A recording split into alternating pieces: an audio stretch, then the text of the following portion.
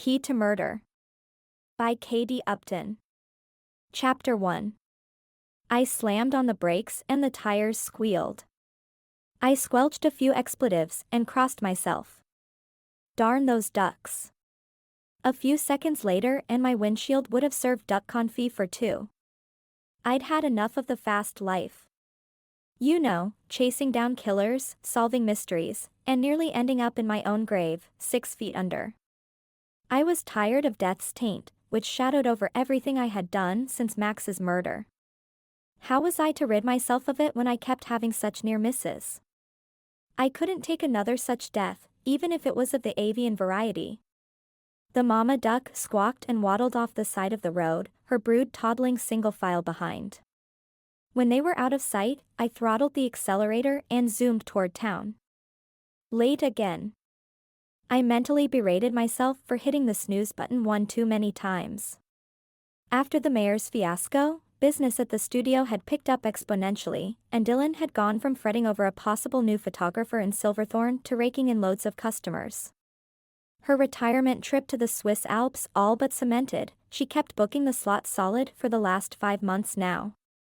Convincing her to stop was like trying to reason with a toddler at a toy store. Even her boyfriend, Doc Gates, raised the white flag of defeat in persuading her to slow down. I drove into the parking spot behind the studio and hopped out, racing inside. The waiting area overflowed with frenetic mothers and dozing dads. I stepped over a heap of blocks and smiled at a toothy toddler, heading to the office. Purse secured in the desk drawer, no sense in repeating past mistakes, I pulled my hair into a ponytail and grimaced. Today's schedule looked ominous, but thanks to the coffee gods, I'd somehow make it through. My cell phone rang for the 4th time since walking in, but I forwarded it to voicemail again, then brought up the first session's details. "Why won't you answer it?" Dylan sighed as she cruised by, plunking into her chair. "It's not like she'll bite. You haven't been home for almost a year. Mothers love seeing their daughters, Caitlin, and delaying the inevitable will only make matters worse. Wiser words were never spoken. So when are you retiring, or are you kicking that topic down the street for another 6 months? I swiveled to confront her.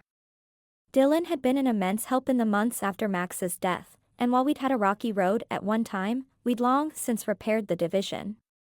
She was like a second mom to me, and I feared that she wasn't taking enough time for herself. Work, and more work filled her waking hours, and I worried about why she was avoiding the vacation she'd planned eons ago. Dylan pushed her teal-colored readers up her nose with a crimson nail and frowned. "I'm too busy to deal with any retirement stuff. Can't you see the customers lining up for photos?" She motioned to the waiting area. "I won't disappoint them." She pecked at her keyboard and studied her computer screen. "Avoid it all you want, Dylan, but something's amiss, and I intend to get to the bottom of it." "Nothing's wrong, Caitlin. We're understaffed is all." Despite needing to hire another photographer, she avoided hiring anyone who had walked in. We'd interviewed 10 people over the last week, and no one met her standards, even though most had degrees in art and/or photography. "Hire Rex then. He's apologized a million times already, and his father bailed him out of that mess with the mayor. I think he's truly sorry for what happened. Have you caught him gallivanting around town as of late?" "No," she mumbled. "Exactly. Rehire him and take the trip. I hear it's lovely in Switzerland this time of year." Dylan's shoulders sagged. "I can't," she said with a hint of regret. "Why not?" she whispered. "Because I'm afraid." I blinked.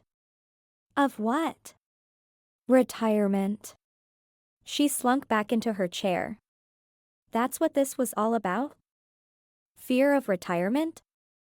Why hadn't I thought of that before? Dylan had owned the studio for over 20 years, and she spent plenty of energy in making her clients feel like family. Retiring must seem like losing lifelong friends. A middle-aged mom holding a sippy cup in one hand and a 2-year-old perched on her hip glared at us from in front of the reception desk. Dylan, let's chat later. Fine, she snapped, her mouth a thin line. But you're not off the hook with your mother either. The rest of the day flew by, and everyone left with happy hearts and/or lollipops. Either way, it was the end of a productive week. Saturday night had arrived, and there was nothing better than picking up Pop's weekend dinner special and curling up on my couch watching an 80s flick with my cat, Rocky. I switched off the studio lights, spruced up the reception area, and snagged my handbag out of my desk drawer when the front doorbell chimed. Well, hello there, Mr. Caine. Please tell me you're here to talk some sense into Dylan. Caitlin, I have long given up the fight. She gets that from her mother, he chuckled, then stopped. His face turned a shade paler. Are you all right, Mr. Caine? I asked, cocking my head to the side. A slender gentleman, he had a full head of white, fluffy hair, olive-complected skin, and a black mustache that curled up at the ends. All of 5 feet 6 inches, he carried himself with an air of importance. He'd held multiple town positions over the years, and from what I'd gathered since moving here, he was much beloved by everyone. Yes, my dear. He patted the chest-high countertop separating the office desks and the reception area. Nothing for you to worry about. Go have yourself a wonderful Saturday night. Is there a beau awaiting you? He asked with a glint in his eye. No. I attract men like the desert attracts water. Mr. Caine snorted, his wrinkled cheeks rosy again. I doubt that, Ms. Dahl. You have a pleasant evening. I'll see myself up. He strolled off towards the workshop that led to Dylan's apartment above. Good night, Mr. Caine. He was always watching over Dylan, which reminded me of my own father. A dad's work is never done, or at least that's what mine said every chance he got. I overheard Mr. Caine whistling, "Oh my darling," when I finished cleaning up and headed for the back door. Life was normal again, or a semblance of it. Since Max died, I had cried myself to sleep each night, but as of late, I'd gone a few days in between. And yesterday, I caught myself smiling when I recalled something he'd once said. It felt great to smile again. The guilt would swallow me whole most times because it seemed disrespectful when your best friend had been murdered. I doubted that sensation would completely vanish, but over time, the pain had diminished a smidgen. Enough for me to laugh without a tsunami of guilt. Yep, things were looking up, and I hoped this meant something marvelous was on the horizon. The next morning, I awoke to a hissing cat and a resounding bang on my front door. A glance at the bedside clock showed 7:30 a.m. Rocky jumped off the bed and sat with his tail wrapped around his body at my bedroom door, his green eyes mere slits. Another round of bangs ensued and I hopped out of bed, cramming my feet into my pink slippers, and stalked for the front door. I swung it wide, only to be plunked in the head. Hey! I protested, rubbing my forehead. Watch it! Ms. Dahl, get dressed. Good morning to you too, Detective Knight. But I'm staying put until you tell me what all the fuss is about. I stood firm and glared at him. Detective Zack Knight hadn't spoken to me since January. After Max's funeral, he'd all but vanished. Sure, I'd seen him around town in his cruiser or at Linda's coffee shop. Oh, and there was the few times I'd spotted him at Pop's diner getting takeout, but not once did he even acknowledge my presence. And it infuriated me. Ms. Dahl, Detective Knight, I interrupted, tearing my gaze away from his wavy black hair. Care to explain why you're banging on my front door before 8 a.m. on a Sunday morning? I'll tell you on the way. Get dressed, and bring your camera. Wait. I held up a hand. Please tell me there isn't another crime scene. He pivoted to face his black SUV. There isn't another murder scene, he said flatly. My skin tingled up my neck and spine. Then why don't I believe you? Detective Knight turned around slowly, his face grave.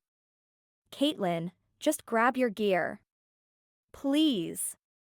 I gulped down a knot of dread and raced to my room. Within 5 minutes, I dressed, snatched my camera bag, and met Zach at the front door. "Tell me one thing." I swallowed hard, my tongue thick and dry. "Who is it?" Zach's jaw clenched, and he stared down at his boots. "Frank Caine." "What?" I squeaked. "When?" The blood drained from my face as I imagined Dylan, alone and scared. "Sometime early this morning." "How could that be?" "I saw him last night, and he seemed fine." Dylan had bragged that her father's physical the week prior had gone amazingly well. His physician had stated that he was in tip-top shape. "How's Dylan?" "She's alive." I tilted my head and contemplated his statement. Why wouldn't she be alive? Unless... "Are you saying Mr. Caine was murdered? At Dylan's apartment?" Tiny prickles needled my skin along my arms and neck. "Caitlin." He hesitated and shook his head. "It's gruesome." I breathed in a steadying breath and got a whiff of his fresh soap and lemon scent. But it was the cinnamon and cardamom that sent a shiver down my spine. The last time I smelled that, I was led down a path of ghosts, harrowing escapes, and things I'd rather leave in the past. "Then let's go," I said, quelling the nerves that jumbled around in my belly. "Dylan needs me." Chapter 2. We rode up to the studio as the heavens burst open. A deluge of rain pelted down like ice picks on our exposed skin. I waved off the umbrella a stocky officer offered me, pushed through the crime scene tape, and entered. A scurry of people drifted between the studio hallway entrance and our desks. Surrounded by the chief, his wife Amelia, and a woman in a white lab coat, Dylan sat in her swivel chair. Her readers were perched atop her short-cropped hair, and she held her head in her hands and leaned over her desk, elbows resting on top of it. Amelia rubbed her back and handed her a tissue. "Dylan!" I rushed to her side, camera bag swinging. "Oh, Caitlin. It's awful. My dad." She sobbed, dabbing at her eyes with the tissue. "Chief, what happened?" I asked as I crouched down in front of Dylan and held her tear-stained hands in mine. A spark of unease crossed his face, and he tapped his notepad with his pen. "I'm assuming Detective Knight brought you for photographs." "Butch?" He bellowed to a pudgy officer that had seen the inside of a pastry shop all too often. "Take Ms. Dahl back to the body." Dylan launched into another round of sobs while Amelia glared at her husband. "I'm sorry, Ms. Caine. Do you have anyone we can call for you?" "Doc Gates," I snapped, none too happy about his bluntness. Amelia nodded and whipped out her cell phone. He had married well. Amelia fed not only the police station, making certain all the officers were taken care of, from food to baby blankets for their children, and she kept the food banks filled to the brim. Where the chief was hard and rough around the edges, Amelia counteracted that with her kindness and contagious smile. The chief scratched his beak-like nose. "Now Ms. Dahl, if you would follow Butch here, he'll see you to the..." "Just follow him." He signaled to Butch, who had already waddled off, thumbs hooked in his overtaxed belt. "Dylan, I'll be back soon, okay?" Dylan bowed her head and pressed her eyes shut. I rose and followed Butch down the tiny hallway to Studio 2. Wedged between a black iron bench and a lamppost lay the body of Mr. Frank Caine. A bloody baseball bat sat a few feet away in the center of the room. Bludgeoned. No wonder Zach said it was gruesome. I swallowed the bile that burned my throat, clicking away. From all angles I recorded the room and then handed over the USB stick to the chief. "I expect you made a copy," quipped the chief, who pocketed the card. "At least you know it's murder this time," I retorted. "She's funny," the chief said to Zach. And then to me. "How about you leave this to the professionals this time around? Help Ms. Caine out, would you? She'll need your support." I nodded, clenching my jaw. No sense in goading law enforcement this early in the game. Detective Knight will show you out, said the chief. Zach cupped my elbow and ushered me out. I jerked away from him the second we stepped into the hallway. Get back to your job, detective. I can find my way back to Dylan from here. Zach held up both hands, palms facing me, in surrender. Fine, but you need to vacate the premises. In case you've forgotten, I said, planting a hand on my hip and letting the camera hang from my neck. I work here. I'll leave whenever I darn well want to leave. And in case you've forgotten, this is a crime scene, he hurled back, his face a mask of restraint. You'll do well to remember who's in charge. I cut off a retort and spun on my heel. When I walked out to the desks, Amelia stood rubbing Dylan's back, holding a glass of water. Dylan remained hunched over in her chair, head in her hands. I'll take it from here, Amelia. Thank you for helping, I said and plastered on a grateful smile. Amelia placed the glass on Dylan's desk and fixed a slender hand on my forearm. Let me know if I can help. I've got the rest of the week set for dinners thanks to my reading club. Dylan sucked in another sob. She appreciates it, I'm sure, I said. Amelia patted Dylan's shoulder and walked away. A bevy of uniformed officers gathered near the studio hallway and various people in white jumpsuits strode in and out while I pulled up a chair and sat knee to knee with Dylan. Tears spilled down her face. Red, puffy skin circled her bloodshot eyes. She dabbed a tissue at her nose and drew a deep breath. Caitlin, thank you. I appreciate your help. She patted my knee. But there's not much to do here. Sam's arriving soon. Why don't you run home before the umpire over there throws you out? She gestured towards Zach's brooding form. He stood, arms crossed over his broad chest, speaking with fellow officers, but kept me in his sights. I glared at him and then looked back at Dylan. You two should date already and get it over with. The tension is exhausting, my dear. My face ignited with heat. I have no interest in Detective Knight, and he's made it perfectly clear that he's not interested in me either. Are you sure about that? Asked Dylan, eyeballing me. Just then the front door chimed again, and in walked Sam, aka Doc Gates. Thank heavens, said Dylan, and rose from her chair. Doc Gates rushed past the reception counter and embraced Dylan. With his readers perched on his head, he appeared like he'd flown here on the back of a wild bird. His forehead scrunched into wrinkles, and his lips were set in a thin line. Oh my dear, I'm so sorry, he said, cradling the back of Dylan's head as she clung to his shirt. A fresh round of tears glistened along her lower lashes, and her voice shook. He's gone, Sam. I know, my dear. Why would someone kill him? Dylan peered up at him, her face crumpled in grief. Why? She buried her face in his chest, her shoulders bobbing with each wail. Doc Gates held her tight, and I felt like an intruder on something so private. I snatched my keys and handbag off my desk and walked solemnly past the reception area and out the front door, aware of Zach's fixed stare. The fresh spring air did nothing to my somber mood. An overwhelming sense of grief struck, and I rushed around the corner and into the alley. After a quick scan, and observing no one, I sagged against the brick wall and wept. First Max's lifeless body, and now Mr. Caine's. What had happened to the town of Silverthorne? I wiped my eyes with the back of my sleeve and sniffled when I heard the distinct sound of footsteps headed in my direction from the front of the building.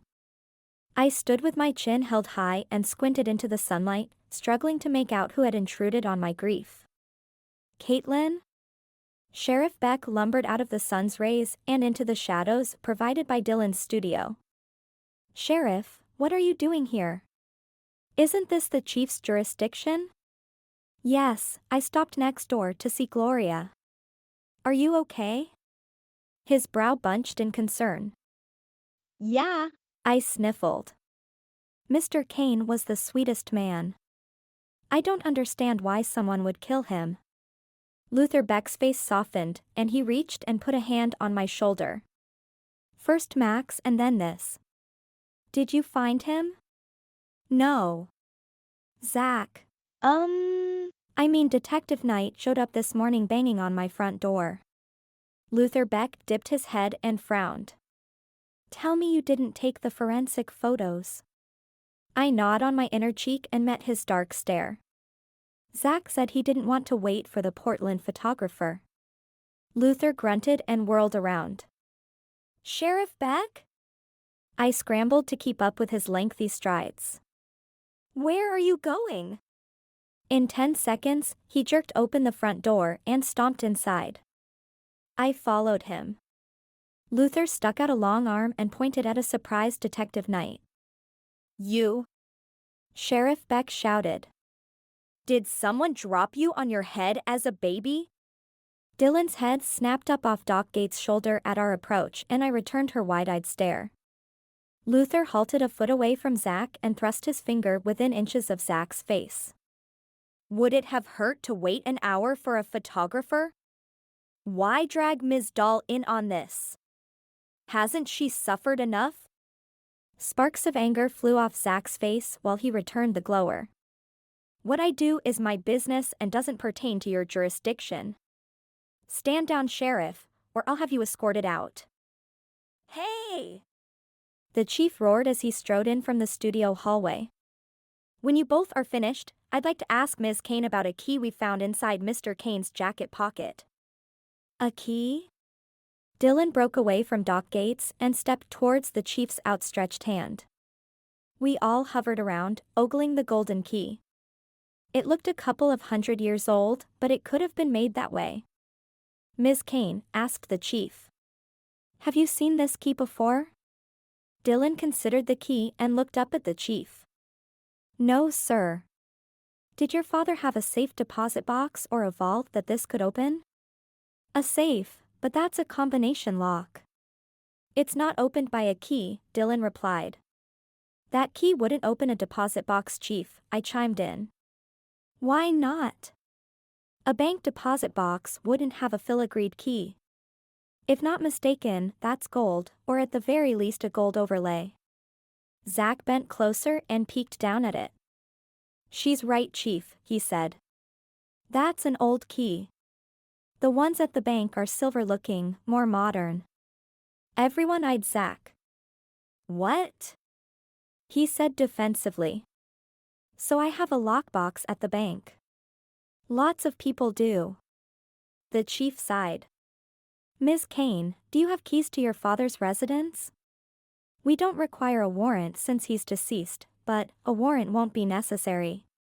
Dylan walked over to her purse and rummaged around, pulling out a house key and held it out. Here. Whatever else you need, please let me know. I want to find this killer and make sure he rots away in a jail cell. Doc Gates rubbed his hands up and down Dylan's arms in consolation after the chief took the key. Ms. Caine, considering your father was attacked in your studio and directly beneath your residence, I'd advise you to stay someplace else for the time being. Not a worry, Chief. She'll be staying with me, said Doc Gates, puffing his chest out and placing a possessive arm around Dylan's shoulders. No sense in denying it any further, Dylan, he declared when she opened her mouth to protest. The town's known for a while that you and I are in a relationship. You're staying with me and that's final. Dylan's jaw dropped open while the rest of us stared on at a loss for words. The chief cleared his throat. Very well, now that that's set, if you would please vacate the premises while my team collects information, we'd appreciate it. Oh, and Ms. Caine, I'll tell Amelia to take the casserole to Dr. Gates' home. The rest of you are free to go.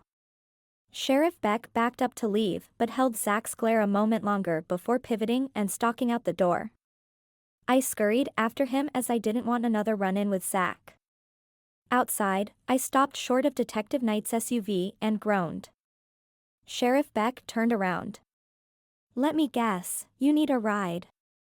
Zach drove me here this morning. I bopped my fist against my forehead. No problem. Hop in, he said and motioned to his army green SUV. We made excellent time to my house.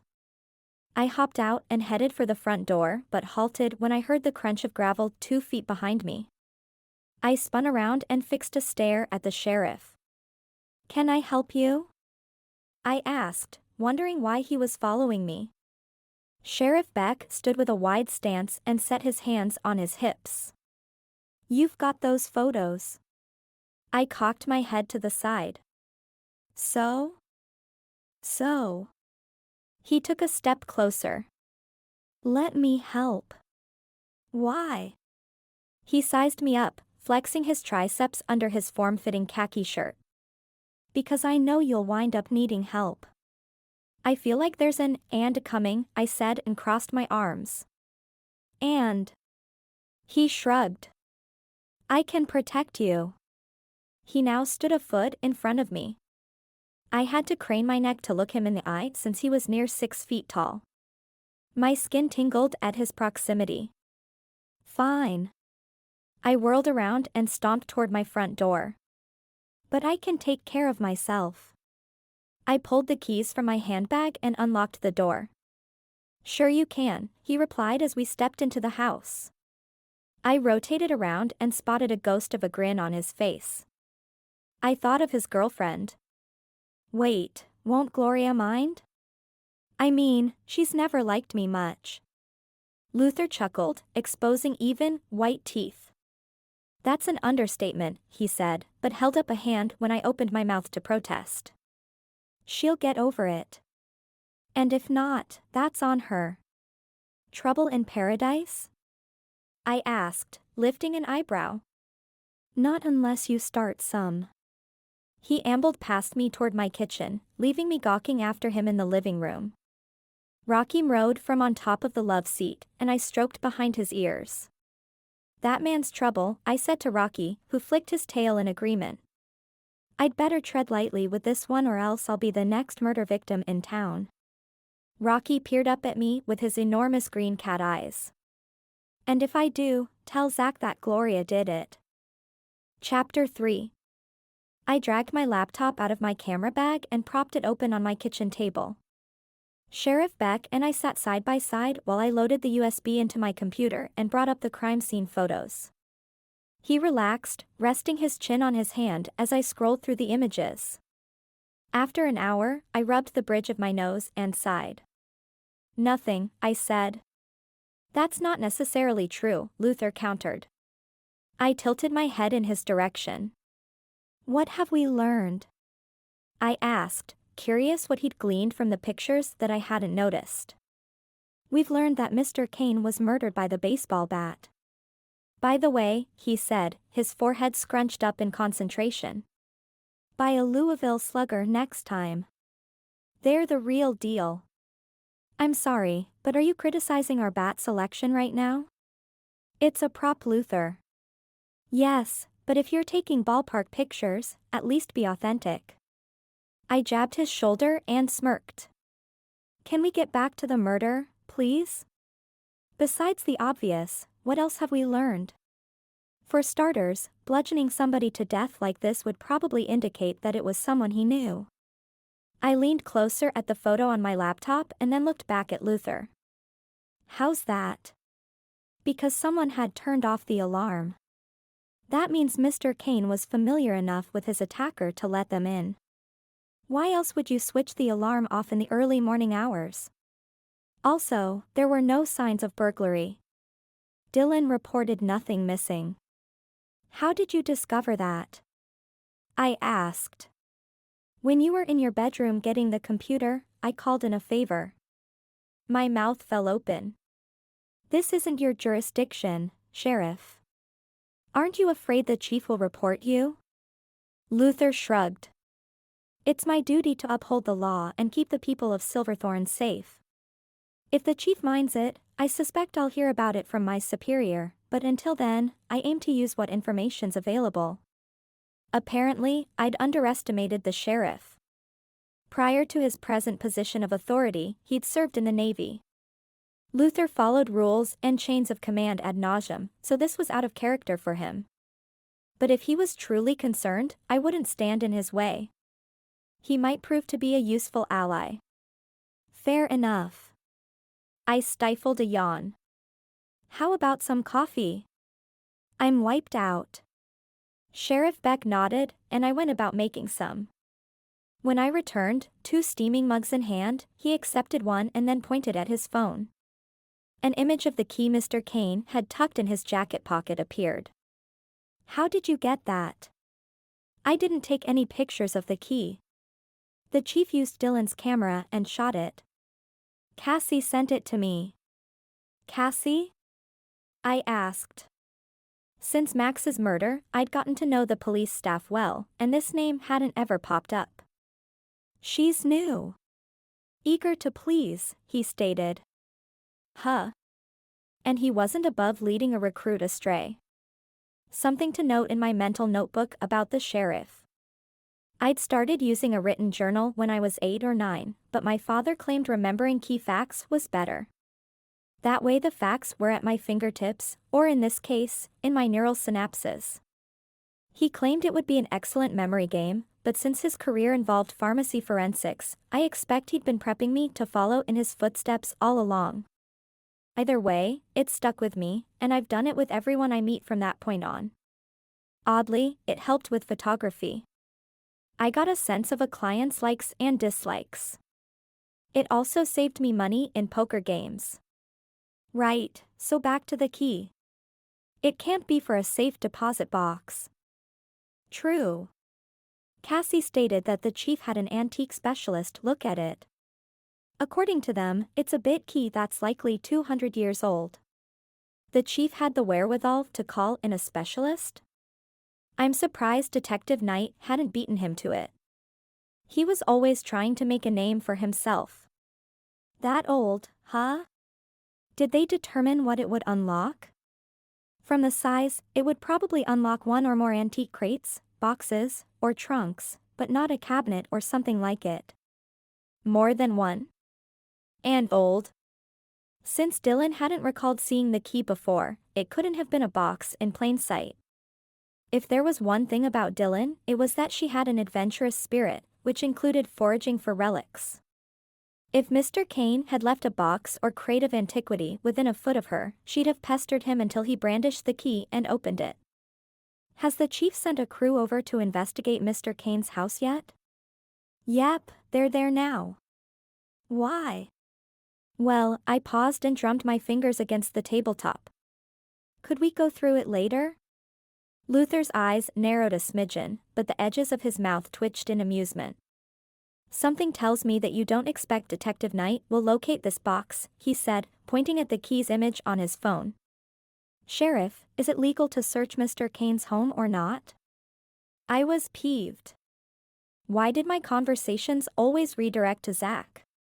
It didn't matter who I spoke with, at one point or another, his name would pop up and they'd get that mischievous twinkle in their eyes. It wasn't like the world revolved around him or anything. And why should I care? If he happened to find the box before us, then all the better.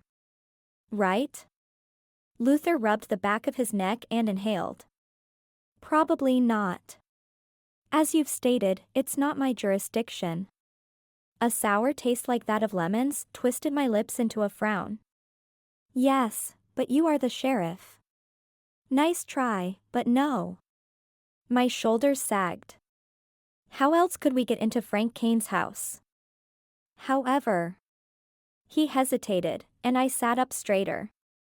We could stroll by it later. Stroll by it? Why? We want to ease Dylan's mind. Checking on her father's place would be something else off her plate that she won't have to trouble with. And if we overhear a disturbance, then... My mouth formed a large O shape when the idea struck me harder than a slab of ribs. You surprise me, officer. Oh, I'm full of surprises. He gave me a knowing nod. But we've got time to burn. How about we grab some dinner? Pop's okay? Flummoxed, I paused. Dinner? What about Gloria?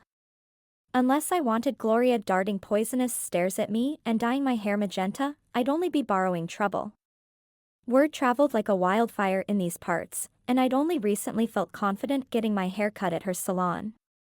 Since Locks and Curls was the only hair salon in the surrounding 30 miles, I wanted to keep her on my good side. I've texted her that I'm working overtime. She heard about Dylan's father. Luther rose from his squeaking chair and looked down at me as I hesitated. What do you say? We've got to eat. His eyes lit up, and he held out his hand. After eyeing it for another second, I grasped it and stood up. Dinner it is. If he'd texted her, then maybe she wouldn't kill me in my sleep. We entered Pop's and grabbed a booth in the back. Callie had just set our plates down when my cell phone blared, "You give love a bad name." Sheriff Luther smirked and suppressed a laugh while I clambered to answer it. Hello? Caitlin! Dylan cried. Somebody's broken into my father's home. My mouth opened in shock. Weren't the police still on site? What? Are you okay, Dylan? Yes, but could you come? Doc Gates had an emergency at the hospital, and I'd prefer some company. Hang on, I'll be right over. I stuffed my phone into my front pocket and waved to Callie, motioning for to-go boxes. Sheriff Beck wiped the edge of his mouth with a napkin. What's up? Somebody broke into Mr. Caine's home. Dylan's alone and wants me there. Callie deposited the boxes and the check while Luther tossed his napkin onto the table, stood up, and whipped out his wallet. Hey, if you need to run, we'll square up the next time you come, all right? Callie dashed behind the soda fountain counter and then back. Here, take a couple of water bottles while you're at it. Hope everything's okay with Dylan. Thanks, Callie, I said. We rushed out to Luther's car, the to-go bags swinging, and hopped in. Sheriff Beck switched on his lights and sirens, and we arrived on the scene within 5 minutes.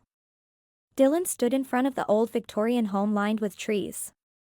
At the base of the porch, she, Zach, and the chief huddled together. Dylan! I ran up and hugged her. What happened? No clue, she said, her voice wavering. The chief said someone smashed the glass window on the back stoop. They tore up the entire place. Honestly, Caitlin, I don't know how much more I can take. Dylan tugged at the hem of her shirt as she gawked at the people entering and leaving her father's house. Chief, is anything missing? I asked, trying to give Dylan a few minutes to calm down. We're looking now, but we'll need Ms. Caine to walk through, said the chief. Is it okay if I join her? I asked. Sure. Then he regarded Sheriff Beck with a quizzical eye. You came with Ms. Dahl? Yes, Chief, Luther answered but didn't elaborate. Right, well, we've got it covered, Sheriff. If we require your assistance, I'll call, Zach said in a clipped tone. A silent pissing contest ensued when the sheriff and Zach locked stairs. I sputtered, looking from Luther to Zach and back to the chief. Since he had the ultimate say, I had to ask. Chief, I'd appreciate Luther's help with the walkthrough, if you don't mind. The chief glanced from Zach and Sheriff Beck and then back to me, surprise reflected in his quizzical stare. No problems from me. Detective Knight, why don't you start now? Zach glared a second longer at Luther until the chief cleared his throat in warning. Yes, Chief.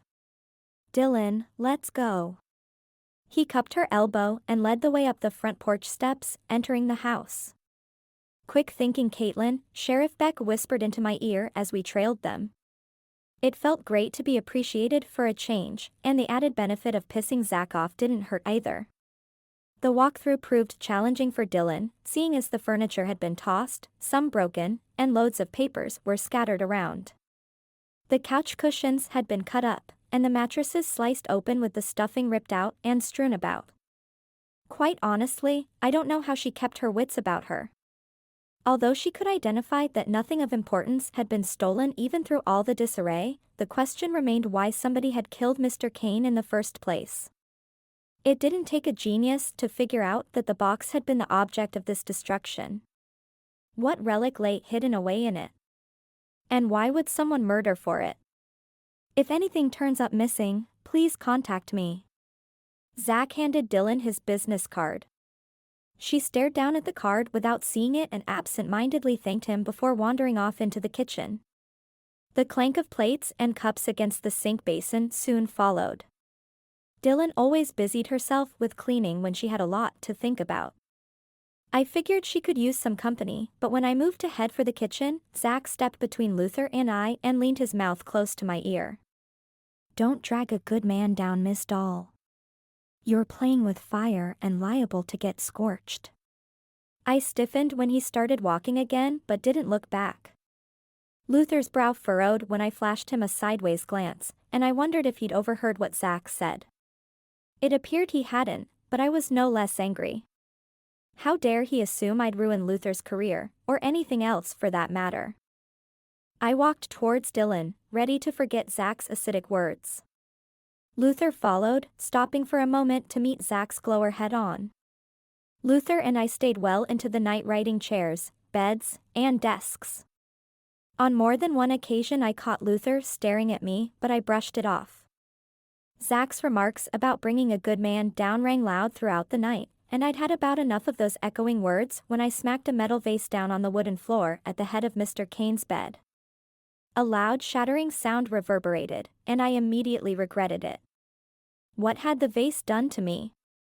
I needed to shelve my thoughts of Zach for the time being.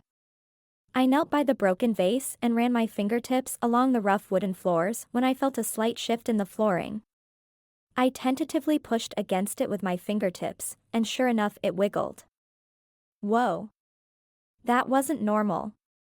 But what if I was imagining things? Floorboards in old Victorian houses were prone to moving, right? Curiosity got the better of me, and I crouched onto my knees and shimmied the loose floorboard until it broke free.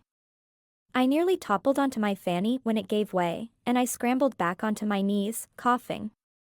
Centuries-old dirt blew up my nose and stung my eyes.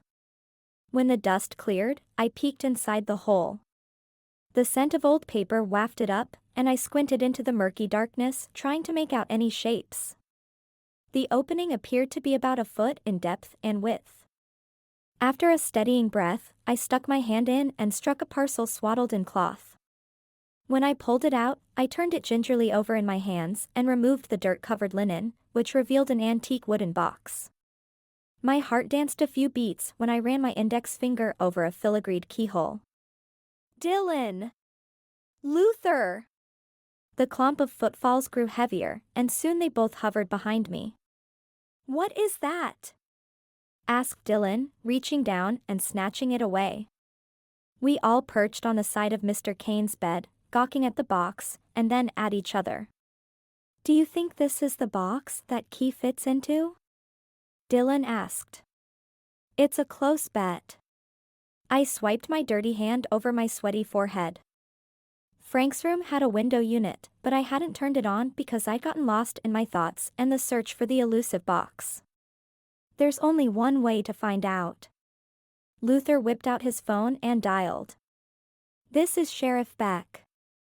I'm at Mr. Caine's residence, and Dylan's found a box that we believe the key might fit into." "Right. Okay. We'll bring it in." Sheriff Beck jammed his cell into his pocket. "The chief wants us to take it to the station. If that key fits, we'll find out tonight." Dylan swallowed and lifted her chin. "Are you okay?" I asked, rubbing her arm. "Yes, it's just that whatever is in here got my dad killed. I can't help but think we're opening up a Pandora's box." "Pandora's box or not," said Luther. "It's one step closer to your father's killer." "Yep," said Dylan. "That's what I'm concerned about." We locked up the house and headed to the station. All of us remained silent. With Zach's words buzzing in my head, I stared into the clear night sky. Whatever was in that box had cost Mr. Caine his life, and I couldn't shake the feeling that this was only the beginning. Chapter 4. The clock showed a quarter till midnight when we arrived at the station and crowded into the chief's fishbowl office. Dylan, Luther, and I sat on metal chairs facing the chief's dinged-up desk while Zach hovered behind me. The chief peered down his nose at the lot of us like a bloodhound sniffing out foul. Elbows propped on his armchair, he planted his palms together and tapped his index fingers against each other, deep in thought. "You found a box, eh?" Dylan nodded. "Yes." She clutched the linen-covered box in her lap. "Might I see it, Miss Caine?" Dylan's eyelids fluttered down at the box for a moment and then back at the chief. "Will I get it back?" She clutched the object closer to her abdomen. "In due time." The chief leaned forward in his swivel chair, making the springs squeak in protest. From appearances, Amelia's attempt at limiting his sugar intake had failed abysmally. Dylan extended the box to the chief's outstretched hand. "Now, let's see what we've got here," said the chief. "Lori," he called. "Get me the key." A few minutes later Lori, the chief's secretary, skirted beside us and dropped it onto his open palm. The chief inserted it into the opening, then looked up at Dylan. "Would you care to open it, Miss Caine? It was your father's after all." Dylan shook out her hands and arms then stood. She leaned over the desk and grasped the offered key. "Here goes." A faint click echoed within the glass walls. I tilted to my left, craning to see, and watched the chief lift the lid. Metal hinges creaked from lack of use. Both Dylan and the chief hovered over the box while we waited. I watched the chief don white gloves and pluck a scrap of discolored paper out between his thumb and index finger. Dylan pushed her readers up the bridge of her nose and flopped onto her chair while the chief carefully unfolded the aged stationery. I sat perched on the edge of my rickety seat and placed my hand on Dylan's, gently squeezing. I couldn't imagine what must have been hurtling through her mind at this point. "It's a letter," said the chief, a tad rattled. "It reads, 'To my dearest daughter, you have given me such joy from the moment I set eyes on you. Entrusted with your care, I took every precaution in your rearing. How I loved watching you grow into the woman you've become. The icing on top was your zeal for photography. You've created cherished heirlooms for many families that should last for centuries. My dear, if you're reading this, then I am no longer on this earth. I realize you'll be grieving, but do not fret for long. I will forever watch over you. However, there is a matter that I must make you aware of or I would never rest in peace. My darling, you are not of my own making. That is to say, I am not your biological father. Now, this may come as a shock, but I have always considered you as my own flesh and blood, and that will never change. You may ask yourself why I never mention this, but you see, I promised your mother and father that I would not. And that is a pledge I have kept. Please do not be angry with me or them. We were only looking out for your best interests. If you look under this box, you will find your actual birth certificate if you wish to search for them. It does not list much, I'm afraid, but maybe it is of some use. Well, I guess that is all. Be well, my child, and know that I treasured each moment with you. Love always, Dad." The chief placed the stationery on the desk and flipped the box over. Inspecting the underside, he popped off the bottom wood layer. Sure enough, another piece of paper fell out onto his desk. He picked it up and immediately handed it over to Dylan, not seeing any need to read it as we already knew it was her birth certificate. Dylan whipped out a tissue and dabbed at her nose as she took the offered document. Tears flowed down her reddened cheeks. "I had no idea," she said, wiping her cheeks. "But I suppose that was the goal. What a marvelous man." I wrapped an arm around her shoulders for support and waited for her muffled sobs to subside. When Detective Knight offered her a glass of water, she shook her head and stared at the chief, shaking the document for added emphasis. "Chief," Dylan said with a brooding frown. "If this was what the killer wanted, then I'm really at a loss. Why would my adoption matter? His forehead crinkled in thought, which made him appear more like a bulldog. That's a good question, Ms. Caine, and I don't have an answer. Maybe they assumed it was full of money? Who knows? But I can tell you we'll do our best to solve this case. Dylan nodded and stood. Apparently, she'd heard enough and felt her father's case rested in good hands, because the worry lines eased around her eyes and a bit of color rose in her cheeks. Luther and I followed her out the door and down the long corridor leading to the lobby. Many well-wishers greeted her with an apologetic smile or pat on the back when she passed. Frank Caine had been a patron of the police department for decades, and this show of affection for his daughter, adopted or not, was the sort of support Dylan needed most right now. After leaving the station, we trudged in silence to the vehicle and got in. Dylan, I said in a hushed tone. Why don't you stay with me tonight? It'll be safer. I had been waiting to spring it on her. What with the murder, the police sifting through her father's belongings, and the break-in, she had enough to deal with. Now that we'd found the box of secrets and the police were working on the break-in, the urgency of keeping her safe had come to a boiling point. Nope, she responded. I'm perfectly capable of taking care of myself. And if I need someone, I'll call Sam. Luther started the car, backing up slowly and then out of the lot toward the studio. When we arrived, Doc Gates's Mercedes was parked beside Dylan's beat-up sedan and he was leaning against the hood of his car. My dear, he said when she got out and sulked over to his waiting embrace. Are you okay? I saw your text. Did you discover anything in the box? Dylan nodded, her lashes glistening under the alley lights. Yes, we did. She sniffled. I'm adopted. Doc Gates enveloped her into a hug, resting his chin on the top of her head. Suddenly aware of the intrusion, I eyed Luther, and we quietly crept back into the car and left. Luther, why would somebody kill over a birth certificate? I asked over the rattle of his engine. That had stuck in my craw since the chief had pulled it out. From the brief glimpse I'd gotten, it looked like a normal birth certificate, although the names had been blacked out. The hospital and time of birth were really the only information that could lead anywhere. But that was a long stretch. Her birth happened over half a century ago. Luther gripped the steering wheel and checked his speed before answering. Like the chief said, perhaps the perp assumed it held gold coins or gold coins? I asked.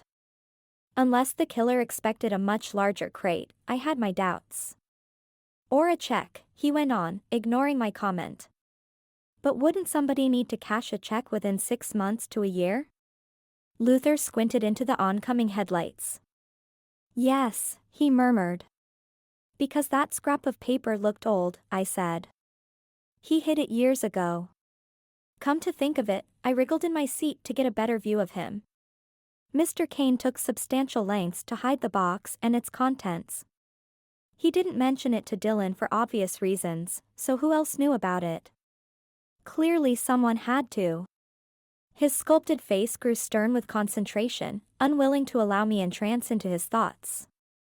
Mr. Caine wouldn't entrust that information with just anybody, I said. Plus, he opened the studio door at the butt crack of dawn. Who would do that for someone unless they recognized them? In the field of law, Luther's voice boomed in the confines of the army-like tank he drove. We look closely at spouses and relatives, and in this case, I'm sure the chief will do the same. You're correct to suspect a close relation. If the killer was privy to this box, then they'd also perhaps know its contents. I sank back into the SUV's seat and pondered what he'd said. Mr. Caine wished to keep the adoption a secret, and if he'd confided in somebody, then that meant they probably knew of the box. Why else hide it? How was Dylan expected to recover it prior to Frank's death? On the other hand, maybe the last will and testament would hold those details. Here you go, said Luther as we pulled up into my gravel driveway. I had created a garden, thanks to Max, since he'd willed to me all his gardening supplies and tools upon his death. It was a surprise, to say the least. The morning the attorney had called that frigid January day left me speechless and a tad overwhelmed. Of course, when the attorney told me, I'd laughed so hard my eyes teared up. The hilarity of it wasn't lost on me, because Max, of all people, knew I couldn't even keep a houseplant alive, let alone a garden. I hopped out of Luther's sheriff's SUV and strode over to the porch, savoring the warmth of summer. The song of crickets filled the air with an occasional croak of a tree frog. Deeply inhaling the heady scent of sweet honeysuckle and fresh grass, I took in the grandeur of the burgeoning flower beds and orchards I'd established this past spring with the help of my father and Dylan. Surprisingly, she wasn't just good at photography. Thanks, Luther. I dug out my door key from my handbag and climbed the porch steps, rubbing the back of my neck. Tension knots bulged under my fingertips and had started stinging like a handful of bees. He arched a defined eyebrow. For what? For helping tonight. It's wonderful to have a sounding board. Luther laughed. Even, white teeth gleamed in the full moonlight and cast shadows against his olive-complected skin. I've been told I'm kind of handy. Once the rough exterior was lowered, the authoritative man transformed into a relaxed and attractive guy. Gone were the harsh lines across his forehead, which I suspect were sewn in during his lengthy time overseas in the military. His eyes twinkled with a levity he rarely showed anyone, let alone me. I chuckled, encouraged by his light demeanor. Now, will you answer Gloria already? That's got to be the 7th phone call this evening. I gestured to his shirt pocket that lit up again like a firefly. He glanced down at his chest and smirked. Gloria will survive, Caitlin. Have a good night and remember to lock up. There's a killer loose and you are a magnet for trouble. Luther winked and lumbered off to his SUV while I entered my house. I double-bolted the door and sighed. Why were all the decent guys taken? I dragged myself to the bedroom and slipped out of my clothes, collapsing onto the thick comforter. Rocky, my tub of lard tabby, meowed and rubbed against my cheek. Half asleep, I patted his head and stifled a yawn. I'd better get my sleep because dawn was quickly approaching and so was another day of photography sessions, but there was one thing that I couldn't have expected. And that turned up a mere 8 hours later. Chapter 5. Caitlin Dahl rang out over the reception counter and smacked me full in the face. I whipped my head around and squelched a curse. Half rising, I tugged at the hem of my tunic and willed my galloping heart to slow down. Mother? I squeaked and watched her march around the countertop and halt in front of my desk. Every curious stare turned in our direction, including Dylan's, who sat at her desk behind mine. Of course, I couldn't see Dylan do it, but I'd bet my life on it.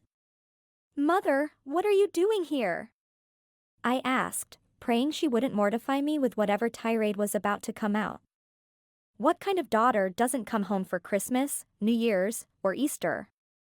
Tell me one good reason I shouldn't be here? My mom folded her arms against her chest and jutted her chin out, ready for a knockdown drag-out fight. When I unstuck my tongue from the roof of my mouth, I stood to my full height, splayed my fingertips on the top of my desk and spoke in a hushed tone. Mother, do I barge into your office and yell at you in front of your colleagues or students? She jerked her head back, but I didn't wait for an answer. In case you haven't noticed, I've been busy. And by the way, I saw you last December. You and Dad flew out after we caught Max's murderer, remember? Geez, the nerve of the woman. She never gave credit where credit was due, not with me. She thrust her hands onto her hips and cast a sideways glance at the waiting patrons. Caitlin, it's May. She lowered her voice a bit. I expected you home for Easter. We arranged lots of activities, and you ruined them when you didn't show. I drew a deep, steadying breath and pumped my fists by my sides. I imagined her activities, and the very idea escalated the simmering annoyance into an all-out bonfire of anger. And like I told Dad, I'm coming home for the 4th of July. That's less than 2 months away. My mother shifted her weight on her feet and then it hit me. It wasn't about guys. Oh, no. This type of action required more than a little testosterone to launch her across the North American continent. Mom, tell me. What activities did you have planned? They wouldn't have to do with your classes or the school, would they? A flash of shock swept across her face. Ha! I jabbed a finger in her direction. It wasn't about Easter at all, was it, Mother? What harebrained scheme did you string together this time, huh? Let me guess, a certain someone who runs the medical school perhaps? Her skin paled to a sickly white. It was rare to catch her off guard, yet it gave me no solace. I craved a closer relationship with this woman, but try as I might, she wouldn't drop the medical school thing. Hell, it drove such a wedge between us that she'd kicked me out after college graduation when I refused the all-expense-paid offer to attend a couple years prior. Why couldn't she be happy for me? I was finally working at my dream job.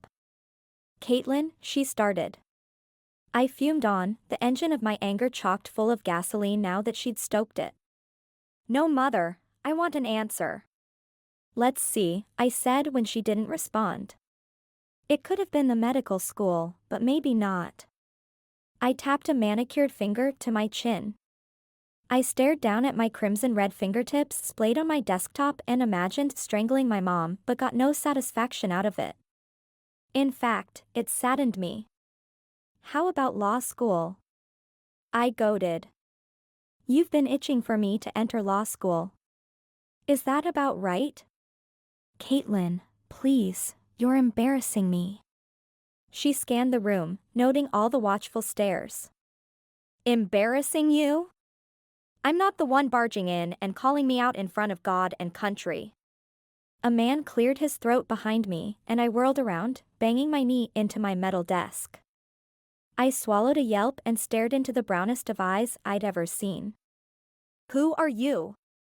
I asked a smidge forcefully, but I wasn't about to let his shaggy brown hair and chocolate brown eyes sway me from my self-righteous anger.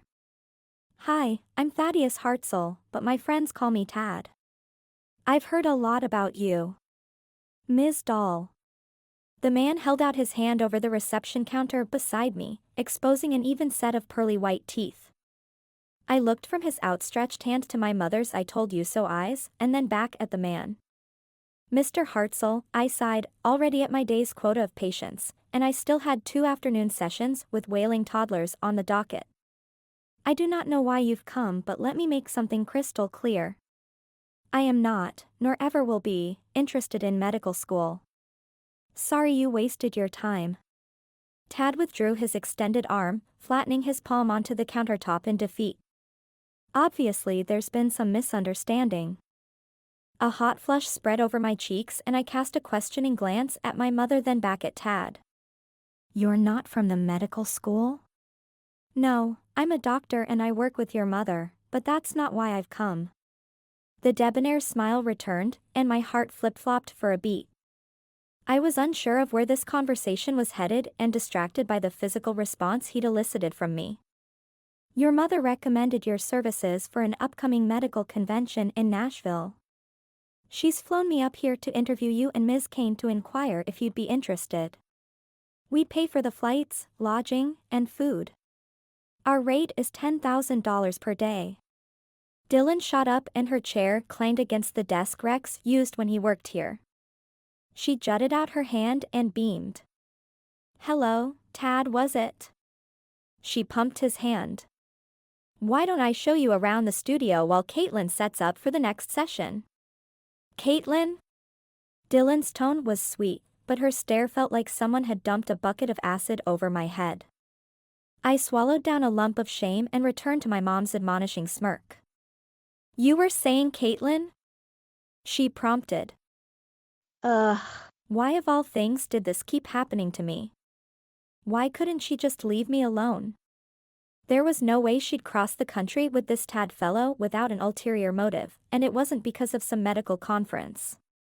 I rubbed the bridge of my nose and counted to 5. Mom, I've got work to do. We'll talk later. Fine. She clapped her hands together. I'm staying at the Band B down the street. Text me when you're done here, and we'll grab dinner. I held up my palm. Wait, you're not staying with me? Why? My mom traipsed over to the front door and then glanced back at me. Because you're not a friendly person, Caitlin, and I'd like to be a proper host to Dr. Hartzell. I didn't believe her for a second. Something told me that a certain fluffy, orange fur ball came into play. It wouldn't have anything to do with Rocky, would it? Of course not, she said, and put on her tortoiseshell sunglasses. That would be silly. Silly Maya, I can hear you, she interrupted. She strode out to the parking lot. I groaned and slumped down into my seat. One day I'd get that lady, but today wasn't it. I hustled through the rest of the sessions and thankfully avoided the dreamy doctor. After I locked up the studio and headed out to my Mini Coupe, I texted my mom to make dinner arrangements. Pops it is, I said to the empty car and zoomed off for the date from Hades. As usual, Pops brimmed with squirrely teens excited for the end-of-the-year school celebrations. When I strolled in, I waved at Pop and spotted my mother immediately. It didn't take much, considering she wore a shiny orange blouse and sat in the lone booth by the jukebox. Since I visited Pops nightly, they'd memorized my daily preferences, and tonight I craved a bacon cheeseburger with onion rings piled as high as the Statue of Liberty. I plunked down and bounced a couple of inches on the springy apple red vinyl seats and tossed my purse to the side. Leave it to you to pick a booth by the jukebox, Mom. It's not working, she said, applying a fresh lacquer of rockin' red lipstick, her favorite. What? I frowned. That was the best part of this place. People raved about the Wurlitzer for hundreds of miles away. It was the key attraction, besides the food, mind you. That's terrible. Oh, don't worry. She waved a hand in dismissal. I'll plug it back in when we leave. She blotted her lips on a napkin and tossed her tube of lipstick into her clutch. Mom. I scolded, feeling the temperature rise like on a humid, southern summer day. You can't do that. I can, and I did. She folded her hands on the table and glared across at me. Now move over. We have company. Before I could eke out another syllable, Tad hovered to my left, smiling. We meet again. Do you mind if I sit? He asked.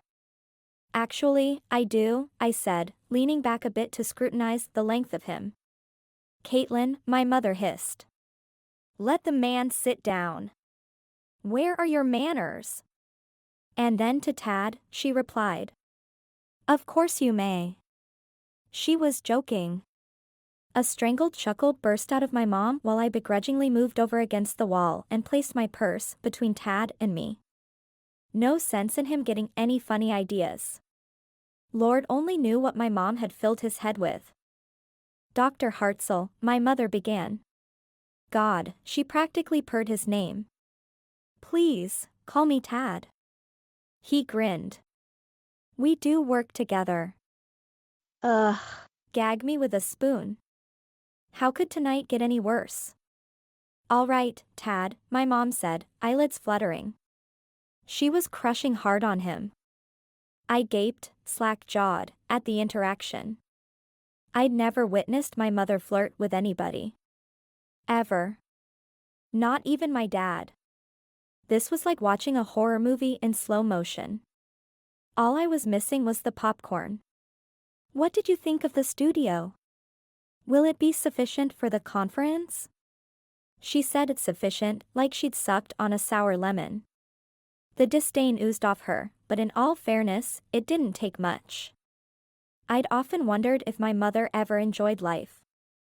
I mean, perhaps she felt like she'd missed out on stuff? That would explain a lot.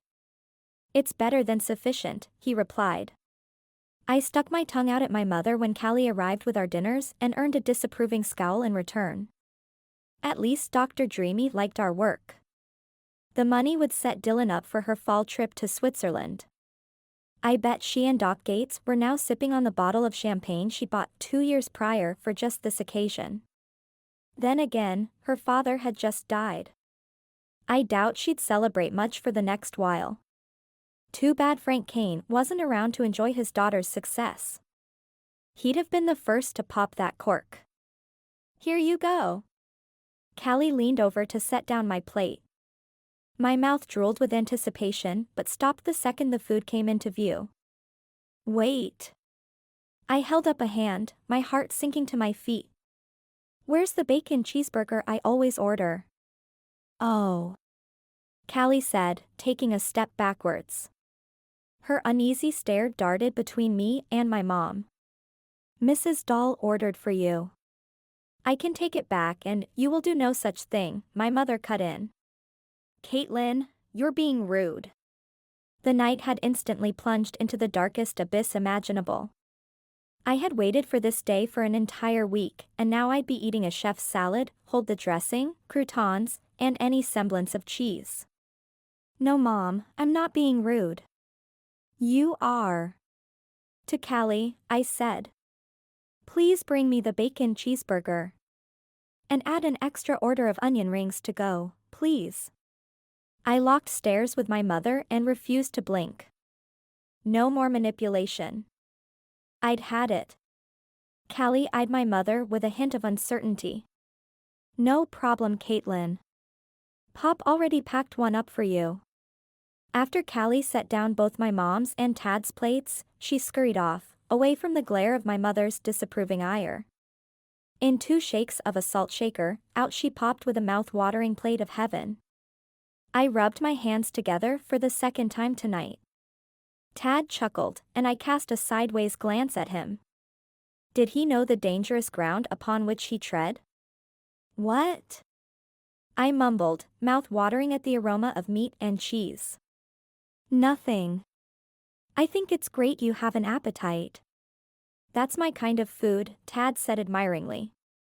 Really? Then why the salad? I jabbed a finger at his plate. Because I wanted to make a good impression on Dr. Dahl. He flashed his pearly whites at my mom before returning his attention to me. A man with manners, my mother said with a smirk. How lovely. Mom, I thought you frowned on lying. I spat out, picked up my juicy burger, and bit off a huge chunk. Grease slipped down my chin, and I groaned in ecstasy. Comfort food at its best. A shadow loomed large over our table, and we all looked up. A balding man, dressed in a tweed jacket, wire-rimmed glasses, and navy pants, stood beside our booth. With all eyes on him, he adjusted his spectacles and tightened his grip on his briefcase.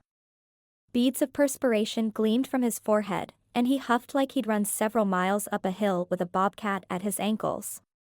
His navy button-down shirt strained at the voluminous girth of this tall but obese man. May we help you? Asked my mother, sizing him up as either an annoyance or foe. Yes. He propped his briefcase on the edge of our table, knocking both Tad's and my mom's plates in the process. Ms. Dahl, your presence is requested at the reading of Mr. Frank Lloyd Caine's last will and testament the morning after the funeral at 9 o'clock. The man whipped out a legal-sized paper and handed it over to me, missing Tad's nose by an inch. Stunned, I took the document. I don't understand. Why give this to me? He was either the attorney or the firm's paralegal, but this man clearly disliked hoofing it far from the lawyer's den. Snapping the briefcase shut, he hoisted it off the table and stared blankly at me. You're included in the will. I assumed I'd made that clear. Anyway, come the morning after the funeral at 9 a.m. sharp. Good evening. He stepped away faster than a shotgun wedding, and I sat with 2 sets of curious eyes locked onto mine. How I'd gotten into Mr. Caine's will was beyond me, but it offered me the opportunity to be there for Dylan. The added benefit was I'd have a front row seat to all the potential suspects. Didn't Luther say that cops look at close relations first? Not that I intended to chase down the murderer, I'd learned my lesson with Max. But things were getting started and it wouldn't hurt to look out for any obvious signals of guilt, right? Now, how to get rid of my mother and Tad for the evening. For that I'd have to stick around as my mom never refused dessert, and unless I straddled Tad, which I'd given more than a moment's thought simply to watch my mother's horrified reaction, I decided to stay put. Heaven help me. Chapter 6. Open caskets creeped me out. Not to say I'd voiced my aversion, but I couldn't help it. One time in middle school, a classmate died from a genetic heart malformation. Even though I barely knew him, I, along with loads of other students, attended his wake and paid our respects to the family. While many openly wept, I remained tear-free. Later, when I was alone with my father, I expressed remorse over not crying like the others, but he explained that death affects each of us differently. Fast forward a decade, and here I stood yet again at a funeral. I'd vowed never to attend another one, as the impact from the first had given me nightmares for the next few years. Morbid dreams plagued my guilty conscience, with the deceased classmate sitting up in his coffin, asking why I wasn't sobbing. For weeks I awoke in fits of terror, and my mom would rush in, shushing me back to sleep and untangling the blankets that had somehow wrapped around me. She'd sing lullabies and repeat that it was only a dream. Mentally shaking myself, I wondered if this time would be any different. A stream of people filed out of the funeral parlor entrance and into the parking lot. Frank Caine had been beloved by many. Like the rest, I took my place in line and inched toward the doorway. The cool blast of air doused my burning skin as I strode into the establishment. 2 steps later, a strong tobacco odor, much like that of a cigar shop I'd visited once with my maternal grandmother, assaulted my nose. I blinked several times while my eyes adjusted from the hot, bright sunlight to the dim interior of the funeral parlor and grasped a program offered to me, following the directions of the attendant. However, I needn't have worried, because the mournful wails drew everyone's scrutiny.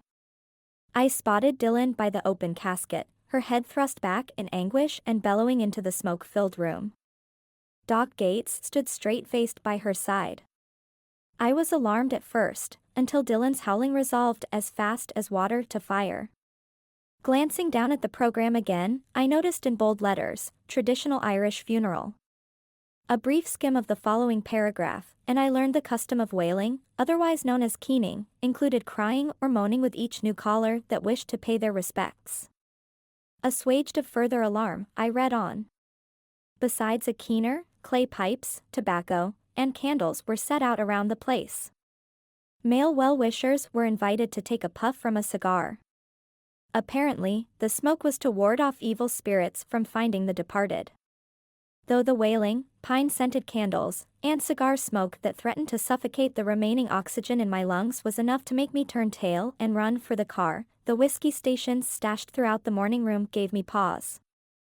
Nothing like a swig of liquor to settle the nerves, and from the whoops and chortles that permeated the space between the stark cries of grief from Dylan, I'd say most attendees had partaken of the free beverage.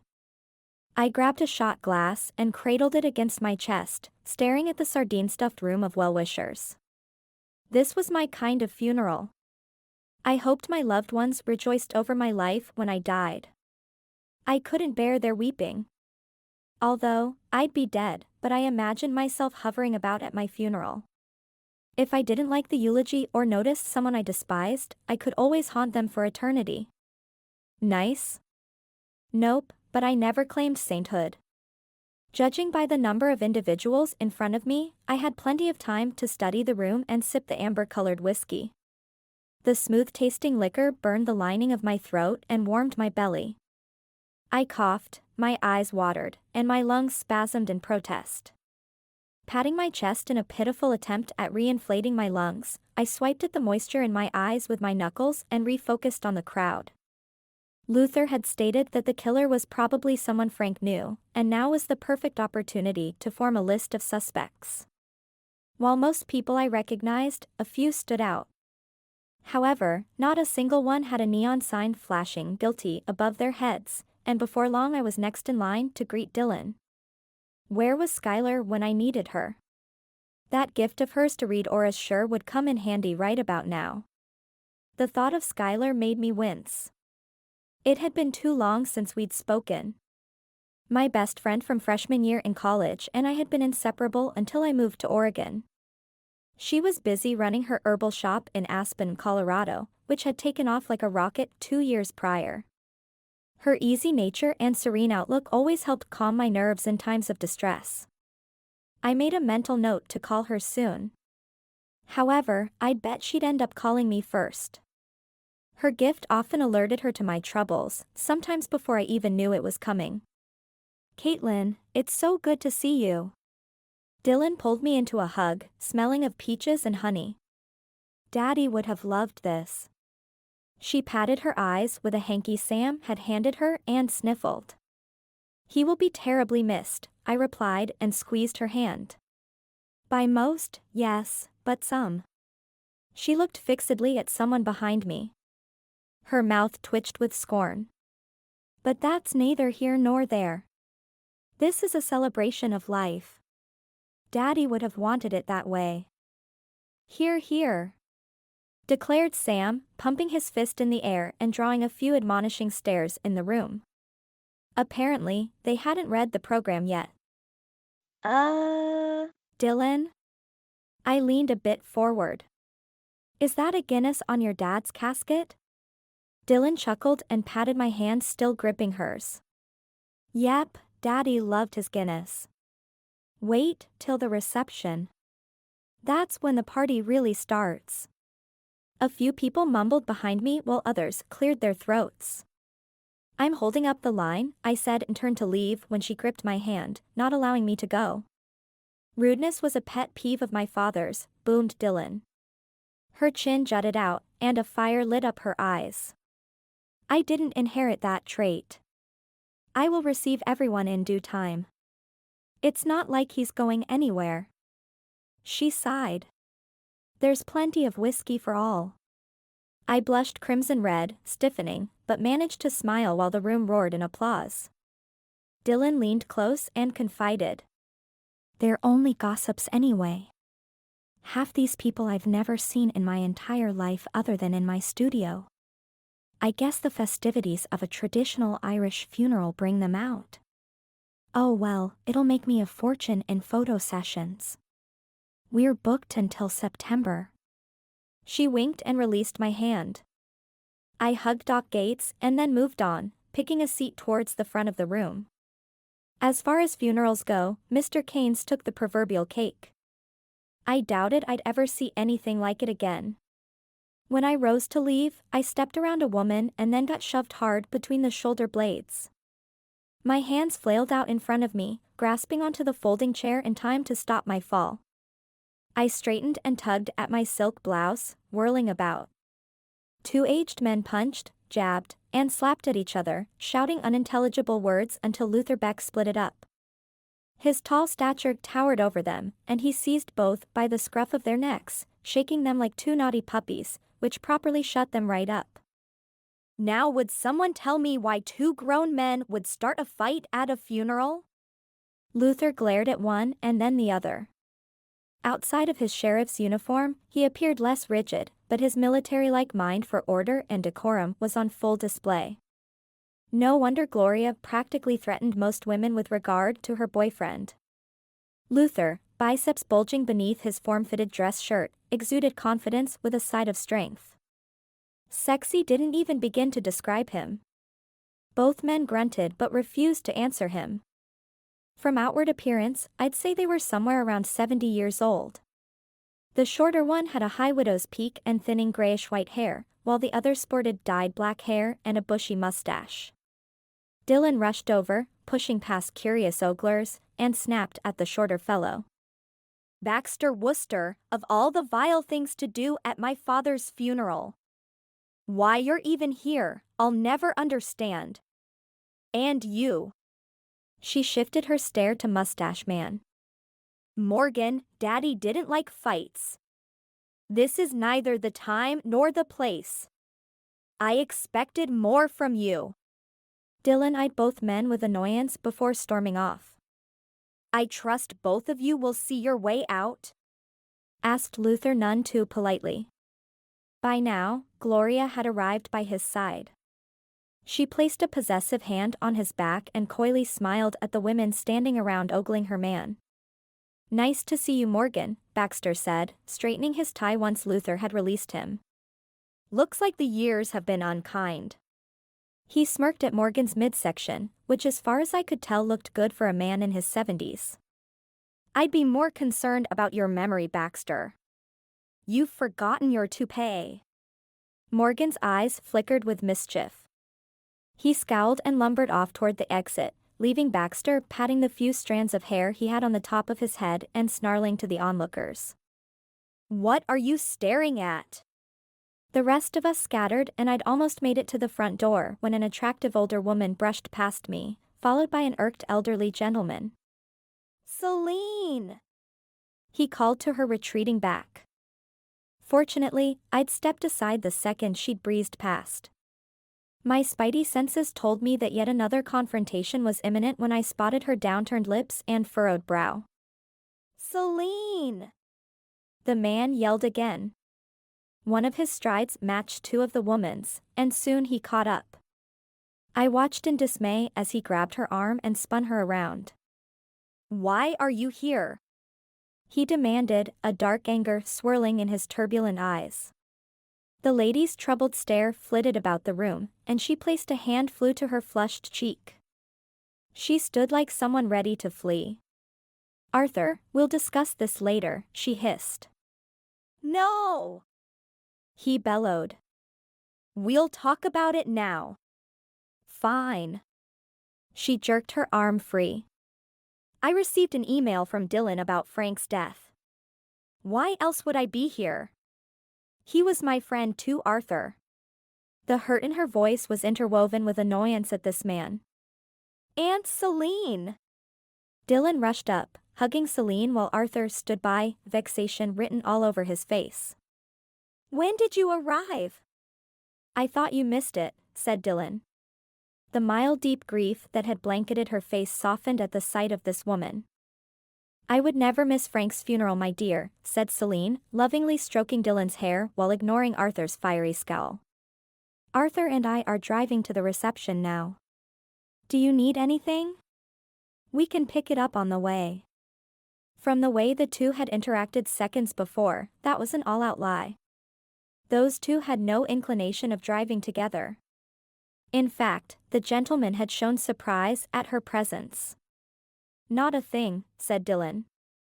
I can't wait for all this to be over with. We can catch up later tonight if you don't mind. Sounds great, said Celine and patted Dylan's hand. And I've brought a bottle of scotch in celebration. Aunt Celine, you shouldn't have! Dylan exclaimed. Aunt? Up until now, I hadn't heard much about an aunt or uncle. To be honest, Dylan hadn't opened up about much of her life, except about her father. Her love for Frank Caine was evident in their father-daughter quips, jokes, and frequent hugs. If he wasn't checking in on her daily in person, he'd call and leave messages for her. Frank was constantly concerned over Dylan getting proper rest like any dad worth their grain of salt. Nonsense, I much prefer scotch to your father's Guinness any day. Celine leaned in and whispered conspiratorially. Although, we'll keep that between ourselves. No need to offend Frank, if you get my meaning. She looked toward the ceiling and about the room. I'm certain he's floating about here somewhere. I never knew you believed in the afterlife, Dylan said, eyeing me quizzically. There's a lot you don't know about your aunt, Arthur grunted. Dylan raised an eyebrow, but Celine scoffed. Your uncle is in a foul mood. Funerals do that to him. Never mind us. We'll be off and see you shortly. Celine wrapped her hand around Arthur's stiff arm and practically dragged him out like a dog on a leash. How odd. Everything all right? I asked, and watched Dylan swipe at a tear that had slipped down her cheek. She looked after the pair until they strode out the door. The last sight was of Celine flicking her hand dismissively at a stern-looking Arthur. Yes, it's just that I haven't seen them in so long. What a shame that a reunion had to be at Dad's funeral. Oh well. Don't be late for the reception, Caitlin. You won't want to miss the shepherd's pie. It's usually the first to go. She patted my arm and scurried off while I wandered to my car, mulling over the day's events. 2 arguments, one more of a brawl, but how weird at a funeral. I'd have to ask Dylan about who Baxter and Morgan were and why they were fighting, but I hesitated over whether to bring up the argument I'd witnessed between her aunt and uncle. First off, she'd never spoken of them, so it was strange to meet them in that way. Second, funerals brought up certain emotions best left alone. Celine and Arthur had a tension between them thicker than Texas toast, but from what I'd observed they hadn't wanted to upset her. Who was I to add another burden to Dylan's shoulders? The parking lot had emptied except for a couple of cars, and I zoomed my way onto the street and the few blocks over to Frank Caine's residence. Dylan had insisted it be there and had worked herself into a frenzy to ready it after the burglary. I suspected she'd sleep like a wee babe after all this. Lord knew she needed it. But as I drove towards Frank Caine's home, a nagging suspicion lingered in my mind. The murderer had most likely attended the funeral, and that made Dylan a target. I swore after Max's death that no friend of mine would ever suffer the same treatment. Who would have dreamed I'd deal with another murder just over 6 months later? My grandmother's strange warning came to mind, and I gulped down a heap of fear. Time for panic had passed. Game face in place, I committed to protecting Dylan at all costs. Besides, who'd cause a scene at a funeral repast? Chapter 7. I parked at the end of the tree-lined street, thankful not to have worn my only pair of heels. My ankle never quite healed from the former mayor's attempt at killing me. Note to self, cars beat ankles in a wheel-to-foot fight.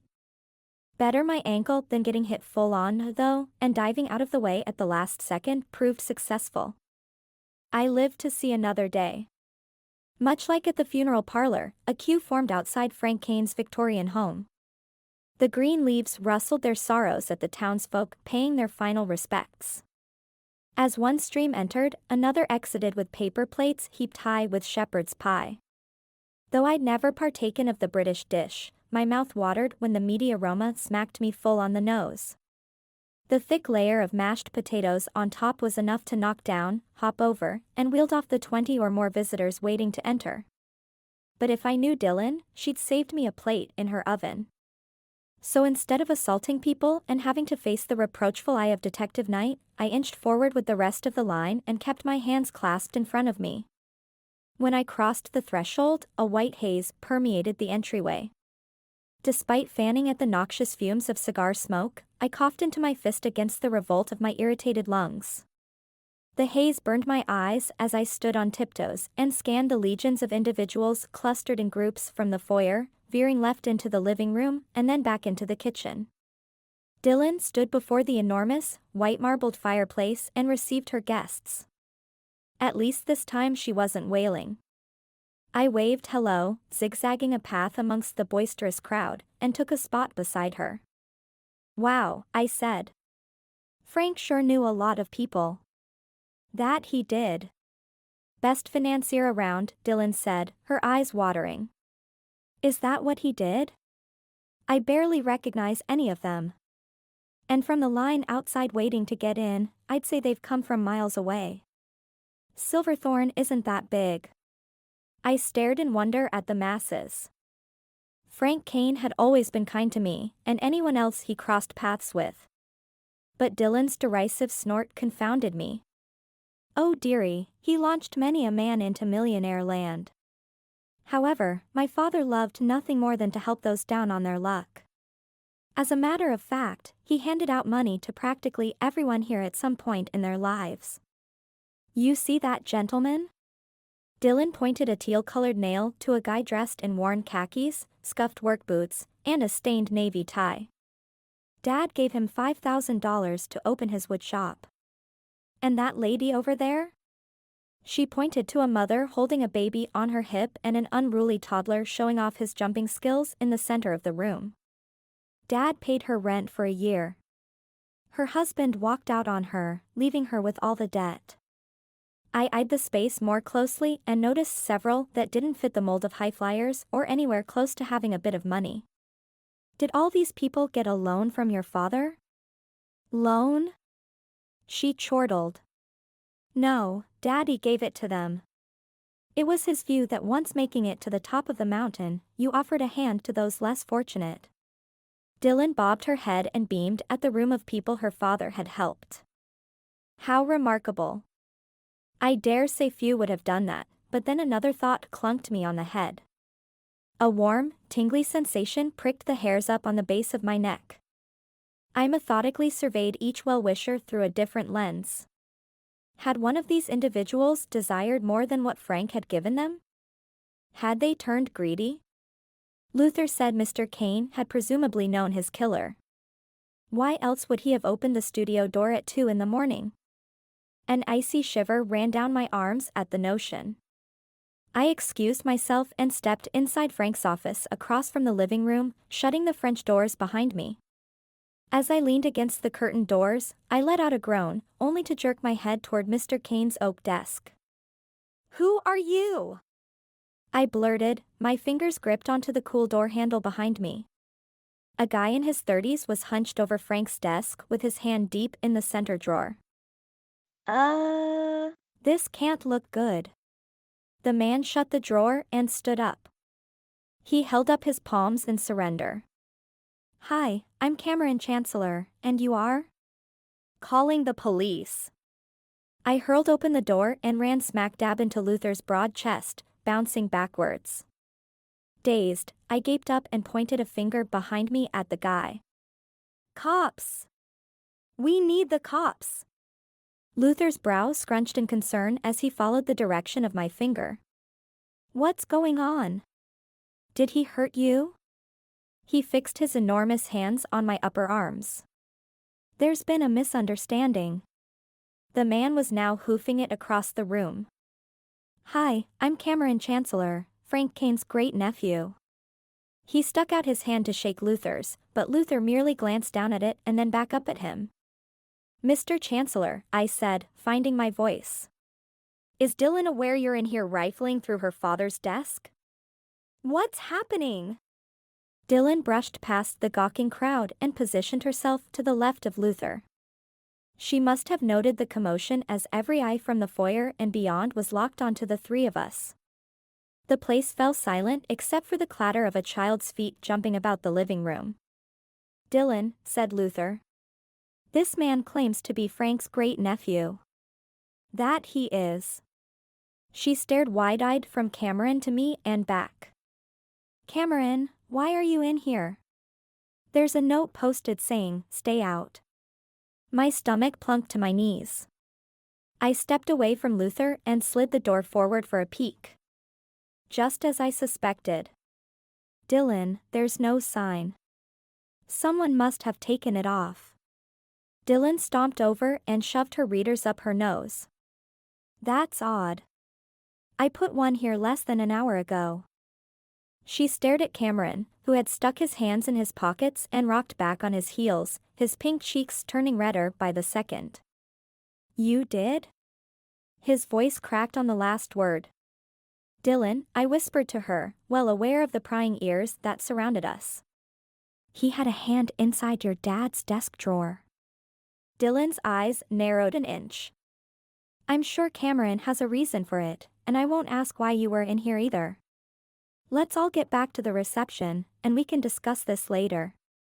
Feeling 2 feet tall, I nodded and, in my haste, backed out of the room and tripped over someone's foot. Strong arms rescued me inches from the wooden floor and plunked me down hard enough that my teeth chattered.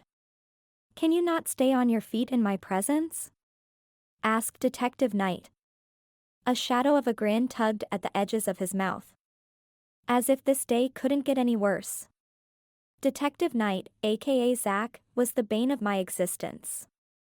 Why did he always arrive at the most humiliating times? And did he realize how improper his comments sounded? From the snickers and murmurs around the room and the hint of a dimple on his cheek, I'd say so. "Detective Knight, always late to the party I see," I said, my back rigid. I broke free from his grasp like the touch of him singed me. He cocked his head to the side. "I'd say I'm right on time." "Did someone call the cops?" Zach looked at both Cameron and me, but I merely blinked in confusion. I hadn't called anyone. Detective Knight, I apologize. It was a misunderstanding, Dylan said. That's right. I jutted my chin out. How did he bring the ire out in me? A shot of adrenaline had me opening my mouth before my 2 cents kicked in. You're not needed here. Everything's under control. Zach's face twitched in amusement. With you, Caitlin, I highly doubt that. He dipped his head at Dylan and Luther and stepped out before I could utter a syllable. I clamped my fists by my sides and bit down another retort. Why that man infuriated me, I'll never understand. He was like the plague, everywhere at once. Yet he was nowhere when you needed him. I smoothed non-existent wrinkles on my blouse. This day was about Frank Caine, and I wasn't about to let Zach Knight ruin it. Fuming from his retort and stung by the crowd's response, I fixated on the one thing that could walk me back from the cliff I'd about leapt off of earlier. The refreshment table in the living room. I stalked off, snagged the bottle of rum, and poured a generous amount into a paper cup half filled with soda. I gulped it down and wiped my mouth with the back of my shaky hand. The heat felt good down my throat and my eyes watered, but I filled it up again, this time with more soda than rum, and swirled it around. A few drops splashed onto my wrist. What? I snapped at the bewildered crowd. Even the toddler stopped and gawked. God, Caitlin, get a grip. It wasn't like me to be this catty. All these people were mourning the passing of Frank Caine, and Dylan needed a friend more than ever. All right, back to the party, Dylan said with a clap of her hands. Daddy can't rest in peace until everyone's had some shepherd's pie. One by one the crowd fell into the natural rhythm of an Irish reception, and I crept back into the kitchen for solitude and buried my bruised pride in a whopping slice of carrot cake. The few individuals that lingered about took one look at me and left. Good. I'd had enough of people for one day. Besides, Dylan needed me out of her hair. That meant away from living, breathing humans. No telling what smartass comment would fly out next. After I scarfed the cake down, I spied a wedge of cheesecake on the kitchen island and made a beeline for it. Stress brought out the binge eater in me. 2 scrumptious bites in, I overheard a man and woman arguing outside the kitchen hallway that led into the living room. Not wanting to intrude, or worse yet be drawn into another confrontation, I ducked into the attached laundry room and held the plate of cheesecake tight against my chest. Celine, you've got some nerve showing up here. Celine? Wasn't that Dylan's aunt? Frank was my brother too, Arthur. I peeped around the corner and saw Dylan's aunt and uncle faced off on the opposite side of the kitchen island from where I was hiding. No, he wasn't. He was my brother. I don't need you here. Get back in your car and go home. Don't you have a patient to worry about? I'm not here for you, Arthur, Celine scolded. Dylan needs all the family she can get right now. Arthur grunted. Now you want lots of family. That's rich coming from you. What's that supposed to mean? Celine's brow was knitted together in consternation. You know exactly what I mean. After the reception, you'll politely leave Celine. I mean it. He shook a gnarled finger riddled with arthritis at her. And how am I to do that, Arthur, without drawing suspicion? Celine hissed while casting a quick glance around the kitchen. Fortunately, she hadn't spotted me. Lie. It's what you do best, he squawked and stormed back into the living room, accidentally running into a man in his haste. The click-clacks of Celine's high-heeled shoes followed the echo of his plodding footsteps retreating from the kitchen. I let out the breath I'd been holding and wandered into the kitchen, setting the half-eaten cheesecake onto the counter. Things weren't good with Dylan's aunt and uncle, and my hesitation to speak with her about it wavered. She had plenty on her plate right now. Besides, what if I was wrong? Something wasn't right between them, but before I could do anything about it in walked Cameron. Listen, he started, but I held up my hand. Don't. I said and rubbed my temples. The beat of a migraine throbbed behind my eyes. If Dylan's not bothered about it, then neither am I. So you're Frank's great-nephew, huh? That makes you Dylan's cousin, right? Yep, he nodded. First cousin twice removed. Or that's what I've been told. He flashed a toothy grin and leaned against the kitchen island in front of me. All of 6 feet tall, his dark brown hair and tan skin depicted a mixed European and Middle Eastern heritage. Though dressed in a suit and tie, his dirt-encrusted leather boots and premature lines across his forehead and eyes spoke of a man used to a life outdoors. Not hungry? He pointed down at my half-eaten cheesecake. Not really. I stepped forward to escape, dabbing at the carrot cake crumbs on my blouse and suddenly aware of his proximity. Wow, few can resist my cheesecake. Even though the headache that threatened to split my skull open slammed behind my eyes, I paused and slowly turned my head towards him, glancing down at the plate. You bake?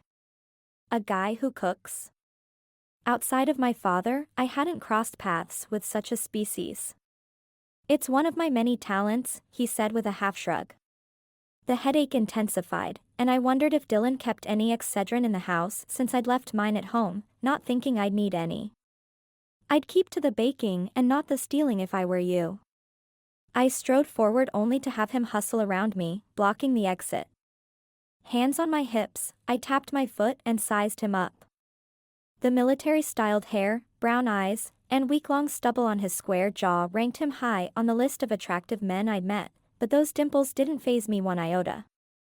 Zach's rivaled his. Truth be told, Zach's rivaled most other men I'd seen. Wait, I thought. Why did Zach pop into mind whenever a handsome man came around? That guy was a stick in my wheel, tripping me up in an instant. To rid myself of unwanted thoughts, I shook my head and immediately regretted it. Drat this headache. I pressed my fingertips against my temples. Where was I? Oh, yeah. Until Zach found the killer and secured him or her behind bars, then swarthy Cameron here remained high on my list of suspects no matter how cute his dimples. You okay? Asked Cameron, reaching a hand out, which I instinctively swatted away. Oops. I'm so sorry. I didn't mean. You were trying. Ugh. I groaned. Please excuse me. I've got a raging headache. Want some ibuprofen? I found some in Frank's desk. I tilted my head and eyed him curiously. Exactly why were you in his desk? If it's no big deal, then why not say so? What happened to the bit about Dylan not being concerned, so you're not? You don't figure I had anything to do with Frank's murder, do you? Murder? I thought. That was a big jump. I'd said nothing about it. The warm and fuzzies evaporated towards this man, and my hackles had reared their ugly head again, making me more acerbic than I'd have liked. Did you? I fired back. No, he replied. Then why bring it up? I asked. You mentioned murder, not me. Cameron paused. His mouth worked like he was weighing his words before he finally spoke. It was one drawer, and I have my own reasons. Trust me, I wouldn't hurt Frank. Trust? That's earned, pal. We just met, and from what I can tell, you're hiding something, but this isn't the time or place. We're here for Dylan. Did I hear my name? Dylan breezed in carrying a tray of empty paper cups and plates. She put them down on the island and ran her fingers through her hair. I immediately plastered on a grin and faced her. Pink, puffy skin lined the rims of her eyes and nose. If somebody had told me last week we'd be here at Daddy's knocking back Guinness and Scotch, I'd have howled. But now. Dylan swallowed hard. Anyway, it's wonderful for you to come, Cameron. Such a shame Daddy didn't get to see you one last time. He was fond of you. Yes, well, I was fond of him too, said Cameron. Who else will listen to my long-winded talks of Hadrian's Wall? Dylan laughed and lovingly patted his arm. Golly, you guys talked well into the mornings about all things history. He once told me that had he had his way, he would have been an archaeologist. He lived vicariously through you, Cameron. And as far as someone listening to you, I bet several ladies stand in line clamoring for your attention. I dare say you should stop and join the present instead of living in the past so much. Cameron's face softened. Perhaps you're right, Aunt Dylan. Aunt? I glanced from Dylan to Cameron. Yep. Caitlin, meet my nephew, Cameron Chancellor. Don't let him fool you. He's a softy underneath that charming exterior. Now, she sighed, squinting to see into the living room. If you'll excuse me, the Guinness is running low. The Clarks will start a row with the Johnsons if I don't get to it. They're like the Hatfields and McCoys, they are. Dylan heaved up an ice chest of Guinness bottles that sat in the center of the island and waddled out into the living room while I watched in surprise. The lady was stronger than I realized. Wonders never cease. I stared fixedly at Cameron and awaited an answer but didn't get the one I expected. Coming, Aunt Dylan, Cameron said to an imaginary call. A flash of white teeth beamed my way, revealing adorable dimples, and he hoofed it out of the kitchen faster than a bloodhound on a scent. Cameron, this isn't over, I snarled after his retreating frame. He disappeared behind the horde of well-wishers. The phrase, "you can run but you can't hide," it came to mind regarding Cameron Chancellor. He was hiding something, and I intended to find out why. Chapter 8. For the second morning running, I awoke and squinted into the glowing rays of daylight radiating through the window and took a good stretch. On a typical day, once Rocky had devoured his food, I'd pour myself a cup of coffee and snuggle up on the couch, watching him wiggle that cute fur butt and pounce for the next 30 minutes. But today was no ordinary day. Favorite mug in hand, my phone buzzed, and the reminder of Frank's will popped up. The caramel sweetness turned sour in my mouth and I slumped back into the sofa cushions watching Rocky swat at an errant fly that fluttered out of his reach. 6 months ago, I'd sat in this exact spot. Max. My capacity to absorb loss had diminished over the last half year. I discovered it was hard to express grief and found it challenging to help others with it. A part of me deflated at the mere thought of him. Max would know what to say. I blinked back the harbor of tears that welled up behind my eyes. The torrent of emotions overpowered me as my mind was drawn back to last December. A slideshow of painful memories came into view. Powerless to stop them, I snapped my eyes shut, but they remained. Max's glassy stare was emblazoned on my closed lids. His lifeless body lay askew on the hotel room floor. I squeezed my eyelids tighter, but it was no use. The image had been permanently burned into my retinas, and the agonizing questions ran in a continual loop. What if I had noticed him that morning in the lobby? What if I could have stopped it? And now Frank. The fervor of the last few days had set my nerves on edge. Every step reminded me of Max, and as I worked through the numbing motions of consoling Dylan, I thanked my lucky stars Sam had stepped in for most of it. Pull it together, Caitlin. My coffee had gone cold. I glanced at the stove clock and realized I'd been sitting there for 20 minutes. I ran a hand through my bedhead when my phone buzzed again. Another reminder. What would I do without this modern technology? If I hurried, I could dress and leave in the next 15 minutes. Thank heavens I'd laid out my all-black ensemble the night before. With some effort, I rose from the couch. Rocky had stopped thrashing about for a second to rub against my ankles before leaping back into his acrobatic fly dance while I dragged my leaden-filled legs to get dressed. Oh, to be a cat. I zoomed down the curvy roads leading into town and ratcheted up the radio, trying in vain to drown out my foreboding thoughts.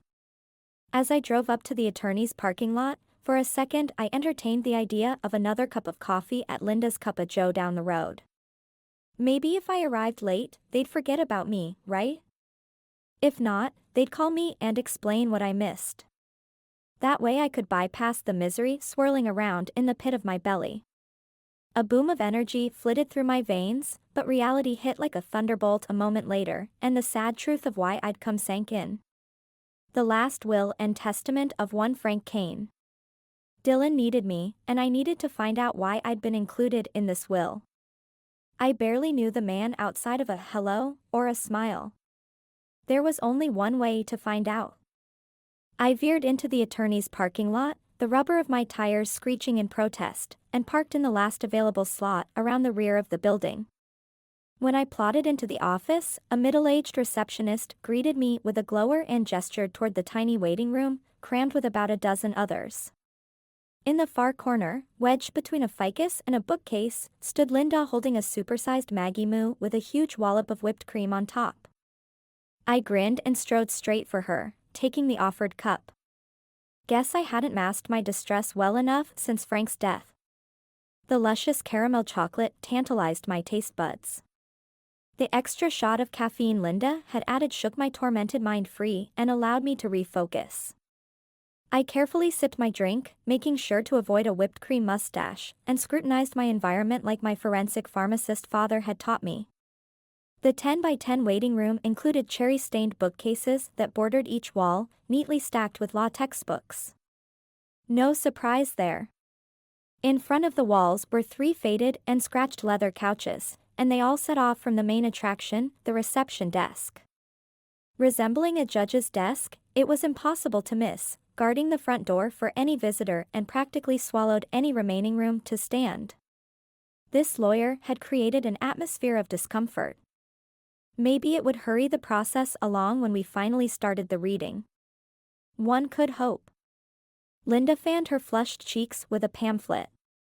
The room full of people increased the temperature by at least 10 degrees, and the air in most downtown buildings lacked efficiency, being overtaxed due to the antiquity of them.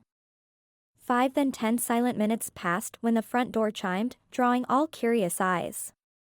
Sweat trickled down my back as I observed a svelte woman with chin-length, wavy blonde hair stride in. The receptionist checked her name off a list and signaled for her to wait with the lot of us. Her lips, which could only be that plump thanks to lip filler, were drawn into a pout. Her face spoke of years of moisturizing and rounds of plastic surgery. A face used to having what she chose. Although tastefully done, no one looked that perfect. She wore a rose-colored silk blouse, a string of pearls around her milky white neck, and black slacks. She carried a delicate pink and white checkered scarf that had covered her shellacked hair in one hand and clutched a pocketbook in the other. How she wasn't melting in the heat was anyone's guess, but she moved with a display of importance, and one not to be trifled with. Nose up in the air, she examined the room after taking off her tortoiseshell sunglasses. And to my dismay, Cameron jumped up from the sofa closest to Linda and me, motioning for her to take a seat. I silently groaned. Where was the gallant gesture when Linda and I arrived? This woman appeared to be in her 60s, so maybe he was just respecting his elders. However, I doubted it. Older or not, she was stunning to look at. "Good morning," Linda said in a tone like they'd met before. Although I couldn't recall noticing the woman in town prior to now, Linda's coffee shop attracted pretty much everyone at one point or another if they stayed long enough. That and Pop's Diner were the chief attractions for locals and tourists alike. "Hello," answered the lady as if she'd bitten a lemon, except Linda failed to acknowledge the rude tone. Instead, she bolstered her grin. Years of customer service had her rolling with the punches. "Hope you enjoyed the Twix Blix the other day. We don't get many orders of those around these parts. Was it to your liking?" Linda puffed out her chest proudly. Her chapped hands grasped a black clutch that hadn't met the light of day for well over a decade, as she'd no use for it until now. Her days consisted of dashing from table to table, a pen stuck behind her ear, and a notepad tucked into her pant pocket. All she needed was a clean pair of jeans, a t-shirt, and some good sneakers to zip about from dusk till dawn with coffee orders and tidying up shop. One of the sweetest ladies around, she never spoke ill of anyone. "Excuse you?" The mystery woman's mouth was pinched into a thin line. She sat up straighter like a stick had been jammed up her backside. "The Twix Blix you ordered the other day," Linda repeated. "How did you like it?" "Are you high?" the lady snapped. "I've heard these parts have a drug problem." "I am not," Linda declared in a huff, her face the color of an apple. "You ordered a drink at my coffee shop the other day. Don't you remember?" The older woman drew out a mirror from her purse and preened, patting her cheeks and flattening invisible strands of hair. "I have no idea what you're talking about." She clicked her compact shut, tossing it back in her bag. Linda remained mum, but her reddened cheeks said it all. Her turbulent brown eyes looked away from me, and a flood of anger welled up inside my belly. How could someone be so rude to such a kind woman like Linda? A retort was perched on the tip of my tongue when the squatty paralegal from the diner stepped out from behind a door to the right of the reception desk and asked all of us to follow him. We trickled into the meager hallway that led to a consultation room, and I swallowed what was left of my anger. An oval table, surrounded by 12 chairs, sat in the center. The walls teemed with bookshelves stuffed with books like the reception area, except larger tomes. Drab in style, but efficient. It was a law office, after all.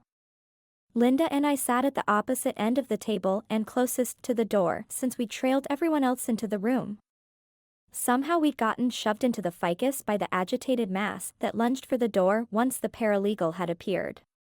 When we were all seated, the stuffy attorney eyed each of us in turn.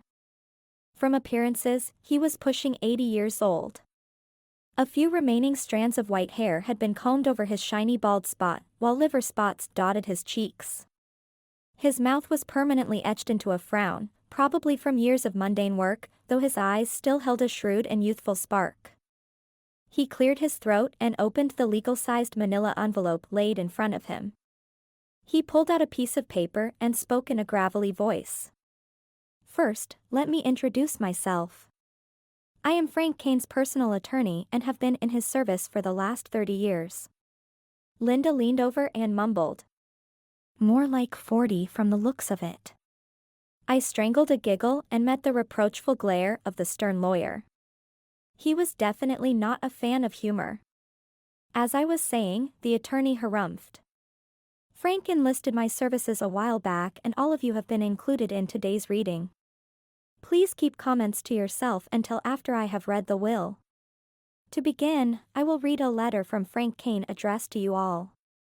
He placed reading glasses onto his angular nose and spoke in articulate fashion. "If you are reading this, then I am dead. For some, my passing will sadden you, and others will rejoice. I am sure that statement will raise a few brows, but when you have been in the finance business long enough, one tends to grow a list of angry people. Rightly or wrongly, I have made a few enemies, and for that I am sorry. Hopefully, this will remedy any ill feelings. My wish for you is to forget old vendettas and aid each other. For in this life, strength comes in numbers and the willingness to help each other. Those here today will need each other in the coming future, and I hope you will take advantage of the opportunity. To my darling daughter, I am truly sorry. If not now, then soon, you will understand why.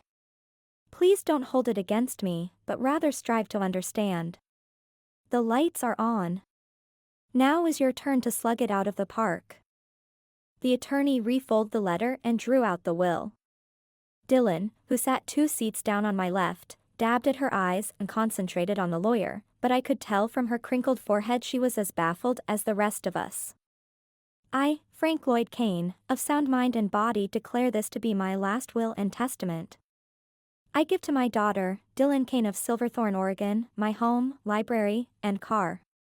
May they bring you comfort and joy as they have me." Dylan wept and nodded as others tried consoling her while the attorney read on. "To my cousin Jessica, Jessie Thornton of Portland, Oregon, I give you our grandmother's engagement ring and jewelry as well as the box they are contained in. May you cherish them as our grandmother did for 50 years. To my brother, Arthur Landon Caine of Salem, Oregon, I give to you all my baseball cards and mitts. Remember the good times we had. To my sister-in-law Celine Caine of Salem, Oregon, I give to you my father's kaleidoscope. May it bring you clarity in times of change.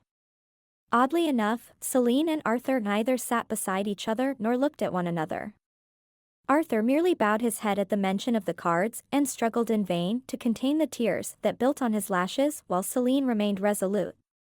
To my great-nephew, Cameron Chancellor, born in Seattle, Washington, but a self-proclaimed man of no residence, I give to you my set of relics. May you admire them in your own library or donate them to a museum. Take especially great care of the dagger. The hilt needs tending. To my friend Morgan Vanderford, I give to you my military memorabilia. May they protect you as they have me in life. To my young friend, Caitlin Dahl, read the attorney. My head jerked up, and I tugged at my blouse, squirming under the pressure of the stairs that held me. I give to you a pair of old cameras. Your love for photography will take you far in life. He gave me cameras? The gesture touched my heart in ways I couldn't describe but only left me with more questions. And to Baxter Worcester, my old business partner, who robbed me blind and blamed me for his own failures. Everyone eyed Baxter suspiciously. Seated next to Linda, he shifted uncomfortably in his chair. I grant you the deed to the office. I doubt you will appreciate it, but no matter. Consider yourself lucky. You could be sitting behind bars.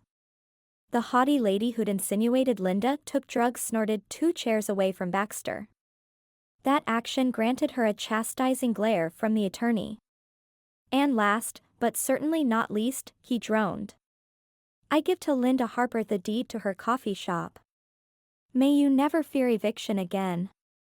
Linda gasped and fanned her face. I patted her on the back and offered an encouraging smile, stunned that she'd been close to losing her business. She'd never let on that she lacked funds, but Linda always stayed optimistic. Not once had I ever seen her downtrodden or truly angry over anything or anyone. How had I missed this? What kind of friend was I that I didn't know it? Now, said the attorney, drawing all of our attention back to him. I have the unusual task of another letter.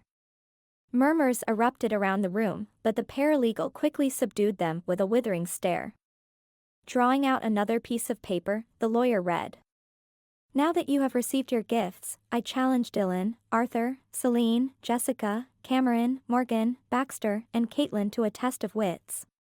In a vault, hidden by me, Frank Caine, I have placed $10 million. Gasps exploded around the room. If you are up for the challenge, find the vault, unlock it, and you may divide the sum amongst the participants. No one may bow out. You have 7 days. Otherwise, the proceeds will go to the charity of my choice, of which my attorney is privy. However, may it be known that he does not know the whereabouts of the vault. He will be of no help. I, and I alone, have hidden it. On the 7th day at midnight, if you have not found the vault, my attorney will receive the location of it, and with armed guards, he will be escorted to the site. If harm falls upon any of the parties, then the determined perpetrator will forfeit their share of inheritance. Good luck. Your quest starts now. Chapter 9. A roar ensued in the room, and the attorney banged his fist onto the table, the reverberations of which I felt at the other end. Startled out of the mob-like fervor, toppled chairs were righted, and everyone took their seats again. I, on the other hand, hadn't moved. I sat with my jaw hung open wide enough for an entire colony of bees to take residence. Order! The attorney demanded. I will have order. I assure all of you that this is entirely legal. That being said, you may leave and participate or not. It is up to you. Now, he tugged at his jacket sleeves and straightened his tie. I have another appointment. Please see yourselves out. With that, the lawyer motioned towards the door, dismissing us like petulant schoolchildren after a food fight, and one by one we filed out. The summer's heat only added to the insufferable day. Sweat trickled down my back, and my blouse clung to my body in spots while Linda and I hopped into my Mini Coupe and zoomed off to her coffee shop. That was strange, she said, rolling the window down and breathing in the warm air. She'd tossed her thick black hair up into a makeshift bun on the top of her head. That, I gestured a thumb over my shoulder, resembled Sherman's march through Georgia. Holy cow! You're a dramatic person, Caitlin. Anyone ever tell you that? Yep, my mama tells me daily. Anyway, congratulations. Linda frowned. For what? The shop. Frank purchased the building from the sounds of it. An audible sigh left her full lips that she'd been gnawing on. Yeah, that came out of nowhere. He was always a kind man, but this takes the scone. My forehead crinkled in confusion.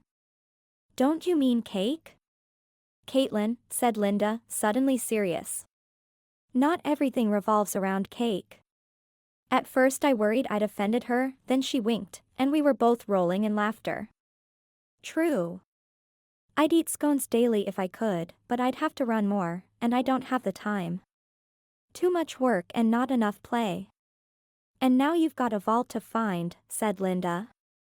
Yeah. Why did Frank include me in on it? How could I accept the money if we even found it? That would be over $1 million for each of us. I'm glad he didn't add me to this hunt. Linda shook her head. That's nothing but trouble. When there's that kind of cash involved, another murder's likely. She was probably right. Even with Frank's stipulation clause that everyone remains civil, it wouldn't stop someone from trying. Look what happened to Frank, and that was before anyone learned about the inheritance. Or was it? The idea percolated as we pulled up behind Linda's shop. She'd wrangled out of her worn, but tidy, button-down shirt on the ride over and got out. As she stood tall against the mid-morning light, her t-shirt of a tabby cat devouring a scone stood in stark contrast to the formal black slacks she wore to the attorney's office. Hey, Linda? I asked when she leaned into the car to fetch her purse. A nagging question had lingered since the reading of the will, and I bet there wouldn't be a better time to ask without prying ears and eyes. Yep, sugar? Jessie Thornton, the rude woman from the reading? She nodded. Yeah. You saw her when? Linda grimaced and closed the car door. Elbows propped on the window's ledge, she leaned her upper torso in. I never forget an order or a face. That lady got a Twix Blix the other day, or the Pope's not Catholic. She bowed her head and crossed herself, kissing her delicate cross necklace. What day was that? The day before Frank died. Wow. Interesting didn't even begin to describe that tidbit of information. Tiny prickles worked up my arms and neck. Thanks, Linda. I'll be back tomorrow. I waved goodbye and started down the alleyway to park behind the photography studio a couple of blocks over. I needed to snag a few props for a family session later in the afternoon, and the police had cleared it for entry the night before. Once inside, I disarmed the shop and heard voices by our desks. Making my way over, I discovered both Dylan and Sam at her desk. He was facing her, their knees pushed together, her tiny hands within his. Hi there. What are you two up to? Don't suppose you've got a clue about the whereabouts of the safe? Dylan chuckled. Not a one. Dang. It was worth a shot. My hopes faded a bit, but I squared my shoulders and pressed on. Hey, Dylan? I paused and dropped my handbag into my seat, stalling for time. The whole idea of a scavenger hunt for a hidden vault had left me reeling along with the possibility of receiving a sizable sum of money if we succeeded. When I finally found my voice, it sounded faint. I couldn't even look at her. Instead, I busied myself unzipping my purse and pretending to search for something. Anything. Why am I included in this whole thing, anyway? I'm not family. That had left me stumped since the reading. Even though Baxter Worcester wasn't either, he'd still been a friend a long time ago. I'd met Frank Caine only a handful of times. It made no sense, and a shroud of guilt blanketed me. Caitlin, the inner workings of Frank Caine are as enigmatic as the human existence. Dylan sighed and I peeked over. Her gentle gaze held mine. However, I can say my father was fond of you. Last month he mentioned seeing a reflection of himself in you. And since he'd helped most everyone in town except you, then maybe that's why. I nibbled on my fingernail, still uncomfortable with the enormity of the sum. That seemed beyond reasonable, but that was neither here nor there. Sam's persuaded me to move our stuff to my dad's house for the time being. While the cleanup crew Zach enlisted did a superb job, I can't stand working here. The thought that somebody murdered. Her voice hitched and she placed her fingertips over her pursed lips. When the tears finally abated, she spoke in a strained tone. Daddy's house has lots of room for taking sessions. We can make the living area into a studio. That sounds great, I said, hoping my encouraging smile and tone would ease her pain, however slight. Need any help? That'd be wonderful. Take those boxes on that chair over there if you would and let me lock up. I'll meet you at Dad's. We're parked out front. I picked up the 2 stacked boxes and stepped towards the reception area but jolted to a stop when someone banged on the front door. All of us jumped a few inches, but Sam came to the rescue and raced to the door. He peeked through the drawn blinds, and both Dylan and I noisily sighed in relief when his wrinkled face softened. Sam unlocked the bolt and swung the door wide. Dylan, Caitlin, said Zach lumbering in, hat in hand and zeroing in on Dylan. Would you mind coming down to the station? The chief wants you to answer a few questions about your father's death. Dylan's boxes she'd perched on the desk's edge landed with a thud and toppled their contents onto the floor by her desk at her sudden move to stand. Unfazed, her sights never left Zach's somber face. Have you uncovered something? She asked, her hand fluttering up to her disheveled hair. I'm not able to discuss that at the moment, he said.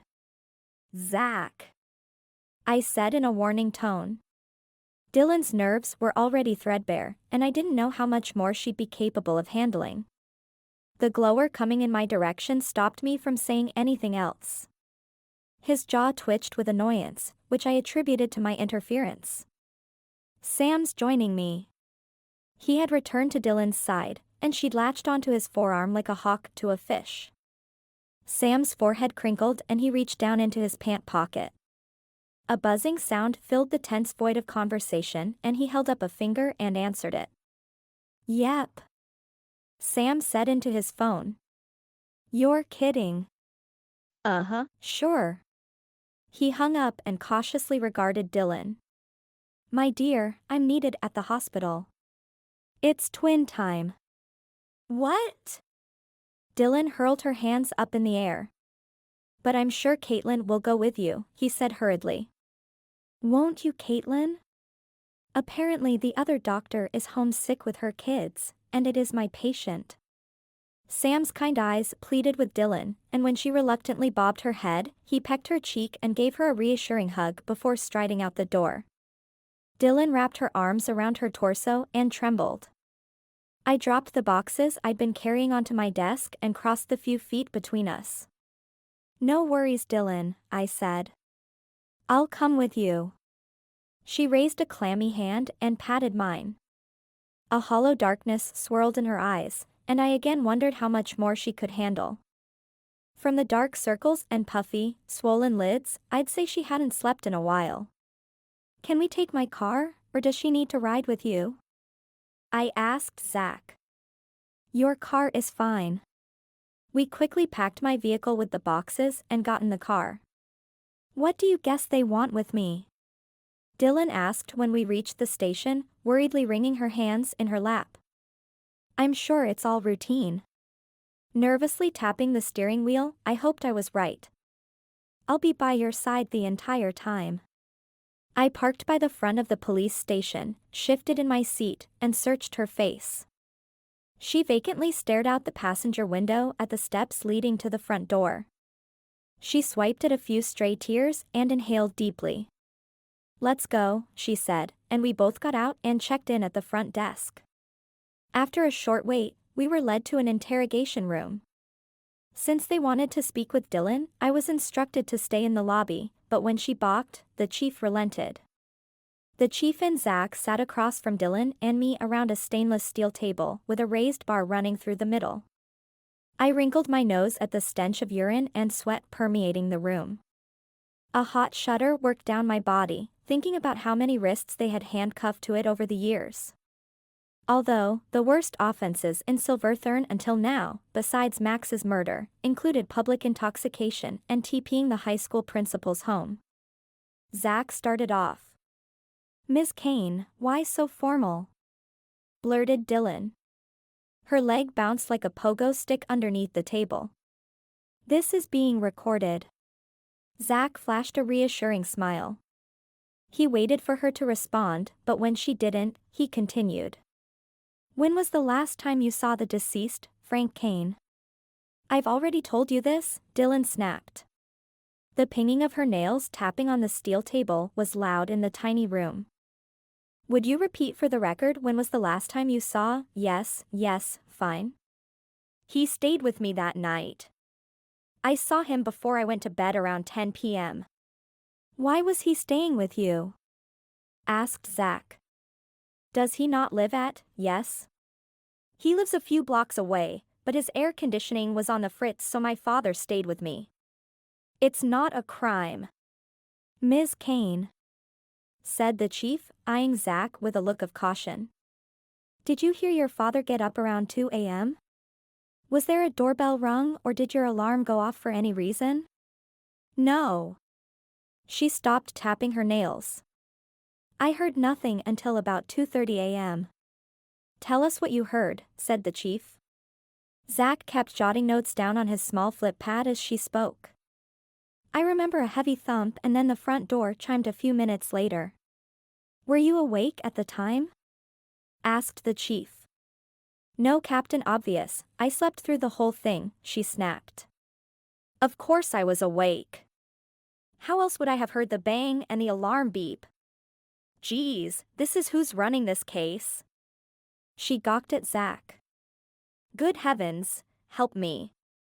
Dylan sank her head into her hands while I rubbed her back and cast a beseeching look at Zach. "We're all tired, Ms. Caine." "Let's keep going," said Zach. Dylan dropped her hands from her face and interlaced her fingers, settling her palms on the table as she retold the event.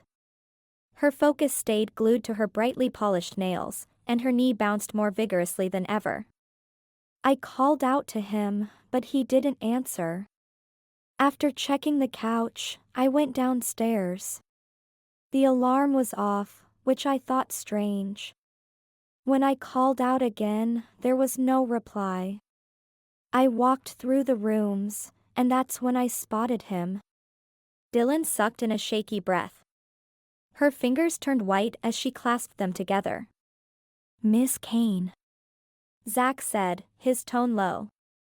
"Tell me, when was the last occasion Cameron Chancellor visited? Were you aware that he's been in town for a few weeks?" Dylan's hair bobbed about as she shook her head. Awash in confusion, she said. "No, he didn't tell me that." Zach jotted another note down. "And the last time Jessica Thornton came to town? Was it recently?" "No." "And to answer about the rest of the family, no, I've not seen any of them for a while." "What about Morgan Vanderford and Baxter Worcester?" The chief prodded. "No, and no," she answered curtly. "I understand they quarreled at the funeral," Zach remarked without glancing up from his pad. "Yes, well, Baxter and Morgan were never friends." Zach nodded and finished his note, tossing his pen onto the table. "Very well. Thank you for your cooperation, Ms. Caine. We'll be in touch." "That's it?" Dylan asked, an echo of relief in her voice. A rosy shade returned to her once waxen cheeks. "Yes, you're free to go," replied Zach. She let out a noisy sigh and slumped into her metal seat. "Caitlin, would you mind helping me set up at my dad's? Sam will be busy for hours yet, and I'd like to get a start on the living room. Sure. We walked out of the interrogation room without a further glance at either Zach or the chief, passing Frank Caine in the corridor. Staring blindly ahead, Dylan failed to notice her concerned aunt and allowed me to lead her down the claustrophobic and dingy hallway. A door opened in front of us, and out popped an officer. I recognized the room that Zach let me in once before during the investigation into Max's murder when he interrogated Danielle Harris. Sensing an opportunity, I greeted the officer, laughing a little too loudly, and smoothed my hair down as he passed.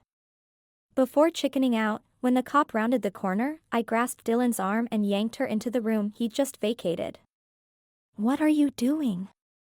she whispered. Dylan jerked her head from side to side, reason finally piercing the confusion that had taken hold. Her eyes were wide with fear. "Don't worry, it's lunchtime, and the chief never misses Amelia's lunches, nor any of his officers. That'll take them a good 2 hours. We're safe until then. But why are we in here?" Dylan glanced around the compact room. A flicker of movement caught both of our attention, and her head jerked in the direction of the interrogation room. "Can they see us?" she hissed and ducked down. Her nose crept above the mirror's ledge. "No, it's a one-way mirror. Watch." I flailed my arms, but Celine sat with her legs crossed and her purse on her lap. She studied the room but didn't notice us. Dylan stuck her head level to the mirror and waved, ready to crouch again if needed, but Celine didn't flinch. Dylan stood, eyes alert.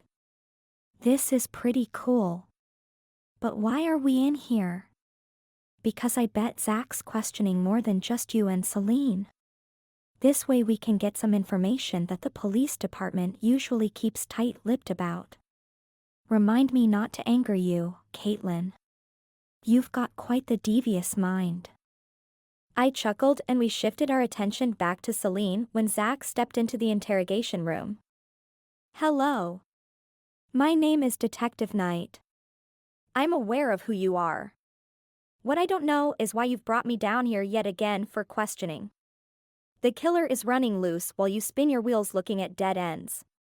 Celine pumped her leg harder and held onto Zach's pointed stare. "We like thoroughness in the department.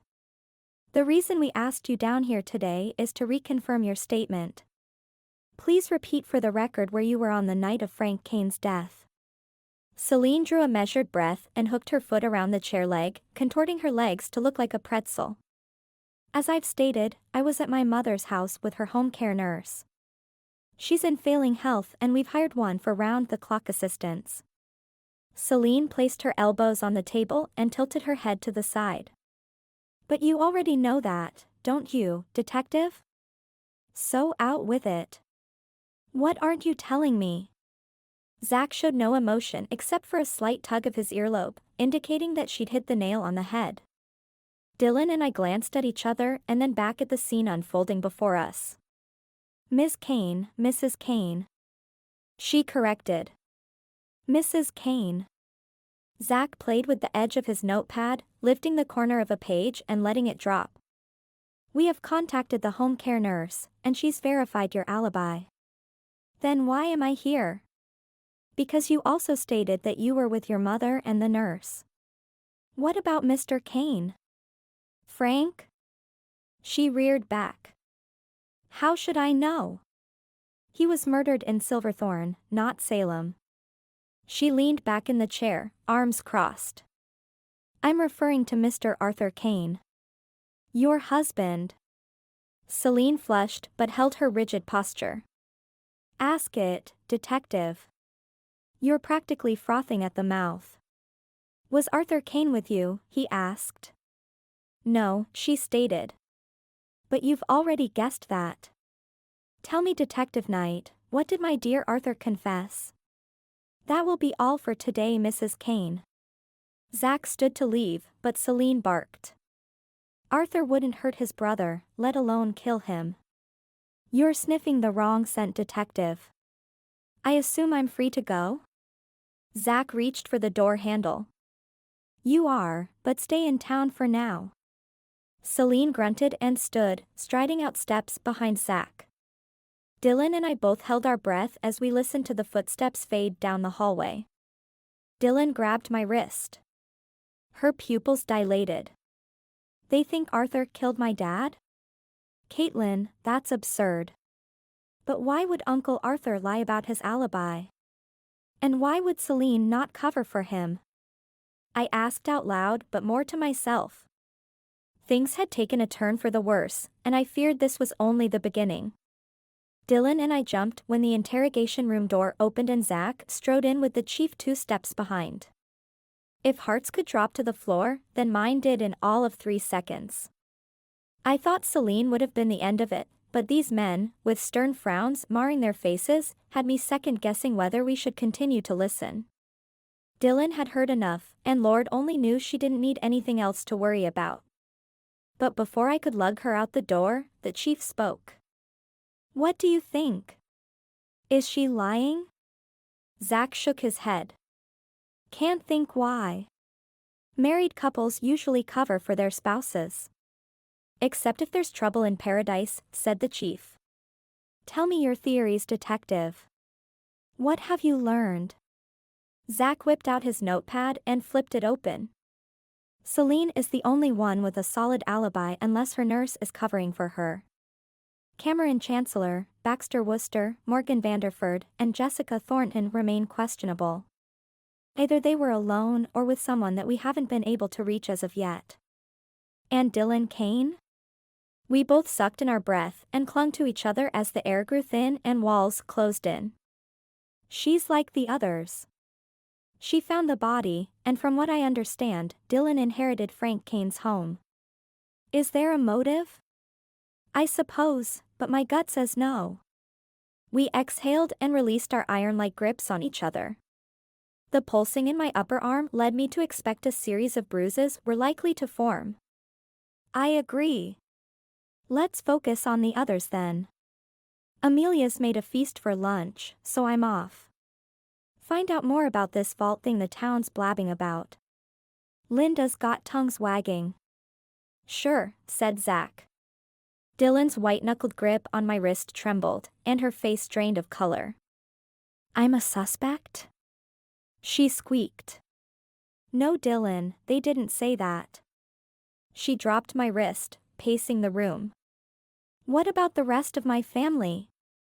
There's no way any of them wanted my dad dead. Baxter Worcester, on the other hand." Her eyes glazed over. She stopped by the door and stared vacantly at it. "Dylan, let's get out of here. We need to set up the living room, remember?" "What?" "Oh, yeah." Despite the thundering of my heart, I inched open the door, and seeing no one, we hurried out of the station and to my car, me leading a dazed Dylan through the motions. Diverting her attention from the murder case was the easy part.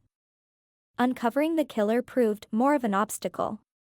Now that the town had learned of Frank Caine's battle of wits and the millions on the line, it was only a matter of time before the murderer struck again. Of that I was convinced. We had to recover the vault sooner rather than later. I quaffed the rising tide of dread and pressed harder on the accelerator. Luck don't fail me now. Chapter 10. Dylan and I flopped down onto overstuffed couch chairs in Frank Caine's office that faced the living room. We had devoted the last couple of hours to transforming the area into a makeshift studio, and we were quite pleased with the results. Even though I had encouraged Dylan to take time and grieve, she refused to listen. Work was her therapy, she said, but I suspected it was more of an attempt to avoid thinking about what had transpired. First, she'd assumed Frank Caine was her biological father, and until this point, she had no other reason to assume otherwise. Second, not only was she adopted, but someone had brutally murdered her adoptive father in the studio beneath her apartment. As if that wasn't enough, her adoptive dad had now cast into motion a week-long hunt for a vault stuffed with millions of dollars. All in all, I'd say she had plenty to ponder, but prying into Dylan's thoughts was off-limits. How I wished my mother felt the same. Speak of the devil, I muttered when my phone buzzed for the second time in 5 minutes. "Answer it already," said Dylan. She won't stop. Dylan pried herself off the comfy couch chair and lumbered off toward the kitchen. I'll grab the glasses and wine. Answer the phone, Caitlin. With a grunt, I picked up the phone. Caitlin, must I always call multiple times? Hello, Mother. To what do I owe the pleasure? Sassy as always, she grumbled. Where have you been? Didn't you get my texts? I scrolled over to my texts and barely restrained a grunt. Mom, I said sweetly, seething inside. Why did you agree for me to have dinner with Tad? Dylan walked in and rolled her eyes. Setting the glasses down, she poured a heaping amount into one and handed it over. I mouthed, thank you, and swigged a gulp down. He's a nice man, Caitlin, and it's for your business. Why can't you thank me like other daughters? I pinched my eyes shut and rolled my neck and shoulders, hoping my frustration didn't resonate in my voice. Thank you, Mom. I appreciate your interest in my career. Career? She chortled. Please, Caitlin. Photography is a hobby, and I'm humoring you. Don't screw this one up.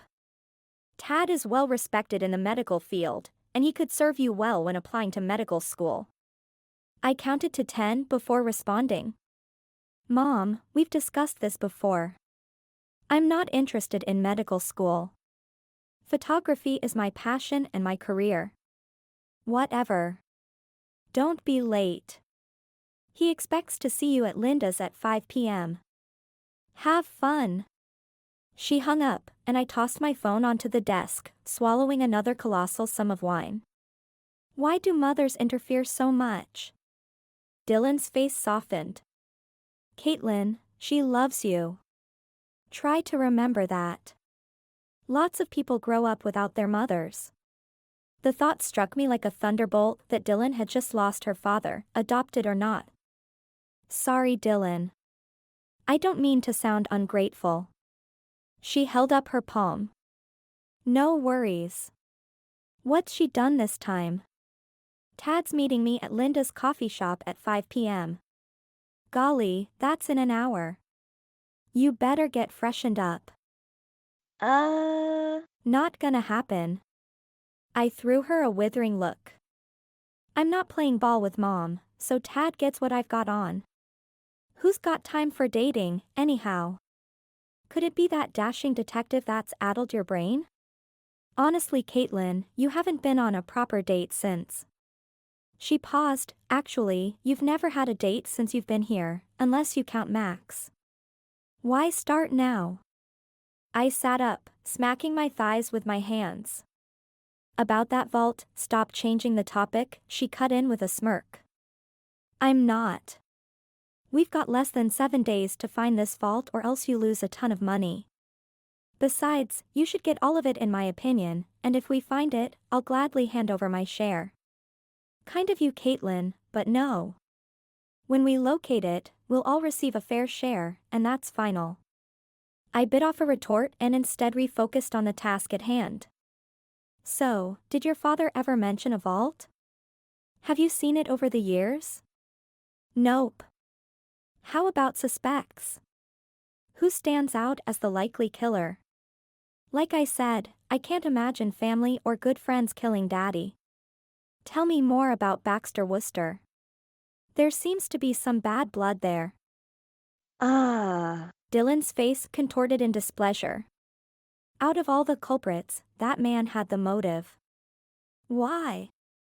I snuck another sip of the tangy wine. For starters, he cheated Daddy out of the business. About 15 years ago, they were partners.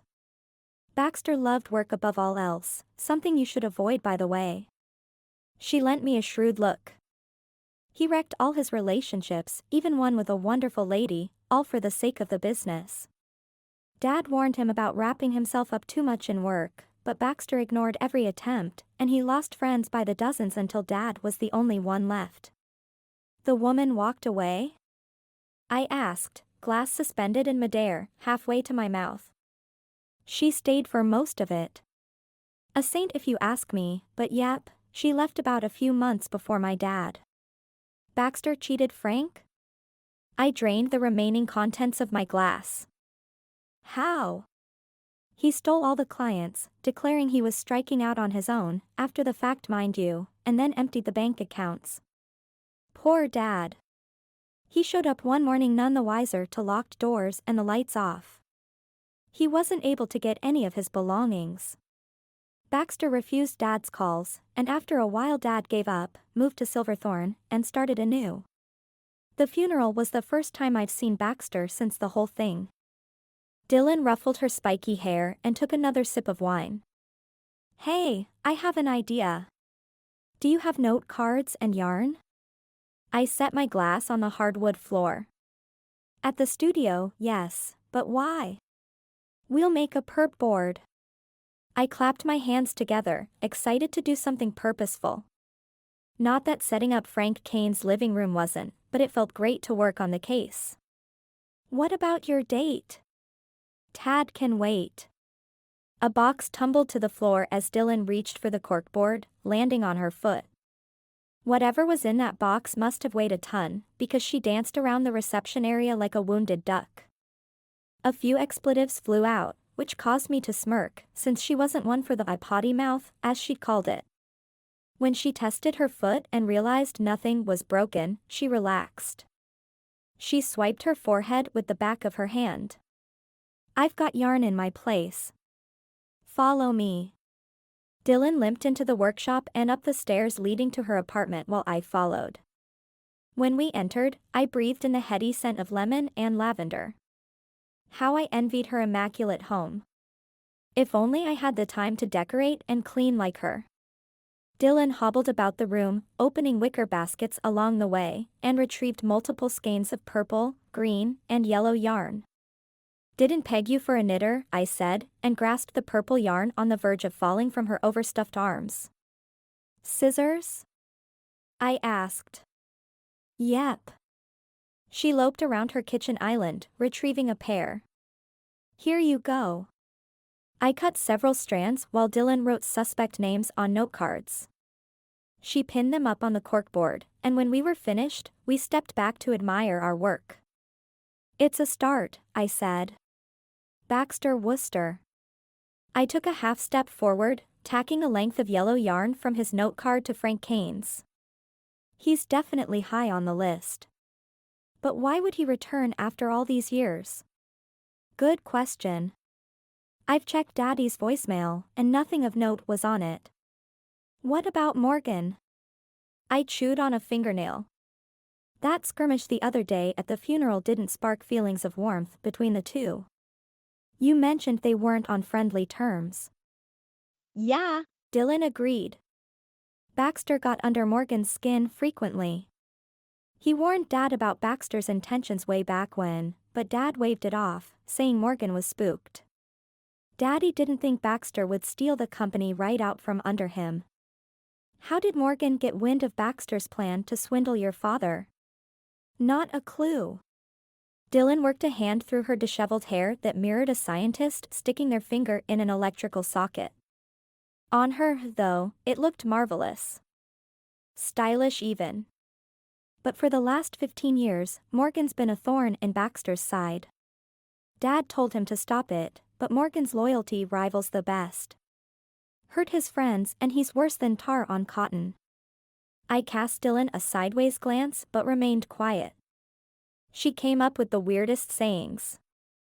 Would Morgan stand to gain anything from Frank's death? I asked, gently, worrying it would upset her. Not a thing. Unless you count the vault, but Daddy hid stuff all the time. What do you mean? Dylan sniffed the air and whirled around to face her apartment door. Eyes wild with panic, she said. Do you smell smoke? I searched the area for the telltale wisps of smoke. I darted to the kitchen and checked the burners, but they were all in the off position, as well as the oven. Still, the room grew smokier. Gritty specks of carbon stung my eyes, and the noxious soot soon thickened into a soupy white haze around us, making us cough. We fanned in front of our faces to no avail. Dylan strode to the door. Before I could warn her, she gripped the doorknob and jumped back with a yelp. She cradled her palm against her abdomen and faced me, wincing in pain. Golly, that's hot. Smoke crept underneath the apartment door now, and the air grew thicker, opaquer with each passing second. Dylan backed away from it towards her bedroom. Her pupils obscuring the whites of her eyes, she doubled over halfway there, straining to breathe. My vision blurred as the tears gushed down my face at the irritating smoke. I stumbled back into the kitchen and snatched 2 towels hanging from her drawers, dousing them in water from the sink. I darted over to Dylan and stuck one over her mouth and nose and then held the other over mine. Every time my eyelids closed, 1,000 tiny needle-like pokes assaulted my eyeballs. Dylan had sunk to her knees. I frantically searched the room for an idea. We were running out of time. The window. Without hesitation, I wrapped Dylan's arms over my shoulders, her head resting on my neck, and hoisted her up. We plotted the 4-foot distance to the second-story window. My lungs burned with each inhale, but when we finally made it, I unlatched it and tugged upwards. Eureka! Thank heavens for small favors. If I'd needed to tug harder, I doubted either one of us would survive. The moment it nudged open, smoke billowed out, and the waft of fresh air had me sticking half my body over the ledge. Dylan's dead weight made it difficult, but I shifted her beside me and propped her halfway out. After a few whacks on her back, she hacked and sputtered a few times, then drank in the sweet oxygen. I squinted back and noted the orangey-red flames under the stairwell door leading to the workshop below. Definitely running out of time. Dylan wheezed, her color fading, and her strength nearly gone. Tears streaked down her sooty face, leaving a trail in their wake. The window was our only way out at this point, because we wouldn't last a minute in the smoke, and even if we made it to her the bedroom window, it too stood over another 2-story drop out front. My heart sank to my feet when I stared wide-eyed out the window. How did it always seem to get worse? I gulped down the panic raging to break free. No stairs? I licked my hot, dry lips. How was this legal? Dylan moaned beside me while I gaped down at our cars below. A plan, Caitlin. Think. And like an oasis spotted smack dab in the center of a desert, the plan manifested. There, about 6 feet behind my Mini Coupe, stood a man tossing a bag of garbage into the alley dumpster. I cried out, flapping my arms erratically. The surge of hope crashed when he turned and walked away from us. How could he not hear me? Then I saw the white cord around his neck. Earbuds. Without hesitating, I yanked off my wristwatch and chucked it at him. The beautiful arc of my black runner's watch Max had given me flew through the air. While it was a last-ditch effort, I'd held on to the notion that the man would see it. Alas, it landed with a splat a couple of feet behind him, shattering my hopes. Dylan barely raised her head off the window frame at the stream of expletives flying out of my mouth. Nails slicing into my palms, I fought to control the raging tide of anger, when to my utter amazement, the guy stopped in his tracks, pivoted, and strode back to the dumpster, hesitating at the watch that now lay at his feet. He yanked his earbuds out and squatted. Seizing the moment, I screamed. Help! His head whipped around, not seeing anyone. Up here! I yelled, flapping my arms. Hello! Said none other than Cameron Chancellor, but he stopped the second his sights fell upon his aunt's crumpled form. Whoa! What happened? He ran the short distance to stand directly beneath our ledge. Too long to explain, I barked in between coughing fits. Dylan and I would end up like shrimp on the Barbie if I couldn't figure a way out of this. Hey! I squawked. Grab that dumpster! Wheel it under the window! Why not the stairs? He shouted back, his hand above his eyes as he sought to block out the midday sun. They're on fire, nitwit! He gaped at my retort, but nonetheless ran over to the dumpster. The screech of ungreased wheels grated across the asphalt. I stepped back into the smoky room to wrap my arms around Dylan's waist. The sprinklers spurted to life and showered everything in sight. Where had they been minutes ago?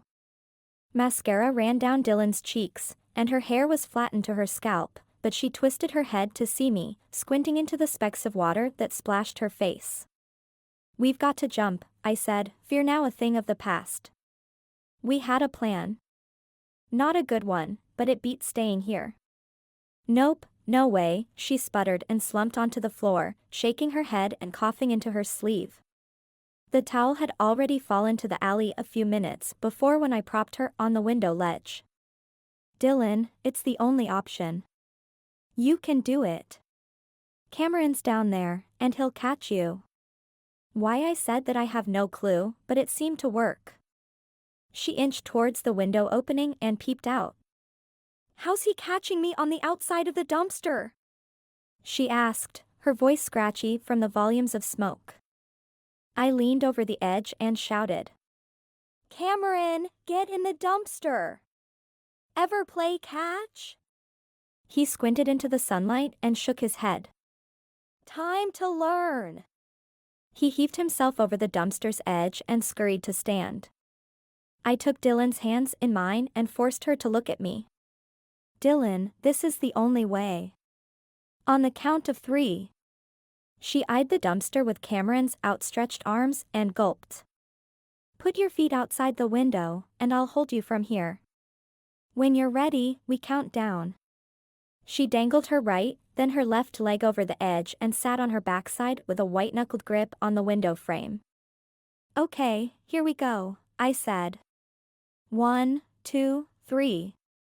"Wait!" she shouted, but I shoved. Out she fell, limbs thrashing about, landing with an unceremonious flop into Cameron's arms. Dylan clutched his neck and hooted. "I'm okay," she yelled. "I'm actually all right." She high-fived Cameron after standing on her own 2 feet and gave me a thumbs up. A deafening explosion went off behind me, and I dropped to the floor, sheltering my head with my hands. The apartment door had blasted open, and the fire licked at my feet. With no time to think, I shot up and heaved myself out the window. With a silent prayer, I dropped like a bucket of rocks. "You can open your eyes now," Cameron said right into my ear. I opened my eyes and looked into his shockingly blue ones. His sturdy arms were wrapped around me, holding me upright. I let out my breath in a whoosh and laid my forehead on his shoulder. Alarms screamed down the alley, and firefighters lifted Dylan out of the dumpster. "I suppose I should thank you," I mumbled into Cameron's shirt, unable to lift my head off his shoulder. His warm palm caressed my back. "An apology would be nice." "What?" I whipped my head back, feeling my forehead wrinkle in surprise. "You called me a nitwit," he said. It was in the heat of the moment.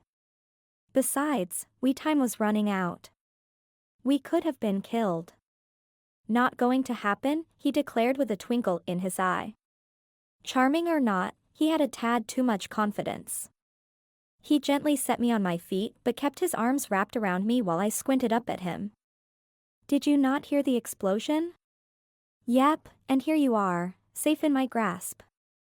I shoved against his chest, plunging backward over several garbage bags and landing on a pile of old Chinese noodles swarming with flies. "Ugh." I slung my hands side to side and grimaced as day-old rice noodles flew everywhere and stuck to the sides of the dumpster and my legs. Cameron offered his hand, but I balked. "Caitlin, give me your hand." "I won't bite." His eyes danced with a hint of humor. I took it, and he pulled me upright. The world spun at dizzying speed and I thrust a palm to my head and waited for the spinning to stop. "Hey," he said, "let me help you out." "I'm fine." I dropped his hand like a hot coal and scaled up the ladder the firefighters had wedged inside it.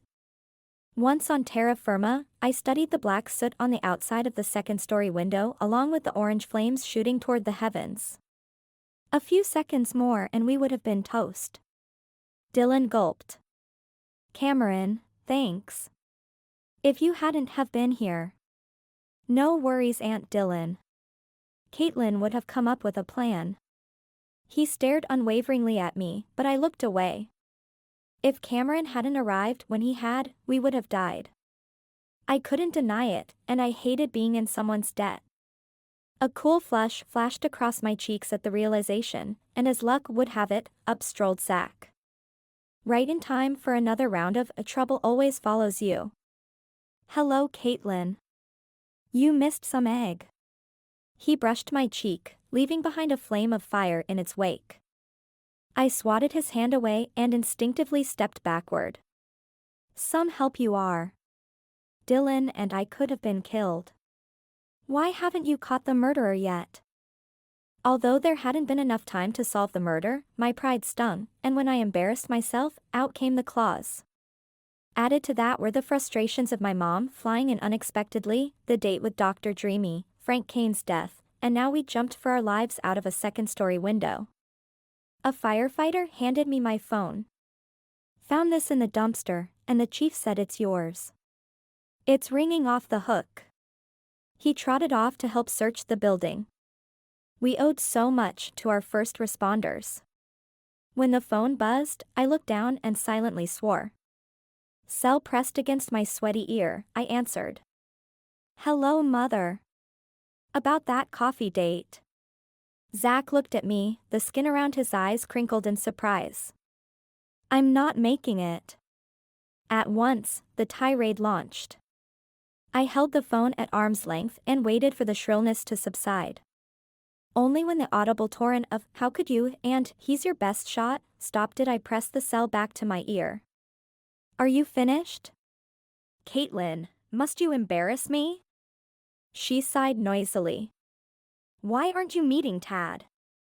Since her waspish tone had dwindled to more of a sulky vibe, I hoped she'd see reason. Most moms would be horrified if their daughters had narrowly escaped an inferno. "There's been a fire and..." "Fire? Where?" "At the studio." That still doesn't explain why you missed the date." "Okay, maybe I was wrong." Her response flummoxed me. Why couldn't she be happy I escaped being burned to death? Why couldn't she be like other moms? First of all, I cleared my throat, hoping my irritation didn't come out in my voice. It wasn't a date. Second, I'm fine, Mother. Why wouldn't you be? You re-speaking to me, are you not? Although, getting into medical school just got more difficult. "Mom!" I yelled, tired of her incessant push for graduate school. Actually, I was tired of lots of things, but witnessing the pairs of curious eyes popping over in my direction, I realized now wasn't the time. Instead of launching into my own tirade, which would earn me a walloping headache and a night of guilt, I lowered my voice and turned my back to the crowd. A fire broke out at Dylan's studio while she and I were upstairs. We jumped out the second-story window into a dumpster. Why not take the stairs? I clenched my jaw until it ached. For the love of all that's holy. "Mom," I said, trying to conceal the biting anger from my voice. "The stairwell was on fire. Do you think I jump out of windows for fun?" "How would I know? You never talk to me about stuff." Though I wanted to reach through the phone and strangle her, I swallowed hard and said in a measured tone. "Mom, now's not the time." "Fine." She exhaled. "Be at Josephine's at 8 p.m. tonight. You can tell me about this fire." "Fine," I said. "Why not?" I thought. I had to eat, and if my mom was paying for the swanky 5-star Josephine's, I'd be a fool not to go. "Oh, and Caitlin," my mother said before I hung up. "I'm glad you're okay." The click of the phone reverberated in my ear, and I counted my blessings. There was a parental side to her, after all. I'd take it as a win for the threadbare daughter-mother relationship that existed between us and call it a day. When I pivoted back to the growing crowd, Dylan was resting in Sam's embrace, while Zach was jotting down notes from each of them. "You all are free to go, but I'll expect signed statements from the lot of you by the morning," Zach said and veered towards me. "Caitlin, may I have a word?" He strode the few steps over to the dumpster and I followed, afraid of what he'd say next. My luck had run out as of late. "Listen." I launched in. The dumpster was our only option. "We're all safe, and I promise not to jump from windows again." I stopped and waited for the onslaught. Zach's brooding scowl transformed into one of concern. "Caitlin, you saved Dylan's life and your own. You'll get no complaints from me. That was some good thinking on your part." I inclined my head to the side in wonder and asked. "So why ask to speak with me separately? Surely you don't wish to go dumpster diving with me?" A rich chuckle filled the air as he shook his head. "No, the stench of you is enough to convince me otherwise." "Hey," I said and jabbed his shoulder. "I wanted to talk with you privately because that fire was no accident." I inched closer to him, lowering my voice so as not to draw more attention. "Spill it, detective. What started it?" Zach bent his head close to mine and whispered. "Looks like the fire started by the back door. They used an accelerant. Gasoline, I suspect. Sloppy work if you ask me. Somebody wanted to be found out." "That or it was a hasty decision," I said, absent-mindedly picking at my cuticle. "Cameron Chancellor helped you, correct?" "Yes." When I opened the window, I saw him in the alley. He pushed the dumpster over for us to jump into. Was there any reason for him to be in the alley? I squinted, taking in Zach's sour expression. "What are you getting at, detective?" Zach rubbed his stubbled jaw before responding. "Nothing. It's not important." Something nagged at me. Something about his tone. I glanced back at Cameron, who stood by Dylan and Sam, discussing the heroic rescue. He grinned widely at Sam's slap on the shoulder for rescuing Dylan. "Be careful with that one," Zach murmured. "How sweet." I looked back at Zach with a smirk. "You care." "I care about all the people of Silverthorne." "You have a good time with your mom tonight, Caitlin." "I'd dress up." "Josephine's 5-star cuisine won't be the only thing on the menu." Zach winked and lumbered off, stepping lightly. I wouldn't waste time wondering how he'd heard about Josephine's, but it ignited a shiver down my spine, nonetheless. Something told me tonight wasn't just a dinner with good old mom. Chapter 11. As soon as the fire trucks moved from behind my car, I realized my keys were inside Dylan's apartment, and the place hadn't been cleared yet for re-entry. Drat. I contemplated where I'd pick up a ride. Maybe Dylan and Doc Gates hadn't left yet. "Caitlin!" I heard over the clamber of heavy boots, the jargon of cop talk, and the murmurings of the assembled crowd. I saw Gloria wave high in the air from behind her salon. "Come here!" she shouted. I obliged, seeing as I had no other alternative. When I jogged up, I noticed Luther walking out from the rear entrance of the salon. "Hi, Gloria." "Sorry about all the commotion," I said. "Hope it didn't affect your business." There was enough smoke in the air to choke an elephant, and I worried that our fragile truce would shatter like a smashed mirror. "Not a problem." I was sweeping up when I heard all the fuss. "What happened?" Gloria asked, her eyes brimming with interest and a dash of wariness. "Gloria," Luther said in a warning tone, but I understood her curiosity, and besides, she'd find out soon enough. "A fire broke out in the back of the studio." Gloria's pert face contorted in concern. "Is it true you shoved Dylan out the window?" she whispered, broom in hand, her button nose scrunched up in disbelief. I couldn't blame her. It did sound like something that happened in the movies or TV shows, not in Silverthorne, and especially not by me. Still, her question had me scanning the crowd and reconsidering who the real town gossips were, because only Zach and a couple of firefighters were privy to those details. Dylan hadn't left Sam's side, hadn't talked to anyone. Zach wasn't one for idle chatter. That left the firefighters, but they were in the building, dousing out flames. Then I knew.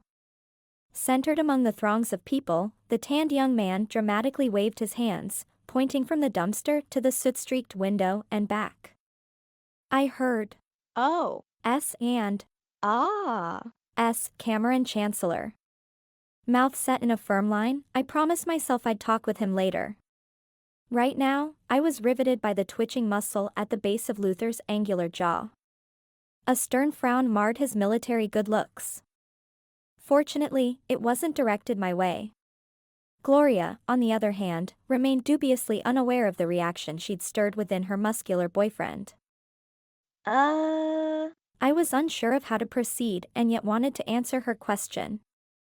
We both jumped from up there. I pointed behind me up at the window. But you pushed her, right? Gloria, that's enough. The flash of fire behind the words left me cold in the mid-70-degree weather. How she'd missed it was beyond me because she failed to acknowledge him. No, I said, better to out the truth before it gets all jumbled in the telling. Yes, I nudged Dylan out the window, but it was that or catch fire. Good for you, said Gloria, extending the broom at arm's length.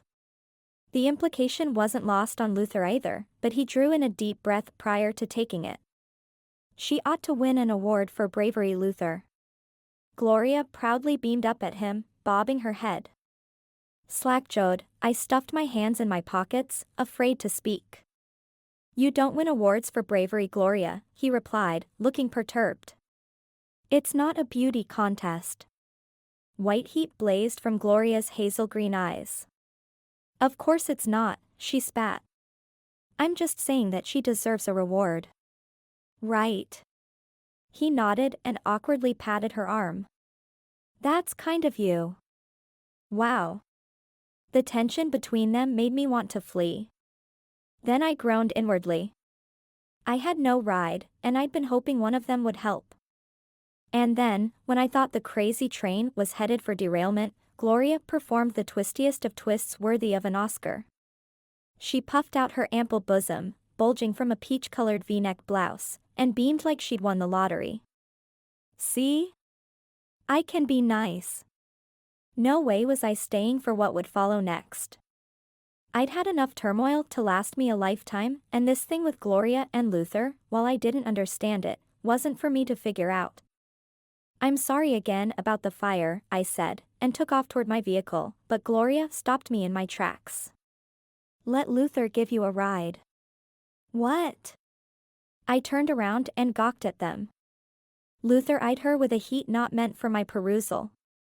But it wasn't his burning desire that pulsed the blood through my veins. How did she know that I needed a ride? I hadn't said anything. Can't drive your car without keys, said Gloria. Let him drive you home. Who said I lost my car keys? I stared into her bold brown eyes for what felt like eons before she replied. I just assumed you left them inside when you jumped into the dumpster.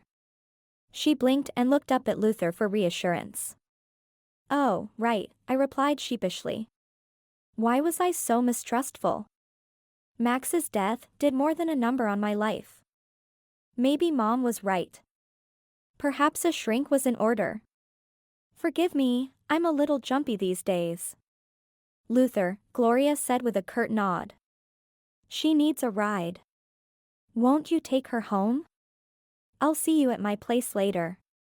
She stood on her tippy toes and gave him a quick peck of her full lips, rubbing the pink lipstick off his mouth, and then traipsed back into her salon. His eyes were glued to her swishing derriere. You don't need to drive me, I said. When he tore his attention away, somersaults flopped inside my belly. Tall and handsome, his sparkling eyes did a number on me, even if the provocateur was his girlfriend and not me. Bad form, I thought. He's a taken man. Hop in. Luther gestured to his SUV. Let's get you home. I'll stop by later and bring your belongings. After eyeing the SUV for a second and determining the likelihood of getting another ride, I hopped in and off we went. Rocky greeted us at the door, and I whisked him up and smothered him with kisses. He pushed his 2 front paws against my chest, not used to such treatment, and trotted off when I placed him back on the floor. I believe he'll steer clear of you for a while, said Luther. I faced Luther. Can I ask you a question? He crossed his arms. That depends. I dove right in. Why is Gloria being so nice to me? His eyes lit up with an inner glow. She's trying to show me she can be nice. Gloria has a habit of losing friends. You don't say? He chuckled. She's a strong-minded woman. I'll give you that. I walked towards the kitchen. When I reached the cupboard, I pulled out 2 mugs. Care for any coffee? Luther followed me, leaning against the doorframe leading into the kitchen. He was a giant in the tiny room. And why are you being so nice to me? I wanted to show my courteous side. Luther gave me a measured look. You two are more alike than you realize, you know. Perhaps, I admitted. I poured the mugs full of hot coffee, handed him one, and he lumbered over to the other side of the kitchen peninsula from me. With the warm mug between my palms, I drew a large sip and sighed. Hey, Luther, Zach said something earlier that has me slightly concerned. The fire wasn't an accident. They found an accelerant at the rear entry to the studio. Luther took a sip of the coffee, eyeing me over the mug's rim. They used gasoline at the base of the stairwell leading up to Dylan's apartment, I explained. The mug rattled as he set it on top of the counter. I'm aware, but that's not what you're asking, is it, Caitlin? The counter creaked beneath his weight when he planted both palms on it, fixing me with an unblinking stare. I chewed the inside of my cheek, wondering how much I could trust him. Would he steer me clear like Zach? He'd helped until this point, but I suspected the camaraderie would stop if I pushed too hard. Someone is either trying to scare Dylan or kill her. Luther's stare remained watchful. She stands to inherit millions of dollars, but who would benefit from her death? Who are your suspects? He asked. Dylan and I had just set up a corkboard full of suspects in her apartment when the fire started.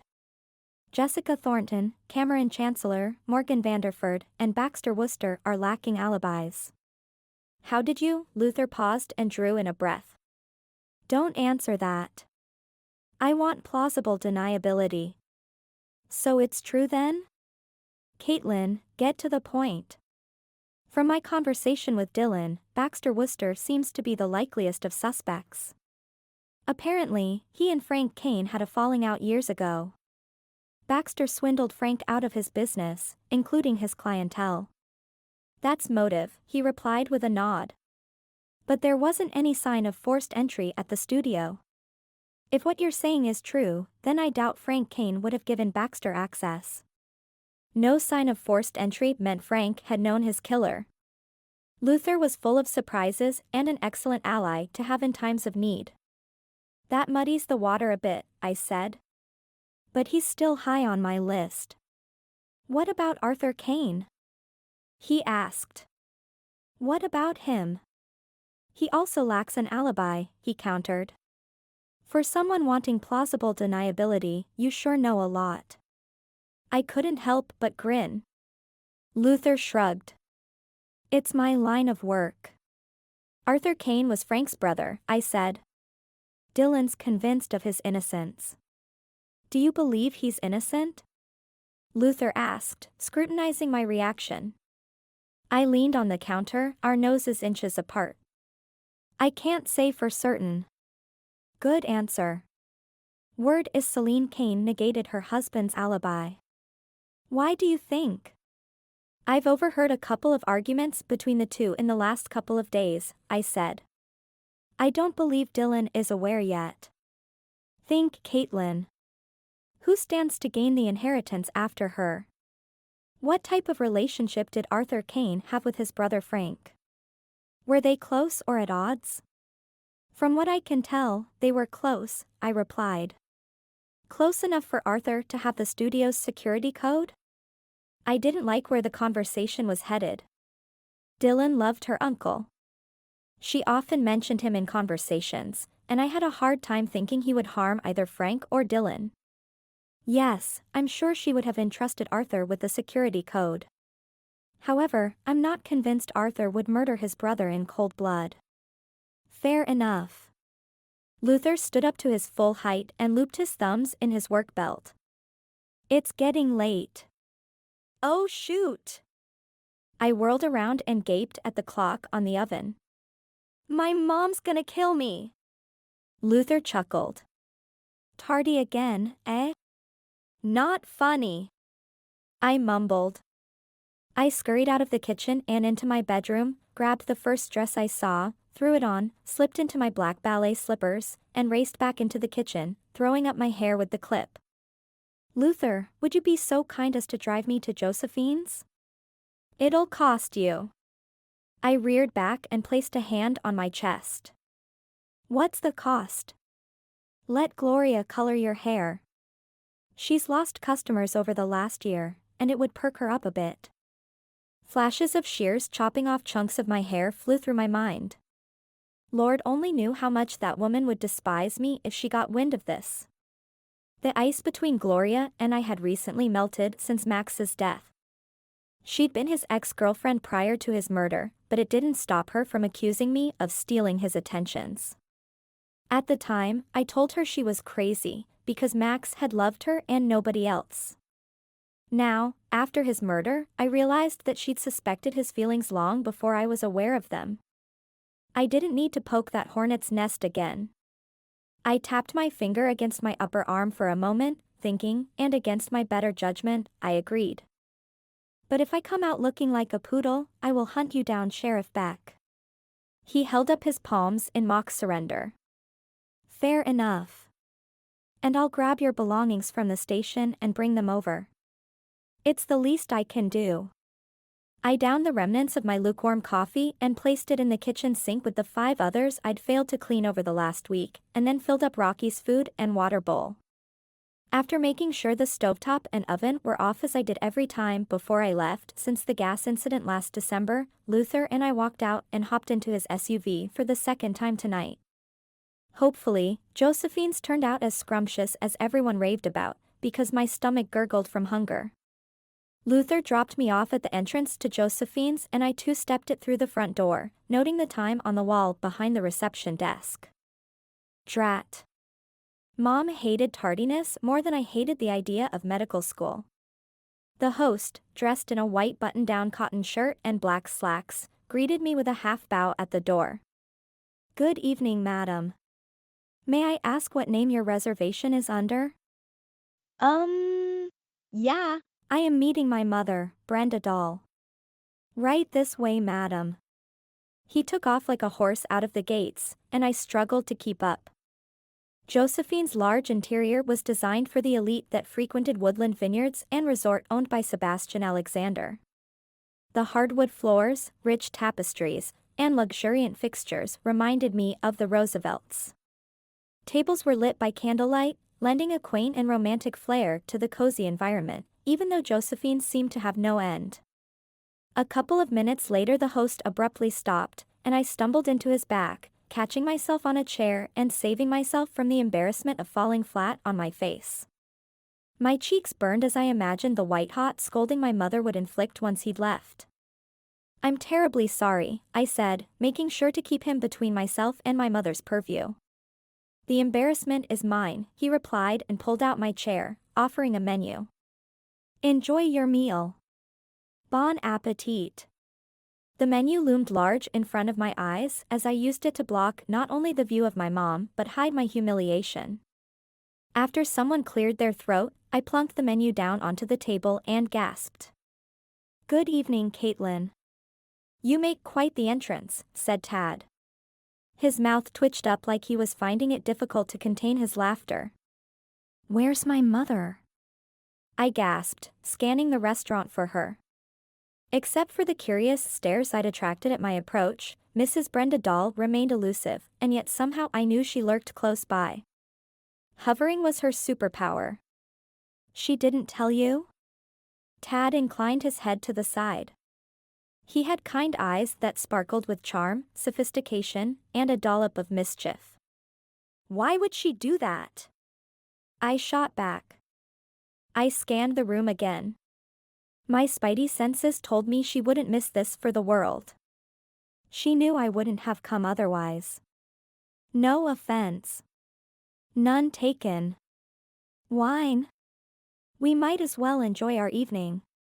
I searched his face for any offense I might have caused. Finding none, I nodded.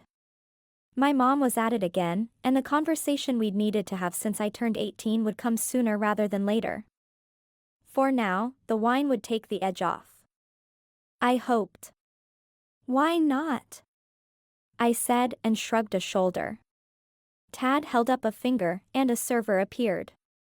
He ordered a Pinot Noir and within minutes the server had uncorked the bottle, held it for Tad's approval, and then filled up our wine glasses.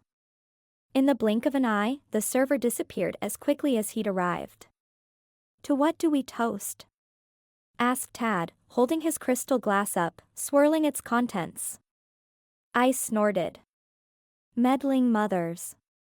We clinked our glasses together and sipped. Tad's eyes narrowed. I believe your mother and mine would get along swimmingly. Oh. Yeah. I chuckled. Why is that? Last week my mother set me up with a senator's daughter. Is that a common occurrence? I asked. On a weekly basis. He drained the remnants of his glass in one fell swoop. The server reappeared out of nowhere, refilled our glasses, and vanished again. I don't think I'll ever get used to this, I said, motioning to the waitstaff flitting about. Don't marry a senator. His robust laugh was rich but tight. It hid years of anguish. Anguish I'd been accustomed to my entire life. Marrying for money should be outlawed, I huffed and took another swig. The warm burn comforted my belly, and my neck muscles relaxed under the wine's influence.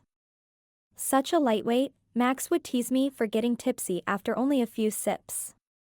In this instance, it proved to be advantageous. Agreed. He tipped his glass in my direction and winked. Let's order the most expensive items on the menu and enjoy ourselves for a change. I peered across the table at him, holding my glass midair, swirling the burgundy contents. You must make lots of money, I said without thinking. My hand shot up to my mouth, and my eyes grew wide, but Tad kept on without blinking. I make enough, though not as much as my mother would like. I work with Doctors Without Borders during my summers. And this displeases her? I put my glass down, figuring I'd had enough. Tad nodded. It's not prestigious work. What type of medicine do you practice? Cardiology usually, but during the summers I'm a jack of all trades. Cardiology disappoints her? I scoffed, unable to contain my surprise. He bowed his head and took another sip of wine. It would appear so. Mother strongly encouraged a different medical specialty. I rested my elbows on the white linen tablecloth and clasped my hands together. And that would be? Plastic surgery. Ah. I see. Plastic surgeons make lots of money. That they do, but money isn't everything. Not to me. My respect for Tad grew by the moment. Maybe my mom didn't strike out on this one after all. Tad? I hesitated, wondering if he'd think I was crazy. The ease of conversation had lulled me into a sense of security. Though perhaps it was the wine. Regardless, I found myself itching to share the murder case with him. But should I? Since Max's death, I'd had zilch in the confidant department. I mean, if Tad could diagnose heart failure or some other illness, then he had the chops for detective work. However, would opening my mouth place Tad on a killer's path? You run in high society, right? I asked. He inclined his head to the side, curious. One could say that. If a person stands to inherit millions of dollars, could that provoke someone to kill? Tad put down his wine glass. He leaned forward onto his elbows and clasped his hands together. Your mother did mention you had odd hobbies. A warm flush swept across my cheeks, but his wink put me at ease. Is this regarding your friend's father? Your mom mentioned something about it. That's the one. I suppose it could. He rubbed the base of his wine glass, his forehead scrunched in thought. But remember, people in high society have trust funds or wealth of their own. Most attend college and get jobs through their familial networks. Murdering for money usually means someone lacks capital. Huh, I hadn't considered that. So we are looking for a killer who's low on funds. That's where I would start, he replied. The server reappeared and took our order, and soon we were elbow deep into lobster tails, shrimp scampi, and caviar. Tad was an excellent listener and a delightful conversationalist, and the night flew by. You know. He began with mischief in his eyes. We both have meddling mothers. What do you say we do a little meddling of our own? What do you have in mind? I asked. How about another date? We can tour the local wineries together.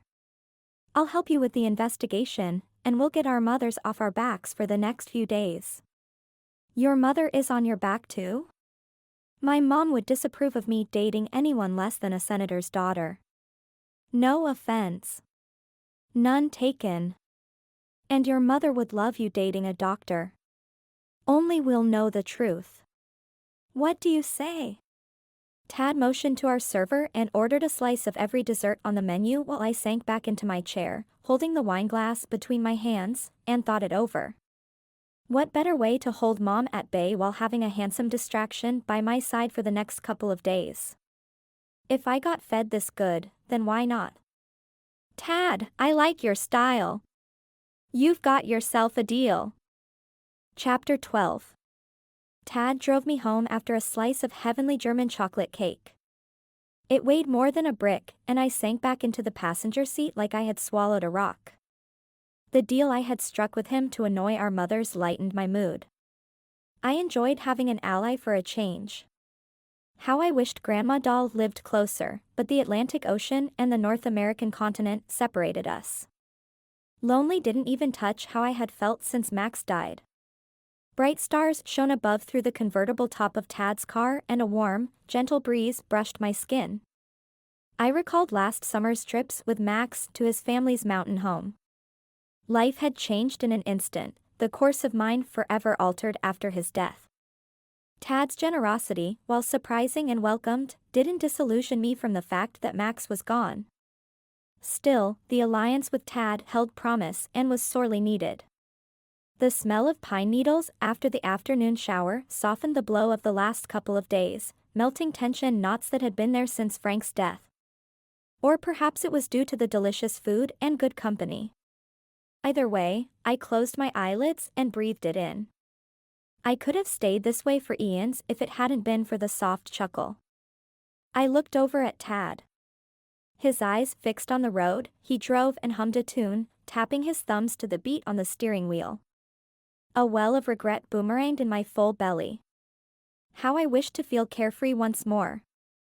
Grandma Doll said one day I would trust and learn to love again, but the death of Frank Caine smashed the wobbly foundation I'd resurrected in the last 6 months. For the second time, someone was after a person I loved, and the urgency to fling away responsibility and escape had to wait. We pulled up on my gravel drive and came to a stop. Like a gentleman, he escorted me to my front door while I fumbled around for my house keys. Thank you for dinner, I mumbled, rifling through my stuffed purse. Old receipts tumbled to the front porch while I continued my frustrating search. My pleasure, said Tad. Are you free tomorrow afternoon?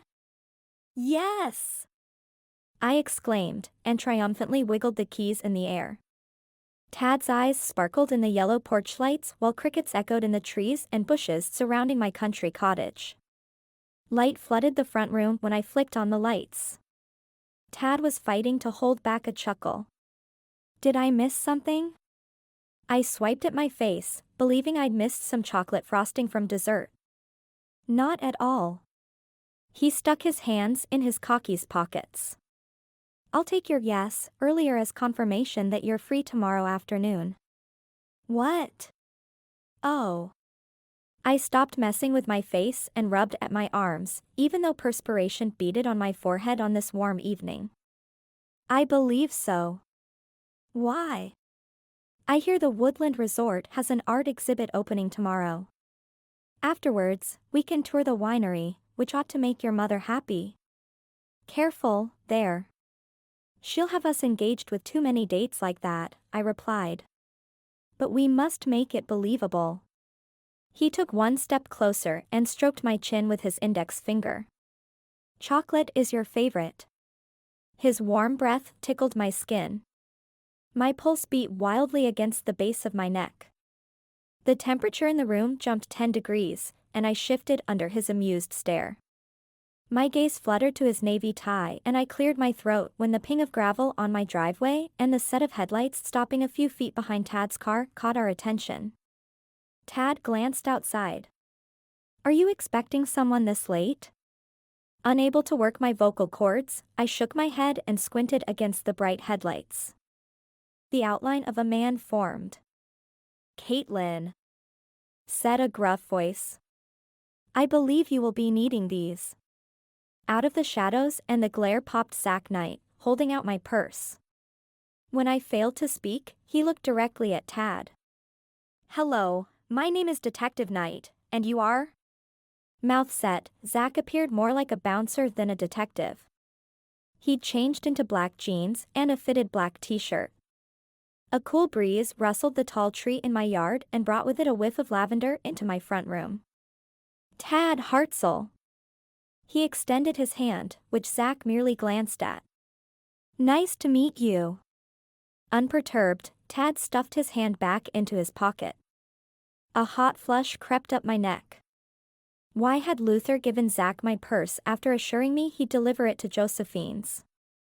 Zach stood tall, studying Tad from head to toe. A twitch appeared along his jawline as if he didn't like what he saw standing before him. Might I ask what happened to Luther? I asked. The tension was thicker than Texas toast.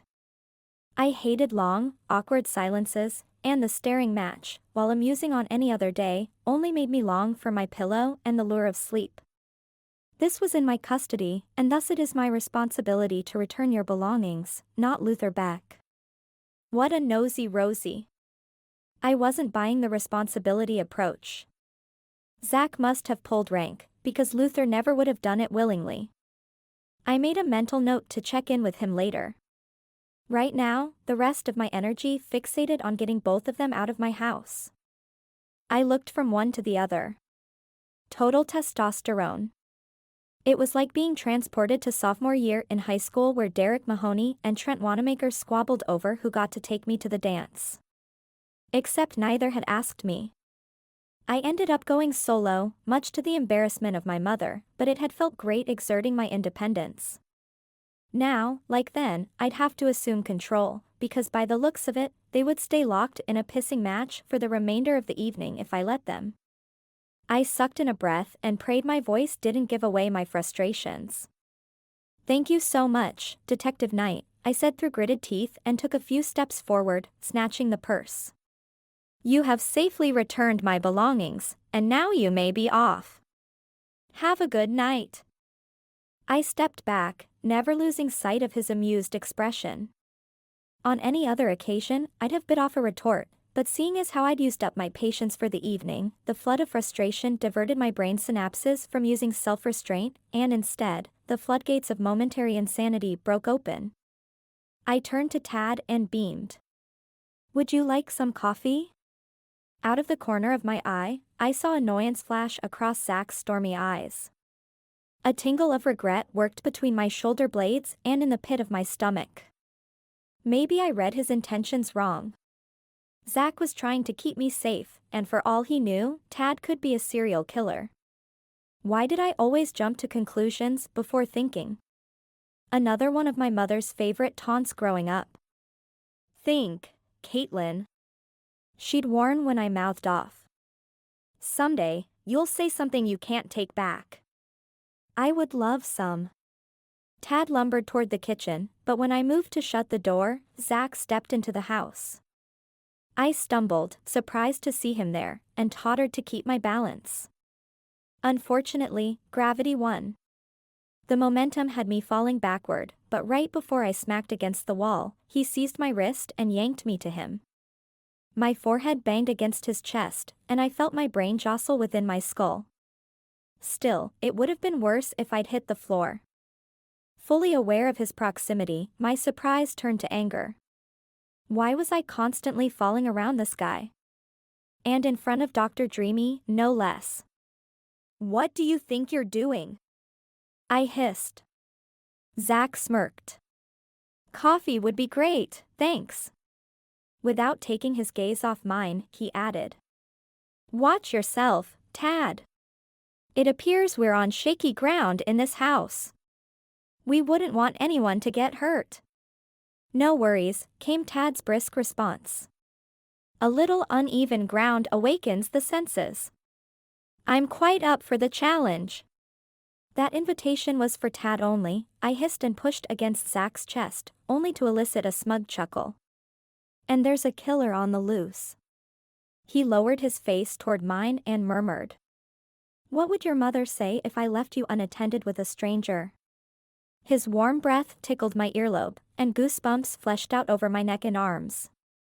She flew him out here, I whispered, cocking my head to the side. She'd probably love it. While that may be, I am the town detective, and I couldn't live with a guilty conscience. Zach. I warned through gritted teeth. Please. Leave. He let go of my wrists and leaned against my doorframe, crossing his arms against his chest. Your guest is getting lonely. His eyes danced wickedly. Inwardly I seethed, but saw the futility of the situation, and stalked back into the kitchen, shoving pots and mugs around in my anger. Only after slamming a few drawers did the frustration ebb, and I filled the coffee pot full of water, starting the machine.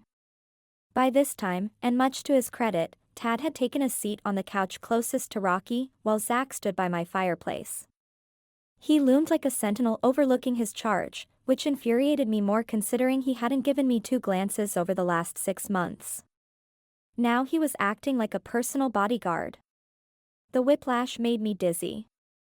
Rocky moved closer to Tad and, to my surprise, jumped into his lap.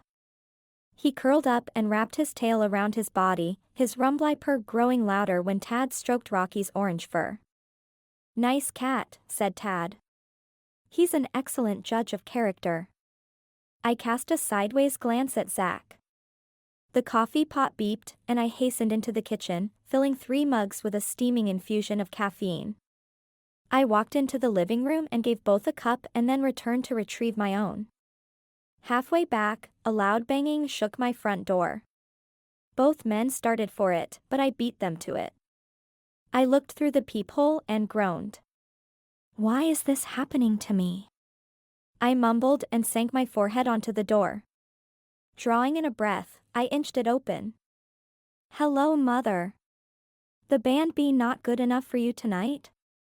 She shoved past me, her fuchsia silk scarf trailing in her wake, and halted halfway in seeing Zach and Tad. Mother whirled around and fixed me with an inquisitive stare. Caitlin? She paused and eyed the 2 men. Why are there 2 men in your living room close to midnight? I sighed. Detective Knight returned my purse, and you know all about Tad. What are you doing here at this hour? I wanted to make certain you got home safely. She picked at an imaginary hair on my blouse. She beamed at Tad. Forgive my daughter. She can be rude at times. Then she fixed a bold stare at Zach. I'm confident you have other things to do, Detective Knight. Thank you for your help, but as you can see, Dr. Hartzell has everything under control. Have a pleasant night. My mother waved towards the door, dismissing him. Zach waited an extra minute and then gulped down the remaining contents of his mug before placing it on the mantel. Lock your doors, and remember, there's a killer on the loose. He strode over to my front door. "Caitlin, please leave the investigation to the experts. Hopefully, your mom can talk some sense into you." On that, he spun around and walked out. "He's right, you know," my mother said with a disapproving pout. "You nearly got yourself killed last December. Leave it to the professionals. Don't you think, Dr. Hartzell?" Tad stroked Rocky's fur 2 more times and then replied. "Caitlin's got a good head on her shoulders. I trust she'll keep herself safe." Rocky yawned and stretched out his paws before hopping down from Tad's lap. Tad stood and crossed the distance between us, handing me the half-empty mug. "Thank you for a wonderful evening, Caitlin. I look forward to tomorrow." He leaned in to place a quick peck on my cheek. "Good night, Mrs. Doll." Tad strode out, and I closed the door, the burn of my mother's stare blazing a hole in my back. "What's this about tomorrow?" she asked while trying to appear busy. She'd righted pillows and refolded a blanket, picking up a few old teacups I'd used the last couple of days and carrying them into the kitchen. For the umpteenth millionth time tonight, I counted to 10 and noisily blew out a breath before responding. "Tad is taking me to the Woodland Resort tomorrow. There's an art exhibition he'd like to show me." For a moment, Mom's face beamed in delight, then her stone facade returned. It wouldn't do for her to see me smiling, because she'd catch on all too quickly, and where would that leave Tad and me? I grabbed the dishes she washed off and put them into the dishwasher, careful not to look at her. The inner workings of her mind were on full display as she tossed the dish rag into the sink and shut off the faucet. "That sounds lovely," she said, tapping her fingernail against the countertop. "Did you have a pleasant time?" "He's nice." "And?" she prodded. "And there's nothing more to tell." I was feeling the late-night hour. My body ached for sleep, and she'd only delayed it with her inquisition that could wait until morning. "You had better behave tomorrow, Caitlin. No more of that odd behavior of yours. He's a good man, and he spent a fortune on you tonight." And whose fault was that? Never one to take the blame, my mom ignored my question and plodded on. "All I am saying is to keep the conversation interesting, not on the latest murder. For Pete's sake, the German chocolate cake cost that delightful young man $20. Ha! I slammed my palm onto the countertop. "I knew you were there. Honestly, Mother, you've got to stop micromanaging my life." She harpooned a death stare in my direction. "I wouldn't have to if you stopped screwing it up. Why do I even bother?" I threw my hands up in the air. "Go back to your hotel, Mom. Lecture is over for the night." I stomped off towards my bedroom, hearing her footsteps close behind. "Caitlin, wouldn't it be better if I slept here tonight? Detective Knight did say the killer was on the loose." With threadbare restraint, I hung my head and pointed to my closet. "You'll find sheets and blankets in there, along with some towels." "Mom, good night." Not trusting myself, I remained with my back to her. After she got what she needed, she left my room. Lord grant me strength. I rubbed my temples, feeling the throbbing pain building inside my head. If I didn't get sleep soon, there'd be an addition to the body count, namely my mother's, and Zach would throw me behind bars.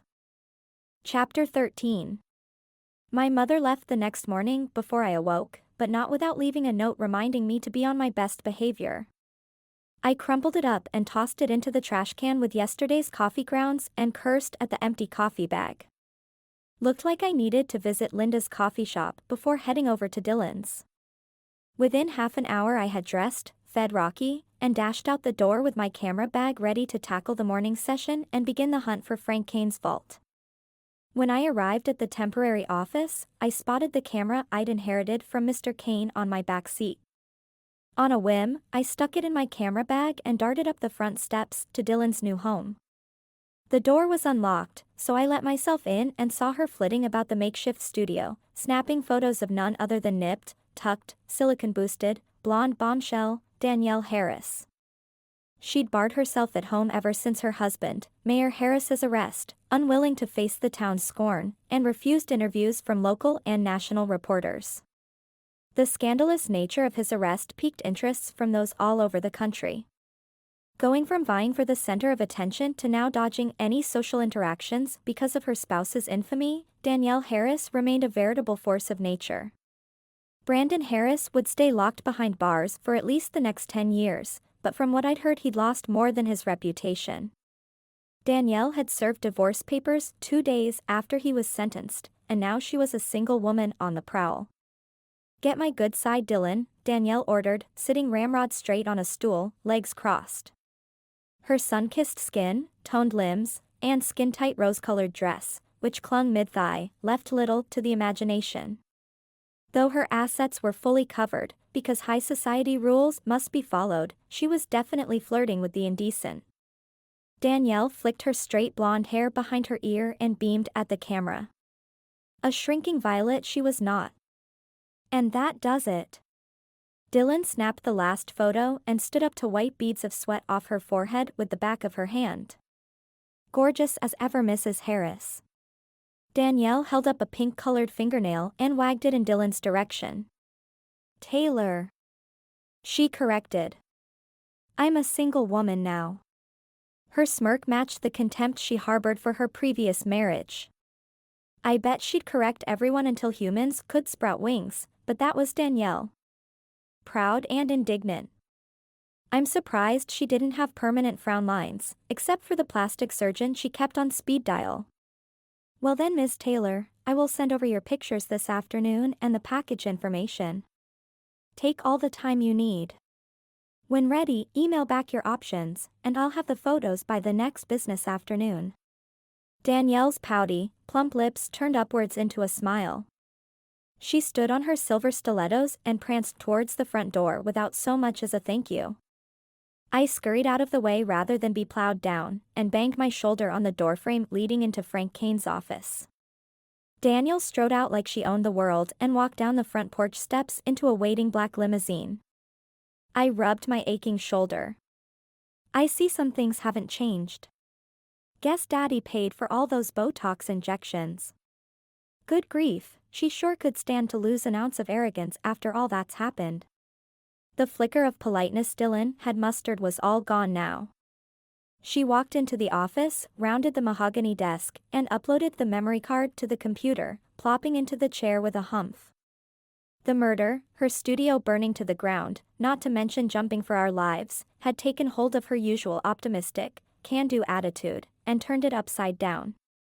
"Dylan, why don't I take care of that and the rest of today's sessions? A day off won't kill you." She ran a hand through her spiky hair and peeked up at me over the rim of her readers. "As tempting as that sounds, I'm better off staying busy. Anyhow, isn't there a vault to find?" Stubborn as ever. I worried the grief would catch up to her.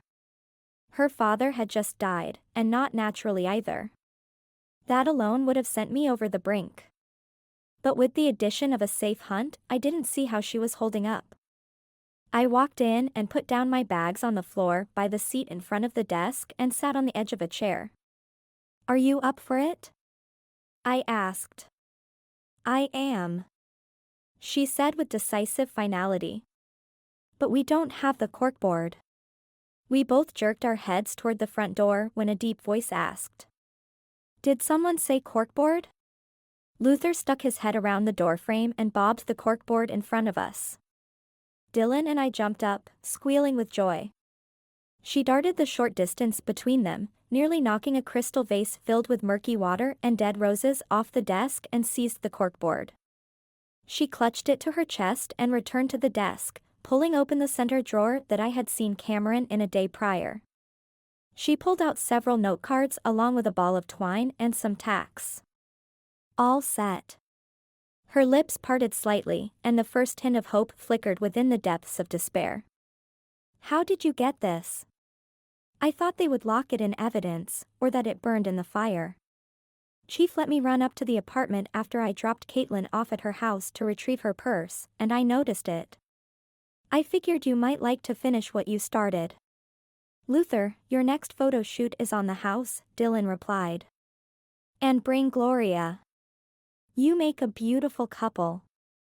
If I didn't know any better, I would have sworn Luther blushed. Then he rubbed his face and strode up to the desk, pointing out the note card bearing Baxter Worcester's name. Looks like the yarn points to this man. Who is he? He's an old business partner of my dad's. Baxter is the one who cheated Frank out of his clients and business, I explained. What about Morgan Vanderford? He asked, resting his hands on his work belt. Was there any bad blood between them? Dylan shook her head. They were old army buddies. Morgan was loyal to a fault. What do you mean? Luther asked. Dylan propped the corkboard in front of the computer with a faraway look in her eye. They protected each other in Vietnam, and they came home different men. War will do that. Ever since, they looked out for one another.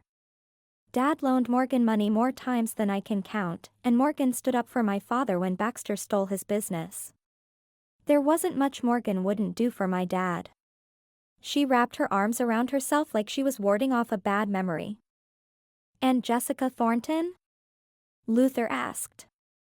Jessie is my dad's younger cousin, answered Dylan. They were thicker than thieves. Dad and she kept no secrets between them that I know of. That leaves Cameron Chancellor, said Luther. Cameron? Dylan waved her hand in dismissal. Cameron loved my dad. They'd talk endlessly about ancient Babylon, the American Civil War, and don't forget the Ninth Legion. Honestly? I don't see any of them other than Baxter wanting to harm my dad. But somebody did, Dylan, Luther pointed out. And usually, it's someone close to them. She hesitated. My guess is on Baxter. She tapped her index finger against her chin. They haven't spoken in years, and now he shows up at my dad's funeral? I nodded. Not to mention the fight. Dylan looked from me to Luther with a curious expression. What fight? I broke up a fight between Baxter and Morgan after the funeral, Luther told her. Yeah. And I practically got stampeded by it. Lots of people witnessed it. I'm surprised you didn't hear it, I said. Golly, I skipped out for a minute to collect myself, and that happened? Dylan sat in the chair and stared at the board. Well, said Luther. It's a start. I'll have Cassie run a check on Baxter. It shouldn't take long.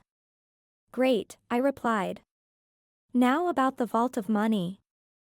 I stepped back, intending to retake my seat, and tripped over my camera bag. A sharp pain blasted through my ankle. I twisted, trying in vain to grab onto something for support, and Luther clutched my arms, steadying me, and prevented a nasty tumble to the floor. Nose to nose, he gave me a knowing look. You have a penchant for falling. Dylan cleared her throat, and Luther let go, raking his hand through his cropped hair while I knelt to inspect my bag. In all the commotion, I heard a crunching sound, and I hoped none of my equipment was broken. I unzipped the bag and looked inside. Drat my clumsiness, I moaned and sank to the floor. What's wrong? Luther asked as Dylan rounded the desktop for a better look. I pulled out my mangled camera. That would set me back a few thousand. However, there was more than just the one. I rummaged around, setting aside lenses and an additional camera on the floor, and when the bag was almost empty I spotted the camera Frank had given me in his will. The back compartment had fallen open, but from what I could tell, nothing was broken. An enormous sigh escaped my lips as I held the antique camera up and checked under it for a crack when a slip of yellow paper tumbled to the rug. What's that? Dylan hovered over my left shoulder while Luther loomed over my right. I picked the tiny scroll off the floor and unrolled it. Our collective gasps overtook the air conditioner's loud hum in the window. Written in black calligraphy were the words, "A story is but a snapshot in time.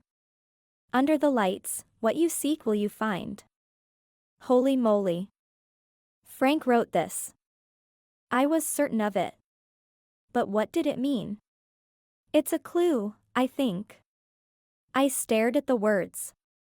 Read it already, Dylan urged, hovering even closer. A story is but a snapshot in time.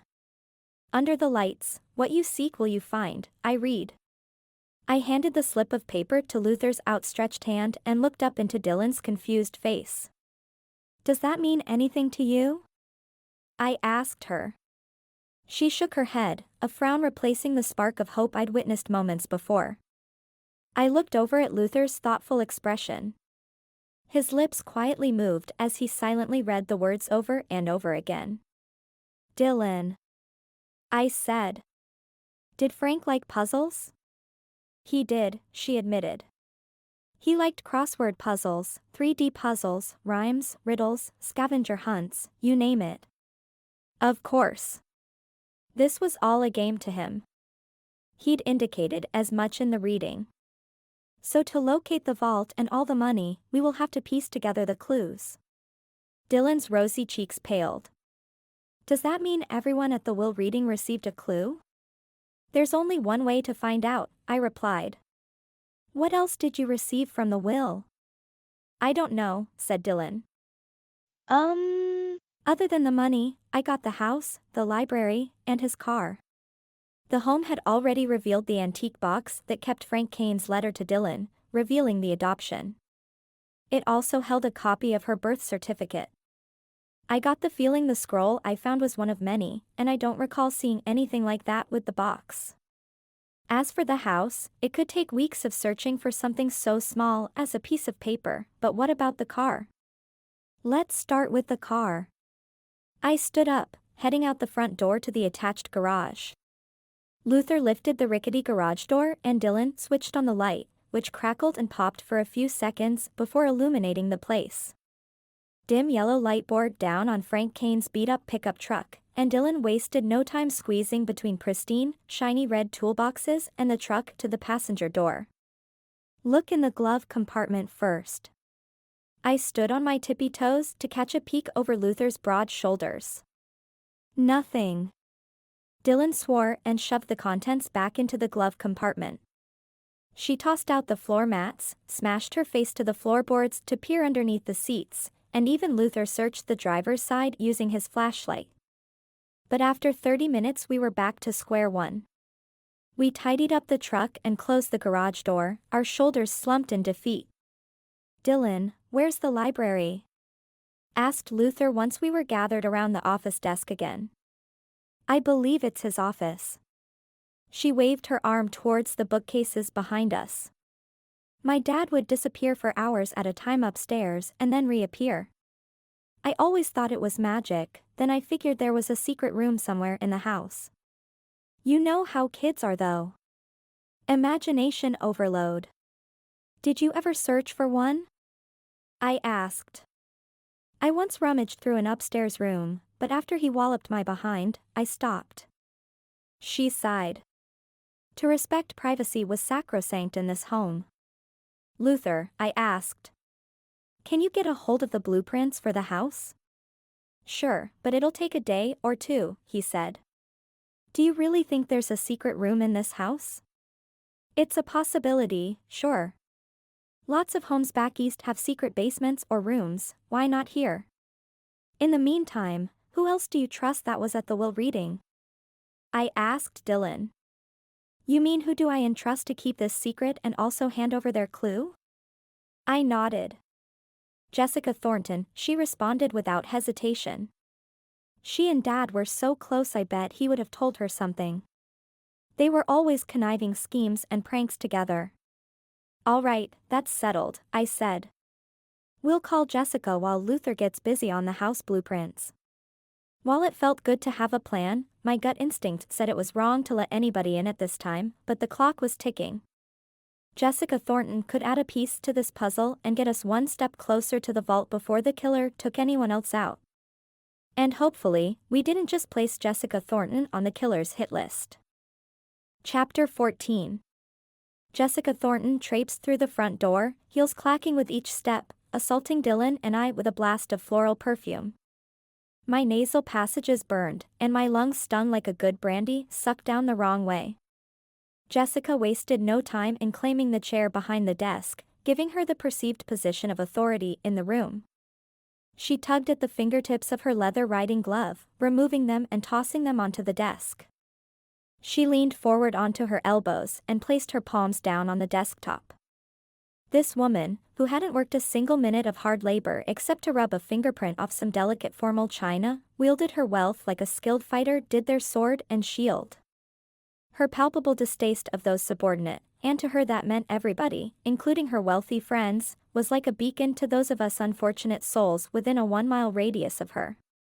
From the brief observation at the will reading, my initial dislike of Jessica Thornton hadn't wavered. After Luther had left for the blueprints, Dylan had called Jessica and asked her to come over.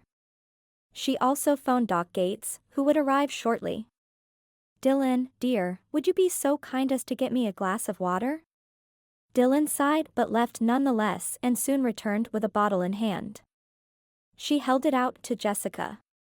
"Not that dreadful stuff," said Jessica. "Only sparkling water enters this body. Unless you have Voss." She patted her helmet of dyed hair that didn't even move and leaned back in the sturdy oak chair. Dylan plopped the water bottle onto the desk and frowned. "It's either bottled or from the tap. Take your pick." Just then, 3 successive taps reverberated off the front door, and Dylan went to answer it. Shortly after, not only Sam Gates strolled in, but Luther and Gloria. I inched closer to the desk, allowing room for the others, and cast a wary glance at Gloria. Why she showed up I had no clue, and yet here she stood dressed like a 1940s pinup model. Even Rosie the Riveter would have been proud. Dylan's hard stare darted between Luther and Gloria. She wrung her hands and paced over to stand beside Jessica. Before Dylan could speak, Jessica blurted, "What's she doing here?" We all looked at Gloria. Luther placed an arm around her shoulders and drew her to his side. "Gloria and I don't keep secrets from each other. We can trust her." "You'd better hope so," scoffed Jessica. "However, I'd be more concerned about her safety." Gloria fixed Jessica with a glare. "I can take care of myself." Jessica tapped her pink fingernails against the top of Frank's desk and pinned a frigid stare at Gloria. "Someone's already died. Your wares get you far, I'm sure, but a cold-blooded killer is an entirely different ballgame. I doubt wagging that tight tushy of yours would ward off an assailant. Add those 5-inch stilettos and you're a hazard to any one of us in this room. Although it would make you the slowest of us all, which could be an advantage in the running department. The murderer would surely attack you, you little tart, before he ever laid a finger on us, so keep thinking that, dear." With a gasp, Gloria stormed 2 strides forward, but Luther stepped in front of her, grasping her shoulders. Need I remind everyone, Luther struggled to keep his girlfriend from ripping Jessica's head off. "We all must work together. Gloria is more than just her good looks and handles herself well in a tight situation." Gloria stopped struggling, allowing him to step beside her. A look of thanks passed between them. She held her chin higher and drew in a deep breath. "I've studied martial arts for half my life. I dare anyone to attack me or those I care about." Jessica Thornton's eyes flashed in anger, but she gave a curt nod. "Careful what you wish for because they may grant it." Dylan clapped her hands and forced a smile. "Tensions are high," she said. "But we all must try to get along. Now, I've invited you over to piece together some clues we've uncovered." Jessica's overly plucked brow inched upwards, or as far as the Botox allowed, and she stopped tapping her nails. "What clues?" Dylan cocked her head to the side and cast a thoughtful look upon her cousin. "Do you remember years back when Dad would make me solve riddles to find my Christmas presents?" Jessica nodded. "I believe, actually, we suspect this vault challenge is similar." "How so?" asked Jessica. Dylan curled a finger at me, beckoning me over. I held out the scroll of paper that had fallen from Frank Caine's camera. Jessica stared at it for a second, then snatched it away. After unrolling it, she read the contents silently, her lips moving as she took in the words, then asked. Has anyone else found a clue? Not yet. But you know how Daddy loved his puzzles. It was a tradition, agreed Jessica. From what my mother told me as a child, scavenger hunts, riddles, puzzles, you name it, were part of our family history for generations. My dear cousin, think. Your clue will be pivotal. What did Frank leave you? That's just it, sighed Dylan. We've already looked in his truck, and the only other things left to me were the library and this house. It could take weeks to find a piece of paper this tiny. Jessica tapped her finger against her cosmetically enhanced cheek and said. Were any of your presents carted off to charity back in the day? No, but this is much bigger than that, said Dylan. How so? Asked Jessica. Millions are at stake, cousin, not simply children's gifts. Not to mention my father was murdered. We'll run out of time traipsing about the house looking for some scroll of paper. Exactly why we must think, cousin, Jessica cooed. Have you searched the library? That's the problem. The bridge of Dylan's nose crinkled in frustration. What library? He always called this his study. He never mentioned a library growing up. Gloria jabbed her bony elbow into Luther's side. It was his cue to lift a strap off his shoulder, on which hung a cylindrical tube. Luther placed it on the desktop, unscrewed the ends, and pulled out rolled-up sheets of paper. Borrowing Frank's stapler and purple quartz paperweight, he unrolled them and tacked them down while the rest of us leaned over to inspect the lines and squares that represented Frank's home. The blueprints showed the 3 floors of the house, including the basement, with the attic on top. From the night Luther and I helped Dylan clean it up after the burglary, I had noticed nothing unusual at first. The kitchen, living room, the study, and the upstairs rooms were there. Then I took a double look at the master closet. What's that? I pointed at Frank's closet dimensions, my heart thumping inside my chest. From what I remembered, his closet wasn't large. As a matter of fact, it struck me as odd the other night. The guest rooms had decent-sized walk-in closets, but Frank's was half the size of the others. However, on the blueprints, it appeared to be twice the size of the closets in the other rooms. Dylan leaned closer and squinted at the dimensions. It's the master closet. Yes, but look at the size. It's double that of the others, but on the architectural plan the master closet should be double the size it is, I replied. Jessica stood from the chair, which gave her a bird's-eye view, albeit upside down, and leaned over the desk. That's odd, she said. Have you checked it for a false wall? Why would I? Said Dylan. It wasn't until this ridiculous request that I even knew my father had a library.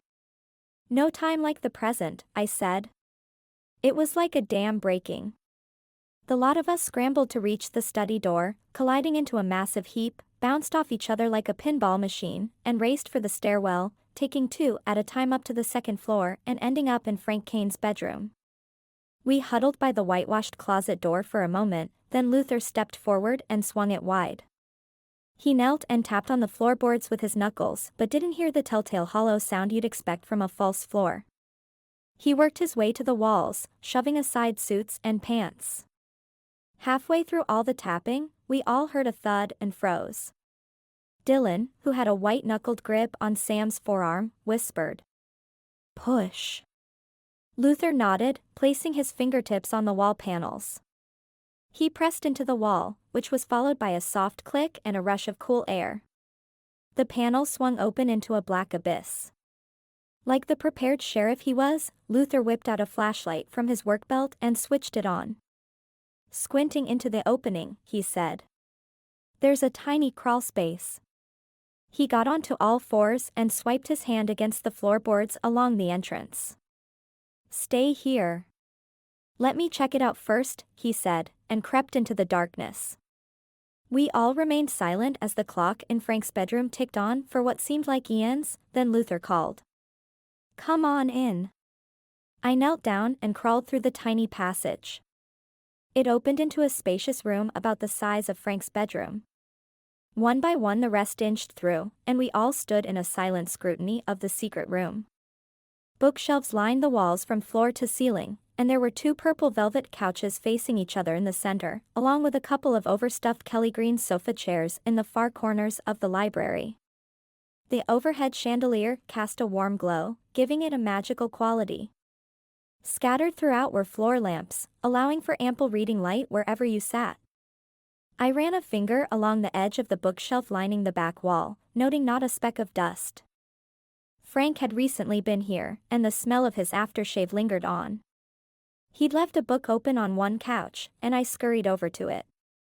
The cover featured a picture of a maritime ship with full masts leaped out against a black background, and the words "The Charlotte" in white lettering. Leave it to Frank. He was a sucker for historical mysteries. "It's got to be in here," said Dylan from behind me. "We'll find it," I said and gently squeezed her hand. "There are thousands of books," Gloria groaned.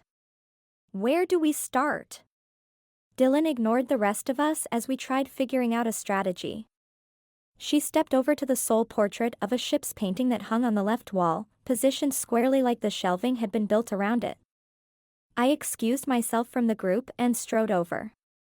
"He sure loved ships," I said, gently trailing my index finger along the frame. Dylan frowned. "Why do you say that?" she asked, looking from the canvas to me. "He was reading a book about ships." I held up the book as proof. "It was open on the couch over there." "Wait a minute." She reached for the oil painting. Carefully prying it off the wall, she rested it against the back of the couch that I'd discovered the book on. "Where is it?" she mumbled, running her fingertips over the ridges of the dried painter strokes. "Where's what?" What did she see that I didn't? Her eyes narrowed in on a part of the painting, and her finger hovered over the ship's bow. "Caitlin, show me the book." When I held it up, her eyes gleamed as Dylan looked from the picture back to the book cover. "This is it!" she exclaimed. The others scurried over, all wide-eyed and expectant. "The Charlotte!" she announced with pride like it cleared everything up, yet it meant nothing to me. "The painting and the book are of the Charlotte." Gloria's brows knitted together as her heart-shaped lips tugged down at the edges. "I don't understand." "I do," Jessica piped in. "Quick, flip it over. Is there any writing on the back?" Dylan carefully turned it over. She searched, finger gliding over it as she did so. Her face lit up in surprise. "Yes, Dad's written something in the upper right-hand corner." "Cousin," said Jessica. "Please tell me you have lemon juice in the house." Dylan nodded with vigor, a laser-like focus on the picture. "And a hairdryer?" "Yep, they're downstairs." "Caitlin, hold the painting while I get the stuff." "I'll be back in a jiffy." Dylan flew out of the room the second I'd taken hold of the picture frame and was back within 10 minutes, carrying a bottle of lemon juice and a hairdryer. While she was gone, Luther had found an electrical outlet close by, and he plugged in the hairdryer that she handed him. Everyone huddled around the couch but remained silent. Every creak of the house, every breath blasted the senses as Dylan approached holding the lemon juice, which hovered over the edge of the portrait. Why wasn't anyone else concerned about using lemon juice on an old painting? Wouldn't it damage it? Didn't they learn anything in high school chemistry class, for Pete's sake? "Jessie!" Dylan barked, snapping her fingers. "Do you have a tissue?" Jessica shoved her hands into her trouser pockets, and upon finding none, she flitted about the room, even tossing up couch cushions along the way. "Quick, does anyone have a tissue?" She snapped her fingers and stared expectantly at the curious pairs of eyes that blinked back their confusion. "Let's go, people! Check your pockets!" Since I held the painting, I stood by and watched the anxious looks that returned Jessie's stern stare.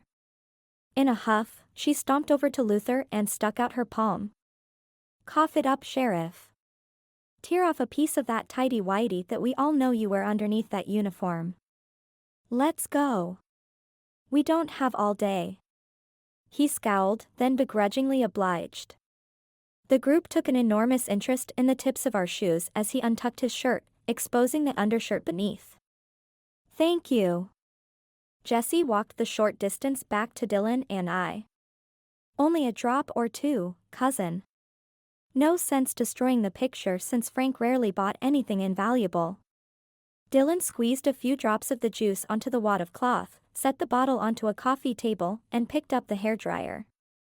She placed the tip of the hairdryer next to the writing, and took a breath. "Here goes." Jessie rubbed the cloth against Frank's bold script. "Now, cousin." The hairdryer whirred to life, and Dylan swept it back and forth over the handwriting. I did a double take as more words appeared beneath those we could already see. "Write it down," Jessie demanded, without taking her eyes off the script. Luther whipped out his trusty pen and notepad and wrote the words Jessie read.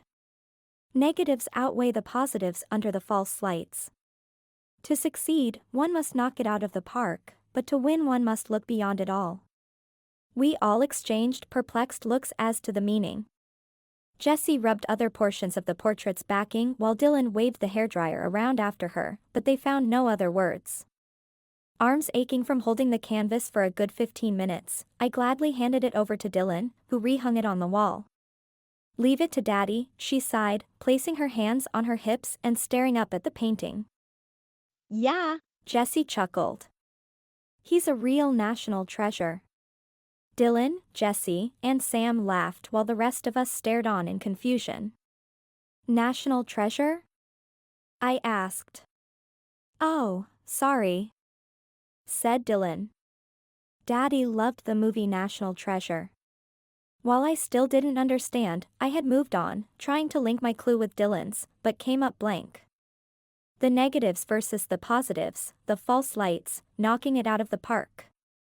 What did it all mean? In the not-too-distant past, negatives related to photography and false lights, meaning all the soft boxes and stuff modern photographers used, but knocking it out of the park made no sense. "I guess we need to sleep on it."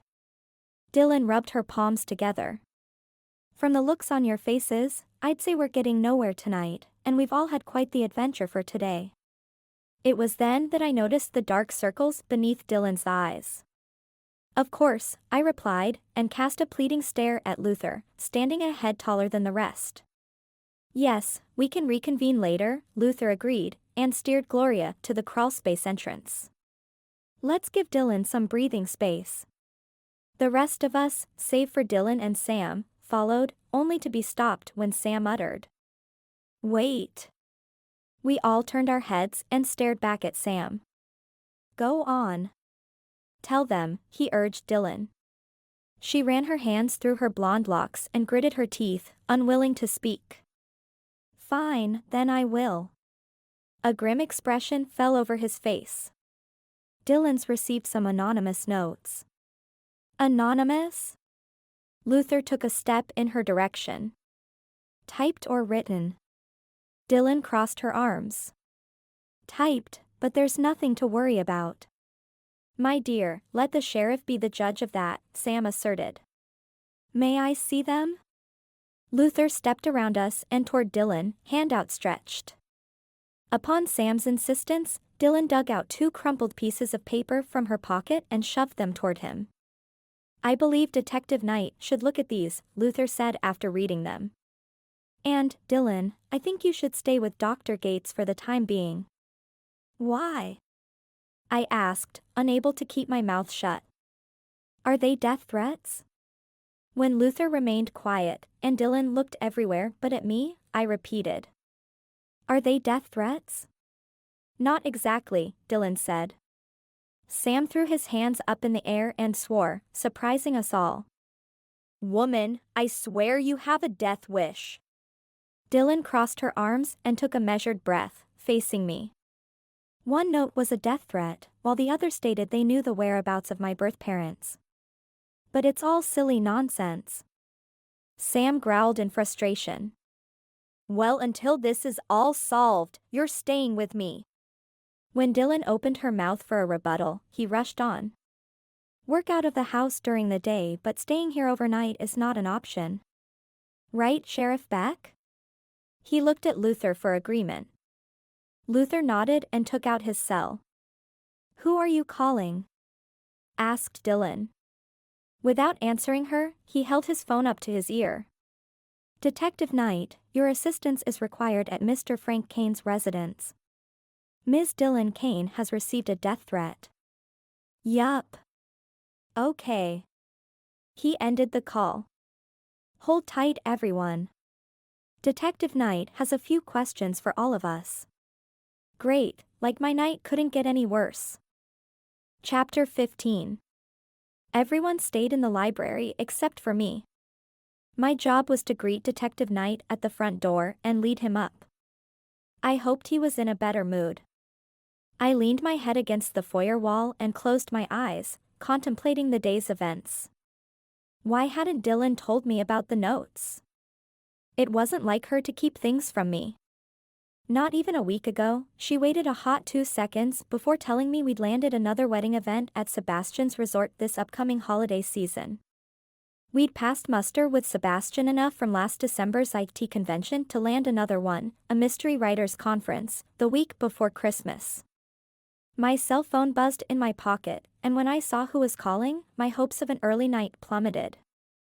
I let my mother's call go to voicemail. No sense in alarming her. Not about the death threats, because my mother would never believe it in the first place, but about Detective Knight's questioning. She would blow a gasket if Zach's investigation interfered with my date with Tad this afternoon. Speaking of which, I probably needed to cancel, seeing as how Dylan would be tied up with the police for the foreseeable future, and I had promised her I'd take the rest of today's sessions. The doorbell rang, and I took a measured breath. Good afternoon, Detective Knight, I said after opening the door. Right this way. I stomped up the stairwell, not checking to see if he followed. When I reached the master closet, I cautioned him to mind his head, then crawled through the entrance. Zach rose to his full height and stood with his feet planted shoulder-width apart as he surveyed the room. Once over the wonder of stepping into a secret library behind a secret wall, he eyed everyone, ending on Dylan's defeated face. May I see the notes? He asked bluntly. Luther handed them over. Zach gave them a once-over, pulled out an evidence bag, and dropped them inside, sealing it. He stashed the bag in his front pocket and fixed Dylan with a measured stare. When did you receive these? He asked. I found the first one on my windshield after the funeral, Dylan replied, sneaking a guilty glance over in my direction. The second note I received after the fire. My hands shook with a surge of adrenaline. The studio fire? I asked. Yeah. It was on my windshield. Why didn't you mention this at the time? I balled my hands into fists by my sides and took a measured breath. Lack of sleep was messing with her judgment, and the last thing she needed was a lecture from me. I didn't want to alarm anybody. I swallowed hard. Dylan, we're way past alarm, I said. I tried for an even tone but ended up sounding like my mother. Was it inevitable that I'd turn into her? I hoped not. That stopped when your home went up in flames, and we jumped out of your 2-story window into a garbage dumpster. If you didn't want to tell Zach, then why not Luther? Dylan took a sudden interest in a spot on the carpeted floor. It's not a big deal. I'm sure it's just a prank. Not a big deal? I retorted, losing some of my cool. Dylan, your father's dead. Murdered. And that fire was no prank. I agree with Ms. Dahl. Zach stepped between Dylan's pitiful frown and my glare. Is there anything else you failed to mention? Any phone calls? Dylan swallowed hard and met Zach's stare as if bracing herself for an onslaught. Someone's been calling and hanging up since the murder. At first I thought it was a wrong number, but now. Your cell, or your home phone? My cell, but the number was blocked. When I called my phone carrier, they were unable to give me any information. Zach nodded and jotted down a few notes in the pad he'd whipped out. Forward any other notes or calls to me when they happen, he instructed. I'll keep an officer with you 24/7. To the rest of us, he said. Report any anonymous correspondence or blocked numbers to the station. Except for a few, and from my understanding, most people in this room stand to gain a sizable sum if the vault is found. For now, I advise each of you to stay alert. Don't act the hero. The message was received loud and clear, and the mass exodus began, with Luther and Gloria crawling out first, followed by the rest of us. Jesse and I stayed behind. The priority was to make sure Dylan was okay, but from the looks of it, Zach had beaten me to it. My condolences for your loss, he said. This must be a difficult time for you. Is there anything I can do? Other than find the killer? Dylan asked with a tight chuckle. I'm working on it. Now will someone tell me what's going on here? He sized up the space before regarding Dylan. It's my father's library, she said. He left it to me in the will. But why the trapdoor? Were you aware of its existence before the will? Asked Zach. No, we stumbled across it today. Luther found the blueprints, and we noticed, Caitlin noticed, she smiled at me, that the master closet dimensions on the drafts were over double the size of the guest rooms. We put 2 and 2 together. Does this have something to do with the money? Zach pressed. A muscle twitched in his clean-shaven jaw. I sensed an air of uneasiness about him, like a cornered animal. I'm afraid it does, she replied, and motioned to the picture. Zach glanced over at the ship painting on the wall. May I? He asked, raising an eyebrow which crinkled the skin between his stormy eyes. There was something off about him, but I couldn't put my finger on it. Of course, said Dylan. Zach strode over to the picture and took it off the wall to examine it. He perused every square inch before turning it over and immediately spotted Frank Caine's writing on the upper right corner. He tapped his index finger against it. Why is this spot wet? Do you like Riddle's Detective Night? He adopted a wide, open stance, revealing a boyish grin and sparkling white teeth. Why it made my heart flutter flustered me. That's why I became a detective, he answered. A flash of admiration crossed Dylan's face. All right, let's see what you got. We dug up old blueprints to the house on a hunch to uncover the mystery vault my dad left. Upon reading them, we noticed a discrepancy that led us here. She waved a hand around the room. Imagine our surprise at this hidden gem of a library. But then what? How do we find the next clue? Zach ran his fingers against the edge of the backing and brought them to his nose, sniffing. Lemon juice? Dylan's eyes lit up with admiration. Good detective, now what? Why would you use lemon juice on the back of the picture? He muttered, more to himself than anyone else, and turned the painting over. He twisted around, reading aloud the titles of nearby books, then stopped when he hit the likes of Romeo and Juliet and other Shakespeare works. The twitch in his jaw returned, and he pulled his attention from the shelved books to the ones lying flat on the tables and the one I had tossed onto the couch earlier. Wait a minute. He squinted at the book on the couch. That's the same ship on the painting. Like the sun peeking out from its long slumber, the dawn of reckoning arose in his eyes. Oh, I get it. The Charlotte. He regarded Dylan with a bit of caution. Please tell me you don't believe in that myth. That ship's been lost for eons. Doesn't matter what I believe, Detective Knight. Daddy had his games, and this one's no different. As far as I'm concerned, if the Charlotte holds a treasure, then I can assure you it'll rest safely where it's buried. No, the Charlotte is only the key to the clue. If it's not the ship you are after, and you obviously used lemon juice, then there must be invisible ink on the back of this painting, said Zach. Am I right? You should have been a doctor, Sam commented with admiration. You've got a bright mind. My mother agrees. Zach grumbled. However, detective work is my passion. Anyway, the invisible clue, what did it say? Negatives outweigh the positives underneath the false lights. To succeed, one must knock it out of the park, but to win one must look beyond it all, Dylan answered without hesitation. Was that the first clue? No, Caitlin discovered the first clue. Dylan nodded towards me. Zach regarded me while I scrambled to recall the clue Frank had given me. I stuttered, flustered by the sudden turn of attention. It started with something about a story being a snapshot in time. Under the lights which you seek shall you find. I clapped my hands together, excited I remembered the gist of it. Zach rubbed his clean-shaven chin. A snapshot in time would relate to photography, no? And he placed the piece of paper inside the camera he gave you, right? He did, I responded. But how are they related? Zach tapped his index finger against his forehead, lost in thought.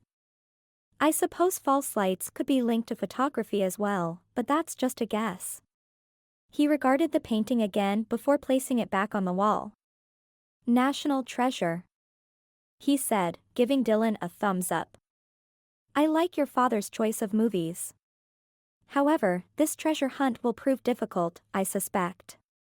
Dylan grunted in agreement while I vowed to watch National Treasure later on tonight after the art exhibit.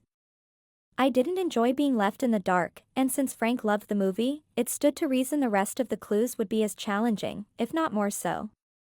Besides, it may hold clues for solving this scavenger hunt of sorts. When Jessie's haughty voice spoke behind me, I nearly jumped a foot in the air. Somehow, I'd forgotten she'd remained in the room, as did most of the others. We all stepped aside, giving her the floor to speak. However, a budding apprehension worked its way into the recesses of my mind. From the short time I'd known Jessica Thornton, it seemed odd she'd stayed silent since Zach's arrival. She'd blown in like the Santa Ana winds, flaring up tempers and straining people's patience, but this time she'd kept quiet as a lamb. Odd, for sure. I suspect you're right, Detective Knight. Jessie stepped out of the shadows. Frank had a devious mind ever since childhood. He'd be rubbing his hands with glee, watching us stumped on his clues. Zach leveled a fixed stare at Jessie. A lot of money lies in that vault, Mrs. Thornton. I would think he'd like everyone to solve the riddles and enjoy the funds, especially his daughter. From my understanding, Frank Caine was a generous man, but his family came first. He was, but the money goes to a good cause, regardless of who finds it or doesn't. It either lines people's pockets, or it goes to charity. Dylan inherited the house, so she'll never want for a home. But those children's lives could be affected immeasurably with that kind of cash. What do you think he wanted, Detective? Jessie fixed Zach with a coy grin. She had walked in front of the couch, standing directly in front of him while Dylan, Sam, and I gaped on. Zach's response was eerily soft. What children? A flicker of panic flashed across Jessie's face.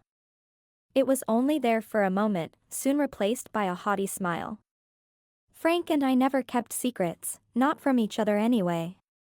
He'd mentioned a children's orphanage recently, and one can only assume that's where the money will go if unfound. Okay, Zach said. Well, you are all free to go, but don't leave town.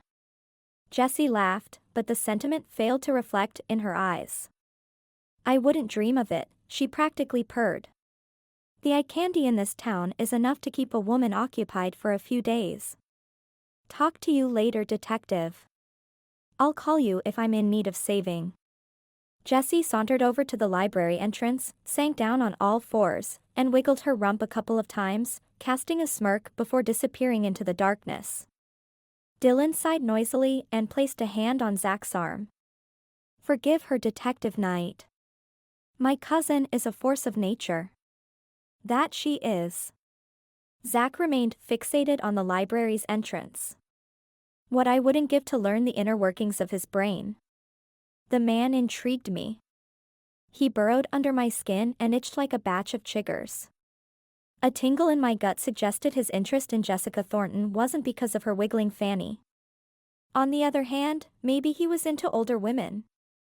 The thought left me wanting to gag. An involuntary shudder snaked down my body and drew Zach's attention away from the library entrance. "Hello, Ms. Dahl. Aren't you late for something?" he asked, cocking his head to the side, a smarmy glint to his eye. I frowned, not understanding, and whipped out my phone, double-checking I had rescheduled the afternoon sessions. Both families had messaged saying one or multiple family members were sick, which freed up my day. What I wouldn't give for a long trail run. I could escape the clutches of my meddling mom and clear my mind from the never-ending thoughts of murder and vaults. The pound of sneakers on the dusty dirt trail, the aching of muscles as I urged them on, all called to me. Faster and faster, I descend into the Oregonian forest full of chirping birds, pine cones the size of a grapefruit, and the smell of nature. It refreshed my soul, the forest, and I itched to feel the runner's high I'd been missing for so long. I shoved my phone back into my pocket, breathless at the notion of running, and looked up at Detective Knight. He stood between me and the crawl space. "The only thing I'm late for is a date with my running shoes," I answered, and tried sidestepping him, but the couch and his muscular frame halted me in my tracks. "What about your knight in shining armor?" He checked his watch. "Lots of ladies will snatch him up at the art exhibition if you don't hurry." My stomach dropped. Oh shoot. I'd forgotten about Tad. My mother was going to kill me. Again. But that was the least of my worries. Right now, I wasn't about to give Zach the satisfaction of seeing me squirm. Time to turn the tables. "And what about the knight standing in front of me?"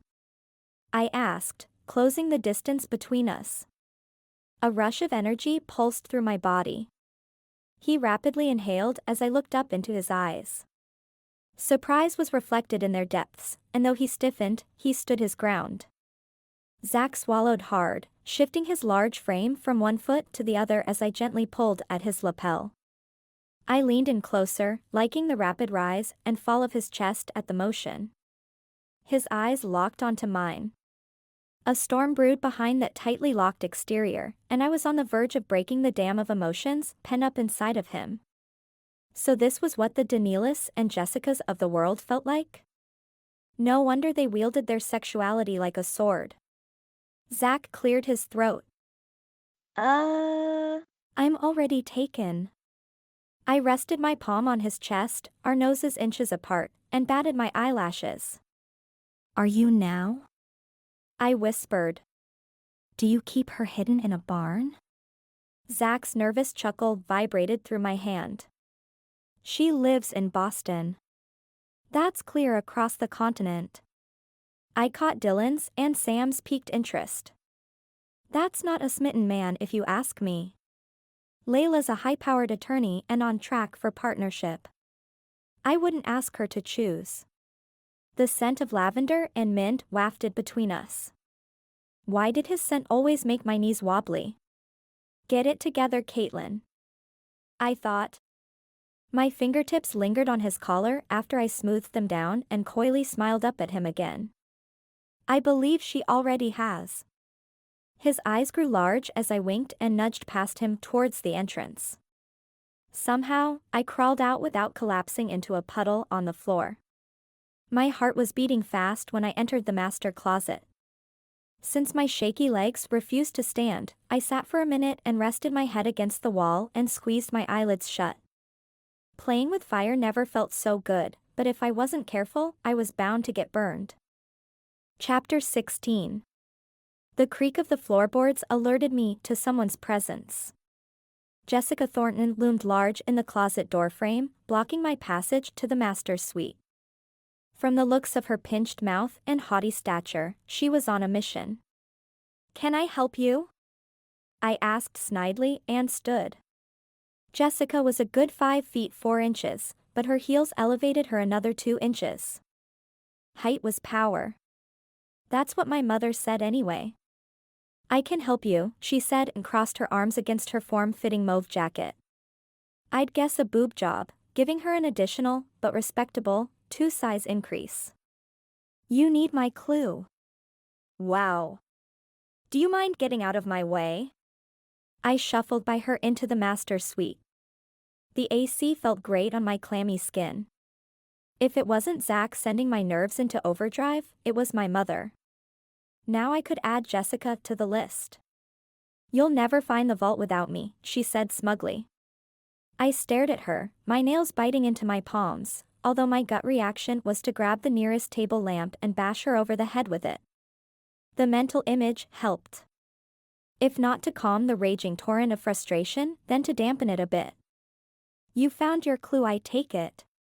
Maybe, she said. When she didn't elaborate, I asked. Care to tell me what it is? I will. She rubbed her earlobe and peeked back into the closet. But before I do, you've got to promise me something. Don't tell that detective of yours. I jabbed a finger into my chest. My detective? Oh, please. She tittered, careful not to full-on laugh, because it might encourage a wrinkle line or two. The heat off you two is enough to start a bonfire. Well, I wasn't the one wagging my tushy. Jessie beamed and placed a hand on her helmet hair. You noticed that, huh? The entire room saw it. I rolled my eyes. Can we get back to the point? Why don't you want me telling Detective Knight? Because he's too nosy. That's literally his job. Just promise me you won't tell him, she barked and clutched my upper arm in a vice-like grip. Tell who what? Asked Dylan as she poked her head out of the closet and stepped forward, fanning her reddened face. Even her glasses had fogged up. The blood ceased flowing to my fingers as Jessie clenched harder on my arm. Nothing. I said, praying she'd let go. She was just going to give us the clue she found, right, Jessie? I shook loose from her grip, my fingertips pulsing from the gorge of blood rushing into place, and I marveled at Jessie's strength. I hoped I was as strong when I was in my 60s. Right. Jessie dropped her voice to a whisper. America's pastime rounds the bases as the flashes of the past fade into the background. The trail lies in a path well worn amidst fireflies and horns. We stared in disbelief because this clue sounded more absurd than the first two. With Frank's love of baseball, rounding the bases was an easy clue. But flashes from the past and the well-worn path with fireflies and horns made absolutely no sense. Are you sure he wasn't high when he wrote these clues? I asked Dylan. She playfully jabbed my arm. That's just Daddy. We've got to earn the money, and nothing good ever comes easily. Amen, interjected Jessie. I raised a brow in her direction as I doubted she had entered a church in the last 20 to 30 years. The holy ground might turn her to ash. We'll figure this out later. Dylan patted my hand as both Sam and Zach emerged from the closet. You'd best be off, or deal with your mother's wrath. Don't I know it? I gave Dylan a brief hug before dashing out of the room, down the stairwell, and out to my car. The 20-minute ride to the Woodlands Resort left me plenty of time to mull over the 3 confounding clues. Baseball held meaning, but what? And where there are flashes, there are cameras. Was there another secret room inside the house? Or was he hinting at a ballpark close by? After parking closest to the entrance, I fluffed my hair and reapplied some lipstick before hopping out and dashing inside. The clock over the reception desk said I was only 5 minutes late. Not great, but better late than never. I searched the lobby twice over but didn't see Tad anywhere. A handful of young women were huddled around the exhibit entrance as I strode toward it. One woman mentioned something while the others giggled. I followed their flirtatious stares and locked onto Tad's dashing smile where he stood, debonair in his navy suit and tie. I squeezed my way between the ladies and reached up to hug him. Murmurs erupted when he returned the favor and planted a kiss on my cheek. I smirked. "You have quite the following." The gaggle of girls, undeterred, strode off into the exhibit, each casting a flirtatious look at Tad. One even winked. They must have wondered what a good-looking guy was doing with a tomboy from the South. Heck, I wondered why he was playing along, but if it got my mother off my back, I was all too happy to oblige. And that was probably being too critical of myself because I was far from a tomboy. I spent most of my time in running pants or jeans and never took more than 5 minutes on my hair, but it didn't mean I loathed those things. On the contrary, I loved dressing up, but my life revolved around photography. Comfort won out over style any day. "Shall we?" Tad offered his arm. I looped my arm through his and inhaled his pleasant scent of fresh soap and a dab of aftershave. We wandered through the exhibit, and Tad did his best to point out the prominent artists I had never heard of. While I was into photography and had studied the likes of Monet, Picasso, and Vermeer in my art appreciation course in college, I was ashamed to say I knew very little about the breadth of their work or the other countless artists displayed here. Tad walked with a spring to his step, and his face lit up at each new painting. The enthusiasm was contagious, and I soon relaxed. After about an hour and a half, I slapped a hand over my tummy and prayed he didn't overhear its incessant gurgling. As usual, I'd skipped breakfast and lunch. It wasn't intentional, like my mother always complained. When I awoke each morning, my fingers itched to get a hold of a camera, any camera, and to click away. After feeding Rocky and getting dressed, food was just a blip on my radar. Dylan had picked up on that within a few days of me working for her, and she stacked the refrigerator with donuts and pastries in case I needed something. She played it off saying how much she loved donuts, but truth be told, I not once witnessed her eat even a single bite of anything she ordered from the local bakery. Upon the 3rd episode of tummy grumbling, Tad stopped and placed his hand on my upper back. With a twinkle in his eye, he kissed me on the cheek. "I'm starving. Would Josephine's do for a second time, or is that overkill?" I chuckled. "Did my stomach give me away?" "I have no idea what you're talking about," he said with a mischievous grin. "It's 5 o'clock, and we have to eat." "What do you say?" I glanced down at my watch and couldn't believe how quickly the time had passed. Normally, dates resulted in awkward moments and grappling to find an excuse to slip away. But this was different. Too bad he was leaving in a few days.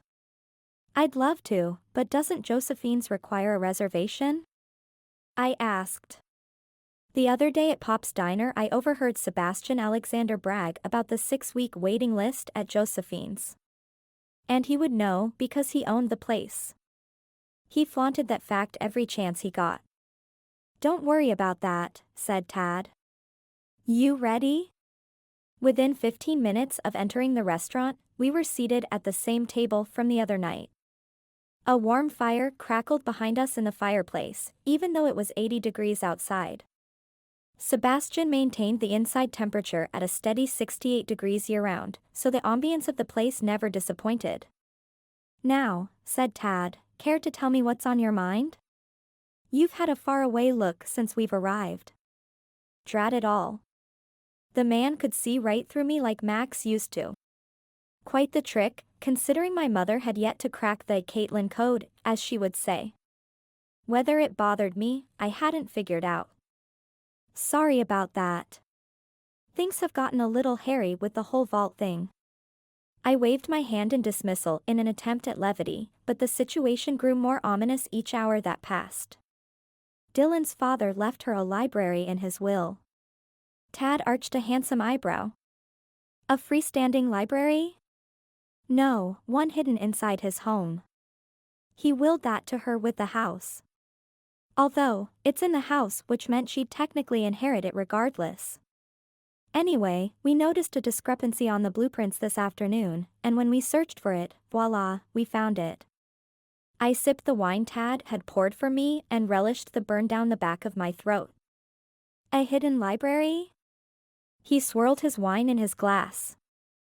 Yeah. And that's only the half of it. I took another large sip of Cabernet. There's a false wall in the master closet that swings open and leads to a crawl space. The only way inside is to duck down on all fours, but it opens up into this beautiful library. It's got to have been there for a while because Dylan doesn't remember seeing her father lug couches and overstuffed chairs upstairs to his bedroom. She's nosy, that one. There's no way she wouldn't have questioned Frank about it. Shoot, she points out if my socks don't match. Anyway, I'm sure my mother has filled you in on this whole scavenger hunt thing. Scavenger hunt? He leaned back in his chair and stared at me through half-open eyelids. Surprised for a moment, I hesitated, then reason took over. Aww. I see. She doesn't want to scare you off. Clever woman. He laughed. You were saying? Yes, well, Dylan's father tasked several of us to find a vault full of money. We have 7 days to locate it, or the money will go to charity. I assume this was part of his will? Yep, and the clock is ticking. Frank also gave each of us a clue. We're supposed to discover the clues, solve them, and then collect the reward. Easy, right? I gulped down the remnants of my glass. I thought you said he left clues. He did, but in Frank Caine manner. Meaning? Meaning they reside in the gifts he willed to us, but we have to find them. For example, we found the library, and in the library, there were books. Shocking. Tad rested his chin in the palm of his hand with a gleam in his eye. I saw one book left on a couch with a ship on the cover. Then Dylan noticed a wall painting. Come to think of it, it's the only one in the room. Frank was leading us in the right direction. I chuckled to myself and plodded on. Both the painting and book displayed the same ship. Did this ship have a name? The Charlotte. Dylan flipped the painting over and saw writing on the back right corner of. Tad held up a hand and straightened up. Wait. Did Frank Caine like National Treasure? Geez, am I the only person that hasn't seen this movie? I groaned. As I was saying, long story short, we found another clue written in invisible ink. We've collected 3 thus far. The bridge of his nose crinkled, and his eyes glazed over like he was a million miles away. How did you find the other 2? One fell out of my camera, and the other came from Dylan's cousin. Wow. He refilled my wine glass. You had an exciting few days. I frowned. I would hardly call murder exciting. How insensitive of me. He placed his hand over mine. Please forgive me. His pleading gaze melted me faster than a marshmallow over a bonfire, and his soft skin elicited tingles on my hand and up my arm. You're forgiven. I interlaced my fingers through his. Good, now how about telling me about the clues? Your mind is clearly on the hunt. Let me help. Once we solve it, then you can repay me with dinner. Doctor, you've got yourself a deal. I beamed, surprised by the warm flush on my face and neck. The ache for Max had left a hole in my heart ever since his murder, and it shocked me to find another man that I could confide in as easily as I did with Max. I rattled off the clues as best I could and Tad gave a nod or two along the way. It felt good confiding in someone other than the police or Sheriff Beck. I bristled every time Zach brushed my theories aside. He treated me like an annoying child, and it frustrated me to no end that he overlooked major clues, and worst of all, tried placating me at times. Tad did none of those things. He listened intently and with enthusiasm. And believed I could take care of myself. I liked that. We made it through dinner and had eaten the last bite of German chocolate cake when my cell rang. I dug out my phone from my purse that hung off my chair and peered down at the number on my screen. Shivers worked down my spine. Sorry. I said. I've got to take this. I tapped the answer button and heard a flurry of words before I made out Baxter and police station. Wait. I said. Did you say Baxter's at the police station? Yes, get your fanny down to the station, Caitlin, said Dylan. You'll want to hear this.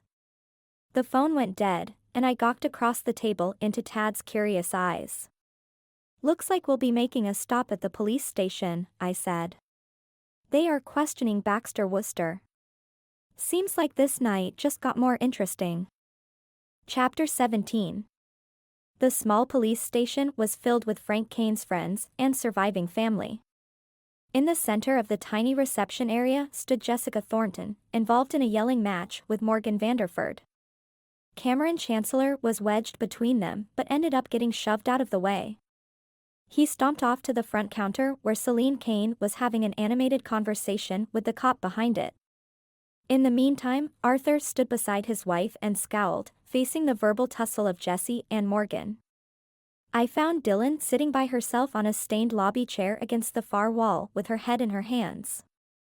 From her taut shoulders and tight-knuckled grip on tufts of her hair, she was spiraling fast. What on earth? Where was a cop when you needed one? I stuck 2 fingers in my mouth and blew as hard as I could. A high-pitched whistle pierced the air. Everyone flinched and covered their ears. Someone please tell me what the heck is going on here? I shouted. Dylan raised her head and mouthed a silent thank you. Before anyone could utter a word, Zach breezed in sporting day-old stubble and bloodshot eyes. I appreciate the interest, but as of now, there's nothing to report. Please go home and let us do our work, he said. When the crowd erupted, Zach whipped out a megaphone he'd been holding behind his back and shouted. Go home! Everyone flinched and clapped their hands over their ears, but it effectively ceased the yelling and brought the room to order. This isn't over, Morgan growled, jabbing a finger in Jessie's direction. He stormed towards the door, bumping into me. I stumbled backward, crashing into Tad, who had followed me into the station. He wrapped his arms around my waist, steadying me, and barked at Morgan's retreating frame. Watch where you're going, sir. Morgan mumbled an apology and stormed out the door. Are you all right? Tad asked with concern. I nodded, then remembered Dylan, and rushed over to her. Kneeling onto the cold, dirty black and white tile, I placed my hands on her knees. I got here as soon as I could. What's going on? Dylan's haggard face belied someone on the edge of a breakdown where one last nudge would catapult her into a hysterical fit. Chaos as usual. She sighed. Zach's arrested Baxter for my father's murder. That much you probably deduced. Dylan dropped her hands to her lap and sniffled. Her red, puffy eyes and reddened nose were in stark contrast to her chalky white skin. Why? I asked, searching her weary face. Right before midnight on the night my dad was murdered, he received a phone call from Baxter. Midnight? That's right before he died, she interrupted. Oh my. I'm sorry, Dylan. Yeah. Me too. Baxter's a lot of things, but I wouldn't peg him for a killer, especially my dad's killer. Something does feel off, I replied. One phone call didn't convict Baxter of murder, and Zach knew that, so maybe they had other evidence to suggest Baxter's involvement, or they wouldn't have arrested him. The phone call wasn't sufficient to hold him on anything, let alone murder. The staccato clatter of Jessie's high heels on the tiled floor click-clacked behind me, and Dylan's eyes roved back and forth like a ping-pong ball. While I stayed focused on Dylan and wondered when she'd last eaten or slept, I couldn't ignore the huffs erupting from Jessica either. What's up between Morgan and Jessie? Why the confrontation? I asked. Oh, that. Dylan nodded. Jessie doesn't believe Baxter did it. And Morgan does? I asked. Dylan's eyes swam in a fresh batch of tears and nodded. She pulled out a tissue from her pants pocket and dabbed at her raw nose. Jessica lowered herself into the seat next to Dylan's after spreading out a hanky over it and crossed her well-toned legs. She draped a conspiratorial arm across Dylan's shoulder and whispered, "Has anyone questioned the maid?" Dylan and I looked at each other wide-eyed and then back at her, shaking our heads. Frank had a maid? I thought. He didn't seem the type, then again, I barely knew the guy. I don't believe for a second that Baxter Wooster killed your father, cousin, and I suspect his maid holds some clues, Jessie declared with a know-it-all nod. Why is that? Asked Dylan, slack-jawed and as confused as I was. Because maids see and hear everything, said Jessie. Just last month my maid caught my husband in bed with his secretary, and I wouldn't have found out if it weren't for her. She bobbed her head at our surprise. From what I could tell, she held no malice, which seemed strange considering her rude behavior to everyone except Zach. Regardless, she was a better person than I. As we say in the South, he'd be tarred and feathered. What do you say? Jessie asked with a tight enthusiasm that barely reached her hardened eyes. Why not? Dylan looked more defeated than ever. The strain had clearly caught up with her. From her disheveled, unkempt hair to her hollowed-out eyes, Dylan's tank was emotionally and physically on empty. Jessie hopped up, flung her designer bag over her shoulder, and hurried out the door. She sure can make an exit, I said to Dylan, looking after Jessica's tight derriere swaying with each step outside the glass station door. A quick scan of the room and I noticed other officers locked onto her backside as well. For an older woman, she kept a toned bum. Cousin Jessie does nothing halfway, said Dylan. When do you think she wants to question the maid? I asked. I'd say now. She nodded to the front door. Jessie's exasperated expression greeted us as she inched it open. Get a move on, ladies. She leaves in 30 minutes, Jessie hissed. Dylan and I stood and lumbered toward the exit. Tad's knowing grin met me by the door. Go, he said. Call me later. I rose up on my tippy toes and gently kissed his cheek. Thank you. I strode out the door with Dylan in tow, thankful for having driven my own car. Satisfied that we were following, Jessie marched to her sporty vehicle, but her heavy perfume lingered in the stagnant air outside the police station. That woman wanted to be noticed. Or perhaps it was that she didn't want to be forgotten. Do you need a ride? I asked Dylan, who looked more haggard by the minute. Caitlin, that would be wonderful. I love Cousin Jessie, but she can be more than a handful, and right now, I've got enough to deal with. Dylan and I hopped into my Mini Coupe and followed Jessie's car back to Frank Caine's house. We parked behind a well-kept sedan and got out. Jessie had already stormed up the front porch and barged in like she owned the place while I hung back, waiting for Dylan. I laid my hand gently on her shoulder. We were halfway up the front walk when she stopped and looked at me. Hey, out of curiosity, how would Jessie know the maid's schedule? I asked. I'm not accusing her of anything, but doesn't that seem odd to you? The thought had occurred to me at the station, but Dylan's dire state had taken precedence. Now I realized how unusual it was. Perhaps being so close, Frank had mentioned a maid to Jessie, but her schedule? Dylan's eyes reflected an inner turmoil I could only imagine. Her father had just died, and the unimaginable pain weighed like an anchor around her neck. She'd put on a brave face, but cracks of strain showed in her blood-streaked eyes from hours of crying, dark puffy circles that belied hours of lost sleep, and hair that stuck out at all angles from lack of attention. The last thing she needed was me questioning her about her father's favorite cousin. That has not crossed my mind, Dylan replied. Jessie called Daddy all the time and usually picked up the phone. When she left for the day, Daddy would answer. It's easy to figure out someone's schedule that way. Dylan trudged forward and climbed the stairs, pausing on each step for a few seconds, almost like she was catching her breath. I made a mental note to speak with Doc Gates later.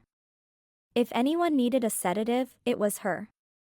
Upon entering the home, we overheard Jessie's curt voice coming from the kitchen. Dylan grimaced and picked up her pace. Better hurry. The last thing I need is to find another maid. Jessie runs through the help, she air quoted. Faster than a kid scarfing down Halloween candy. When we arrived in the kitchen, Jessie stood near the hiding place I'd used to avoid Celine and Arthur's argument at the reception. And, the maid, was in front of the sink with her arms crossed and an I want to strangle this woman kind of look. I order you to tell me if Frank received any ominous notes or threats within the last few months, Jessie demanded. I will say for the third and final time, I don't answer to you. And placed her hands firmly on her hips, her chin jutted forward. Jessie, let me handle this. Dylan sighed. And, honey, do you by chance remember overhearing any conversations my dad had prior to his death? Were there any angry phone calls or letters that would have given you pause? We would appreciate any help. She added, reaching out to her then stopping. Kill them with kindness is what my father always says. It usually worked. Anne's rigid posture wavered at Dylan's gentle urging. She looked warily over at Jessie and then back to Dylan and I. Let me see, Anne stated, wringing her hands. There was this one argument I overheard, but it was over the phone. Mr. Caine sounded irritated, raising his voice and all. I'm sorry, Ms. Caine, but I don't know who he was talking to. Anne's nervous gaze flitted to Jessie for a second. While warm outside, the AC worked well, so Anne's bright red cheeks seemed unusual. Then again, a confrontation with Jessie brought out the worst and most from what I'd witnessed. That woman could raise the blood pressure of a corpse. That's okay, and Dylan replied, carefully weighing her words. Were there any other instances of note? Anything you can think of to help solve my father's murder? Anne opened her mouth to speak but thought better of it and clamped it shut again. Clearly, she wanted to say something, but held it back. Why? Anne, I said in the sweetest voice I could muster. Who visited Frank before his death? Well. Anne swallowed. Mr. Chancellor saw him a couple weeks ago, but you probably already knew that. Yes, said Dylan. Daddy and Cameron were very close. Justin Timberlake's Cry Me a River burst forth in the room, stopping the lot of us, except Jessie. She whipped out her cell phone and answered. I'll be right there, and then hung up, looking over at Dylan. I must be off. Let's do dinner, cousin. She click-clacked her way across the kitchen floor, pecked Dylan on the cheek, and breezed out, leaving the suffocating scent of her floral perfume behind. Dylan's taut shoulders slumped as a wave of relief washed over her face, but Anne remained rigid. Dylan, keen as ever, stepped closer and grasped Anne's hand. And, now that the Master Inquisitor is gone, what aren't you telling us? It's okay, honey. You're with friends. Anne's mouth opened and closed a few times, but she shook her head. It's nothing, she said, slipping her hand out from Dylan's and picked up a dish rag, turning her attention back to the dishes. Dylan eyed me quizzically, but didn't push. Very well. And kept fervently scrubbing a plate that lacked any remnants of food. You said Cameron arrived a few weeks ago. Daddy mentioned nothing to me about his visit, which is unusual. But if I recall correctly in the not-too-distant past, didn't you and Cameron date? Anne plopped the rag into the sudsy water and wiped her forehead with the back of her wet hand, blowing a black strand of hair out of her eyes. She leaned against the rim of the sink, planting her weight onto her palms, and bowed her head. We did, she whispered. Could it be that Anne wanted to protect Cameron from the scrutiny of Detective Knight and the Chief? Anne. Dylan prodded, her voice strained and soft. Did Cameron and my father argue? Anne spun around, shaking her head. Tears swam in her big brown eyes. Cameron loved your father. He would never hurt him. Dylan took another step forward toward her but stopped when and glanced at the door leading out to the yard. "You're hiding something," said Dylan. "Something that could help solve my dad's murder, and I can't for the life of me understand why. Unless there's somebody you're protecting. Someone like Cameron?" Anne studied her shoes, refusing to look Dylan straight in the eye. "It's not Cameron." She blinked back tears. "How do you know?" Dylan asked. "Call Mr. Wooster's secretary. Have her check his itinerary the day before Frank died." "Why?" Dylan's forehead wrinkled. "Just call her." Anne insisted. "That's all I can say. Now if you two will please excuse me, my workday is over, and I promised my dad I'd cook for him tonight." She tugged at the apron strings and untied the knot, tossed the apron onto the kitchen island, and rushed past us down the front hallway to the door. Dylan and I stood staring at each other in the now silent kitchen and heard the door slam. "Sounds like a phone call to Baxter Wooster's secretary is in order," I said. "But why not just say Baxter was here the day before Frank died? If she overheard an argument between the two of them, why the evasion?" I paused, considering the implications. "When did Anne start working for your father?" Dylan chewed on the inside of her cheek before answering. "A couple of years ago." "Where did she work before your father?" "I don't have a clue, but I assure you, it wasn't for Baxter. Dad did background checks on everyone who has ever worked for him, and he wouldn't have hired somebody who had worked for Baxter. Dad fired an assistant once because he'd found out he had been reporting back to Baxter. We wondered why all the new clients up and left without a word." Good old Baxter at it again.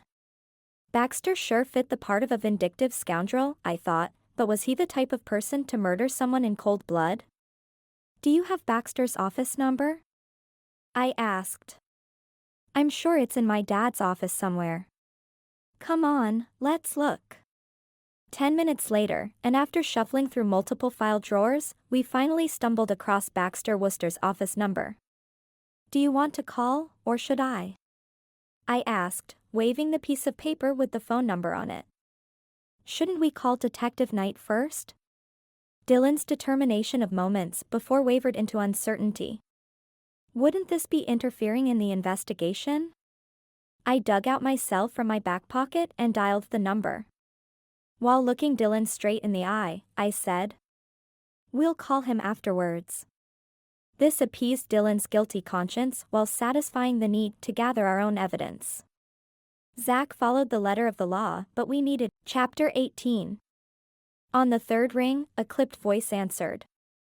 "Baxter Wooster and Associates, how may I direct your call?" "Hello, may I speak with Baxter Wooster's secretary please?" I asked. "Who may I say is calling?" Crud, I hadn't thought of that. I probably should use a fake name, but when diving in without a plan. "Caitlin Dahl." "One moment please," said the nasal voice. I gave Dylan a thumbs up sign and listened to the phone ring, thinking it was going to voicemail when a woman picked up. "This is Darcy." "How may I help you, Ms. Dahl?" "Hello Darcy, I was wondering if you could tell me something."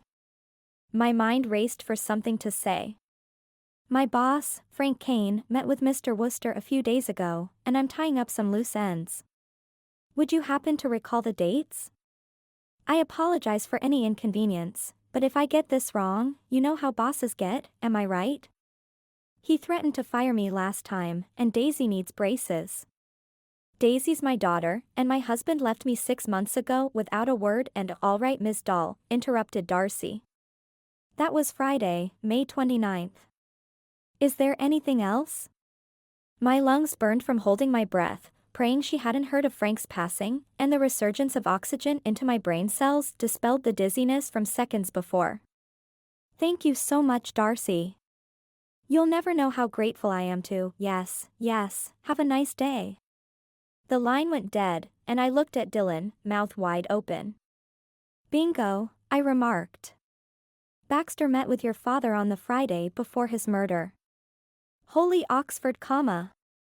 Dylan exclaimed. Dylan rifled through her father's day planner, which was on top of the desk. She pointed at Friday, May 29th. Baxter's not on here. The entire day is blank. If Dad expected Baxter, he would have put it in his day planner. If that's the case, Baxter showed up unexpectedly, and that would probably have angered Frank, don't you think? Dylan snorted. He wouldn't welcome him if that's what you're getting at. What did and over here? I asked. And why won't she tell us? My brain hurts, Dylan groaned and rubbed her temples. When was the last time you ate something? Dylan's forehead crinkled, which accentuated the dark circles under her eyes. That tells me all I need to know. I gently grasped her wrist. Time for some food. Complain all you want, but I'm not taking no for an answer. Dylan, shoulders slumped, trailed me out the front door. We locked up and were headed to my car when I heard her gasp. I followed her stricken stare toward her car's windshield. I stalked over to her beat-up sedan and extracted a white piece of paper from her wiper and unfolded it. The typewritten note read, "Stop asking questions, or it will get you and your friend Caitlin doll buried next to your dad." Oh Caitlin, now they're after you. If something happens. Her voice wavered, her lashes glistening with fresh tears. Don't worry about me, I said. They can't even spell my name right. See? D-O-L-L, not D-A-H-L. And just look at the mess with my first name. I scanned the area in case someone was lurking behind the tree, house, or a bush, knowing many perpetrators like to watch their victims squirm, but I saw nothing out of the ordinary. Caitlin, this isn't a joke, Dylan scolded, dabbing at her eyes. And I'm not laughing. But don't you see, Dylan? They didn't spell my name correctly. This means the killer is someone who doesn't know me very well. She blinked. You're right, but that only removes Linda from the list, and she wasn't even on it to begin with. That leaves Arthur, Celine, Jesse, Morgan, Cameron, and Baxter, and right now Baxter is looking rather guilty. The evidence suggests Baxter's role in it, but could someone be framing him? I asked. A red Jeep pulled up by the curb we were standing on and Cameron Chancellor hopped out. Why did he always show up at the weirdest times? His good looks and charm swayed most people in his favor, and some wouldn't give him a second thought when it came to petty crimes, let alone murder. But not me. From the detective shows I binge-watched most weekends, it was the charmers you needed to watch out for, and Cameron Chancellor was a grade-A charmer. Hello, ladies. Cameron said with a boyish grin. How's my favorite aunt? He walked over and planted a kiss on Dylan's cheek. Aww. Cameron, you know how to make an old woman feel good. Dylan flushed a crimson red, fueling color back into her pale cheeks. What's that? He pointed at the note I held. Another note. I said and watched his face for a reaction. You have a secret admirer? He looked a little deflated. Either he was saddened by me having an admirer, or he was a great actor. It's not for me. This is for Dylan. His looked from me back to his aunt. Who's leaving you notes? He asked Dylan with a smirk. Dr. Gates? No. Dylan scoffed. Sam would never threaten to kill me. He jerked his body a step backward. Cameron snatched the note from my hand. He read it, then held it up in front of Dylan's face. How many of these have you gotten? That would be the third.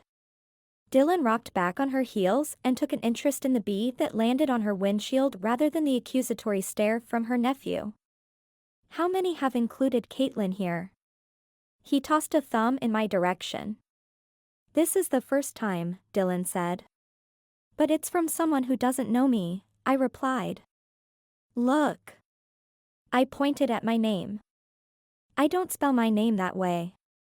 Have you reported this to the police? Cameron looked from me back to Dylan.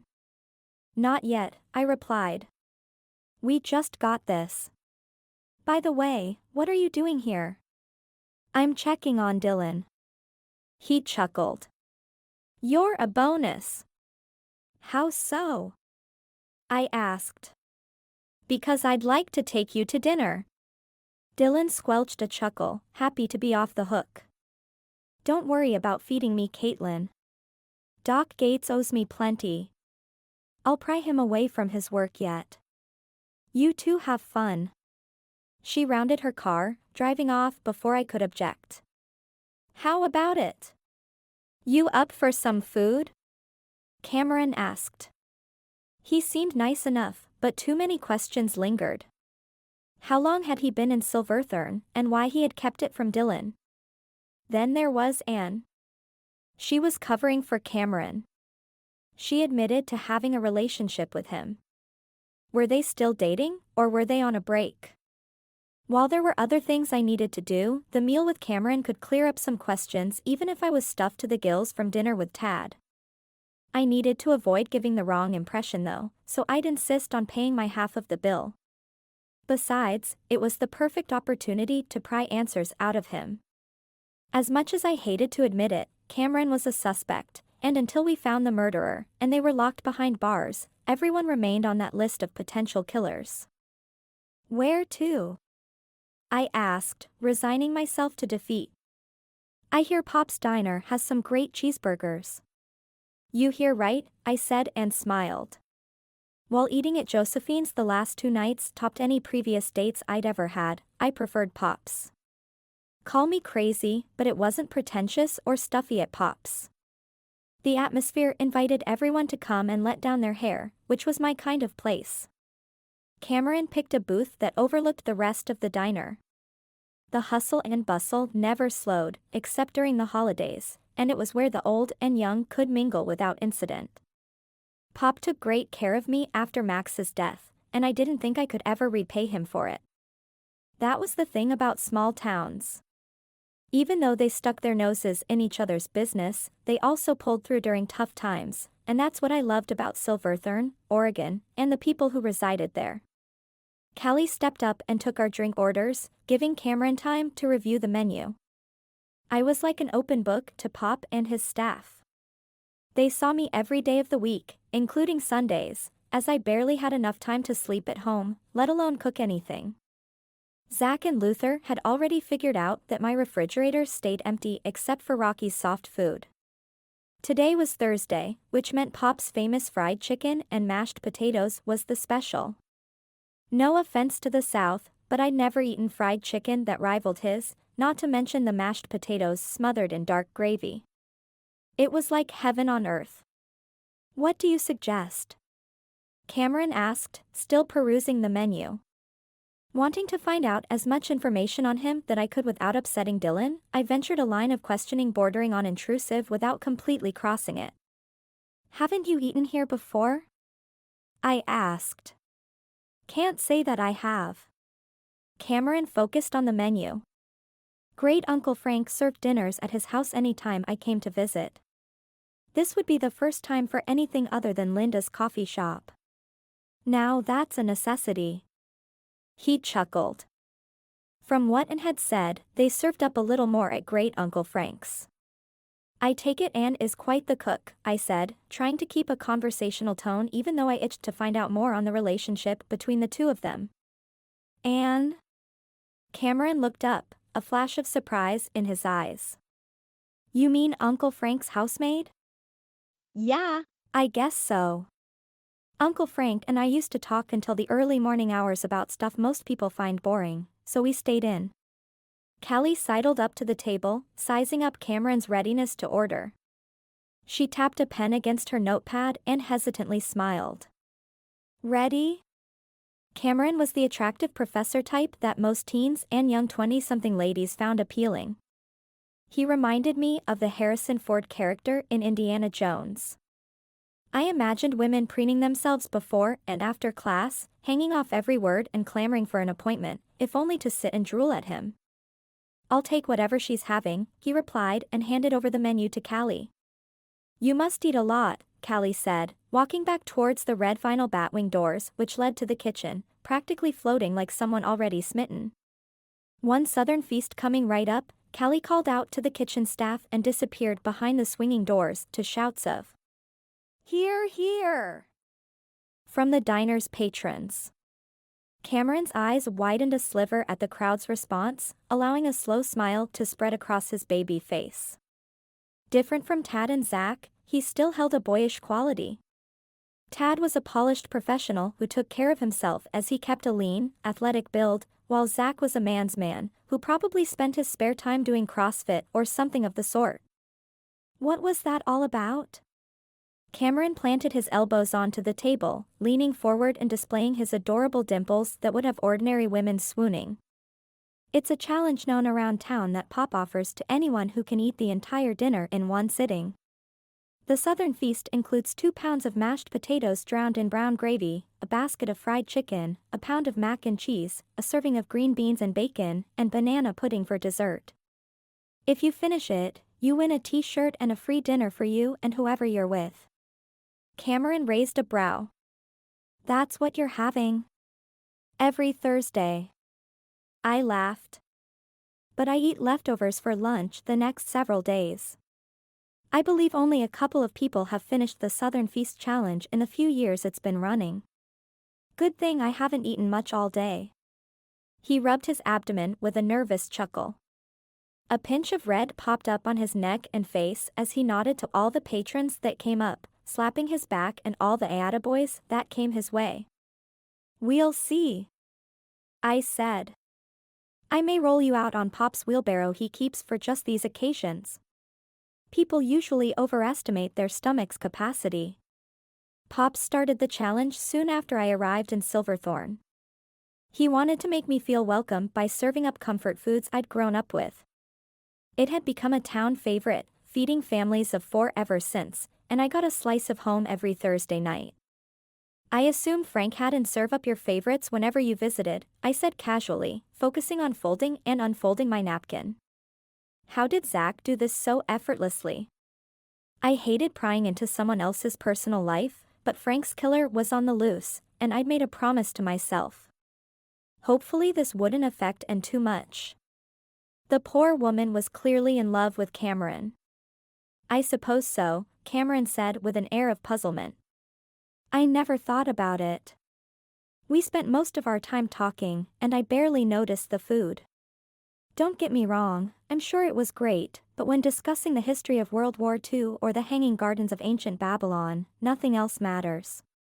No one enjoyed history more than Uncle Frank. I'll miss that."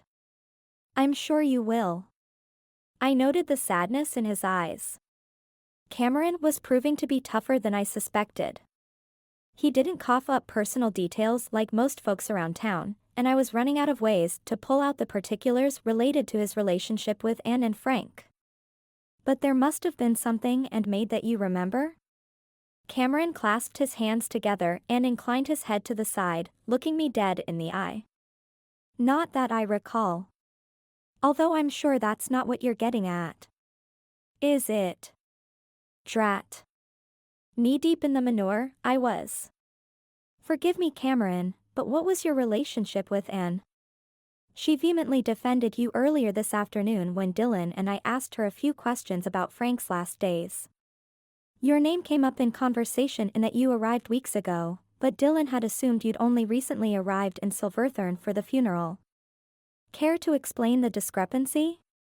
He slid his hand down the front of his face and sighed. "Look, Frank lent me his cabin a few weeks ago to finish a book I've been working on. My university office is constantly under siege by students and faculty alike, and the publishing company has a hard deadline that I couldn't meet if I didn't lock myself up somewhere.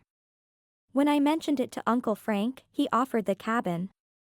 I accepted only if we kept it from everyone else, and that included Aunt Dylan. I'm sorry if this came as a surprise to her, but I needed to keep distractions to a minimum." I gave myself a mental pat on the back. The whole cabin thing would explain his arrival in town, but what about at the reception when I caught him rummaging through Frank's desk? "Then what were you doing in Frank's office the day of the reception?" I asked. "Why were you looking in his desk drawer?" I returned the key. The key? I asked. The filigreed key that was found inside Frank's coat pockets after his murder popped to mind. Yes, the key to the cabin. I figured I'd return it since Aunt Dylan allowed me to stay with her. Why?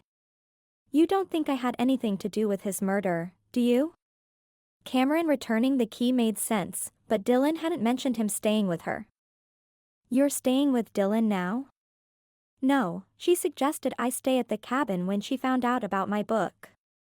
It was easy enough because my bags were sitting in the car the day of the funeral, and since I had returned the key to Frank's drawer, Dylan retrieved it that night and gave it back to me. She had enough on her mind, so I didn't mention I'd been in town for the last few weeks. Trust me, I had nothing to do with my uncle's murder, and if I could find the person who did, I would. I'd like to turn the key on the jail cell when they do, but that honor goes to Dylan or great-uncle Arthur. He sounded sincere, but what about arriving each time after Dylan received a threatening note, not to mention the fire? I wanted to believe him but reminded myself to maintain some objectivity. Maybe Luther could dig into Cameron's background a bit. Why all the questions, anyway? He asked. Are you and Aunt Dylan doing a side investigation? He held an inquisitive look, but I noticed his dimples begin to show. Is that a problem? I asked. Not at all. I like a woman with moxie. He tried to steer the conversation away from Anne, but this moxie lady wouldn't let that slide. What about Anne? I asked. What about her? How long did you date? She and I went out a few times the last couple of years when I visited Uncle Frank and Aunt Dylan. Anne's a pleasant woman, but it was nothing serious. He leaned back and draped an arm over the back of the booth, losing interest in the conversation.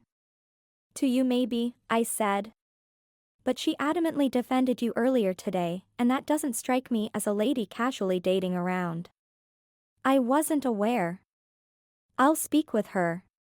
Now, tell me about you. I'll bet you have men lined up from here to the East Coast. As a matter of fact, she does, blurted someone behind me, causing me to catch my breath. My back being to the front door, I slowly turned my head and saw my mother stomping her way towards us with Tad 2 steps behind. Oh, good grief. I sank down into my seat, bowing my head and covering my eyes with my hand. Tell me it's a dream. No, Caitlin, I'm here, and you would know why if you checked your messages, my mother said to me. Then to Tad. But you must admire her focus. She'll make a brilliant doctor someday. Mother offered Tad a smile, and I wondered why I never received the same in return. As a matter of fact, I can't remember ever seeing my mom looking at me that way.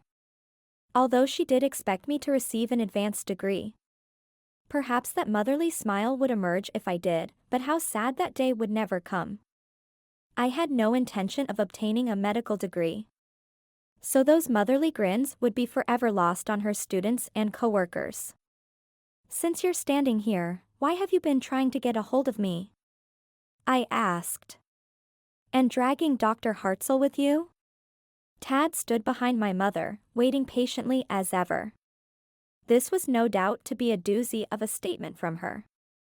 Tomorrow night you and Dr. Hartzell will tour the Woodlands Resort Winery thanks to your dear old mom here who snagged some tickets from the delightful Mr. Alexander.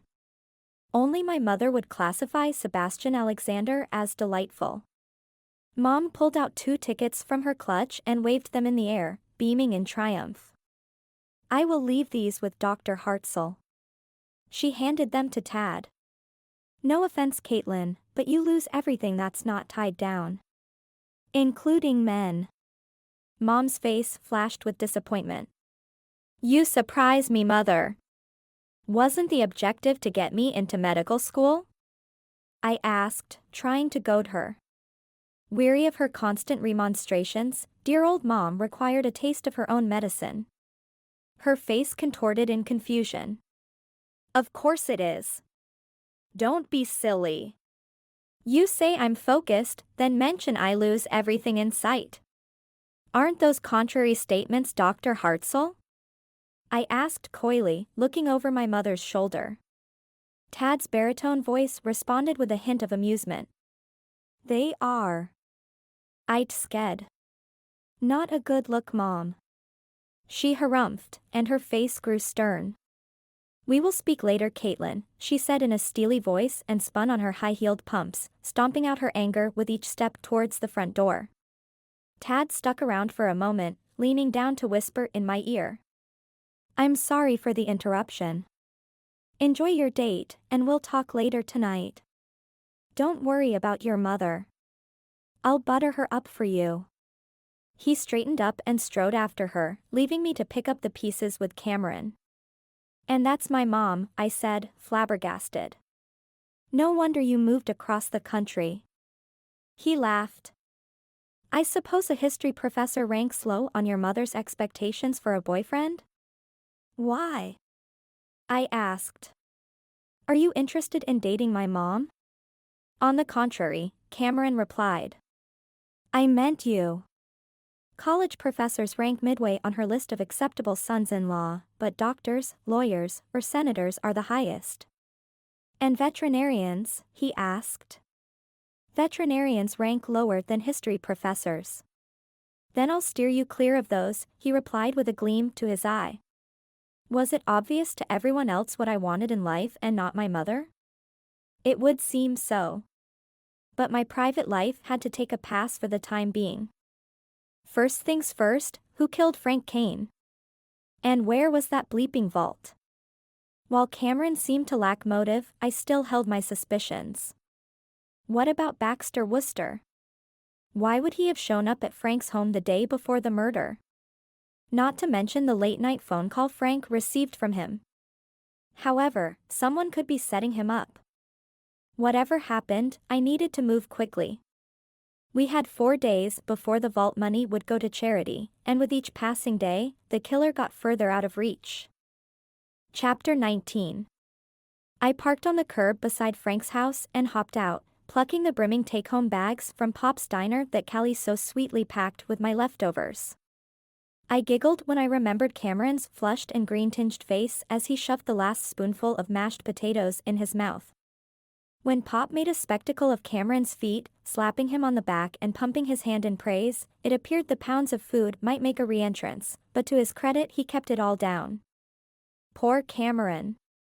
He waddled out of the diner with barely a nod or word to me, except to say he'd call me later. I didn't expect to hear from him tonight since his date with a toilet was almost assured, but I appreciated the thought. Bounding up the porch steps, I entered our new studio home, which smelled of fresh coffee and cinnamon donuts, and shut the door behind me. Dylan? I called. In here! I walked into the office to find her standing behind the desk, phone held to her ear, while Jessie sat cross-legged in one of the 2 sofa chairs facing the desk. Sorry, Danielle. I'll get you those photos within the hour, and we'll throw in a free 8x10 for the inconvenience.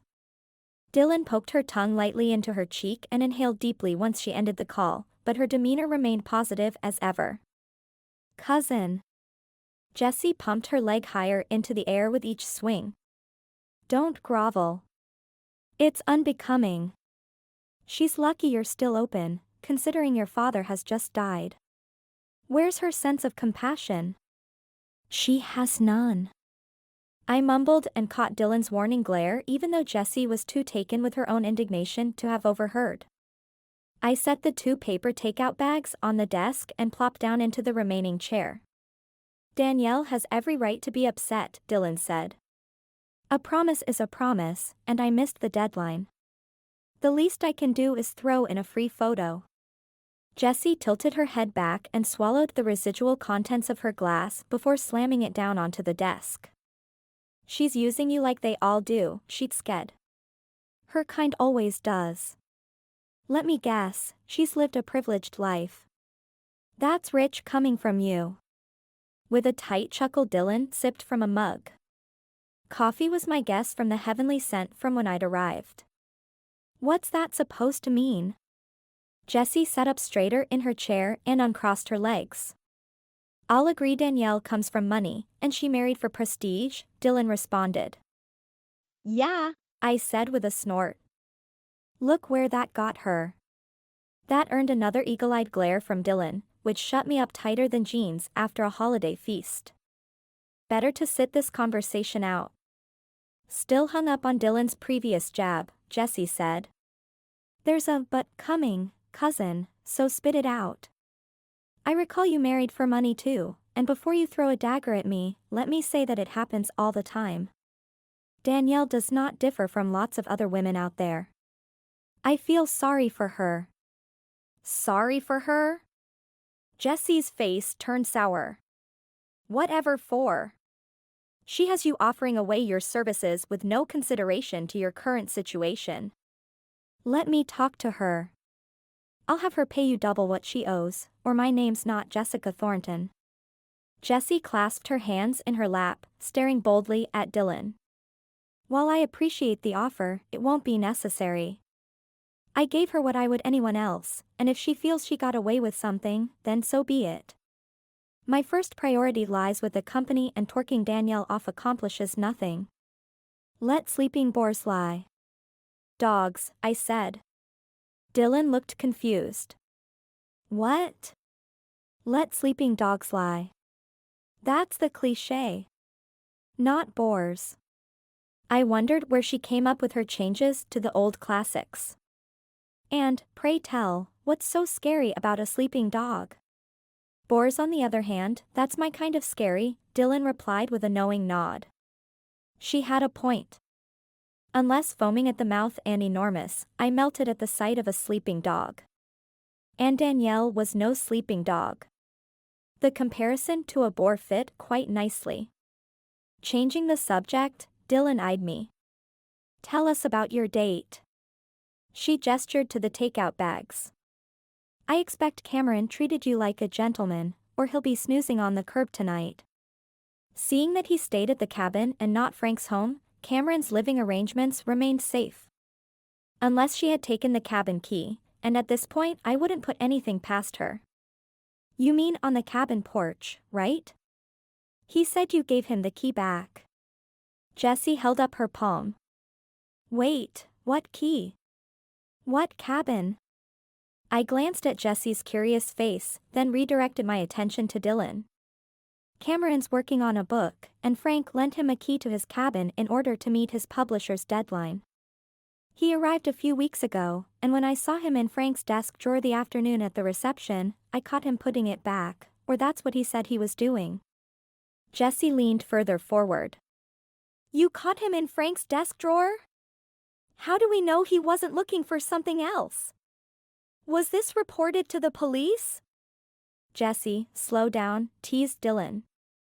I found the cabin key in the desk drawer later that evening. I told Cameron he could stay there because he refused to live here. That sounds suspicious. Jessie retorted. Why not stay with his favorite aunt? She used air quotes around favorite aunt.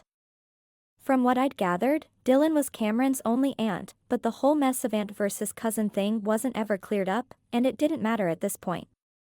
Because, Dylan said with a sigh. He didn't want to burden me, and truth be told, I had a lot I was dealing with. If he stayed, I'd feel beholden to treat him like any guest, and quite frankly, I lacked the energy. It smells fishy to me. Jessie snapped.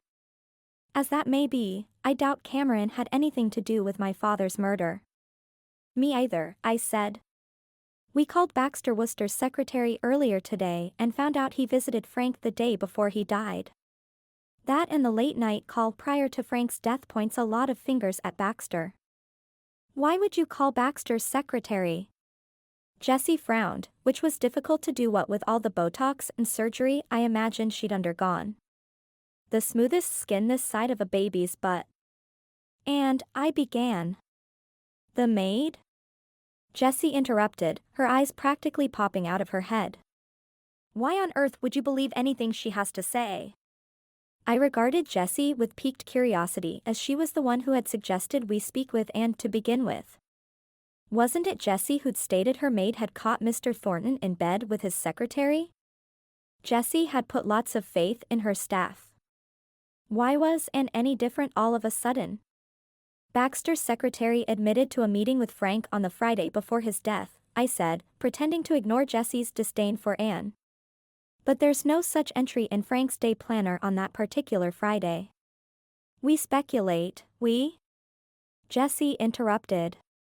Dylan and I speculated that Baxter ambushed Frank because he realized that was the only way Frank would speak with him, but that's just a theory and not enough information for the cops to charge Baxter with.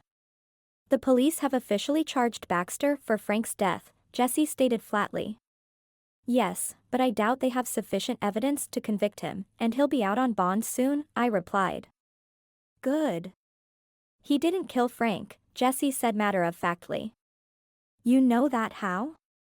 I wondered if I had missed a previous conversation between Dylan and Jessie before I arrived. Dylan shook her head and held up both palms, signaling she was as lost as I was. Woman's intuition. Jessie smirked. I believe Baxter was set up, and I intend to prove it. Dylan and I listened intently, curious how Jessie intended to prove Baxter's innocence. I also had a feeling Baxter was being framed but had no proof to back up my claim. Somehow, though, I expected whatever came out of Jessie's mouth would not make us any safer. I say we bait the killer, Jessie whispered. She watched Dylan and I, reflecting a gleeful fervor. How anyone could find glee in tracking a murderer was beyond me, but in order to solve the clues Frank had left, we needed everyone who had received some form of inheritance, and the longer the murderer remained loose, the more in danger the rest of us were. How do you propose we do that? I asked, eyeing Dylan warily. Without getting anyone else killed, Dylan added hastily. There's always a minor element of danger, cousin, but if we follow the script to the letter, then no one should get hurt. There's a script? I asked, wondering how long Jessie had been thinking about this. Of sorts. Listen, we have Dr. Gates spread a false rumor that Caitlin's found another clue at the house, Jessie said. Which house? I asked because I almost lost mine 6 months ago in a staged gas leak thanks to our ex-mayor, and I'd rather keep it the haven it had become since then. Frank's house. Jessie replied. I figure the killer is after the money because everyone around here has received financial assistance from Frank in some form or fashion, and another clue would be too much for the killer to ignore. The police had suspected all along that Frank's murder was money-related, and the line of reasoning seemed strong enough, but would one additional clue draw the murderer out? How many townspeople know about the riddles? I asked. The entire town, Jessie stated. Everyone at the coffee shop, and even the other night at Josephine's I overheard a couple talking about it. Do they understand each person has a clue to find and solve? I asked. My guess is yes, Jessie said with a pert nod. You guess? Snapped Dylan. We can't put Caitlin's life in danger on a hunch. While I appreciated Dylan's concern, I didn't see any way around it, and as much as I hated to admit it, Jessie's idea could work. I'll do it. I announced with some trepidation, and Jessie grinned like the Cheshire Cat. What rabbit hole did I jump into? I could hear Max yelling at me from the grave, but at the moment, it was the best option. I'd deal with him later in my dreams. He was popping up lots now while I slept, and tonight would be a doozy. I don't like it. Dylan shook her head, and her glasses slipped to the tip of her nose, which allowed her to peer at us over her rims. We've got to find the killer, and this is the best idea so far. No offense to the chief or Detective Knight, but they are slow, and we are running out of time, I said. Besides, we'll have Luther waiting in the wings. I just need to keep the killer at bay for a few minutes for you all to rush in. Piece of cake. Although, plans rarely worked out like we want them to, and while my faked enthusiasm helped to lessen Dylan's worry, I realized that either the murderer could harm me before reinforcements arrived, or Zach would once he found out. Either way, I was in for a troubling night. Once we hashed out the details, I placed a call to Luther and he agreed to hover outside on one side of the house, but on the agreement that Gloria would be on the other. Since there was no arguing with him, I reluctantly conceded. Dylan had already called Doc Gates, who was currently spreading the false rumor that I'd received and solved another clue. We imagined the killer would arrive after dark, so I planned to meet my mother tomorrow to avoid an errant phone call that would give away my position. Also, I texted Tad about the night's events, and not surprisingly he wanted in on it. The more the merrier, Dylan said. Whatever will keep you alive. I trudged off into the kitchen, putting my takeout bags into the refrigerator. The trap had been set, and now all we had to do was wait. Chapter 20. Before leaving on her supposed date with Sam, which was really a ruse to clear the house except for me, Dylan finished Danielle's portrait package and left a voicemail message saying she'd drop it off within the hour. Dylan had asked several times within the past 10 minutes if I was still okay with the plan, and after repeated assurances, she left arm in arm with Sam, instructing me to call her the moment we caught him. Zach had called half an hour earlier and told Dylan they'd released Baxter on bond, and it was obvious from the conversation that he agreed with Dylan's suspicions about Baxter. Still, something didn't sit right with me. My gut said someone had used him as a patsy, but the mastermind remained elusive as ever. I flitted between the makeshift studio and the office, trying to occupy my mind with photography orders while lying in wait for the suspected killer. Even though Luther and Gloria were hidden outside and Tad was crammed into the foyer closet, my heart pumped on overdrive. From all appearances, I was alone and easy prey, and I had to keep reminding myself this was all for the greater good. Hopefully, I was right. The jingle of hangers from within the foyer closet was followed by a string of swearing, which made me chuckle. "You okay, in there?" I whispered as I passed by the closet on my way back to the office. "Fine," came Tad's muffled reply. Dylan's coat and I just skipped first base and jumped all the way to third. I bit down on my lower lip and laughed, imagining the sight. Poor thing had been in there for over an hour now. "Tell Dylan's coat cuffs off," I said. "You're a taken man." "It's not the cuffs I'm worried about," he said.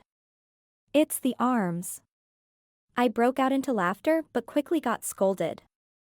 "You realize you're laughing at nothing, right?" "That'll look suspicious to anyone on the prowl," said Tad. "Move along, Ms. Doll. Slicker and I must have a talk." "Don't worry, I'll let her down easily." When I started walking again toward the office, I heard a muffled, "I am taken by you, Caitlin Doll." I smirked at Tad's revelation, but kept moving. He was right. The killer might suspect I wasn't alone, and that would blow the entire scheme. It did make me look like a crazy person, and while everyone's a tiny lump of crazy, I flinched at the thought of that rumor spreading like a wildfire throughout town. I printed off another set of pictures due sometime next week and filed the small stack of bills Dylan had already paid. Soon I was left with nothing to do other than kick my heels up on the desk and lay my head back on the chair, closing my eyes for respite. The smell of cigar smoke still lingered in the air. Dylan said Frank smoked them only on special occasions, but she often kidded him about it since the rare occasions grew from once or twice a year to several times a week. While not great for your lungs, I always loved their smell, but was never a fan of the smoke. Distracted for the moment, I jumped up when I heard the creak of the back door. I crouched down, tiptoeing one painful inch at a time toward the kitchen and slinking past the foyer, hugging the walls like a shadow.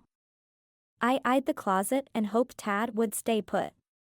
Cabinet doors banged open and slammed shut, and a swath of light blinked on ahead of me.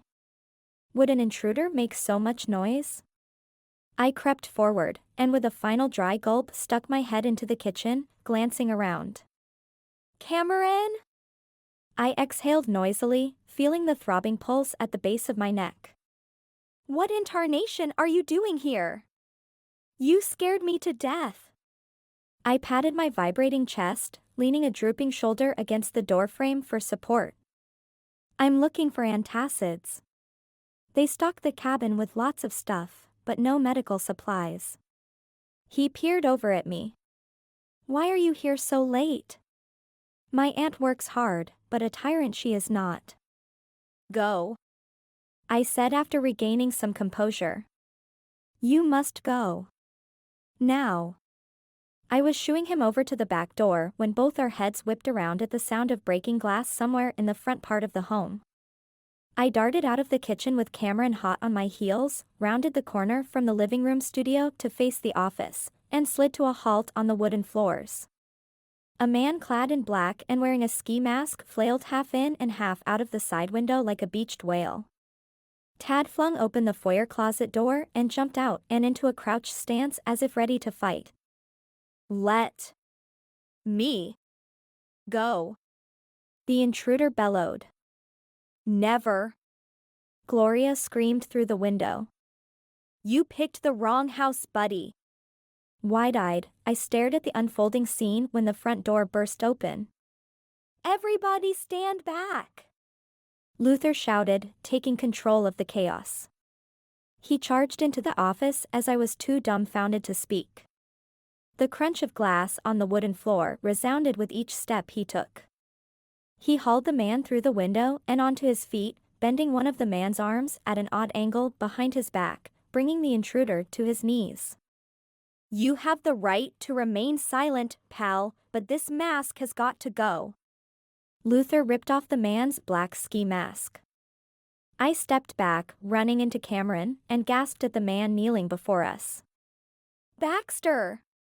My head grew dizzy, and the world started spinning. How could it be? How could my instincts be wrong? Gloria! Luther bellowed. Call the police. Her platinum blonde head nodded from outside the window and disappeared from view. She reappeared again through the front door and hung up her cell phone. Zach's on his way. Has anyone called Dylan? Oh fudge! I placed a shaking hand on my forehead. I tried to stand clear of Cameron's support, but my knees buckled and both he and Tad assisted me to a bar stool set up in the makeshift studio. It wasn't like me to break down, but with the stunning turn of events, it was no wonder. Have a seat, Tad said. Cameron, would you be so kind as to bring a glass of cold water from the kitchen? Cameron's arms tensed around my waist. I've got her. Why don't you get her the water? Because I'm a physician, and you're not. Cameron hesitated, then released me, striding towards the kitchen, and was back few seconds later with a glass of water in one hand and a granola bar in the other. When Tad raised a brow at the granola bar, Cameron said, It's good for her sugars. Regardless of the fact that I was stuffed from lunch, and I was quite certain my blood sugar wasn't the issue, I appreciated the gesture. Cameron gloated while Tad instructed me to sip on the water. Within minutes Zach had arrived and Baxter's Miranda rights were read, which Baxter could have recited at this point. I sat quiet and watchful. How could it have been Baxter? While all the evidence pointed in his direction, my gut instincts said he didn't do it, yet here he was. Zach walked over, leaving Luther and Gloria to stand watch over Baxter. Caitlin, are you all right? Frustration rolled off him in waves, and I glanced down at the floor, unable to absorb it all. More embarrassed than anything else, I couldn't take another person's "I told you so" vibes. I'm fine, I said with a white-knuckled grip on the water glass. It can't be Baxter. Zach stood in front of me, hands on his hips, and sighed. It is Caitlin, whether or not you want to believe it. The proof is right over there. He jutted a finger in Baxter's direction. This stunt you pulled could have had you and others hurt, or worse, he scolded. Oh please. I waved him off and gestured over to Baxter's kneeling frame, whimpering like a child on the floor. He couldn't even get through the window. What was he going to do, body slam us? He didn't even have a weapon. How did he break the glass? Zach asked. That rock. I pointed to one laying among the rubble of glass. Rocks can be a weapon, he countered. Yes, but I don't think he came here to kill anyone, and I don't think he killed Frank, I argued. Did you ask him what he was doing here? Seriously? It's called breaking and entering, Zach retorted. With a surge of adrenaline that only Zach could fuel, I hopped up off the stool and marched over to Baxter. Why? Why did you come here tonight? I demanded. Baxter's shoulders slumped in defeat. It wasn't to harm anyone. That clue you solved, along with all the others, will lead to the vault, am I right? I nodded. I figured I'd help you ladies, and maybe earn a little respect back, he said. By covering yourself head to toe in black clothing and smashing a window with a rock? I asked, mouth agape. Baxter raised his chin. You need all the clues. Mine included.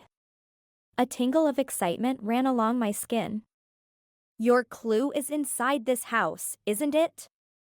I demanded, and he nodded in the affirmative. Then why not say so? Why break in when you're out on bail? Why not talk with Dylan?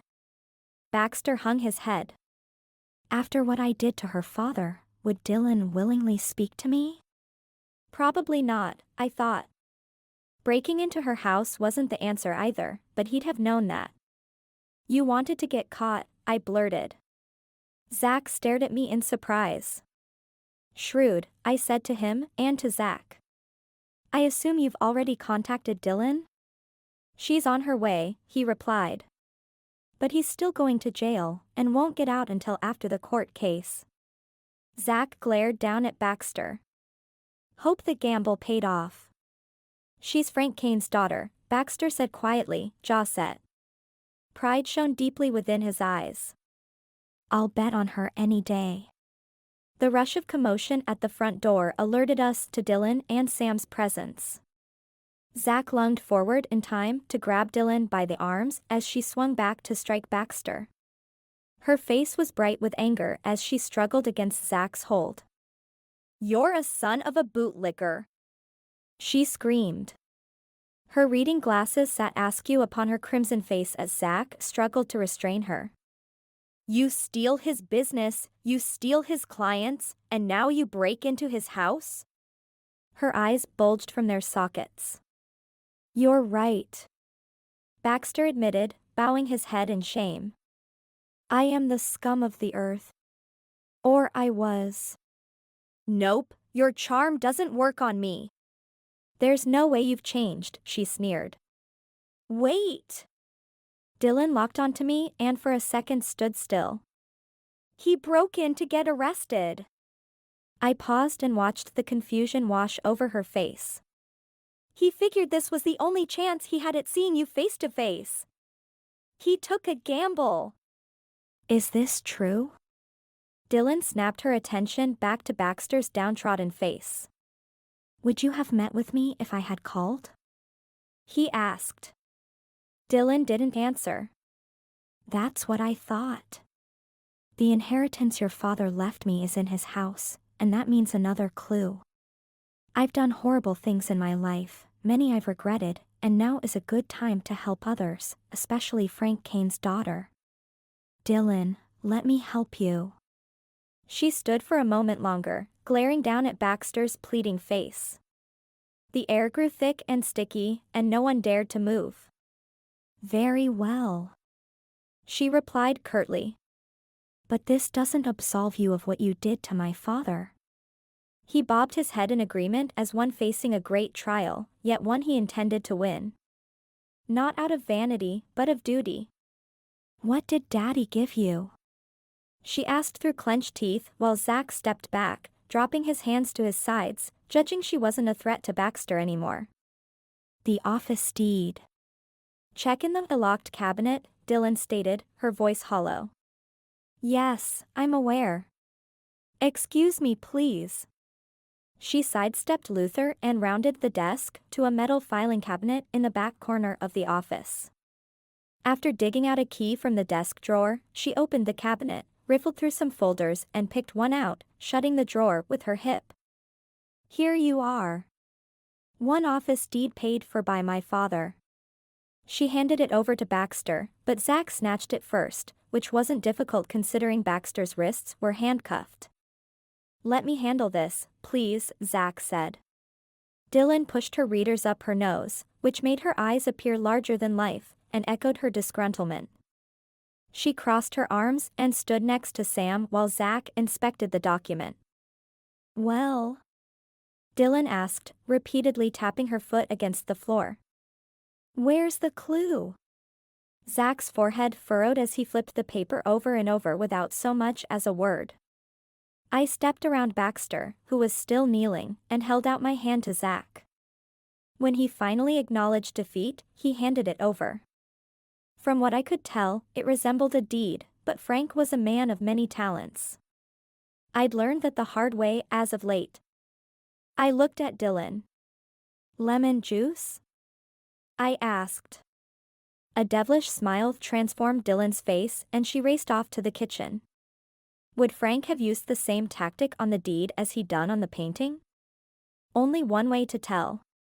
She returned with a squeeze bottle of lemon juice and a cotton ball. She poured a few drops on the cotton and offered it to me. What part needs it? She asked, her head hovering near mine, studying the document. Good question. There wasn't any handwriting apparent on the paper like there'd been on the painting. However, my hunch was to search on the back, which was blank. I brushed the cotton ball on the corners and then the center, but nothing appeared. My hopes dashed, I handed it over to Dylan. Nothing, I said with a slump to my shoulders. You forgot the heat. She brought the paper up to her mouth and blew on it. Since Luther was keeping watch over Baxter, Gloria, Sam, Dylan, and I hovered over the document and witnessed Frank's familiar script appear like magic, then quickly disappear. What's it say? Gloria asked anxiously. Dylan blew again and spoke the words. Rounding the corner, catch the sign, and the runner's safe to a crowd lost in time. As if the clues couldn't grow more mysterious. I tugged at my earlobe and searched Dylan's face for signs of understanding. When none came, we all backed away, puzzled over the newest clue. I think we can all agree that he means the vault in this one, am I right? Sam asked, rubbing his hand up and down Dylan's back. Safe? I asked, to which he nodded. It's another word for vault, but a crowd lost in time? He mused. Are we to time travel? It was like someone had dumped a bucket of freezing water over my head in the dead of winter. Hey, Cameron? Didn't Frank leave you some relics? What if he's referring to them? Cameron's brow arched in amazement. He did, but they're at the cabin. He dashed for the front door. I'll be back soon. Meanwhile, Zach stuck out his hand towards Dylan. The document, he said, and snapped his fingers. It's a part of this investigation now, considering Mr. Wooster claims he broke in for it. Hand it over. Dylan begrudgingly did so and glowered after Zach like the rest of us. The police always slowed investigations down instead of sped them up, and it was all I could do to keep my mouth shut or else someone would be bailing me out of jail tonight. Chapter 21. The lobby of the police station was clogged up with the lot of us waiting to give our respective statements to Zach or Butch. Fortunately, I got Butch, and before long, both Tad and I were free to go, but Dylan and Sam had yet to sign their statements and hovered around the 70s era front reception desk. I walked up, propped my elbow on the chest-high countertop, and rested my chin in my hand, stifling a yawn. Shouldn't you be running home? You won't impress Dr. Hartzell dressed like that, Dylan said, glancing over at me. The smirk said it all. I bit my tongue on the ready retort and remembered she'd been put through the fire too many times as of late. Yes. I yawned, giving in to the fatigue. I'm waiting to make sure they release Tad. Zach's in quite the mood, and I wouldn't put it past him to lock him up. Dylan playfully swatted at my hand. For what? Looking hot? Please. She fanned her face, looking like she'd swoon any moment. Zach would do better by calling the fire department. That man needs extinguishing. Dylan! I playfully scolded, swatting her hand. Doc Gates is a hottie. I winked at Sam, who stood on the other side of her. Don't worry about me, Sam said. I'm more of a gray fox. Dr. Hartzell, on the other hand, now he's what the ladies call a virile stud, making his mark in life. Dylan patted Sam's cheek, beaming at him. More like a silver fox, and I'm smitten, she said. Ah. Love. The wondrous emotion that eluded me at all turns. It was all I could do to pry my sights away when Tad stepped out from the hallway that led back to the primary offices. All done? I asked and walked over, linking arms with him, happy to leave the stuffy confines of the police station. The wet gym sock odor alone left me craving a shower. For now, although I believe he'll be wanting a blood sample. Did any of you require fingerprinting? Tad rubbed at his blackened fingertips on his right hand. A warm flush spread up my neck and straight to my pounding temples. Of all the things Zach had done, this took the cake. I twisted around and marched all of 2 steps before Tad tugged me back and placed both hands on my shoulders, staring down at me. The scent of heady cologne that caused me to lose all common sense wafted up to greet me. Hold on, Red Ryder. Last I checked, he's the detective. If he wants my prints, so be it. I've got nothing to hide that the medical licensing board wouldn't already know about. Trust me. It's fine, Tad said in a calming voice. He's right. Dylan chimed in. Skedaddle to the both of you. Have some fun. We'll tackle the clues tomorrow. I paused, remembering we only had another 2 days to figure out the riddles before an orphanage got a sizable monetary gift. Although it would go to a noble cause, I wanted to solve it for Dylan. It was her last tie to her father, and something told me it would mean a lot to her and give her the closure she needed, whether she realized it or not. First thing tomorrow, I said. Tad and I strode out the door, arm in arm, into the warm sunshine. The smell of impending rain tickled my nose. How I loved Oregon in the summer. Quite a difference from the sticky, insufferable summers I'd grown up with in Nashville. While Nashville had its pluses, summer wasn't one of them. Tad and I stepped gingerly toward his rented Beamer. The insistent buzz of my phone had me digging it out of my pocket. Good grief. My mother. She'd have to wait. I could hear her now. She'd groan ad nauseum about the latest mess you got yourself into, and her dislike for Zach would only fan the flames of her mama bear nature. The last time I laid eyes on her, she seethed at Cameron's presence, but it was nothing like the other night when Zach had dropped off my purse. Something about him set her hackles in a tizzy, which was probably why she worked endlessly, arranging dates for Tad and me. Ready? Tad asked, well-manicured hands on the wheel. I sighed. How I wished I could drop the insanity of my life and find some peace for once. I buckled up and ran my fingers through my unruly hair. Can we stop by my house? I asked. I've been ordered to spruce up for the night. Sure, but you look stunning, he said before pulling out of the police lot and zooming down the road. He lowered the convertible top. My heart thumped a lively rhythm in my ears, and I felt my chest rise and fall in rapid succession. Tad set the butterflies loose in my tummy with every glance, touch, or statement, and if it hadn't been my mother's doing, I'd have loved it. Why did that woman screw everything up? The gravel pinged against the undercarriage of the car, stirring up dust, as we drove up to my cottage and came to a stop. I hopped out and with a spring to my step strode up to the door, opened it, and bent down for my favorite non-human. Rocky meowed his content and brushed his tickly whiskers against my hand, compelling me to scratch under his chin a bit harder. When he saw Tad, he uncharacteristically trotted over to him, flipped onto his back, and kicked up his heels, pawing at the air. Too adorable to resist, Tad reached down and rubbed Rocky's bulging belly with zest. Great cat. Tad said. Rocky, is it? Why don't we get you some food while Mom here gets ready? As if understanding, Rocky righted on all fours faster than fleas to a dog and pranced off towards the kitchen, tail twitching high in the air. I chuckled at his over-the-top antics and shook my head in wonderment. "He's taken with you." "As am I with him," Tad said, and followed dutifully behind Rocky to the kitchen. First my mom, then my cat, not to mention my own swirling tummy whenever he stepped into the room. The ruse Tad had come with at first glance seemed like a great idea, but now not so much. The plan wasn't to fall for him, but rather convince my mom and his that we were an item. Crazy? Maybe, but it appeared to be working, except my heart skipped the memo and failed to keep a safe distance from those romantic feelings that I hadn't experienced since college.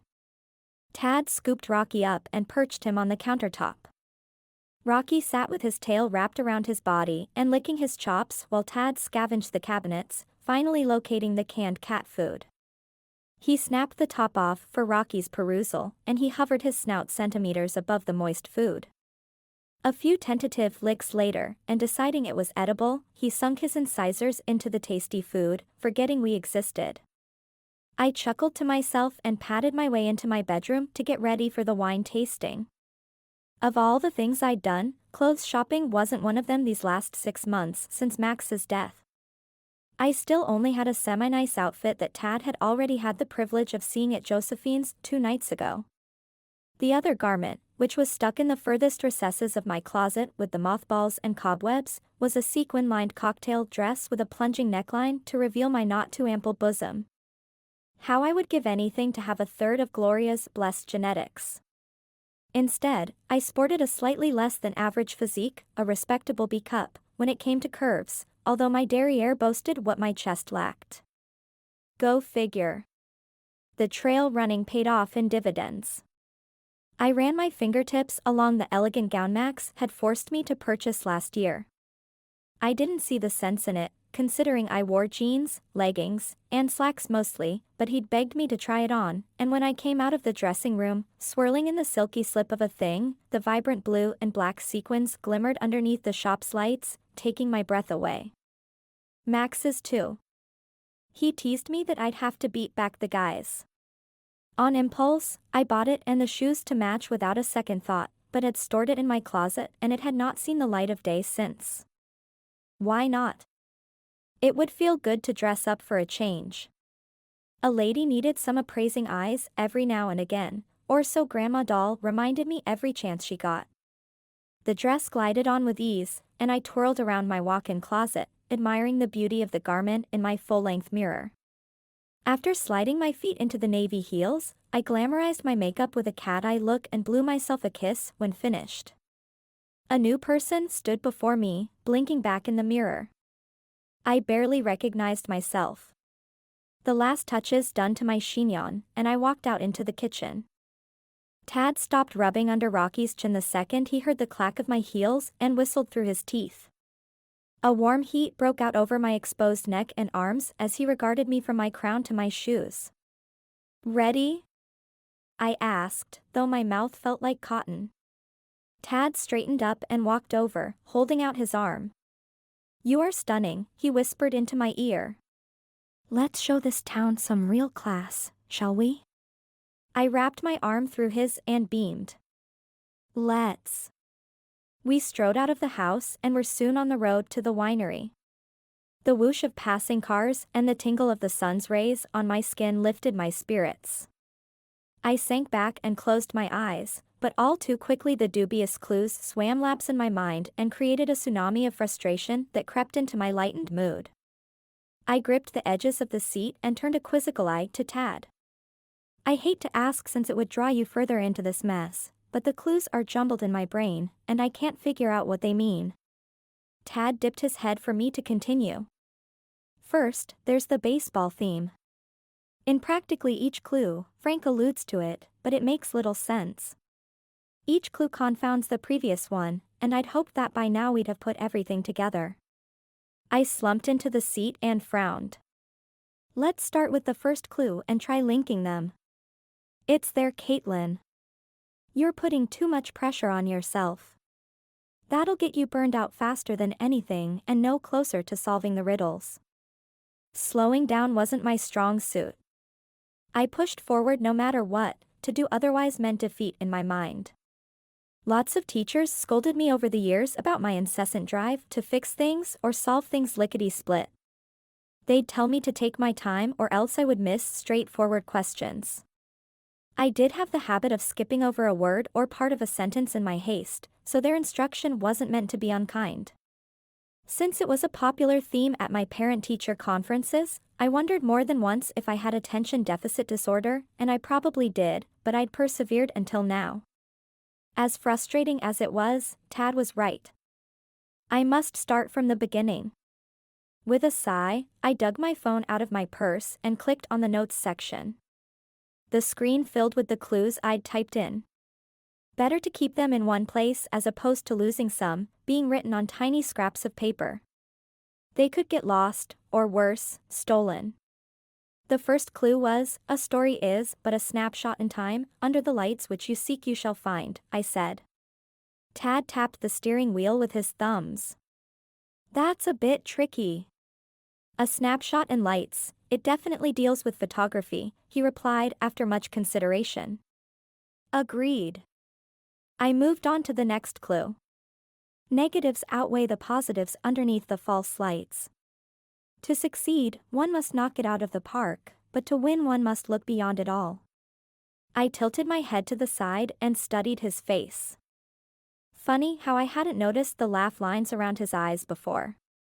This one's got to be about cameras too. Negatives deal with film of old, and the false lights could point to the lighting we use. However, knocking it out of the park points toward baseball. Tad's brow furrowed some more, but I plunged into the next clue while he mulled over the first two. Then there's this one, America's pastime rounds the bases as the flashes of the past fade into the background. The trail lies in a path well worn amidst fireflies and horns. Added together, said Tad. Baseball plays a part in all this for sure. Again, he mentions flashes as if photography isn't too far from his mind, although perhaps he means something else entirely. Caitlin, it seems to me that he's speaking of the past. Like it's pointing toward something on film that's already been taken. Think about it. Snapshots in time, flashes of the past, America's pastime. Tad paused. Was Frank an amateur photographer? Previous conversations I'd had with Dylan about her father always circled around topics of history or finances. Although, he'd gifted me an old camera, which cost a fortune from the looks of it. Where did he get that? And why have it if he wasn't a fan of photography? I'm not sure, but there's one person who could solve this in a hurry. I dialed Dylan's digits faster than a lightning strike. On the third ring, she picked up, her breathing so labored it immediately set off alarm bells. "What's wrong?" I blurted, drawing Tad's concerned eye. He whipped into the winery and parked. Draping an arm behind my headrest, he shifted his weight in the seat to face me.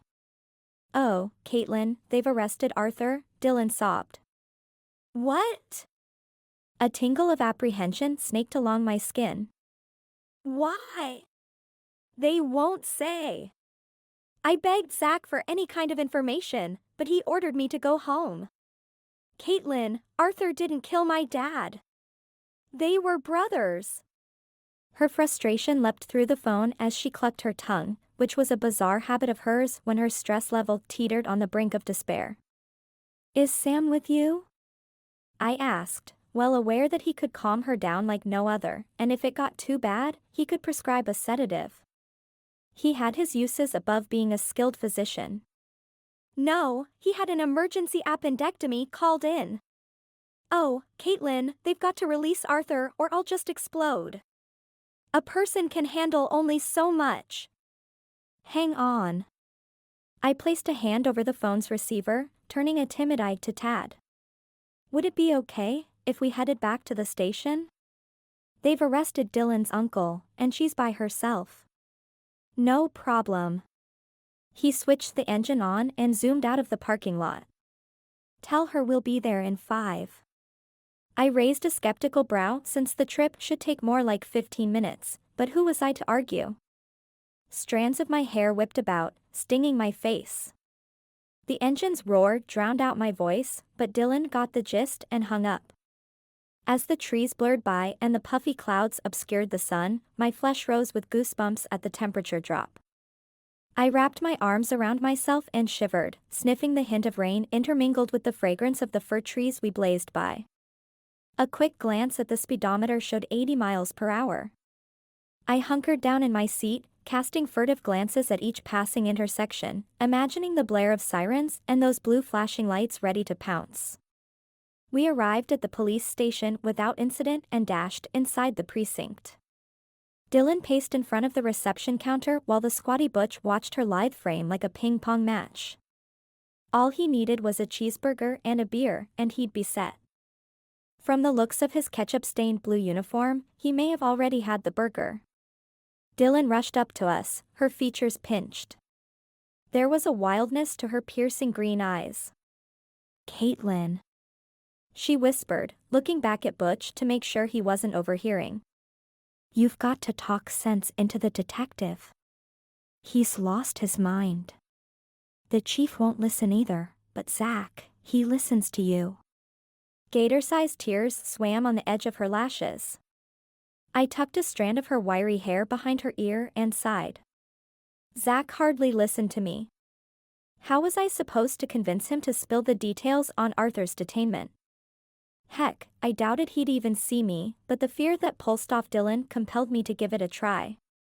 Perhaps it would ease the desperation behind her hollowed eyes. I strode up to Butch, sitting high on his stool behind the chipped formica countertop, and painted on a picture-perfect smile. "Hello, Butch. Zach in? I'd like to speak with him." "No can do. Zach's forbidden us from talking with you, Ms. Dahl." He shook his head, making his jowls flap like a mastiff as he did so. "Forbidden? Why of all the nerve?" "Butch." I reached over the counter to flatten his uniform collar that had been sticking up. "I promised to only speak with Zach, okay? How about it? May I go back?" He shook his head more firmly, a staunch frown on his chubby face. "No. He's with a suspect. You'll have to wait like the others." He pointed to the vacant lobby. And as an afterthought, "You look mighty pretty tonight, Ms. Dahl. I'm sorry to be so bullish. You know how Zach can get." Do I ever, I thought. Poor Butch. He was only doing his job. I didn't want to create trouble for him as he was such a sweet-natured man, always checking on me after Max's death, but I really needed to speak with Zach. I recalled Butch's daughter had just turned 16 and hadn't been in for a yearly photo session. "Hey, Butch." I leaned my elbows onto the countertop and flashed him another smile. Chapter 22. "I've not got time for you, Agatha," Zach snapped as he eased around his desk and plopped into his chair.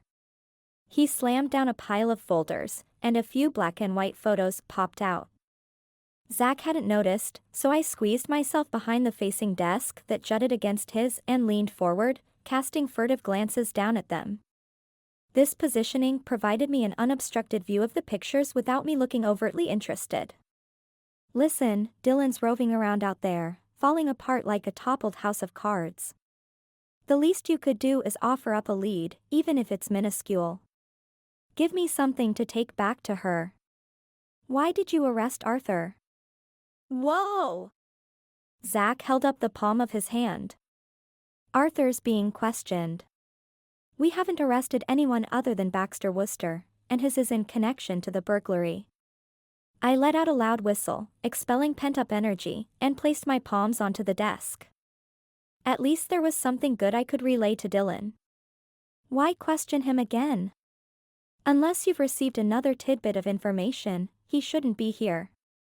Zach's chair squeaked against his colossal frame, and he crossed his arms against his chest, handsome even while frowning. An eagle-like stare spanned the expanse between us. "Agatha," he began. I scowled at the nickname but dug my fingernails into my palms to keep quiet. "Ask Arthur. I'm not at liberty to say." I tapped my knuckles against the desk and acted like I was focusing on them when really I was taking the time to get a better view of the pictures. They were of the crime scene. Frank's battered body lay on the floor in one of them while a second showed the props and decorations on the wall in another. I gasped. "Everything okay?" Zach sat forward, searching my face. Yeah. "I'm fine." I scrambled out of the chair, banging my knee on the metal desk, and muffled a few expletives while a smattering of black spots floated before my eyes. Zach jumped up, slid around his desk, and was in front of the door faster than a cheetah on the open prairie. Startled, I stopped and stared at him, mouth ajar. The smell of stale coffee and urine hung in the air while Zach sized me up. "You're hiding something," he said. "Spill it." "Don't be ridiculous," I snapped. I gulped down a baseball-sized heap of dread. Nothing would distract him, but I had to try. Zach eyed the desk with the scattered photos and then locked his stare upon me. "Agatha, what did you see in the pictures?" He crossed his bulky arms across his chest, looking much like what I envisioned a gladiator would have centuries ago. I shifted my weight from one foot to the other before I mumbled. "Baseball." "Pardon?" he asked, cocking his head. "Frank's clues. Baseball's a part of it. A big part." "You got that from crime scene photos?" "Well, yes," I stammered. "There's a picture at the studio that's of a baseball stadium." I hooked a jagged fingernail over toward his desk. "Right," he said and uncrossed his arms. "Caitlin, let me remind you of something. The vault stuff is your business, but a killer is on the loose, and my hunch is it's got everything to do with that money." "Great Sherlock," I mocked, rolling my eyes since he'd stated the obvious. "Happy you're on the case. Now, if you'll please excuse me, there is a troubled woman in your lobby needing my attention." "By all means," he said, stepping out of the way and extending a sweeping arm towards the vacated doorway. I fumed down the hallway, and when I arrived back at the lobby, Dylan was still pacing, throwing butch-weary looks on each pass. Seeing me, she ran up, clutched my hands with a death grip, and searched my eyes for news. Tad came over too. "Hey, I hate to interrupt, but duty calls. There's an impromptu online meeting I must attend. Something that can't wait. How about you text me later?" He looked at me, and I blushed. "Of course. Don't let me stop you." "I'll message you later," I said, giving his outstretched hand a squeeze. "Good, because from the look of it, I'd say you've got a plan." Tad winked and then headed for the door, leaving Dylan's wide-eyed stare fixed on me. I extricated my hands and massaged them against the throbbing pain. Did she lift weights? I wondered, because her grip strength was incredible. "Well, they haven't arrested your uncle, Dylan. Arthur's only being questioned." "Oh, thank heavens. But why?" "He was already questioned days ago." "We're to ask Arthur." I shrugged. "I assume they'll be releasing him shortly." Dylan clasped her hands, sensing there was more. And baseball is undeniably a part of the vault clues, except I believe it's in connection with a particular ball field." "Come on.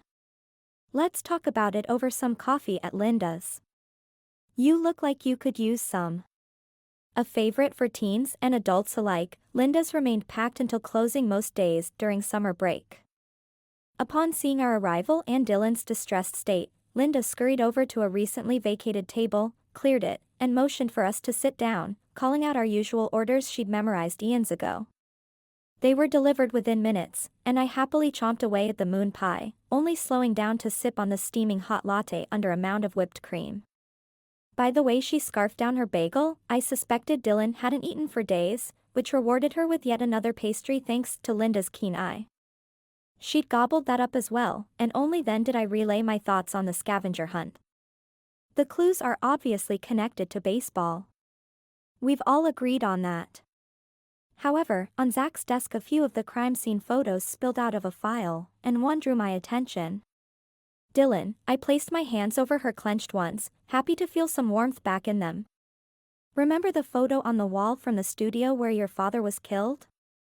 She nodded, eyes keen with interest thanks in part to the caffeine surging through her petite frame. It's of a baseball game, I said. Hope flickered across her face. Yes, it's the Portland baseball stadium. Daddy had season tickets. Is there a way for us to get a tour? It's last minute, but with all the mentions of baseball and that photo, it's got to be linked in all this. On it. She whipped out her cell. Daddy's friends with the owner. When she had finalized our day trip to Portland and thanked the owner, she stashed her phone back into her pocket, a sparkle igniting in her eyes. Now, where do we begin? That baseball stadium's huge. Beside her, Sam bobbed his white-haired head in agreement. Dylan had called him on the ride over, and he'd thankfully finished his appendectomy. Don't worry about that, I said. Let's get there first. Everyone ready? A little over an hour later, we arrived at the ballpark and filed in past wrought iron gates. The elderly owner had greeted us with a hearty wave and led the way to the infield as I'd requested. In broad daylight, the stadium gleamed beneath rays of sunshine that broke through puffs of clouds passing overhead, and the enormity of our task weighed down like an anchor. On the ride up, I'd mused over the clues and felt certain where to look, but now, standing at home base, my confidence wavered. This place is enormous, I mumbled, eyeing the stands that surrounded the field. A whiff of popcorn and the sweet smell of Cracker Jacks lingered from the previous night's game, along with hot dogs and sauerkraut, and my tummy gurgled with hunger even though I'd come on a full stomach. There was something about baseball food. I had been addicted since childhood. I kicked at the home plate with my boot, sending a puff of dirt in the air and onto it. I knelt, swiped the dirt away, and fingered the edges of it. Looking up at the owner, I asked, "May I pick this up?" "By all means," he said and gave the merriest belly laugh. Place a white beard on the fellow, and he'd resemble Saint Nick to a T. Dylan, call me when you are done. You have full run of the place. He handed a dangling set of keys to her. The gold one is the master key. I hope you find what you're looking for. He set off in the direction we'd come, leaving us to our task. I wrangled with the plate and pulled it up for inspection, revealing nothing extraordinary underneath. Neither it nor the contraption holding it in place provided a clue. After returning the plate, I dusted off my legs and stood up. What next? Sam asked, looking as dejected as I felt. We'd all believed Frank had hidden the clue under home base, but no such luck. Everyone take a base, I said, and we all jogged our way across the field. Dylan took second, I took third, and Sam lumbered toward first. One by one, we all checked underneath the bases, and each time we were greeted with a shake of the head. Nothing. All right, Frank Caine, what's your angle? With all the baseball cues, I was almost positive it would be here, but Frank was proving more devious than I'd imagined. We were back to square one. I stood up, arching my aching lower back, and scanned the empty stadium. The sun's rays shone brightly off the boxed seating areas located on the second level, first base side, and an idea struck. Hey, Dylan? I called out as she made her way over to Sam. I jogged toward them. Where are Frank's seats? Sam huffed alongside Dylan, who showed no signs of exertion since she'd trained for half marathons since she was a teen. I envied her workout ethic and ability. She squinted up into the sunlight and pointed at the most centered one. Up there. I took off toward the stadium stairs, followed by Dylan and Sam, and we climbed to the box seating. My skin glowed from perspiration. It was unusually hot by Portland standards, and I heard Sam wheezing several feet behind us while we waited outside Frank's seasonal suite. When Sam reached us, his glasses sat askew on the bridge of his nose, while his hair stuck up in array as if brushed roughly out of the way. Beads of sweat hung on his brow. Poor thing was stooped over, hands on his bony knees, gasping for air. Dylan stepped forward and placed a hand on his back. "Are you all right?" Sam held up a palm and spoke between gasps, sides inflating and deflating with the heavy burden of breathing. "Fine. Just need a second." Dylan thrust a hand into his pant pockets and came out with an inhaler, shaking it, and then shoving the mouthpiece between his blue-tinted lips. "Inhale." She repeated the measure once more before he waved her off. When his inhalations became steadier, we returned to the seating area that Dylan had unlocked moments before. We set about searching cabinets and couches of the posh suite. After 15 minutes, and turning up zilch, we huddled together in the kitchen. "Put your thinking caps on," I said. "Did Frank sit somewhere in particular? Did he have a favorite seat?" Dylan shook her blonde head in surrender and sighed. "No, he sat all over this place." She flopped onto the sofa. "This is futile. We'll never find it in time." There, Sam said, sitting next to her and patting her arm. "Let's not give up yet. And if all else fails, we've got a stunning view from up here." "Sam!" I exclaimed. "You're a genius!" I scrambled to the balcony area. Frank had taken the shot of the stadium from up here, but this wasn't the exact angle. If I could recreate the picture, then maybe we could find the next clue. Dylan and Sam cast questioning glances at each other as I scooted this way and that, taking imaginary pictures with my hands until finally I squealed. "That's it!" They scrambled up and dashed over to where I stood.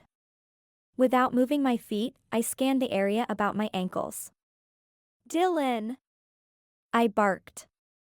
"Look under the seat in front of me!" She scurried down the 2 concrete steps and searched the padded seat. When she stuck her hand in the crevice between the seat back and the cushion, her face lit up. "Looky here."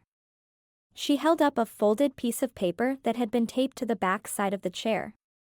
My heart beat like 1,000 drums as she read. "Assemble the clues, and you'll be handsomely rewarded." I smacked my palm against my head while Dylan fumed. "What a wasted trip." "We'd already figured that out," she said.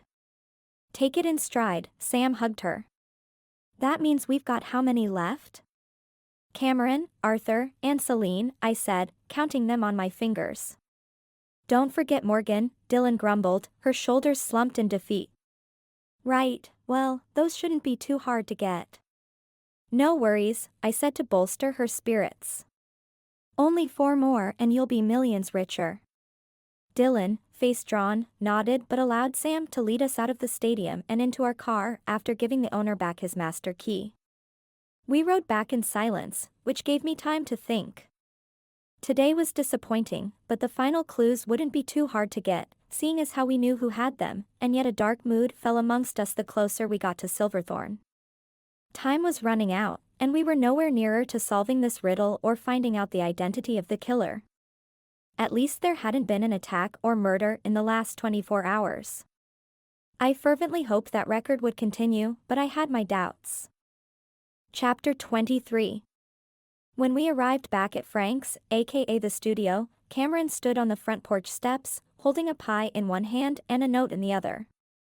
One look at the note and Dylan's face drained of color. Sam rushed her inside, leaving a bewildered Cameron on the porch with me. "What did I do?" he asked in surprise. "That note," I said, pointing at it. "Where did you get it?" "It was on the doormat when I arrived." "Why?" "Hand it over." He laid the paper on the palm of my hand. A knot formed at the base of my spine, and a wave of nausea rumbled in my belly. "Your next" was printed in bold, Courier new font. "Brilliant." "The idiot skipped English class growing up," I quipped. Cameron frowned in confusion, but I ushered him inside before trying to explain. I scanned the front yard and after seeing no one peeking from behind a bush or tree, I shut and locked the door. I took the pie from Cameron and wound through the makeshift studio to the kitchen to set it by the 3 others on the island. That's the thing about smaller towns. They never let an event pass without food. It didn't matter if it was a sweet 16 or graduation, birth or death, piles of food were sent to homes all across Silverthorne. Good thing too, because Dylan wasn't up for cooking. From the barren refrigerator and the half-empty pantry shelves, her last thought was on grocery shopping. I motioned for Cameron to sit on the bar stool next to mine. "Tell me, Cameron, what does the note say?" I pulled a knife from the stand on the island and cut each of us a slice, placing them on a couple of napkins. After retrieving 2 forks from the island's drawer, I handed one to Cameron and sank my teeth into the tart pie, sighing in pleasure. Peach. One of my favorites. "Find the money or the next funeral will be yours," he read. "And tell that plucky friend of yours to butt out, or she'll join you." The bite wedged in my throat at the last sentence. Cameron's brow creased in worry. "How many does this make?"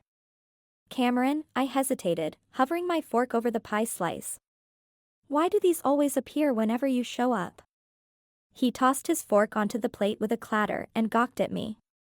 "I didn't write these. Nor would I ever threaten someone's life." "Fine, then prove it. Have you found your clue yet?" "I'm working on it, but some artifacts remain here in the house." "Listen, Caitlin," he placed a warm hand over mine. "When I find it, you'll be the first I tell." His eyes implored me to believe him, but looks could be deceiving. Still, we needed the clue, and since he was offering, we'd take it. After he found it, of course. Time to call his bluff. "Great. Then let's get after it." "What? Now?" The bar stool screeched on the tiled floors when I stood up, which left him scrambling after me. "It's in this house, right?" I asked. "Why not find it now?" "Time's running out, Cameron. If you're serious about helping, then what better way than to help us search?" Without hesitation, he nodded, adding with a smirk. "Where to first?" "You tell me. Where did Frank keep all his relics?" "His office." "To the office it is." I veered through the makeshift studio and trotted to the French doors, pulling them open with a determination that I hadn't felt in the previous days. I'd tear this house apart if necessary. Bookcases and shelving lined the walls of the office, many of which displayed American Civil War artifacts, creating a certain antiquated mood for the room. It was almost like stepping back in time. The dust and memories of years gone by lay interspersed between books on wars from across the globe and historical figures long deteriorated in their crypts or graves. Add on the fact that Frank revered these objects and bequeathed them to a scholar like himself, and it gave way to a solemn search. An hour passed and my bladder called for a respite when Cameron puffed out his cheeks and whistled. I whipped my head around and stared as he made a clicking sound with his tongue. Like aunt like nephew, I thought. He held an old Civil War sword secured in its scabbard. Cameron's intense gaze flicked at me from across the room. In one fluid motion, he slid the shining sword out. A piece of paper tumbled to the floor in slow motion, and Cameron bent down to retrieve it. He flexed his fingers as if preparing to touch something hot and then snapped up the folded note. Still holding the sword, Cameron rose, resting it on the desktop, and unfolded the note. He cleared his throat and read. "To the artist be the pencil, to the carpenter the wood, to the sailor the sea, and to the photographer the..." I waited for him to elaborate, but when he didn't, I prompted. "Well? Go on." He shrugged. "That's it. There's nothing else." I raced around the desk and snatched the paper away. When I read the script, I was confused. He was right, the clue ended without finishing. "It's not hard to figure out," said Cameron. I raised my eyes from the paper I'd been burning a hole into and pressed him. "Go on. Think about it." The artist uses a pencil, the carpenter uses wood, the sailor is to the sea like the photographer is to a portrait. No. I tapped my index finger to my chin. The photographer snaps pictures. He must mean a picture or some sort of photograph. Okay, so what photo? With all the previous clues about snapshots in time, baseball stadiums, flashes of the past and rounding corners, this one would suggest it's a picture of a stadium. Or maybe it's a photo of an old baseball player. Could be, Cameron conceded, rubbing his clean-shaven chin. Someone banged repetitiously on the front door. From the booms that echoed throughout the bottom floor, they threatened to knock it down. Cameron and I stared at each other, on guard for a split second, before I stalked over to it. Looking through the peephole, I noticed a rather distressed Arthur pacing back and forth, ready to slam his meaty fist against the door again. As I swung it open, Arthur's fist halted right before my nose. "Where's Dylan?" He pushed past both Cameron and me, stomping into the foyer. "Dylan! Dylan!" And as he readied himself to dash up the stairs, Dylan appeared on the landing, looking down at Arthur in question. "What on earth is your problem?" she asked. Sam stepped out from the shadows, concern reflecting off his brooding face as he stood on guard by her side. Arthur's silvery white hair stuck out at all angles, and dark circles smudged under his eyes. From the funeral until now, he'd aged 10 years. "Dylan, honey, you must believe me. I had nothing to do with Frank's death." "They've got it all wrong," he said. His voice wavered, and his shoulders slumped in anguish. Dylan stepped down the stairs, and when she reached the last one, she held out her arms and embraced her uncle. She held Arthur as his shoulders shook in sobs. "Come," Dylan cooed, giving him a pat on the back. "Let's get you some coffee." We all followed them into the kitchen and perched around the island while Dylan busied herself prepping mugs with coffee and cream. "Start from the beginning," Dylan said. "What has gotten you into such a tizzy?" Arthur gripped his mug so tightly I thought it would crack under the stress. He licked his pale, cracked lips and stared down into the mug as if it would somehow give him much-needed answers. "My alibi doesn't check out," he stated, but refused to meet Dylan's eyes. "I told the detective I'd been with your aunt on the night of Frank's murder, but Celine wouldn't back me up." The slam of the front door had us all jump in our seats. A familiar voice boomed. "Lying is not something I do." We all craned our necks around to see an indignant Celine hovering on the kitchen's threshold, a murderous stare fixed on Arthur. Arthur gulped and took great interest in his coffee, withering under her intense focus. Dylan regarded her aunt and uncle, baffled. When Arthur remained silent, Celine pressed the matter. "Go on. Tell her." Arthur grunted in derision. "I told the police that on the night of Frank's murder I was with Celine." Dylan's brow furrowed. "So, Uncle Arthur, where were you?" "Celine and I had an argument, and I left to drive off some steam. I was gone for several hours and decided to stay at a hotel when it got late." "Seriously, Arthur?" Celine hissed. "The truth is, I threw him out. Your uncle and I haven't been living together for quite some time. I'm sorry to tell you this, what with your father passing away and all."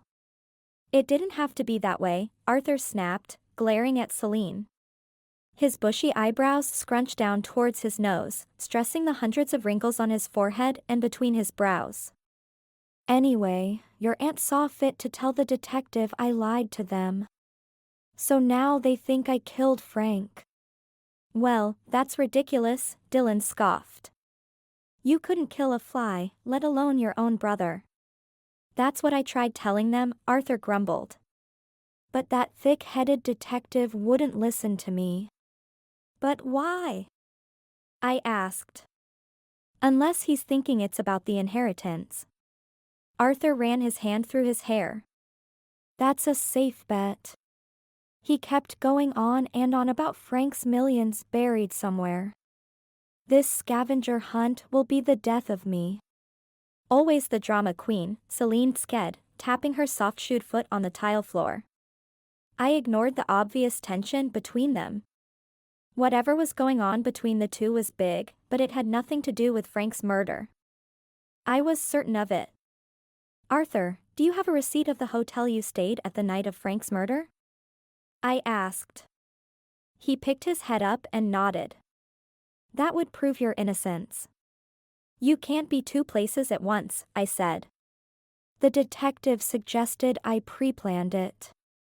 He said I charged the room, drove up here and had an altercation with Frank, knowing I'd inherit lots of money, and then drove out of town again. However, Frank never mentioned millions he'd stored for the last few decades. My brother drove around in a beat-up pickup truck, and he's had this home for over 40 years. Celine and I always expected Dylan to inherit the house, but a massive fortune? No way.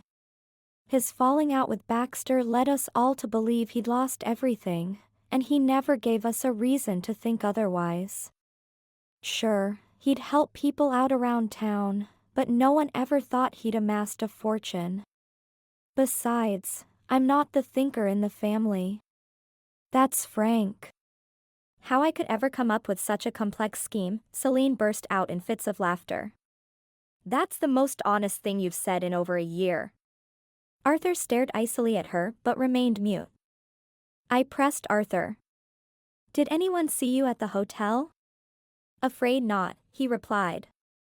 It was late when I arrived. Except for the front desk attendant, I saw no one. It wasn't until the next morning that I returned to Celine's again. Tail between his legs, Celine cracked, shaking her head in scorn. Please, can we keep to the point here? I asked. We didn't have time for petty arguments. Think, Arthur. Did you make any phone calls? Order pizza? Call a friend? Anything that would corroborate your story about staying in Salem? Now that I think about it, I did. I called Celine and left a message.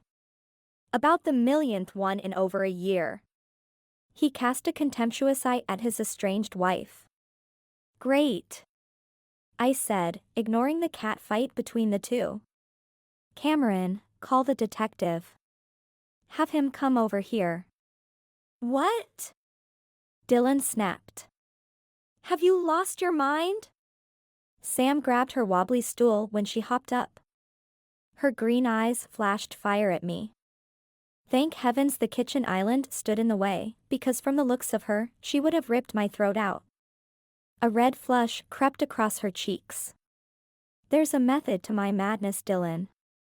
First off, Detective Knight needs to see the latest note left outside the door, I began. Secondly? Dylan asked, raising a pert eyebrow at me but not huffing quite so hard. We'll pry some details out of him. And if not? She asked, relaxing her arms. Cameron here will go with Arthur and get the phone records of calls made the night of Frank's murder. We'll give that to Zach, and maybe it'll get him off Arthur's back for a few minutes. Sam, you'll stay with Dylan, I instructed. Keep her calm. Everyone's got their assignments. What about me? Celine asked, raising a small hand as if we were in grade school. Remain in the office and keep quiet, or else you'll have us all locked away with those comments you keep making. Whatever's going on between you and your husband is none of our business, unless it interferes with the police investigation and the scavenger hunt. Do I make myself clear? Celine's face blanched, but she nodded and skulked off towards the office while the rest of us readied ourselves for Zach's arrival. The perks of living in a small town meant he arrived within minutes of the call. By the time he'd read the latest threatening note, Arthur had gotten the phone logs printed off for Zach's perusal. Zach promised to check the cell tower pings, and if proven correct, then Arthur would be in the clear. We all breathed a sigh of relief. For the moment. The killer remained at large and leaving threatening messages at Dylan's doorstep, We were still stuck on the scavenger hunt, and we had a little over a day before time ran out. The pressure was mounting. One by one, we filed out of the home with the promise that an extra squad car would sit out front along with another patrolling the area for the next 48 hours, or until the vault hunt was over. We all agreed the imminent threat would dissipate after the money was found. I stepped past Celine and Arthur, who were whispering together on the porch, and trudged the short distance to my car, ready to relax for the night. "Keep up the good work, Caitlin, and they will force the chief to put you on the payroll," Zach said. Whipping around, I watched his muscled frame traverse the porch steps with ease as he walked toward me. An impish grin curled his lips. "But let me handle it from here, all right? Go home and get some rest. The bags under your eyes tell me you haven't slept in days." Hackles up by his comment, I opened my mouth but decidedly clamped it shut. No need to poke the lion. Instead, I gave an impromptu salute. "Aye aye, Captain." I clicked my heels together, hopped in my car before the flash of surprise faded, and zoomed down the road. In an attempt at warding off the sinister feeling that hung like boulders about my neck, I crossed my fingers and forced happy thoughts of Rocky into mind, turning on the radio. A hearty dinner and a comfy bed awaited me. Sadly, the light-hearted thought lasted only 2 miles before the doom and gloom returned. It didn't help that all the songs on the radio were of heartache and pain. I switched off the radio and focused on the road. Storm clouds brewed overhead, and a thunderous boom shook my vehicle so hard I swerved. Exhaling noisily, I eyed the sky with worry. The signs were all there.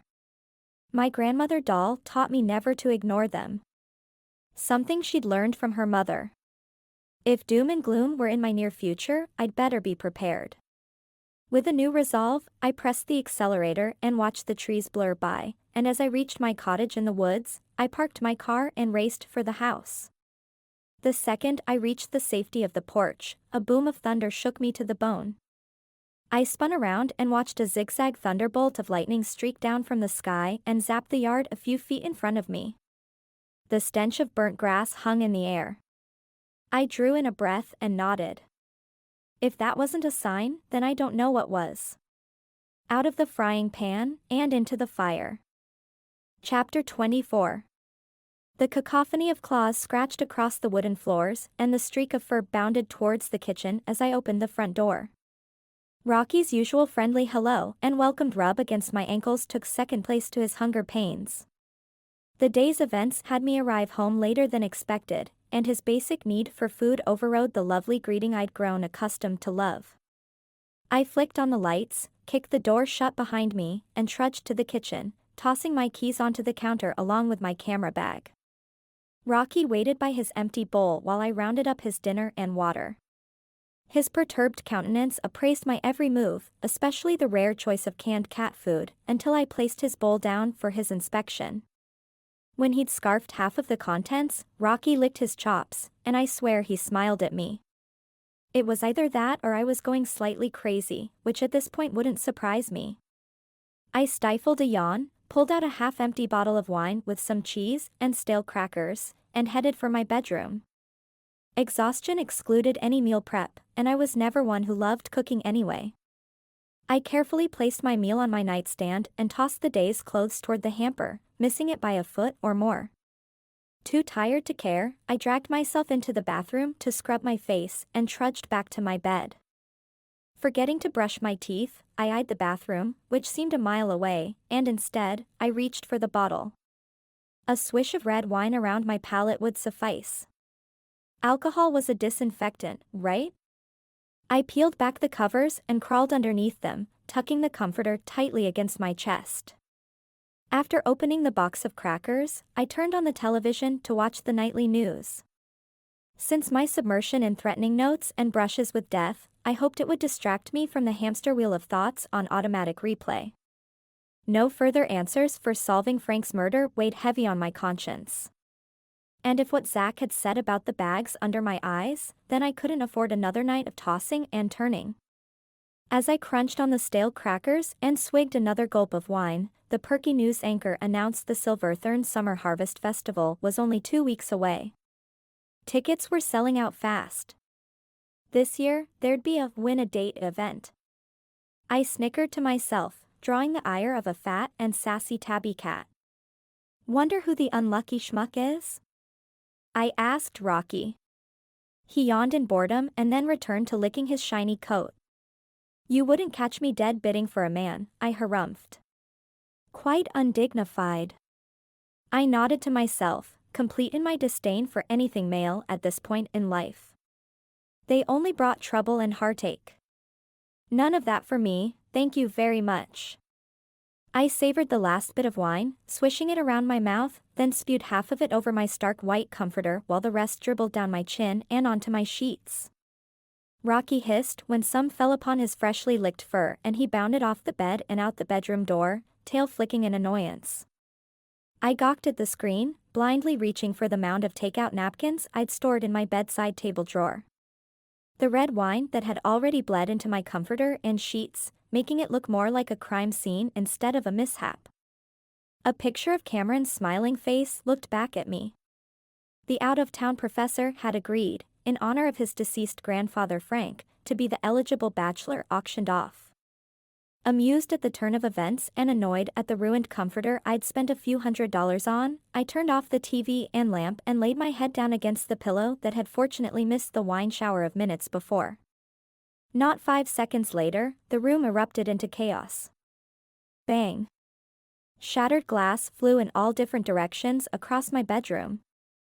I threw my comforter off, but my feet got tangled in the bed sheets and I flopped to the ground. My knees slammed against the floor. I fell forward, catching myself on my hands. A jolt of pain shot through my ankle. I rolled onto my bottom and tugged at the sheets wrapped like a tourniquet around my feet. When they didn't loosen, I yanked with all my might. When my feet finally broke free, I lost my balance and tumbled back, smacking my head against the floor.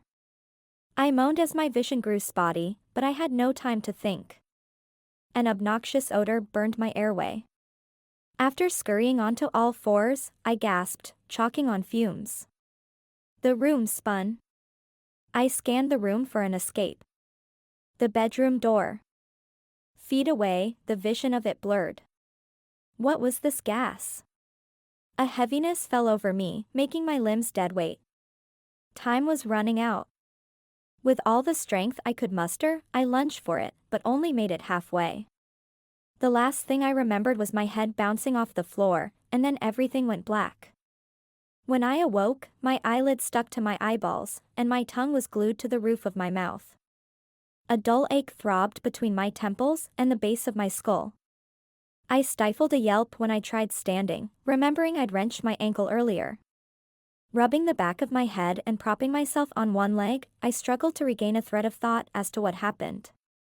Rocky's hiss at my feet had me whirl around towards the door. The night's events slammed into focus. I squinted into the darkness and, not seeing anyone, hobbled to my nightstand to grab my cell. My heart skipped a few beats. Where was my phone? Oh, right. I'd left it in my camera bag. After a few silent swears, I limped to the door, keeping as quiet as possible, even though each step brought another round of stabbing pain. I gritted my teeth in order to squelch the yelps and willed my heart to slow down. Rocky, back arched and emitting a low growl, stood guard at the door. Someone was out there, but I needed my phone. No risk, no gain. With a silent prayer for safety and thanks to the Viking blood that ran through my veins, I squared my shoulders and launched into the hallway, straight for the kitchen. I scanned the dark room, but I hoped the element of surprise was on my side. In my mind I was Usain Bolt, flying across the room, grabbing the camera bag, and flitting back to my bedroom. In reality I resembled a three-legged cat on ice snatching a pouch of catnip and darting back in the same fashion. Once I reached the safety of my bedroom, I slammed the door shut, locked it, and slid to the floor, my back braced against it just in case someone used brute force to get in. I rummaged through my bag, hands shaking from the adrenaline, and grabbed my cell, dialing a number.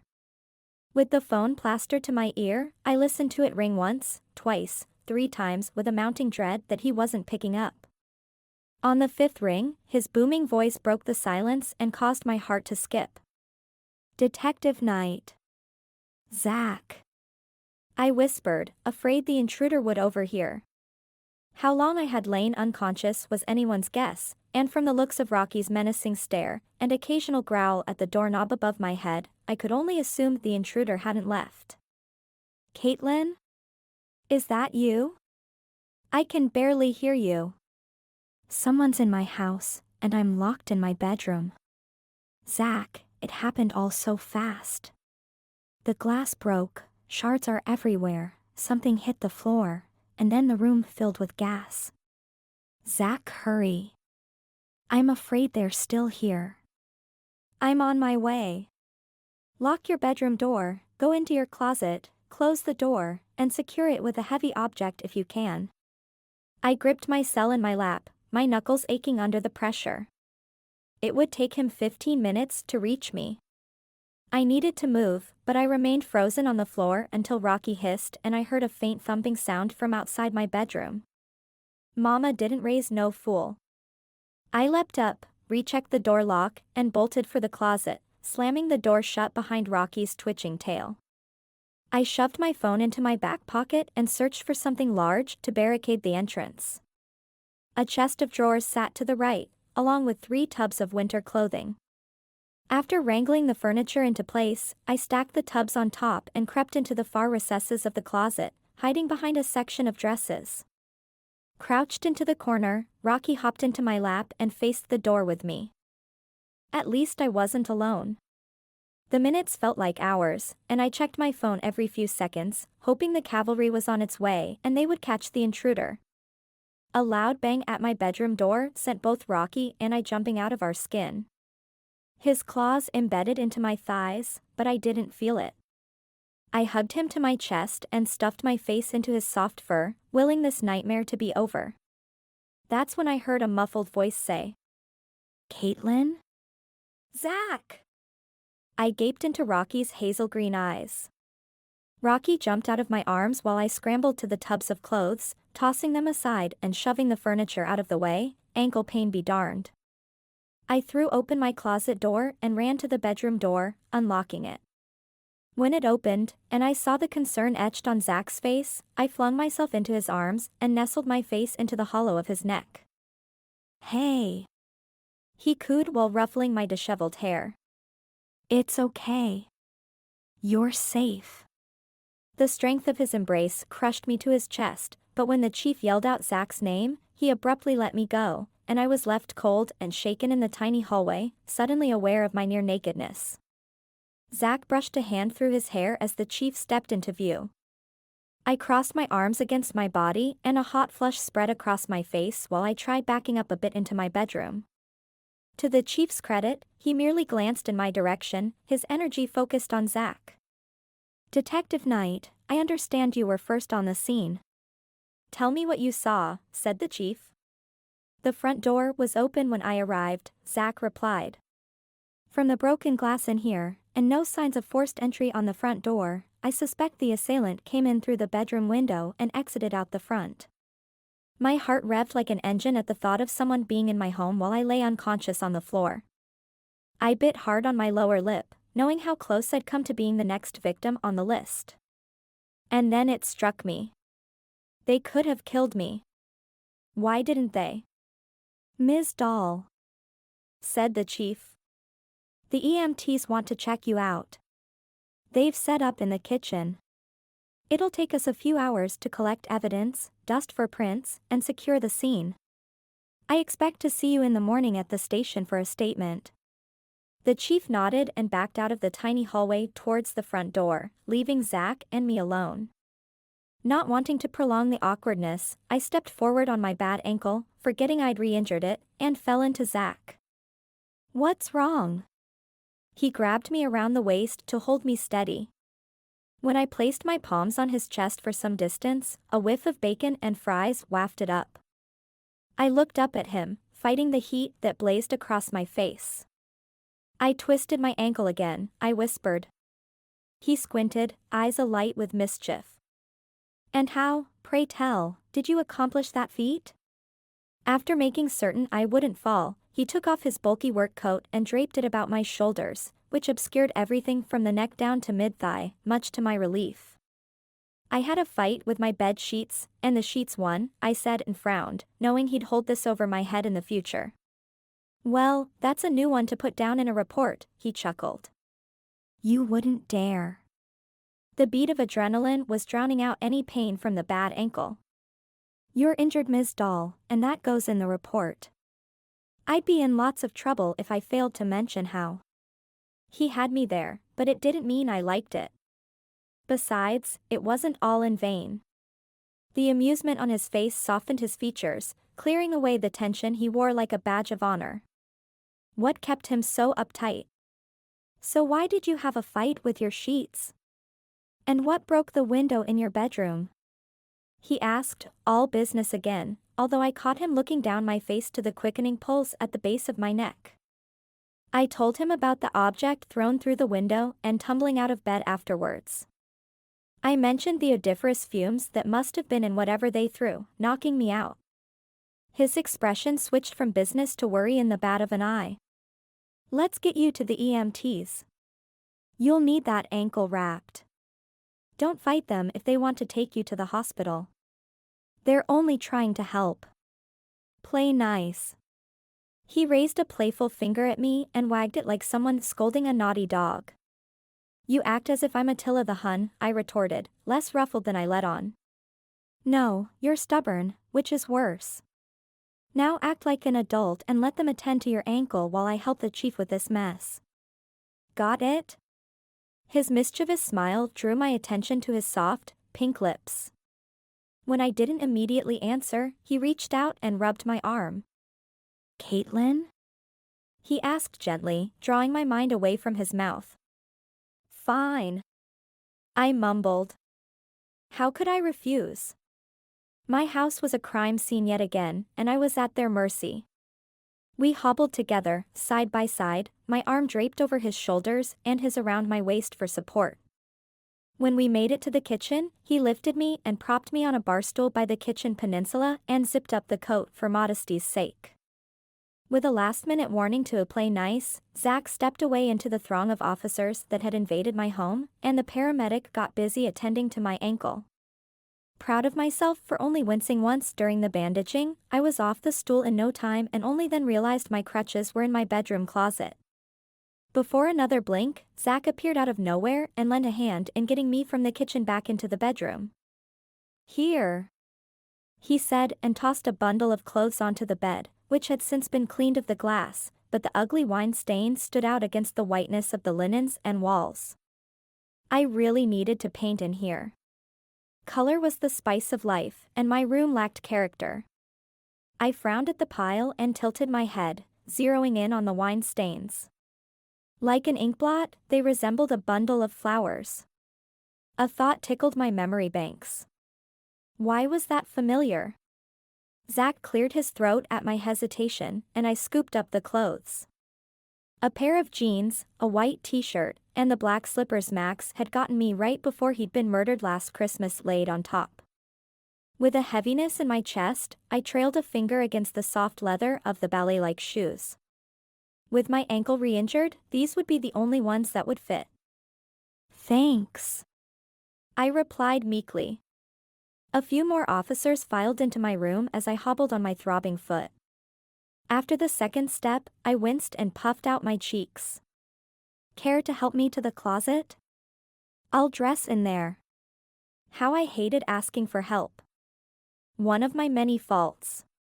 He nodded and soon I was dressed and back in my living room, seated on the love seat with coffee mug in hand, thanks to Zach, and out of the way of the police work that threatened to last into the wee hours of the morning. Watching the worker bees swarm my humble abode, I sipped the warm coffee and remembered the wine stain on my comforter. Nothing sprang to mind, but that inkblot of flowers meant something. Unfortunately, my foggy brain failed to work properly, and I stashed the memory for a later brainstorming session with Dylan. She'd help me figure it out. She always did. A couple officers strode past me with barely a nod when a faint hint of flowers filled the room. It was enough to clear the brain fog. I'd encountered the scent before. But where? Zach walked up, hands in his front pockets. "We're wrapping up. Chief is putting a detail on your home for the night, and from the looks of it, you'll sleep well." I sniffed the air again, ignoring his attempt at riling me up. "Zach, do you smell that?" I pointed up at the ceiling, half expecting something to miraculously appear. Faint, but still present, the odor hung around me like a blanket. He inhaled. "What should I be smelling?" "A floral scent." I sniffed again. The fragrance grew stronger, and my pulse quickened. "There!" I exclaimed. "That right there!" "Caitlin, I smell rocky, rubber boots from my men, and cologne of some sort." "Yes!" I nearly jumped up, stopping just before my injured foot touched the ground. I sank back into the sofa, looking up at him expectantly. "Cologne, or perfume," I said. "I don't wear any, and I'm willing to bet your crew doesn't either." It took Zach a moment, then he tipped his head to the side. That could only mean that the intruder was wearing some, but is it masculine or feminine? It's too hard to tell. My exuberance deflated a bit. However, the scent was familiar. I only needed to remember where and when I'd smelled it. Although a hunch pointed toward a certain someone, I didn't want to spill the beans yet. Tomorrow, I had to be at the station in the early morning, and then off to Dylan's studio. Would she believe me? I hoped so, but either way. Chapter 25. The last of the officers left after 2:30 in the morning. All except for Zach. He closed the door with a soft click, a stern expression chiseled onto his perfect features, like he was bracing for a verbal confrontation before he opened his mouth to speak. "I'm sleeping on the couch," he said, and held up a hand before I could utter a sound. "No chance I'm leaving you alone. I'll drive you to the station first thing in the morning and then you can buy me breakfast." I jutted my hip out and folded my arms against my chest. "And why should I buy you breakfast?" "Because you don't cook, and I'd rather have something more substantial than cereal." I blinked. No doubt he'd rummaged through my pantry because that was literally the only thing on the shelf. The refrigerator only held an opened can of cat food and a half carton of spoiled milk. "Still," I said and tucked a wayward strand of hair behind my ear. "Why should I buy? I'm the one who got attacked." "True." He sighed and ruffled his wavy brown hair. "But you owe me." "Why?" I stepped a half-foot closer. Shoulders back and chin lifted, I boldly stared at him.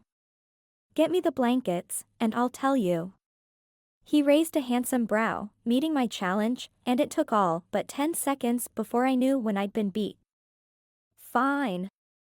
I huffed and hobbled into my closet, pulled out a couple of quilts my grandmother had given me when I'd moved to Oregon, and then limped back. When I offered them, he reached for them, but at the last second, I jerked them away. "You're holding the blankets hostage?"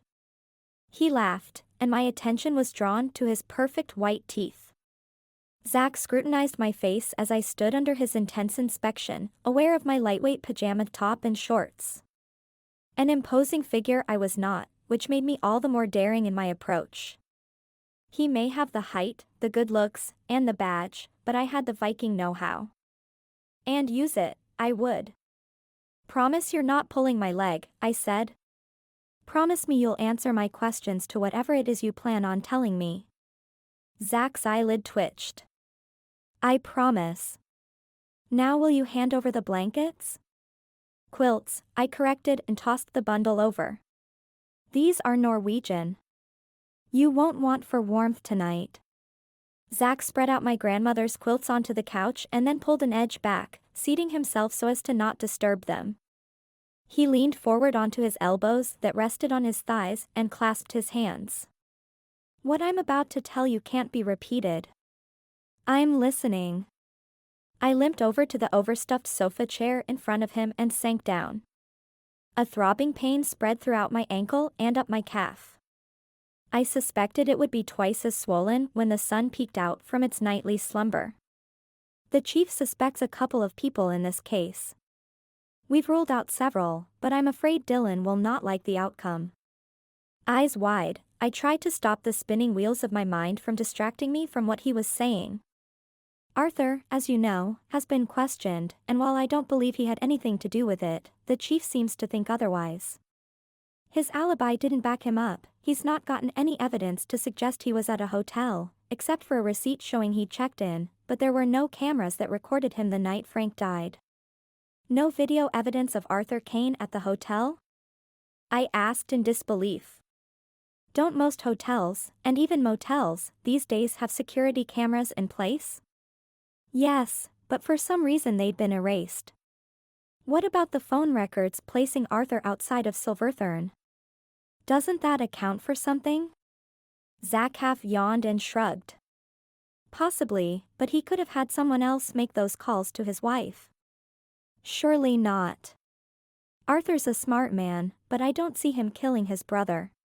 He mentioned earlier that he hadn't a clue about the money, I said, a tad frustrated, and a hair panicked. Zach was right when he'd said Dylan wouldn't like the outcome. Arthur was beloved almost as much as her father, and having her uncle arrested for his murder might send her over the edge. She'd been distracted lately, and I worried about her emotional state. I don't either, he replied. But consider the chief's perspective. He's got a guy with a smoking gun, and the town wants the killer caught.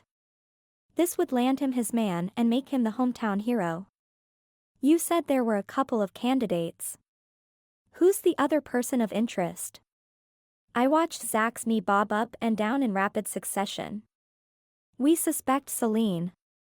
Like a sucker punch, the air left my lungs, leaving me dizzy. I nearly fell out of my chair. Once I'd closed my gaping mouth, I scooted further forward, my butt perched on the seat's edge, and whispered. Celine? Arthur's wife? Dylan's aunt? That Celine? Of all the proverbial cork wrenches thrown into spokes, this one took the cake. Why? I whispered, not daring to speak any louder for fear the walls had ears. Silly, I know, but the intruder had stayed in my house after I remained unconscious.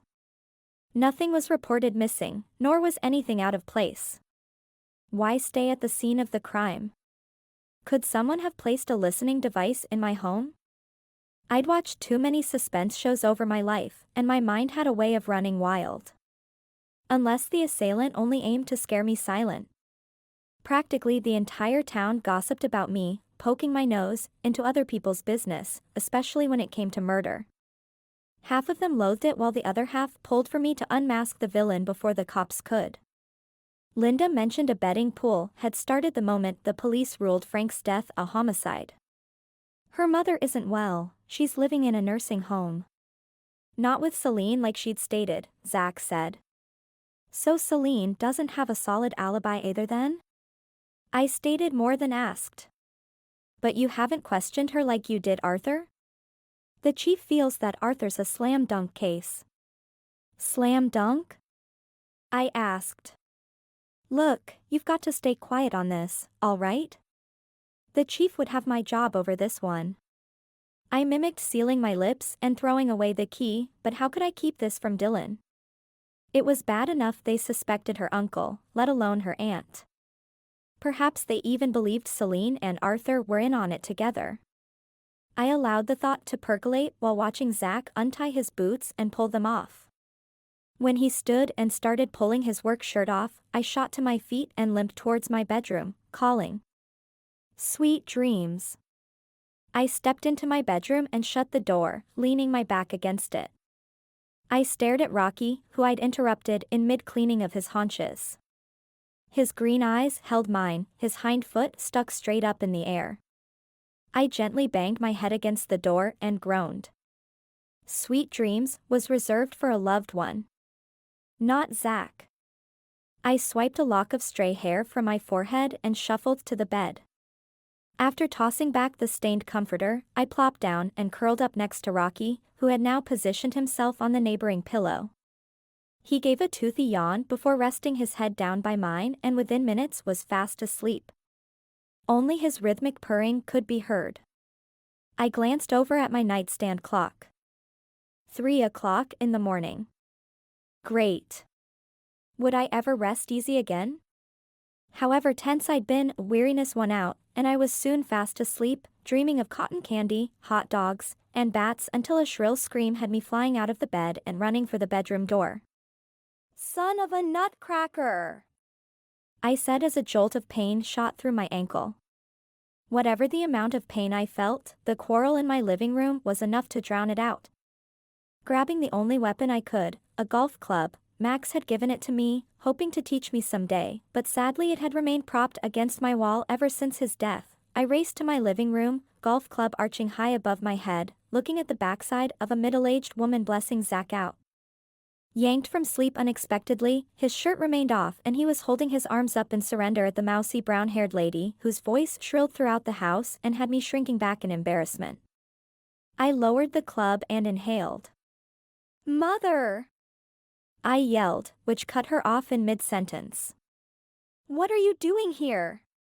My mom whirled around and gaped at me, while Zach looked over her shoulder at me, perplexed. "Didn't I raise you better?" she asked. Her designer clothes and rosy cheeks belied a woman used to getting what she wanted in life. Dressed in a twill jacket and A-line skirt that peeked out beneath it, my mother glared at me. Disappointment oozed out of every pore. "Mom, Zach stayed last night on the couch," I explained. "Nothing improper happened. You should thank him. He was only trying to keep me safe after the break." As I inched my way backward towards my bedroom with both pairs of eyes on me, I plastered a strained grin on my face. Well, you see." I paused and then dashed into my room, grabbing the robe I kept hanging on my bedroom door and hobbling out into the living room again. There was an incident last night and, that's evident, my mother cut in, now tapping a foot against the wooden floor that sounded to me like taps. "Not that kind of incident," I rushed on. "Someone broke my bedroom window, tossed a gas grenade onto my floor, which knocked me unconscious, and then left through the front door." I pointed like a child at the door, willing her to believe me and not further embarrass me in front of Zach. My mother eyeballed the door, Zach, then back to me pensively. Why wasn't I informed of this last night? The tapping got louder, and I felt green behind the gills since I had no good explanation.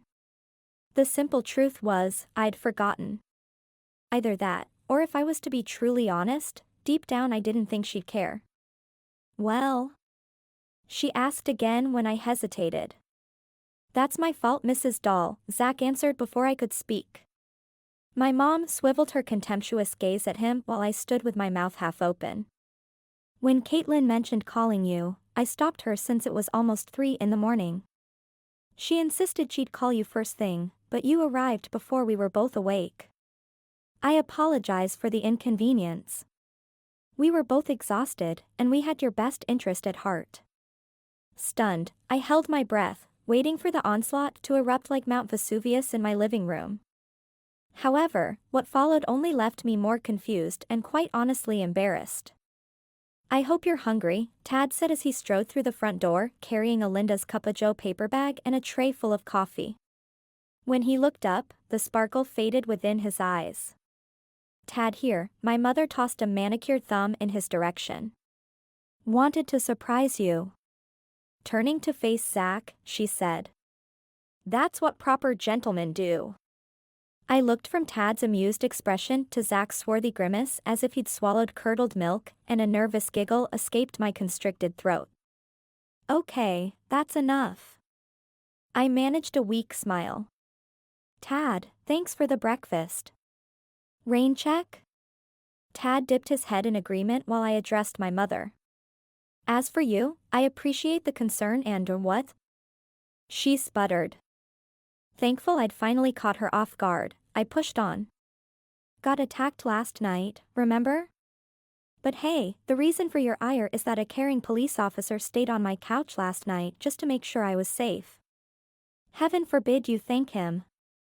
With a concerted effort, I limped back into my bedroom, leaving the chaos behind while I threw on a clean pair of shorts, a white t-shirt, and pulled my hair into a loose ponytail. After stuffing my ID and keys in my pocket, I patted Rocky on the head and then hoofed it into the kitchen the best way I could with a wrapped ankle and got my feline guardian angel fresh water and food. The heat coming from the multiple sets of eyes locked on me felt like I was under investigation, but I soldiered on. Head held high, I stomped, on my good foot only, into the living room and sweetly stared up at Zach. Fortunately, he'd taken the opportunity to dress because I didn't want to wait another second with my mother. "Ready?" I asked. He nodded curtly. "Great, and again, thanks for the breakfast," I said to Tad and took the bag of pastries and the tray of drinks. "I'll call you later." Without glancing back, I strode out the door and towards Zach's police SUV. No sooner had I gotten to the car than I heard the doors unlock and a faint, "Let's do dinner," from Tad. I acknowledged him by holding up the pastry bag but decided not to look since I knew my mother would be behind him. There's no telling what she'd do if I gave her the least bit of opportunity. It was better to get down the road. I'd deal with her wrath later.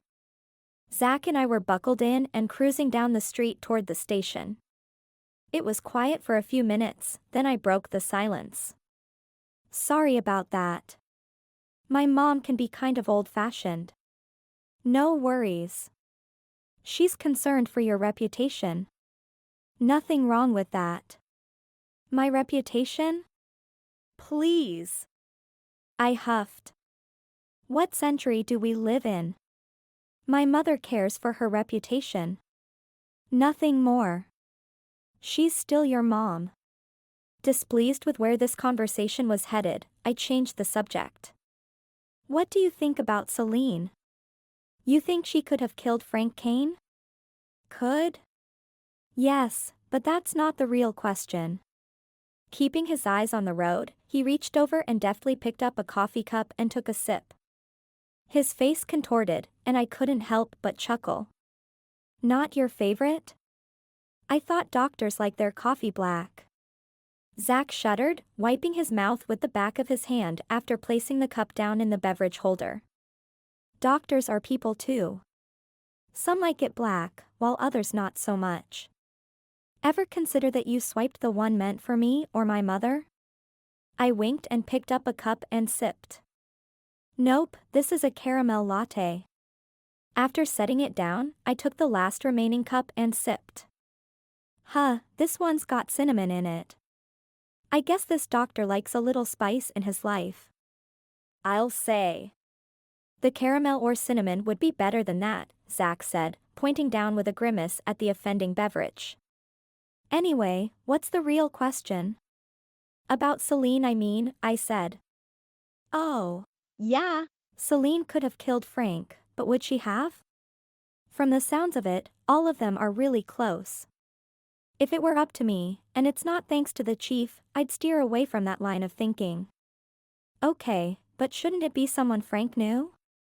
He did open the door to them after midnight. Who'd do such a thing for a stranger? Clearly he was familiar with his killer.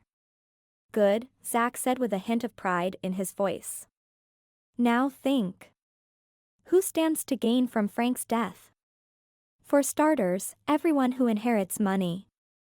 But that includes Celine and Arthur, I answered. Sure, but look beyond them.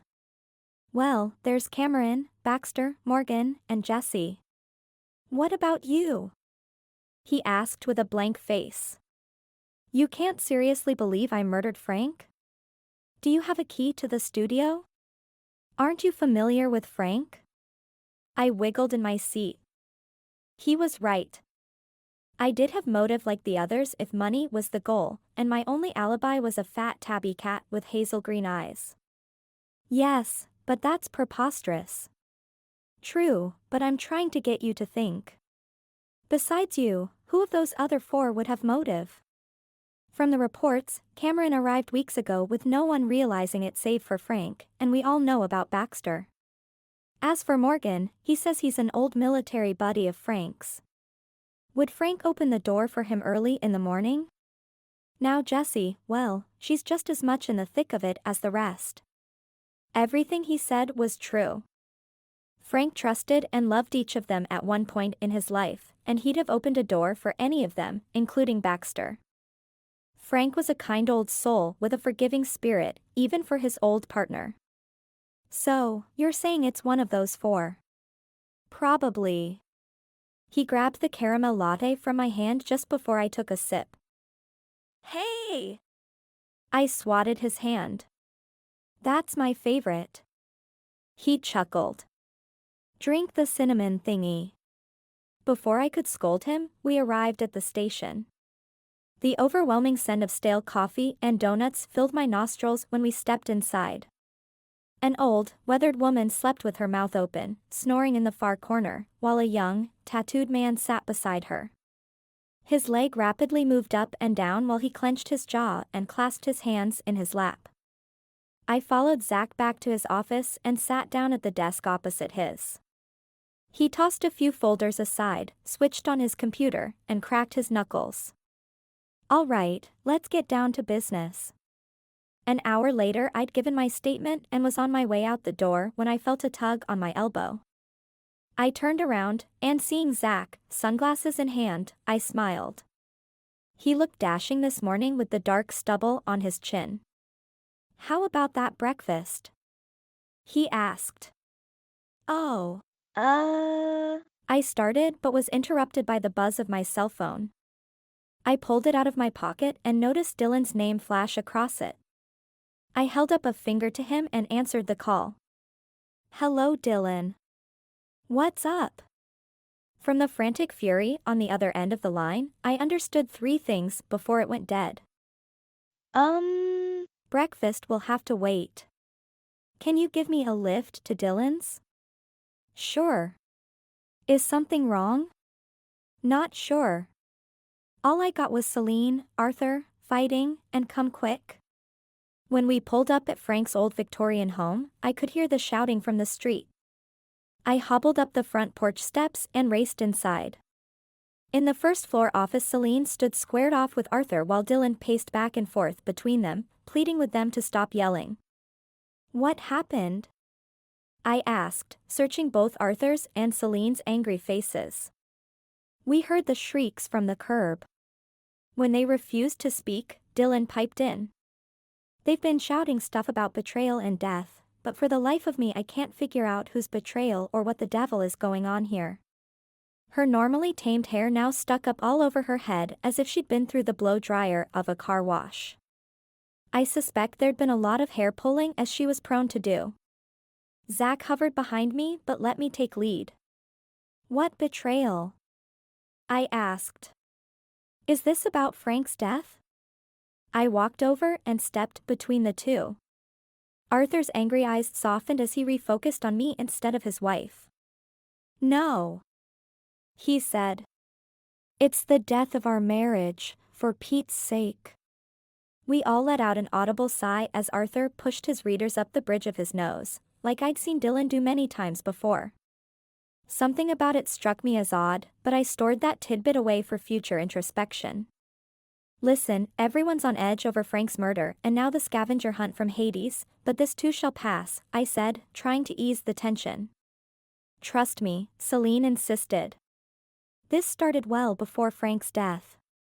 I cast a look back at Celine, whose face turned the color of a beet as she glared at her husband. Okay, you too. Let it out.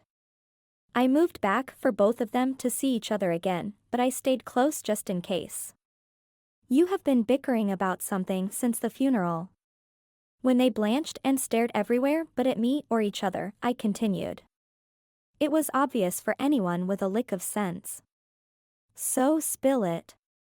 Who betrayed whom? I asked and pointedly stared from one to the other. Arthur pointed an arthritic finger at Celine, who stood 2 feet away, and declared. She never wanted children. Celine shot back. We agreed. No. Arthur grumbled. He shook his head and ambled to the office chair behind him, sagged into it like a man defeated, took his glasses off, and pinched the bridge of his nose. No. You told me you were sterile. I always wanted kids, Celine. You lied to me. Celine swallowed hard. Arthur, this is a private matter, bet we know. He roared. Dylan deserves to know. He stabbed an accusatory finger at Celine and said to Dylan. You have a cousin. There, he puffed. The 2-ton weight that had aged him over the last few days lifted and the dam of emotions gave way. Tears spilled down his rosy cheeks and he pulled out a handkerchief. What? Dylan whispered and planted a trembling hand on the desktop behind her. Celine? She said. Is this true? Celine's eyes glistened, the strain of it all clear on her face. Yes, I had a child. When? Dylan asked, her voice barely above a whisper. You were 5 when Lily was born. But you were married to Arthur then. Dylan glanced at her distraught uncle. What aren't you telling me? She demanded, standing taller with her fists now balled at her sides. Your uncle was away at war and I hadn't heard from him for months. His unit had been attacked in Vietnam, and it was reported there were not likely to be survivors.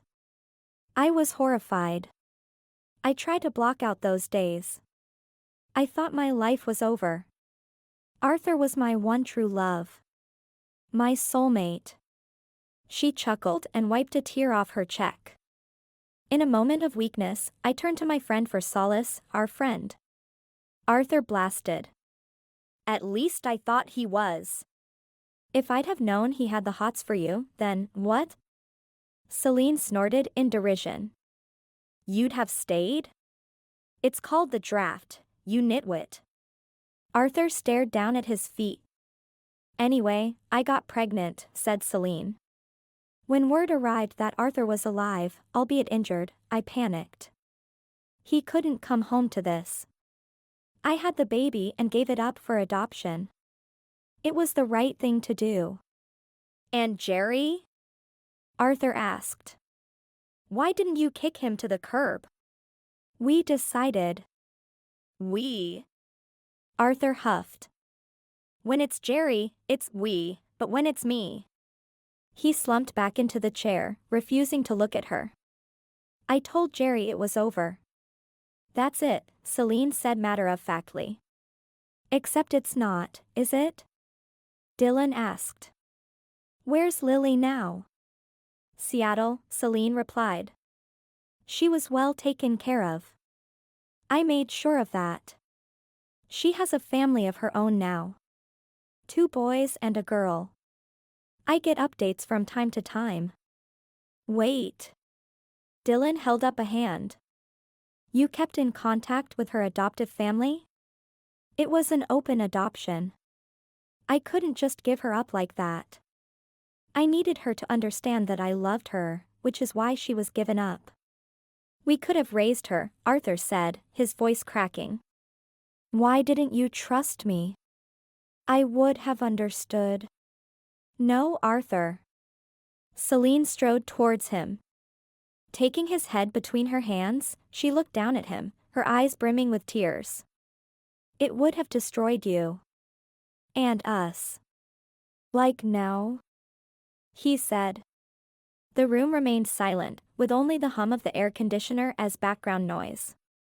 Celine. Arthur drew her hands between his.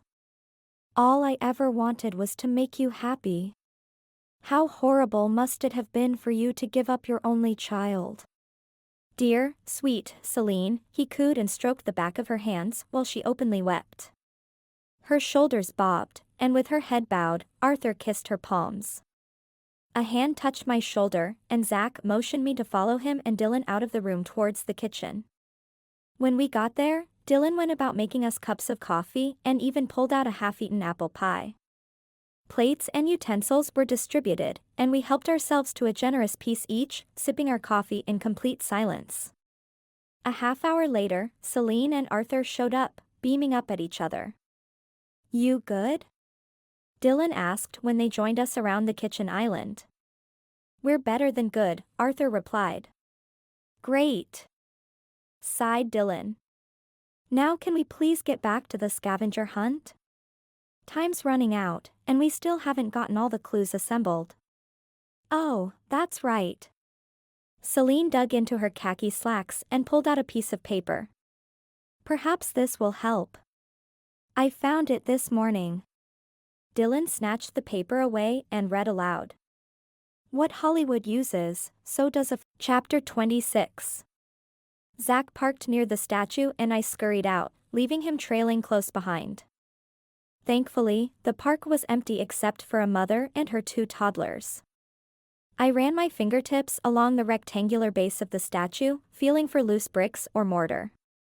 After finding none, I retraced my steps, nudging the individual bricks until I again stood in front of Old Man Willie with Zach by my side, looking mystified.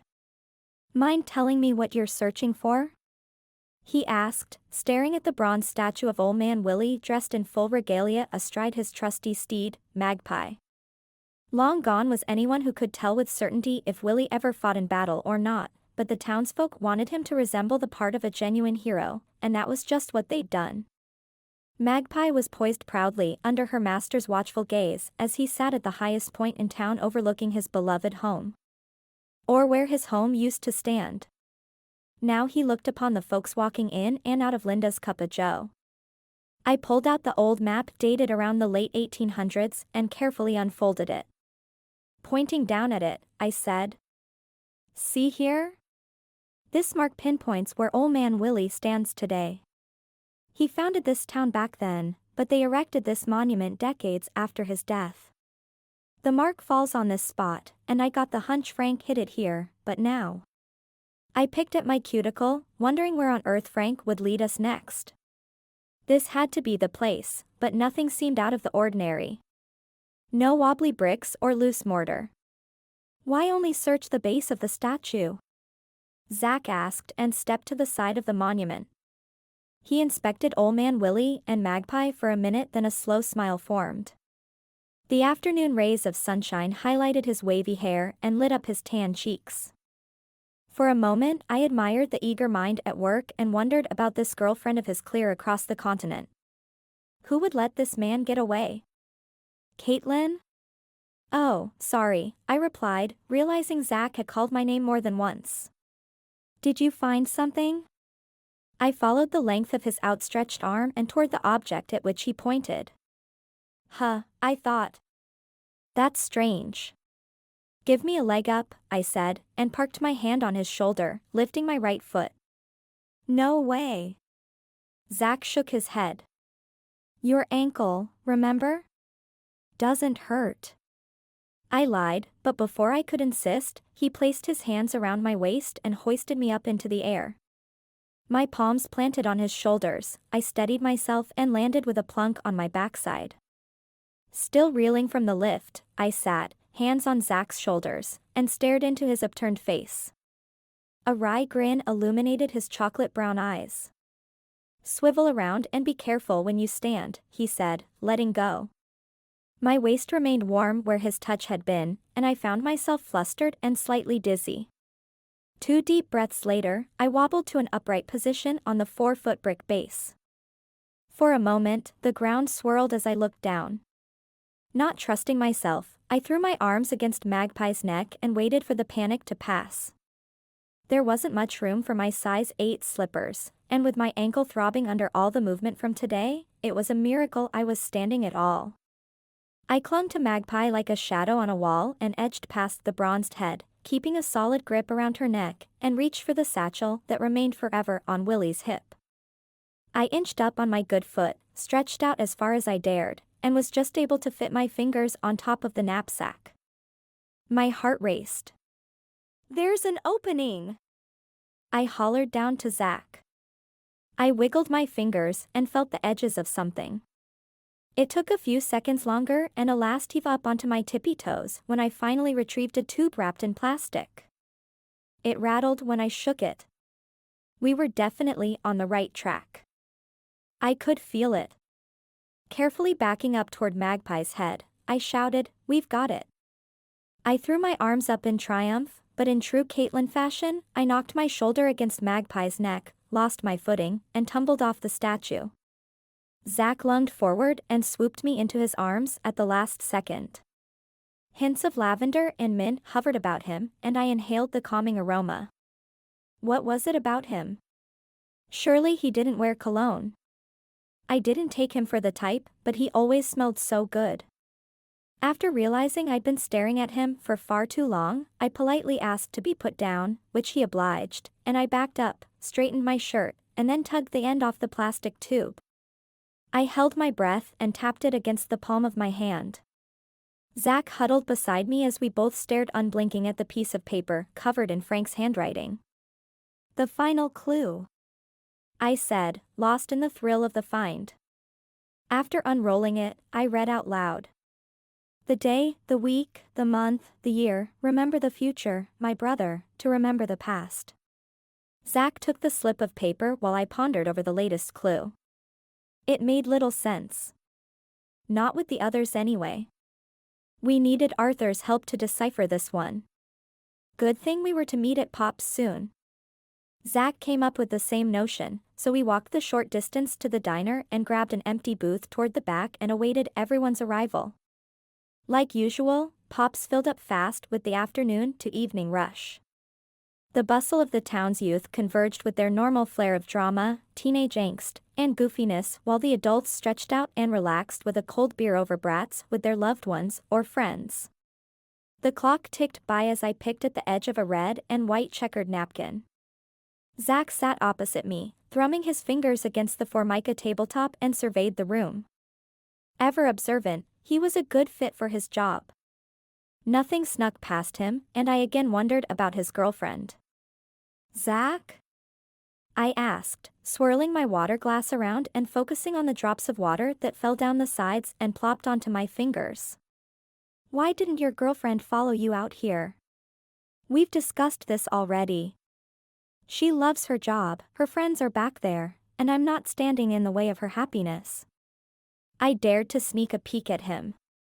When our eyes met, it felt like a bolt of electricity shot through my heart and body. An intense longing reflected back at me as he stared from my eyes down to my lips. I didn't dare sip from my glass since my hands trembled a smidge. Great. I could confront Max's killer without too much trepidation, but the thought of looking at Zach left me a puddle of mush. "That's very gentlemanly of you, but you said back there like it's not your home." He shrugged. "It's not. I live here now." "Yes, but home is home no matter where you live, right?" I wasn't making much sense, and I rushed on. "I mean, I grew up in Nashville, so Nashville will always be home to me." "If you're being honest with yourself," Zach said a notch above a whisper, "I'd say that Silverthorne is where your heart is now." He leaned back into the booth. He glanced over at the front door and then his wristwatch. "Shouldn't they be here?" "Maybe they're just running a little late," I responded, still thinking about what he'd said. Yeah. "But all of them?" He had a good point. Why would they all be over 20 minutes late? A tingle of apprehension worked its way from my toes to my gut, and the greasy cheeseburger was now doing flip-flops in my tummy. "I'm calling Dylan." I whipped out my phone. When she didn't pick up, I dialed again. After 3 times, I left a message and then tried Sam, with the same results. "Dylan's not answering and neither is Sam," I told Zach. "Try Jesse. I'll call back and get him to drive by Frank's place." On the 3rd ring, Jesse picked up. "My car had a flat.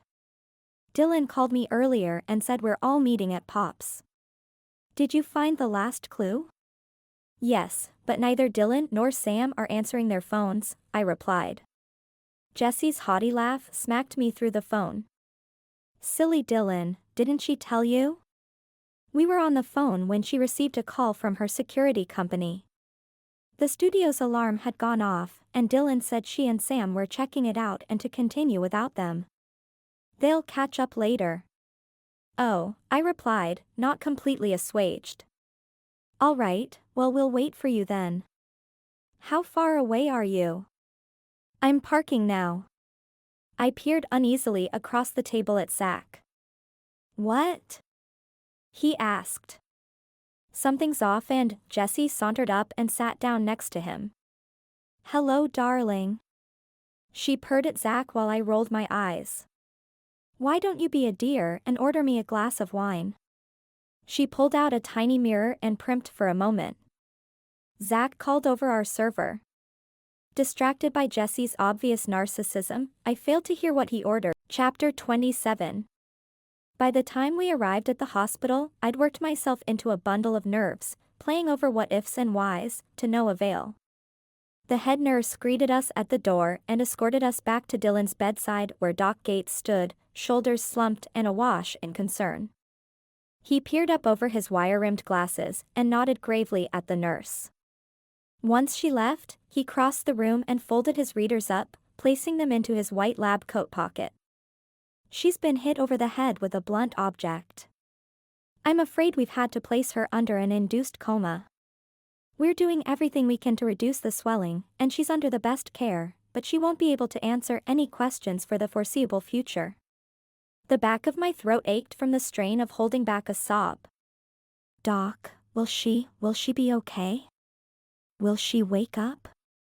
The thought of a world without Dylan in it, especially after Max's untimely murder, left me cold and shaken. The ground threatened to open up and swallow me whole if it hadn't been for Zach's supportive arm around my waist, keeping me snug to his side. Only time will tell, he replied, but the concern evident in his eyes spoke volumes. Dr. Gates. Zach said. Would you answer a few questions for me? Sheriff Beck mentioned you were at the scene. Is that correct? Yes. Sam pushed a hand through his thick white hair. But before we begin, Caitlin, would you mind locking up the studio once the chief leaves? Dylan would want that. And can you grab her purse for me? She'll need it when she wakes up. It's got her favorite lip gloss, you know. The sorrow that flew off his face nearly brought me to my knees. Yes, of course. Jessie? I said, praying she'd behave and follow me without question, which thankfully she did. We wound our way back to the lobby, and I called a cab because neither she nor I had our vehicles.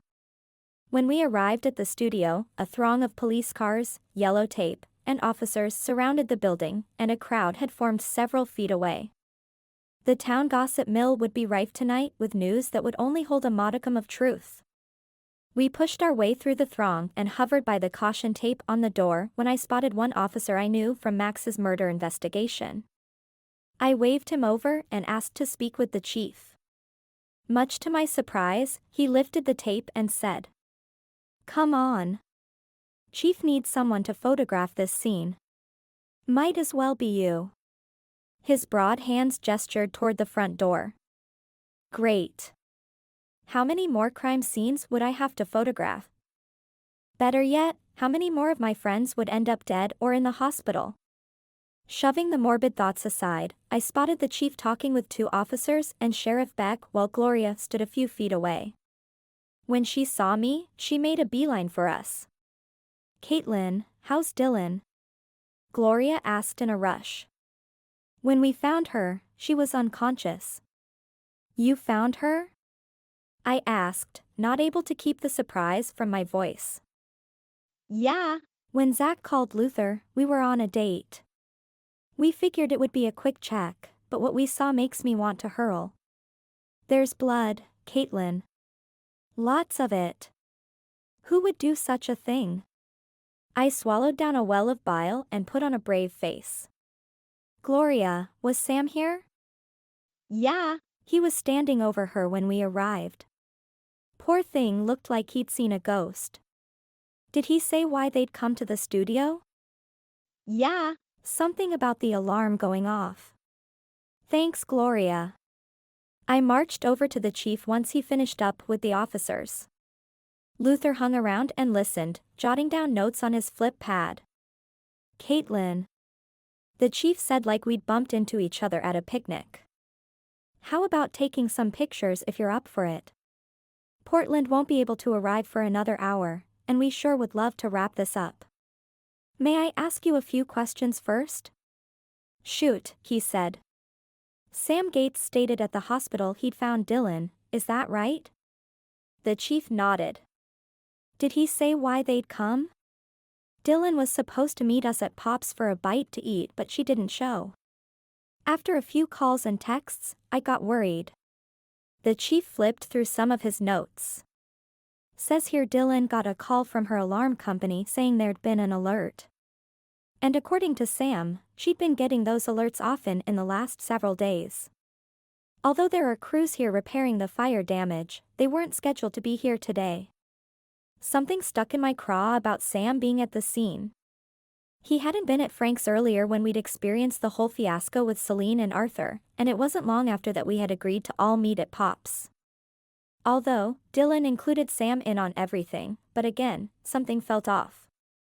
So Sam and Dylan came over, and how did Sam end up finding her? Where was she found? We had been standing in the reception area, and we all followed the chief back to Dylan's desk, which sat behind mine. Pictures lay scattered along the floor between our desks and all around hers as well. Signs of a scuffle were evident, and Gloria was right. There was lots of blood congealing on the photos and smeared all over the floor, but I didn't see any footprints or fingerprints. Why did Sam leave Dylan? I asked the less than patient chief. He said there'd been a noise above them.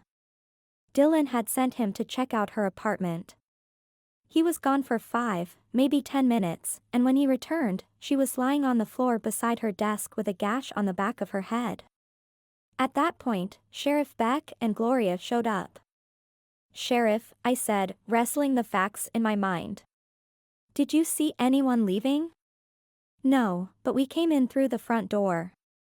That leaves the back door, I said. Is there anything out of order in Dylan's apartment? That place has been tossed upside down, said the chief. Someone was searching all right, and I suspect the intruder got surprised by Sam and Dylan.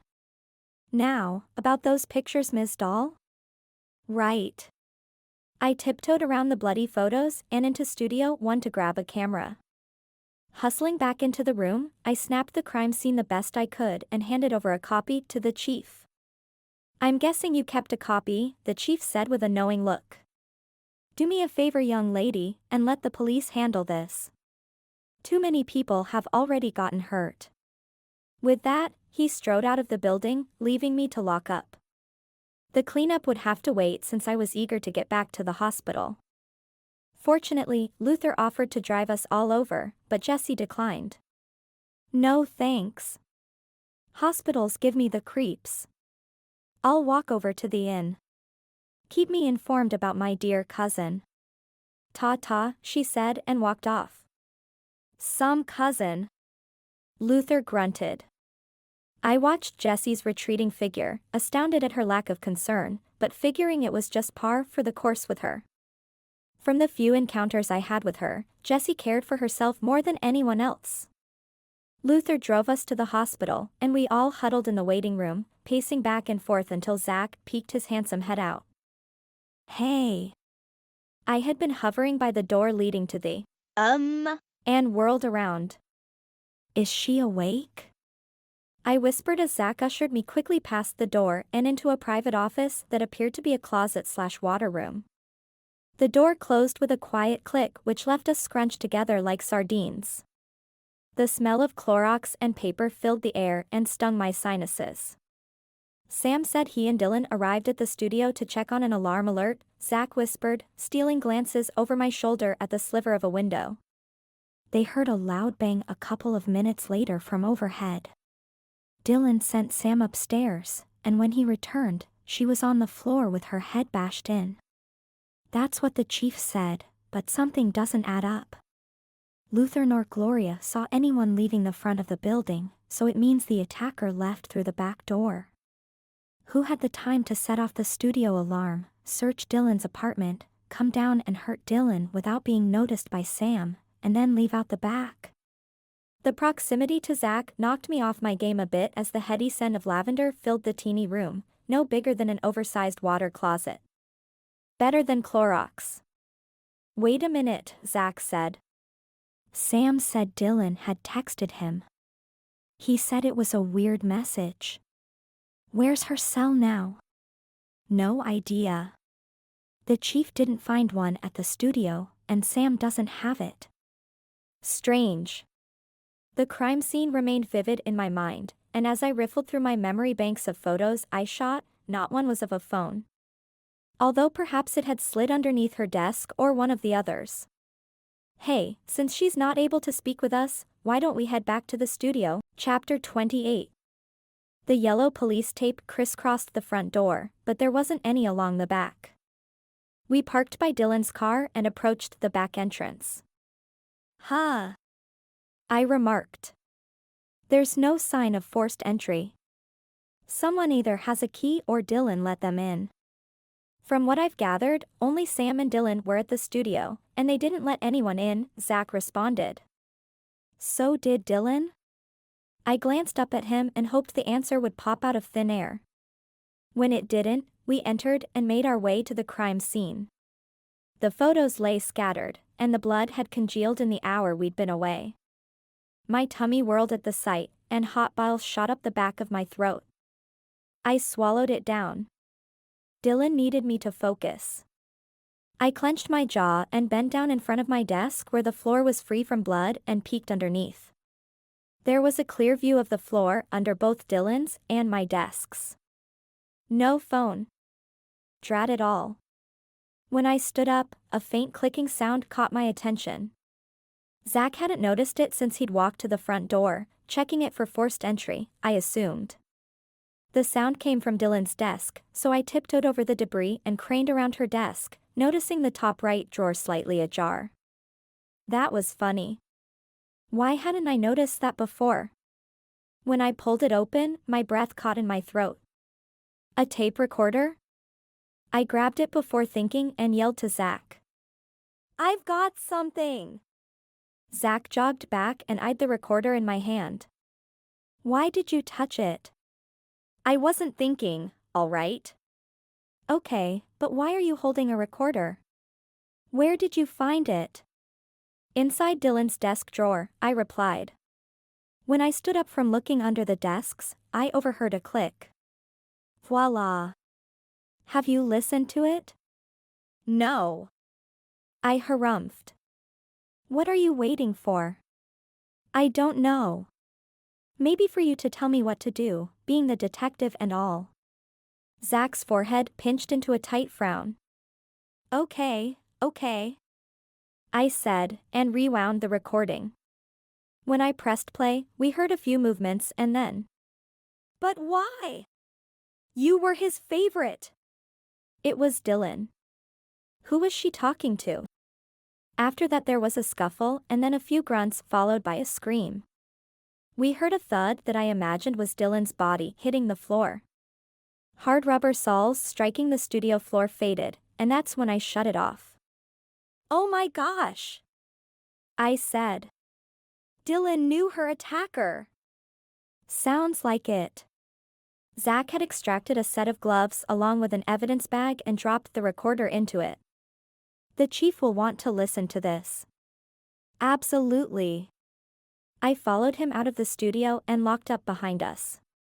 The short drive to the station flew by as I mulled over Dylan's last words. Who was Frank's favorite? Surely he wouldn't say that about his own brother. Besides, Celine and Arthur had left together from Frank's home earlier.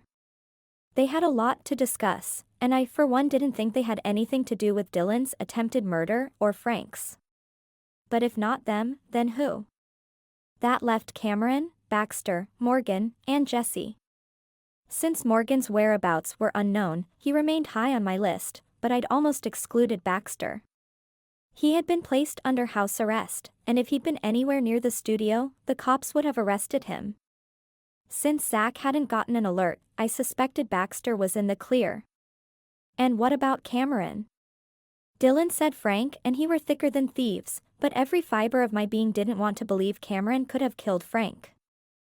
So instead, I focused on Jessie. Sure, she had stuck-up rich witch permanently tattooed to her face, and she treated people like scum unless she desired them for other tawdry things. But again, could Jessie have killed Frank? None of this made sense, and a dull pain pulsed behind my eyes. I rubbed my forehead and sighed. I didn't have time for a migraine. The chief was busy stuffing a bite of cheesecake dripping in strawberry sauce into his plump face when we walked in. He hastily ripped the paper napkin out of his collar, crumpled it, and tossed it into the wastepaper basket by his desk. "Come in," he beckoned. "What can I do for you?" The wooden swivel chair creaked under his ample weight as he leaned back. Zach and I stopped a few feet in front of him. Placing the evidence bag onto piles of work folders set before the chief, Zach said, "We found this in Dylan's work desk." "We?" More like me, I thought, but kept my mouth shut. "You'll want to listen in on the beginning," Zach suggested. "Sounds like the killer's part of the scavenger hunt party as you suspected." The chief's bushy eyebrow rose an inch. "Arthur?" he asked as I watched a crumb of the cheesecake crust dangle off his chin. "Possibly," Zach said, much to my chagrin. Zach gave me a cautionary stare when I opened my mouth to argue, but the chief hadn't noticed. "Great work, Detective Knight. Let's get a warrant out for Arthur Caine's arrest. We'll be having dessert before nightfall." The chief beamed and patted his burgeoning belly like a cat that ate the canary. "Wait," I blurted, feeling the rush of heat up my neck and face. "It's not Arthur Caine." The chief tilted his head and eyed me ruefully. "And you know this how?" "Well, I don't, exactly." The chief grunted. "Get the warrant, detective." Panic flew over me. I refused to let Arthur be arrested, not when my gut told me he was innocent. The scent of pine needles entered the room. A cold jolt of electricity flowed through my body, and I blurted, "The cologne!" Both men eyed me like I'd grown horns. "Don't you smell it?" I asked, staring from one to the other. They stared back at me with concern. "The pine needles." I pointed into the air as if we could see it. I shook my head and plowed on. "Listen, the intruder at my house wore cologne, or perfume. Anyway, Arthur doesn't wear any." "How would you know this?" the chief asked. "Dylan told me one time this story about Arthur swelling up into a balloon years back when he'd worn some cologne to impress Celine." I smiled at the memory. "And?" urged the chief, face tight. "He figured out he was allergic to cologne and hasn't touched the stuff since. Don't you see? It couldn't have been Arthur." I clasped my hands in my lap and peered from Zach back to the chief. "Nice try," the chief said. "Get the warrant." Ugh. I tried not to pull out my hair. Zach grabbed me by the elbow and tugged me out of the room, shutting the door behind us. "What did you do that for?" I asked, glaring up at him. The murky depths of his brown eyes mirrored the agitation I felt. "Stop interfering," Zach snapped. "This is police work, and frankly, I'm surprised the chief let you hear any information. Like it or not, Caitlin, Arthur's being charged with murder." Zach stalked off while I fumed outside the chief's door. Blinds drawn, I overheard the clink of the fork on the plate and imagined him stuffing the rest of said cheesecake down his snout. Men, I thought, can't see the truth if it hit them square in the muzzle. The pine needle scent from earlier re-emerged, and the puzzle pieces instantly fell into place. The shadow of mystery cleared, revealing the identity of our murderer. At least to me. We only needed to connect the dots, and G's were their dots. Let's hope I trapped them in their own game before someone else died, primarily me. Chapter 29. I left the police station, whipped out my cell, and called Cameron. It took little convincing for him to agree to meet me at the studio in half an hour. Next, I dialed Jessie. She answered on the second ring. "This better be good, dear. I've got a facial in 10. Not rolling my eyes took some restraint. "Good thing we were on the phone. I thought you'd like an update on Dylan. She's in an induced coma. There's a lot of swelling, and they hope this will help keep her alive." A huge lump formed in my throat at the image of Dylan lying unconscious clear across town. Not being able to hear her whimsical voice or her odd sayings stripped the magic out of my life. "That's good," Jessie replied, sounding distracted. "Thanks for the update." "Wait," I said. "There's something we must discuss, but in person. Would you meet me at the studio in 15 minutes? We have got to find the vault, and I'll need your help." "Why didn't you just say so, dear?" "The studio, you say? I'll be over in a jiffy." When we hung up, I walked in silence the few blocks to the studio. The warm, gentle summer breeze lifted my ponytail off my neck and cooled my hot skin. Children skipped and played around the town park while their parents enjoyed a respite of lemonade and popcorn a local vendor sold every summer. How joyful to have no cares in the world. I hope to someday get a semblance of normalcy back, but not tonight. No, this night I had to play my hand just right, or I wouldn't live to see another. The door chimed as I let myself into the studio. It was strange to be entering through all the yellow tape, but this couldn't wait. Zach was sure to scold me about messing with police business, but they were too bent on Arthur as their killer. So much so they'd overlooked who the real culprit was. How I hoped he wouldn't hate me. An icy chill worked up my spine.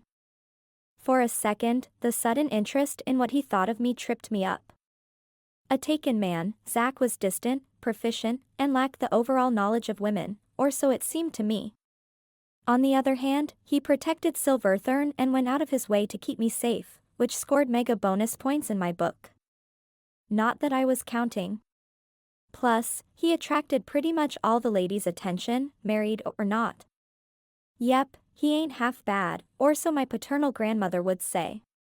With Zach's handsome face stuck in my mind's eye, I had to shake myself and refocus on why I'd come.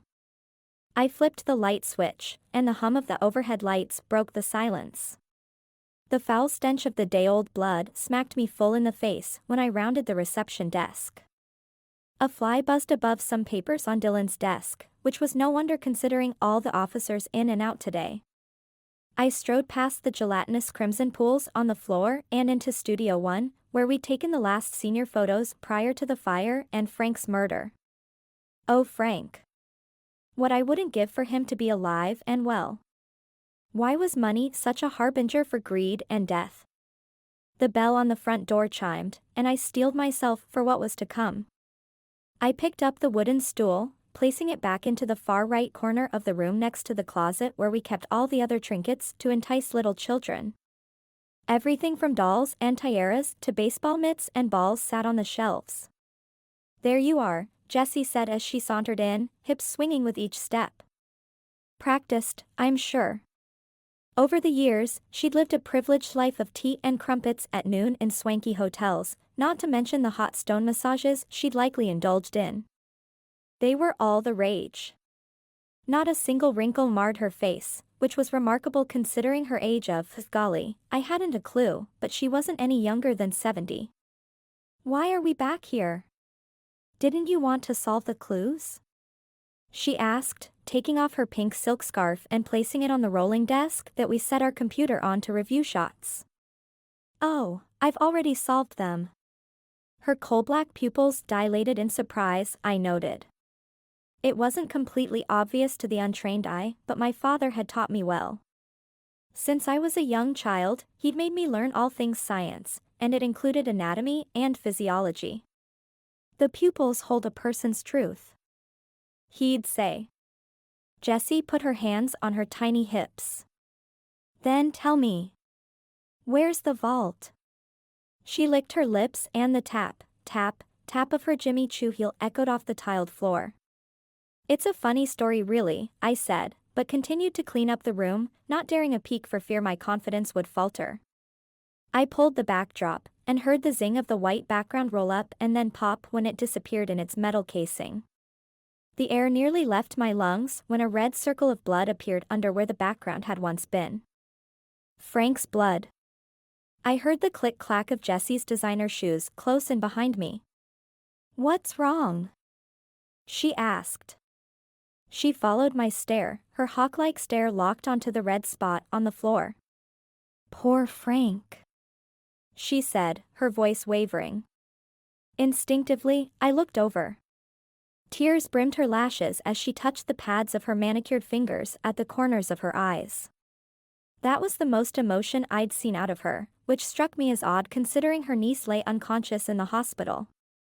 She'd acted like it was nothing earlier, but her relationship with Frank had been deeper. They'd grown up together, shared secrets. Deadly secrets. You and Frank were close. Every morsel of my being screamed at me to run, but I'd set this in motion, and I intended to follow it through. No matter the cost. Yes. She sniffled. Frank and I go way back. He'd always tell me everything. Those were good times. Her gaze was distant, like she was a million miles away, although a shadow of a smile played about her sculpted lips. That so? I asked, snapping her out of her reverie. What did he tell you about this scavenger hunt? While Frank may have confided in me from time to time, I assure you he never mentioned this craziness. She gestured around the room as if swatting a fly while I stepped back towards the closet, clear across the room by the exit, and reshelved more items of kids' toys, thankful for the cover from her intense scrutiny. But you were thicker than thieves, right? I pushed. I wouldn't say that. Her voice lowered, and the room's temperature grew warmer. No? Tell me. I paused and glanced over at her. How did you get to town so quickly? Jessie rubbed the back of her neck and shifted her weight. I came when my maid informed me of his passing. Was I supposed to wait? She scoffed. Dylan needed me. Did she? I countered. But you arrived before the murder. Jessie snickered. That's preposterous. Is it? Linda swore you were in town days earlier. She even told me your drink order. Never offend a business owner, Jessie, especially one who serves caffeinated beverages. Trust me. They remember everything. Caffeine has a way of sharpening the mind. She has me mixed up with someone else. I assure you I arrived after Frank's death. I turned back to the shelves and moved several objects aside on multiple levels and knocked on the back wall. A dull thud reverberated in the room. Bingo. What are you doing? Jessie asked, appearing by my side. Have you found it? What are you waiting for? She shoved me aside and started banging on the wall of shelves. It's hollow. Her eyes grew wide. Quick, give me the bat. Jessie stuck out her hand, but focused on the back wall, tapping away with the other hand. Lost in the frantic moment, she bit on her tongue, which protruded out of her mouth a hair, and snapped her fingers, eager to find the elusive vault and the money it contained. What bat? The air felt thin, like the time my parents had taken me to Colorado. We had hiked a trail high into the Colorado Rockies. My heart had quick-stepped to keep up with the increased oxygen demand, and my skin had felt clammy. Jessie stopped tapping on the wall, and in slow motion craned her head around to peer down her nose at me. A malicious sneer twisted her features into that of a mad woman. Silly little girl. Her words dripped with venom. Not breaking eye contact, she inched forward. I'd backed up the whole time she was messing with the shelving and was now standing in the corner where Frank had been murdered. A know-it-all is so unbecoming. I chanced a glance at the wall clock mounted above the closet. Please, Cameron, don't be late. Does that Why? I stalled for time. Why did you do it? Frank was your cousin. He loved you. That he did. She ran a finger along the rim of the front windowsill. My husband has filed for a divorce. Can you believe it?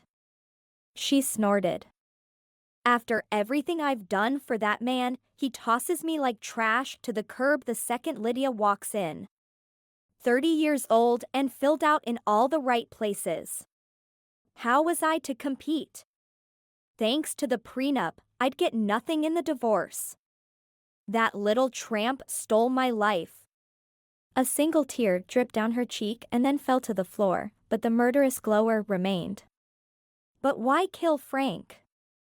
He would have helped you. Men are all alike, she scoffed. I asked him for money and he refused. Said this would be good for me. I needed to stand on my own 2 feet. Can you believe that? How am I to start over at 60? She poked a manicured nail at her chest. I couldn't help the snicker that escaped. Fine, I'm 72. You happy now? The seconds clicked by, reverberating louder with each one. Would Cameron make it in time? Or would I be next on the coroner's table? I snuck a peek at the clock again and my legs wobbled. My muscles twitched, ready to run. No, I'm not starting all over. Not for Edward, Frank, or anybody. Move, Jessie said and gestured toward the closet. We circled each other while she stepped to the far corner, retrieving a golf club. Drat. Why hadn't I picked it up earlier? Soon I'd bumped into the shelving. I frantically scanned the room, hoping to find something to protect myself with, but nothing presented itself like the bat except. The hard bulge of a baseball rolled onto my lower back. Jessie crept forward while smacking the club into her free hand. A malicious gleam lit up her face, and the bright overhead lights exaggerated her features, making her appear more like the Joker. I'll never go back to being poor again. No more beans out of a can. No more giggles about my threadbare coat or pants one size too small. Nope. Frank didn't understand. He didn't see the kids bully me at school. Neither did my father, who couldn't stay sober longer than 5 minutes after work at the factory. Oh, Mama hid it well enough. The bruises and the fear. But I was just a kid.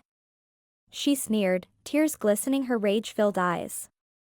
I worked hard getting out of poverty, and I will not go back. That little tramp of Edward's has already moved into my home, my bed.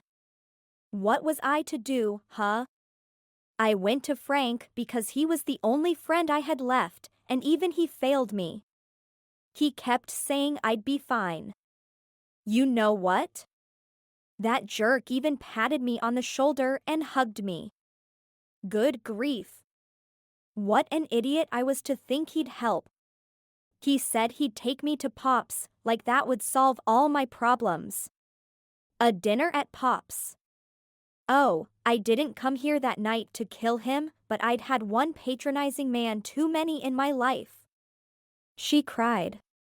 All semblance of love for Frank or anything in this world was gone, leaving behind a woman scorned and exhausted. What happened? My words were hollow, no longer fraught with fear, only the steely resolve of finding what happened to Frank was left. He hugged me.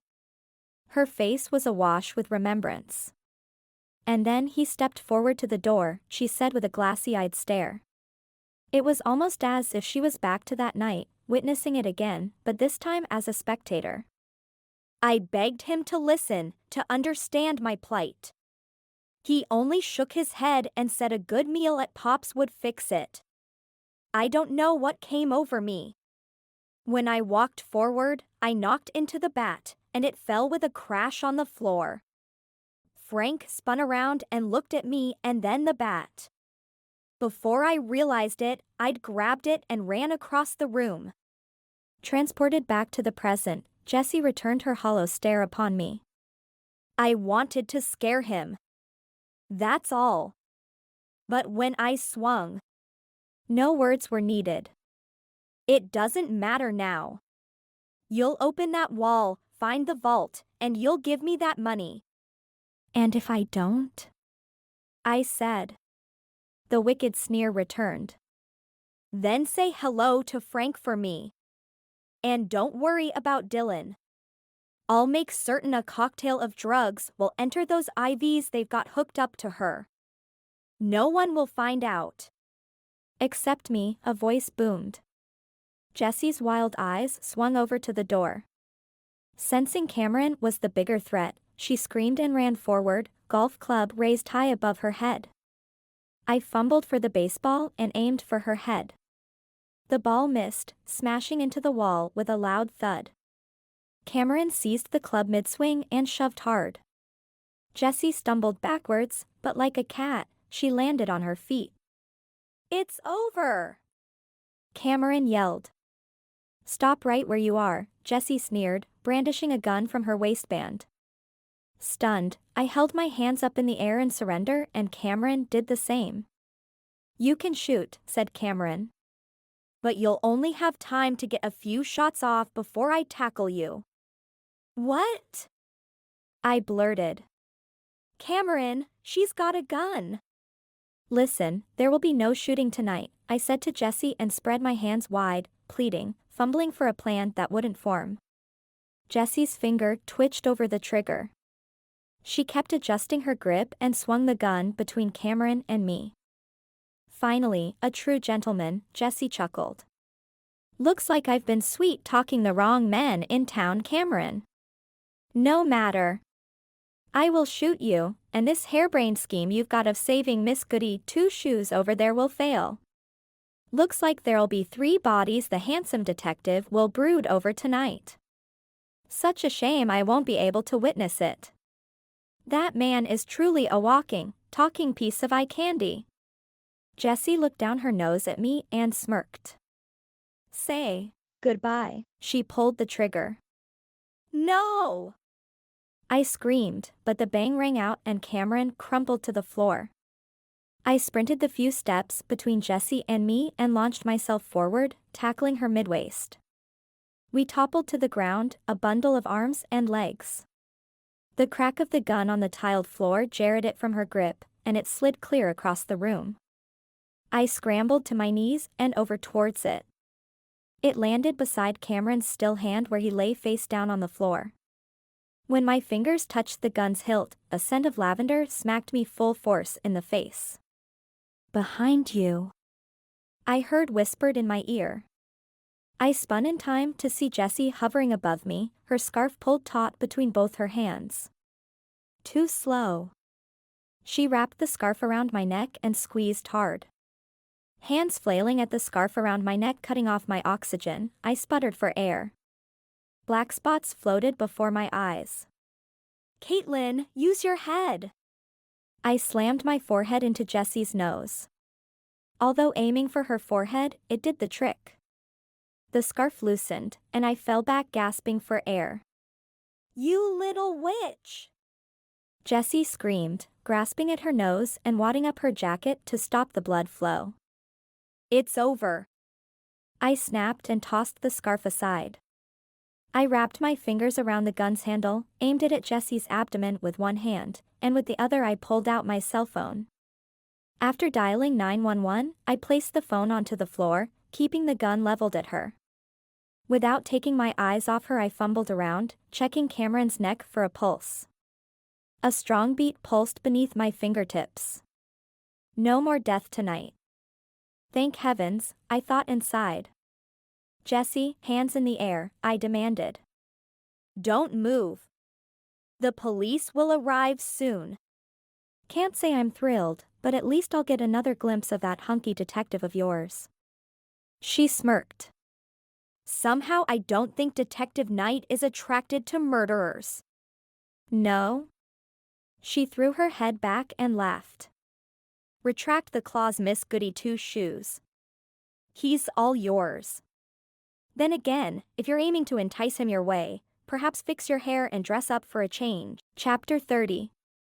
The lot of us were assembled around the oval table in Frank's attorney's office again and looked expectantly at the reserved man as he sat down and opened his briefcase.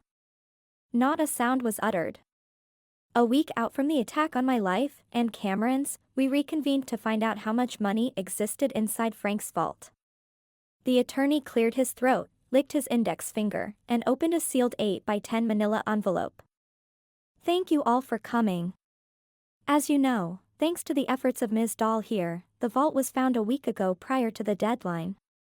Having met the terms of the agreement, I will relay the benefits of said excursion. Terms of the agreement? Excursion? It sounded like a dental cleaning, but too much had happened to think otherwise. He was an attorney, so. Ms. Dylan Caine. The attorney peered over his rimmed glasses, his beady eyes searching each one of us until he'd found Dylan.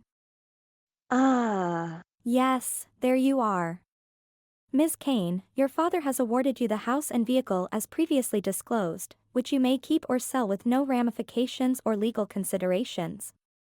In addition, you will inherit the fortune of Frank's retirement fund equaling $20 million, which will be wired to an account of your choosing. Dylan's audible gasp echoed about the room as many a mouth dropped open. As to the others who helped in the search, he will reward each of you with $2 million. Murmurs of surprise erupted, and it took the lawyer multiple bangs of his gavel to silence us. Good thing he had it, because we would have spent another hour sitting there in shock. Please keep your voices down. This isn't a zoo, the attorney barked, looking like he'd sucked on 24 lemons. He wasn't used to such commotion. And why would he have been? Until now, the most action this town had seen came from those high school pranksters every year around graduation. Each one of you will receive the money wired to an account of your choosing. Please see Sally, my receptionist, after we are finished here to relay that information. Thinking the meeting over, most of us stood up to leave, but with a wave of his hand, the attorney stopped us and motioned for us to sit back down. The last bit of money, there's more? Dylan asked, her eyes bulging. Her pallor whitened a smidge more, and her pupils dilated to the point of taking over the iris. Goes to Ms. Dahl, the attorney continued, undeterred by Dylan's interruption. For your perseverance in this matter and finding the vault against immense odds, Mr. Frank Caine awards you with an additional $1 million. My forehead was hot like an iron. All eyes drifted to me as I sunk down in my seat, wishing I could melt away. I don't understand, I mumbled. We all pitched in and found it. The heads around the table nodded in agreement. While that may be, young lady, it was Mr. Caine's express wish that whoever found the vault should receive this additional amount. Now, please file out in an orderly fashion and remember to see Sally prior to leaving. Good day. The lawyer placed the perfectly stacked pieces of paper back into his briefcase, snapped it shut, and left. Ever efficient, Sally had us out of the office in less than 30 minutes, and we were heading to our cars when Dylan halted us. We all need something to drink, I imagine. Come over to the house for a celebratory beverage on me. When everyone hesitated, she added with a wink. There'll be cake. With that, she and Sam got into his car and zoomed away. Arthur, Celine, Baxter, Morgan, Cameron, Sam, Tad, and I all congregated around Frank's kitchen island while Dylan skittered about getting plates full of carrot cake and glasses of bourbon. Once everyone was taken care of, she took her seat beside Sam. She raised her glass and said, "To my father Frank. May he sip on bourbon daily and talk the ear off Washington, Lincoln, and Cleopatra." Cameron smirked. Cleopatra? Yep, he had a hankering for that woman. Then again, so did lots of men back in the day. To Frank, we chorused and lifted our glasses.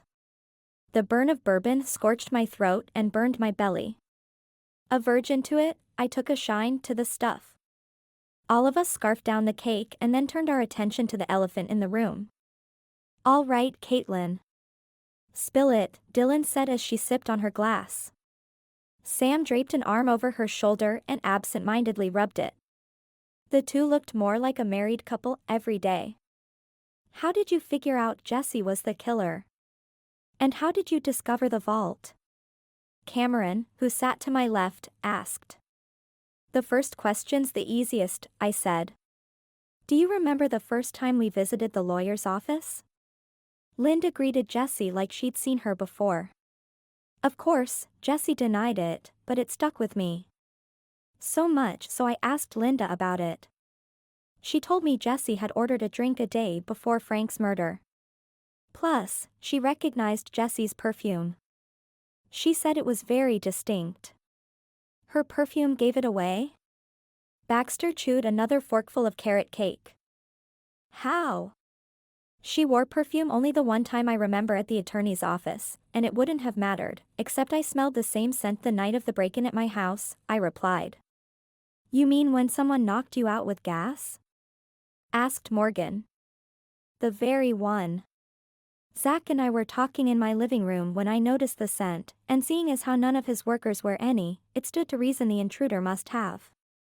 You don't wear perfume? Celine asked, her eyes pensive. Nope, my mother's allergic, I responded. Anyway, it took me a while to connect the two, but her behavior gave her away more than anything. What do you mean? Dylan pressed. She asked me to keep her clue a secret from you, and she steered us toward Baxter being the killer. It seemed all right at the time because of your history, I said to him apologetically. As would I if in your shoes, he said with a kind smile. No offense taken. However, Jessie was never there when we asked Frank's maid, and about Baxter, and the maid avoided answering most of our questions, which got me thinking. She must have overheard or seen the killer with Frank the day of the murder. And tried telling us it was Jessie without saying it out loud. Silly me for not catching on until later. Don't blame yourself, Dylan said. I didn't pick up on it either. Well, it was all those things plus the fact that after Dylan got injured, Jessie barely paid any attention. For a doting aunt, it's odd behavior. She cared more for a facial than her own niece. Despicable. Sam said while Dylan patted his hand. What about the vault? Cameron asked. How did you figure out it was behind a wall in the studio? The clues. I watched his curious face. It was all about baseball. Sure, said Cameron. But I suspected it was at the ball field, not the studio. Exactly what Frank wanted, I replied. Think about it though. Remember, he used terminology about knocking it out of the park or beyond something. In Studio 1, there's a framed picture of a ball field all lit up. That got me thinking. He hinted at photography, right? The framed photo and the studio would definitely be in the running. He didn't have access to the ball field all the time, but he did the studio. I'll give you that, Arthur chimed in. But why the closet? Again, remember when we looked at the blueprints the other day? We found Frank's secret library tucked away behind a closet. His love for everything National Treasure led me to the studio closet. With the photograph of the baseball field and the previous use of a secret closet entrance, then why wouldn't he repeat it? Zach always says people fall back into their old habits. Clever, Cameron said with a sloppy grin. However, how are all of you feeling about the money situation? Shouldn't some of it go to the orphanage? The elation in the room turned sour at the thought of those poor children missing out. Never mind about them, Dylan spoke up. They're covered. Do you really think my dad would abandon orphans in their time of need? Heck, I never realized how much money he'd socked away all these years. The orphanage received loads of it. I spoke with the attorney after the meeting when all of you were giving Sally your account information. The old coot got us again. To Frank. To Frank. We sang out and sipped the last bit of bourbon that remained. Speaking of the money, I said, eyeing Dylan. The studio needs an upgrade. She laughed. Already on it. The construction crew is there now. Gloria's vacated her space next door, and I've agreed to buy her out. She's not. How long will you be away? I asked, thinking about all the sessions I'd have and being down to one photographer. I'd probably have to stay in Dylan's apartment. Long nights were ahead, but I was up for the challenge. 6 months. Maybe a year, Dylan replied. I gasped. That long? Yes, said Sam. And we expect you to come visit us in December. We'll need a photographer. Confused stares went around the kitchen island. Dylan giggled and stuck out her hand. We're engaged! She squealed. The room erupted in congratulations and hugs. Overjoyed, I wiped away a few tears. Knock knock. We all turned to see Zach standing in the kitchen doorway. Have I come at a bad time? His face grew taut as he looked at Tad sitting next to me. Not at all, Dylan said, gesturing him in. Please, have some cake and bourbon with us. We're celebrating. I hear congratulations are in order. That's quite a sum of money, Zach said. Indeed it is, but that's not it, Sam said. Zach frowned, but when Dylan showed him the ring, his expression softened. Congratulations! Zach said, pumping Sam's hand. Hello? Called out a female voice as we again faced the kitchen threshold. Zach, honey, aren't you going to introduce me to all your friends? Forgive me. Zach stepped back to wrap an arm around a petite woman. Thick, wavy brown hair cascaded past her shoulders, and she wore a black slip of a dress suitable for Martha's Vineyard. A stylish black straw hat sat atop her head and tortoiseshell sunglasses completed her upscale vibe. She pulled off the glasses and beamed at us and then at Zach. She leaned intimately into his side, resting her hand on his chest. This is Sasha, said Zach. My girlfriend. He looked pointedly at me. Dylan greeted her warmly and offered her a plate of cake while simultaneously shooing Arthur off his seat so Sasha could sit.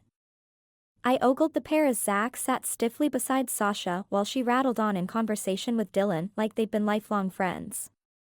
While Zach had mentioned a girlfriend, seeing her in the flesh was another story, and one I had mixed emotions about.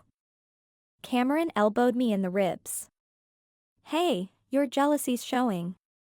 That boyish smirk made it impossible to be mad at him. I'm nothing of the sort, I grumbled. Sure.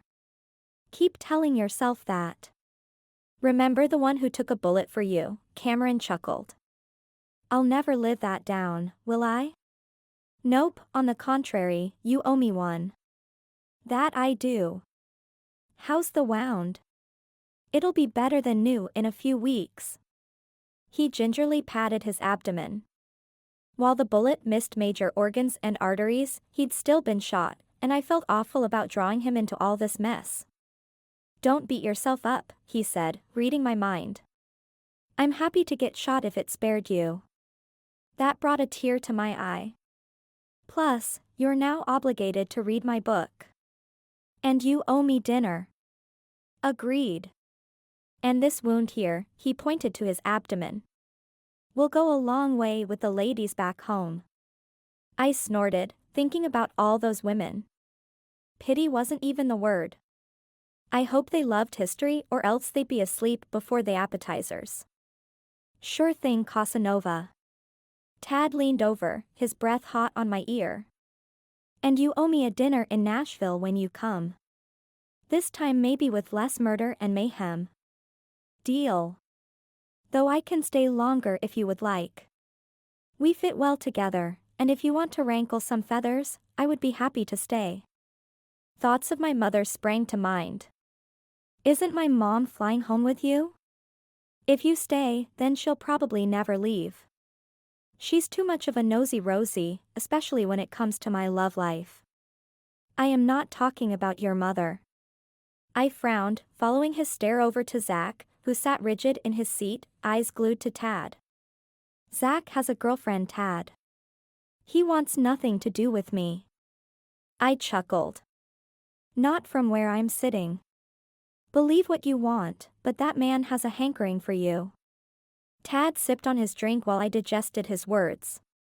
Even if that were so, Sasha was by his side, and I wasn't a homewrecker even if they weren't married. Still, raising Zach Sire felt good. Almost too good. The afternoon flew by and well wishes were said round the table. Baxter left, a 2-ton weight off his shoulders at Dylan's forgiveness, and now that his debt would be paid, he was a new man, determined to live a life Frank would be proud of. As for Morgan, he took off as salty as ever, but a bit lighter in the step. Arthur and Celine were set to meet up with Dylan and Sam in Switzerland in a month while the rest of us agreed to clear our schedules for December. Dylan didn't even care about the Christmas rush we'd miss. That was truly a miracle. As for me, I left Frank's home feeling lighter than ever. My mother had flown out headed for home early in the day, thanks to Tad getting them an earlier flight, and I had promised to call him about shooting his conference a few months from now, but one gnawing thought remained. The voice. After feeding Rocky, I curled up with a good book in my bed and eventually drifted off to sleep. The dream began like the others. A foggy mist appeared while on the running path Max and I used to take. A twig snapped to my left, and I whirled around to greet his smiling face. Without hesitation, I leapt into his arms and hugged him to me, praying for more time. These dreams never lasted long, and I needed, to tell him everything. It's about time, Max said, bopping me over the head. Took you long enough to figure out. I frowned, not understanding. Figure what out? Max tilted his head and held me at arm's length. The killer. My hands and legs felt numb. What do you mean? The scent. It took you long enough. I tried everything to grab your attention, but you are so stubborn. That was you? I asked, my mouth dry. But how? Caitlin, you can't believe you're still dreaming, can you? You're smarter than that. I'm not dreaming? In a way, I suppose. You're asleep in bed. It's easier for me to reach you this way, although I'm learning how to get your attention when you're awake. It's much harder though. Time moves differently here, and I the lavender. That was you? I flung my arms around him, my body shaking. Max was here. He was really here. Yep, Max said, although muffled with my hair in his mouth. He pulled back, his startling blue eyes searching mine. And the voice? That was you? I asked, dumbfounded. The one and only. He grinned mischievously. Max. My lower lip wavered. Hey. He cupped the back of my head with both hands, rubbing his thumbs in soothing circular motions against the base of my hairline. I've always got your back. You didn't think I'd leave you to fend for yourself, did you? It's a tough world out there, kiddo. Without thinking, I balled up my fist and punched him hard in the arm. Ow! What was that for? He asked, releasing me and rubbing his arm. For dying on me, I said, and then the dam broke. Shaking with sobs, I feverishly tried wiping the waterworks from my lashes. His warm arms enveloped me, and I cried into his chest until the sobs faded into whimpers. The smell of lavender filled the air. Wait. I took a half step back with my hands on his muscular chest. The lavender. I blinked. That's you. A slow smile formed on his perfect face. Caitlin, I'm here anytime you need me. Don't you ever leave me again. He felt solid and warm, like the last 6 months were just a dream. I'll stay for as long as you need me. I sank into his embrace, closing my eyes and inhaling the familiar scent, relishing the moment. You promise? I asked into his shoulder, yawning, my eyes heavy as lead. Promise. I heard him say as if in a tunnel a mile away, but I was floating in a sea of calm, back into the abyss of slumber. Good. I whispered. because I'll always need you. Murder, mayhem, and suspense await.